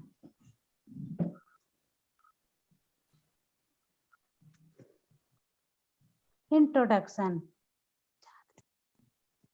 Kalinga university एक private university है. यह नया रायपुर, छत्तीसगढ़, भारत में स्थित एक निजी विश्वविद्यालय है. इसकी स्थापना सन 2011 में छत्तीसगढ़ निजी विश्वविद्यालयों स्थापना व संचालन अधिनियम 2005 के तहत की गई थी. अंतरराष्ट्रीय पुस्तकालयों के पैटर्न पर निर्मित कलिंगा यूनिवर्सिटी के पुस्तकालय में एक आधुनिक माहौल है जो कुशल सेवा एवं सुविधाओं द्वारा समर्पित है और विनम्र तथा साक्षर कर्मचारियों द्वारा पूरक है. प्रकाशित सर्वोत्तम पाठन सामग्री प्रदान करने के अलावा यह इंटरनेट के माध्यम से उत्पादों की जानकारी तक पहुंच प्रदान करता है और उच्चतम सेवा भेजने के लिए निर्धारित सेवाओं की एक विस्तृत श्रृंखला है. विश्वविद्यालय में स्नातक और स्नातकोत्तर पाठ्यक्रम के छात्रों के लिए सभी प्रकार की पुस्तकें उपलब्ध है. कलिंगा यूनिवर्सिटी के विद्यार्थियों के लिए इलेक्ट्रॉनिक सिस्टम उपलब्ध है. इलेक्ट्रॉनिक लाइब्रेरी सिस्टम उपयोगकर्ताओं को ऑनलाइन एक्सेस द्वारा दुनिया में कहीं पर भी खुले डिजिटल डाटा प्राप्त करने की सक्षम बनाता है. डिजिटल लाइब्रेरी डिजिटल ऑब्जेक्ट का एक ऑनलाइन डेटाबेस है जिसमें text, still image, audio, video, अन्य डिजिटल मीडिया प्रारूप शामिल हो सकते हैं. ऑब्जेक्ट में प्रिंट या तस्वीरों जैसे डिजिटल सामग्री शामिल हो सकती है. साथ ही मूल रूप में डिजिटल सामग्री जैसे वर्ड प्रोसेसर, फाइल या सोशल मीडिया पोस्ट का उत्पादन किया जा सकता है.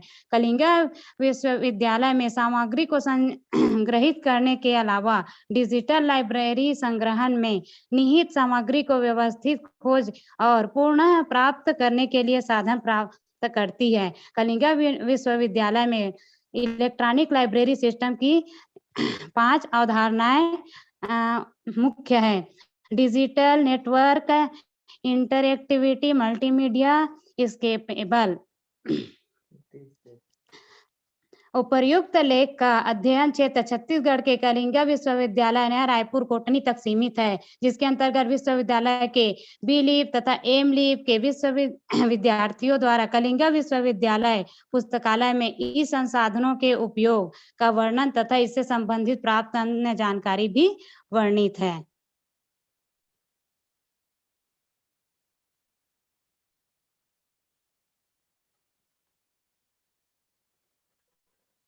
हो गया आपका पीपीटी? हो गया पढ़ के?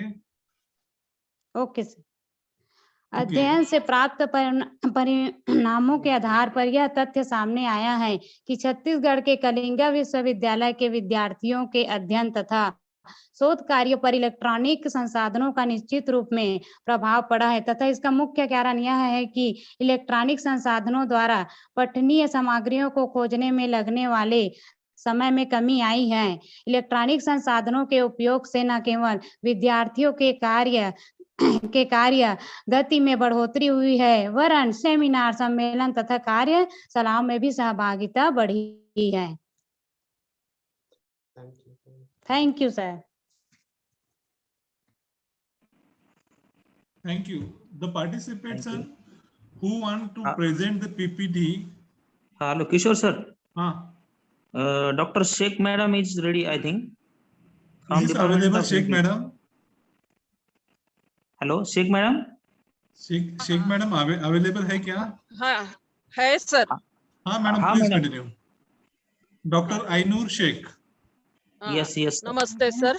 Namaste. Please continue. मैं प्राध्यापिका डॉक्टर नूर शेख, कला विज्ञान वाणिज्य महाविद्यालय राहता। मेरे पेपर का विषय है संचार माध्यमों की भाषा हिंदी। वर्तमान युग जनसंचार और तकनीकी युग है। इस जनसंचार के जितने भी साधन उपलब्ध है उन सभी में अपनी भाषा हिंदी को ही अपनाया है। हिंदी जन जन की भाषा है। जन जन की भाषा बनाने में संचार माध्यमों का स्थान महत्वपूर्ण है। संचार एक ऐसी शक्ति है जो पूरे विश्व को एक क्लिक पर जोड़ने की क्षमता रखती है। उसमें संपूर्ण दुनिया को छोटी बनाकर मुट्ठी में बंद कर दिया है। संचार की प्रक्रिया की मनुष्य जन्म के साथ ही आरंभ होती है। संचार एक अत्यंत व्यापक अवधारणा है। प्राचीन काल से आज तक मानव संचार के कारण जुड़ा है। विभिन्न क्षेत्र में सूचनाएं प्रेषित करने का कार्य भी संचार के माध्यम से होता है। आज हम देख रहे हैं संचार के जितने भी साधन हैं, जिसमें मुद्रित माध्यम है, इलेक्ट्रॉनिक माध्यम है, नव इलेक्ट्रॉनिक माध्यम है। मुद्रित माध्यम में समाचार पत्र, पत्रिकाएं, मुद्रित साहित्य, जर्नल, पोस्टर, ग्रंथ आदि। इलेक्ट्रॉनिक माध्यम की बात करें तो रेडियो, दूरदर्शन, संगणक, इंटरनेट, ऑडियो वीडियो कैसेट, इन सभी को देखते हुए हम इस बात को व्यक्त कर सकते हैं कि इन सभी में हिंदी भाषा का एक लोकप्रिय, यहाँ पर देखो, यानी लोगों में हिंदी के प्रति अधिक मात्रा में रुचि दिखाई देती है। आज सुशिक्षित वर्ग हो या अशिक्षित वर्ग, अगर दूरदर्शन के सामने बैठता है तो अशिक्षित वर्ग भी हिंदी के कार्यक्रमों को, चाहे वह फिल्म हो, सीरियल हो या अन्य कोई भी कार्यक्रम को अच्छी तरह से समझ सकता है, अच्छी तरह से बोलने की कोशिश करता है। आज हम देखते हैं कि हमारा देश अनेक धर्मों का दिखाई देता है, जिसमें अनेक जाति धर्म के लोग रहते हैं। हर एक की अलग अलग अपनी अपनी भाषा है, फिर भी इन सभी भाषाओं में हिंदी के प्रति अधिक मात्रा में यहाँ पर रुचि दिखाई देती है। यहाँ पर हम आकाशवाणी और हिंदी की बात कर सकते हैं। आकाशवाणी भी एक जनसंचार का माध्यम है, जिस पर समाचार पत्र, गीत, नाटक, संवाद आदि कार्यक्रम जो होते हैं वह हिंदी का यहाँ पर विकास दिखाई देता है। दूरदर्शन और हिंदी की बात करें तो आज सबसे अधिक लोकप्रिय माध्यम यहाँ पर दूरदर्शन दिखाई देता है। इस अवसर पर मैं केवल ये कहना चाहूंगी कि जनसंचार के जितने भी माध्यम है, इसमें हिंदी ने अधिक मात्रा में लोगों में अपने प्रति, हिंदी के प्रति प्रचार प्रसार करने का काम यहाँ पर किया है, और जिसके कारण संचार माध्यमों ने हिंदी के विकास में अपना महत्वपूर्ण योगदान यहाँ पर दिया है। निष्कर्ष रूप में मैं कहना चाहूंगी, जनसंचार माध्यमों की सबसे अधिक जो भाषा है वह प्रिय हिंदी भाषा है। भारत सहित संपूर्ण विश्व में एक क्रांति जनसंचार माध्यम और हिंदी के माध्यम से हुई है। कहा जा सकता है संचार के विविध माध्यमों के द्वारा हिंदी भाषा का चाहे जिस रूप में भी प्रचार प्रसार हुआ है या हो रहा है, वह निश्चित ही गौरवान्वित करने वाली बात है। जनसंचार माध्यम आज बहुत प्रभावी साधन बन गए हैं। जीवन के हर क्षेत्र में उसका प्रभाव, जनसंचार माध्यमों के कारण हिंदी जनमानस की भाषा बन गई है। जनसंचार माध्यम और हिंदी ने देश को एक गरिमा प्रदान की है, और ये बात निर्विवाद सत्य है कि देश और दुनिया में हिंदी भाषा के प्रचार प्रसार में संचार माध्यमों का योगदान सराहनीय है। धन्यवाद sir. Thank you, madam. Thank you. धन्यवाद madam. Who's the next presenter who would like to present PPT? Sir, I think Kishan Ora sir is there. Kishan Ora. Is Yes, this sir. available? Kishan Ora sir, Dr. Kishan Ora sir, please continue. Sir, 1 minute. Sharing. You directly read, it will be better. If you would like to share your PPT, no problem. Okay, sir. Thank you so much, sir. I am a Dr. Kishan Vora, Physical Education Department, Ahmedabad, Gujarat, the Sandipani Shikshan Mahavidyalaya, B.Ed College. Thank you so much, Kishore Wagmare, sir. Opportunity for me, short time. Effect of yoga and circuit training of endurance of hands and shoulders muscles of kho players. Introduction. Effects. 1 minute, sir. Effects of yoga and circuit training on endurance of hands, hand and shoulders muscles of kho player. Male player of kho selected of school level in Ahmedabad, a district where were selected in players study. Total 90 players, 90 students were selected as a subject for the sample of the randomly study in which 30 players were including in the yoga training groups, 30 in circuit training, 30 players in yoga players and 30 student in circuit training वो different है. योगासन वो करवाते हैं वो different है. वो circuit training मतलब jumping, skipping and pushup, pulling. वो सर्किट ट्रेनिंग में टोटल 6 and 7 एक्सरसाइज आ जाता है. उसको सर्किट ट्रेनिंग बोलते हैं. मतलब पूरा सर्किट सर्कुलर के हिसाब से उसको घुमाना है. पहले जंपिंग करना है, फिर स्किपिंग करना है, फिर पुशअप करना है, फिर पुलअप्स करना है. उसको सर्किट ट्रेनिंग बोलते हैं. तो circuit training and yoga. Now the effect of yoga training groups, the circuit training groups mean difference.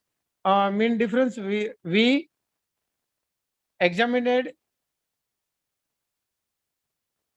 yoga training groups and circuit training groups with completed 2 control groups because of yoga training and circuit training. Remaining improvement was found. Endurance of the hands and shoulders muscles selected subjects by 12 weeks. Systematically yoga training and circuit training programs. And last,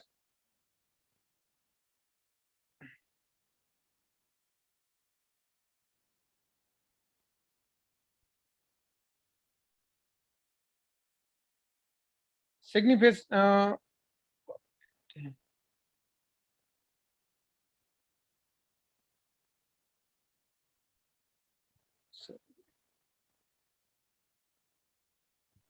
Sir, please continue. Sir, 1 minute. Groups and control groups and circuit training groups and control groups it was completed with circuit and difference.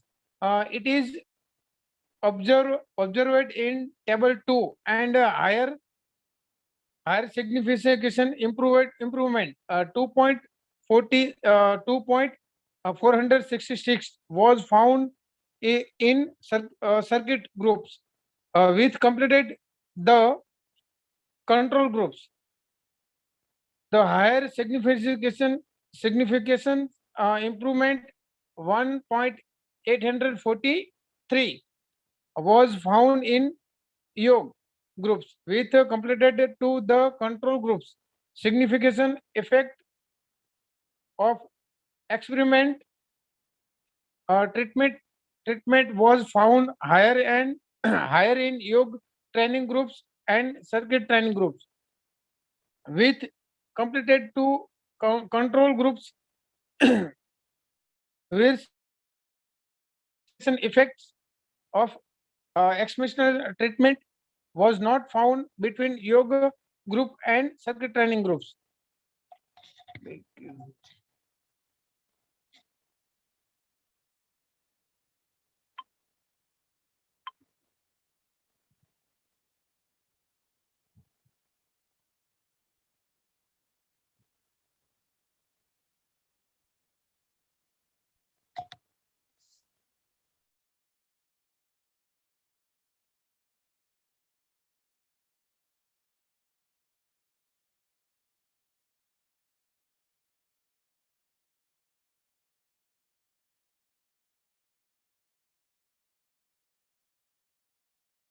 Yes, sir. Have you done it?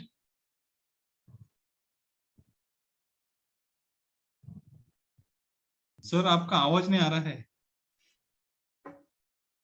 Sir hello sir आपका time 5 minute हो गया. Okay, thank you so much, sir. Thank you. Opportunity for me. Thank you, sir. Another participation who want to present the PPT? Hello, Kishore sir. Yes. I think vote of thanks. Okay, before vote of thank, I would like to Yes, first thanks to the Sai Rural Samstha, Rahata Arts and Commerce College, and all the participants who have given the support and sent the articles for one-day international conference to getting the high success for our international conference. I would like to thank especially Dattatreya Satpute sir for giving an opportunity and made the tender with us, our organization Sri Wagmare Brothers Private Event Management Company, and given that opportunity for service and conduct one-day international conference. Especially thanks to Principal Lahane sir for sign the agreement of the international conference. And another thing is that all the PPT will be available on YouTube as well as www.sriwagmarebrothers.com website, e-journal and video YouTube channel will be available there. www.sriwagmarebrothers.com. I am handovering this session to Dr. Satputhy sir. Sir, please continue. Okay, sir. Thank you. Thank you, sir. I would like to express my thanks to all the participants to attend the conference. I am very much thankful to Professor Kishore Wagmare sir, Sri Wagmare Brothers and Event Management, media and publicity partner in India and abroad. On behalf of Shirdi Sai Rural Institute, Arts, Science, Commerce College, Rahata, I extend the very heartily thanks to Dr. Janice Fernandez ma'am. A big thanks to Dr. Thakkar ma'am. I must mention our deep sense and appreciation for the Praveen Saptarshi sir. I may like to express our sincere thanks to Dr. Rajendra Kumbar sir. I also wish to express my gratitude to Dr. Mahesh Kharde sir, Director of Shirdi Sai Rural Institutes, Rahata, who is always providing encouragement. I also extend my thanks to Professor S.V. Lahare sir, Principal of Arts, Science and Commerce College, Rahata, his valuable guidance. I would like to express my big thanks to Honorable Sujay Radha Krishna Vikhe Patil, Member of Parliament, Ahmednagar constituency. I am also thankful to Honorable Radha Krishna Vikhe Patil, ex-Minister of Government of India and Chairman of Prevara Rural Education Society. I take this opportunity to thank all the reviewers and the technical committee members for providing their valuable comments in the time and helps towards to improvement of the quality of paper presentation in this international conference. I would like to thank all the HOD of Arts, Science, Commerce College, Rahata directly and indirectly help us and guidance us for preparing to this conference. I'm also thankful to Dr. VP Bhalekar sir, IQSC coordinator for his valuable guidance.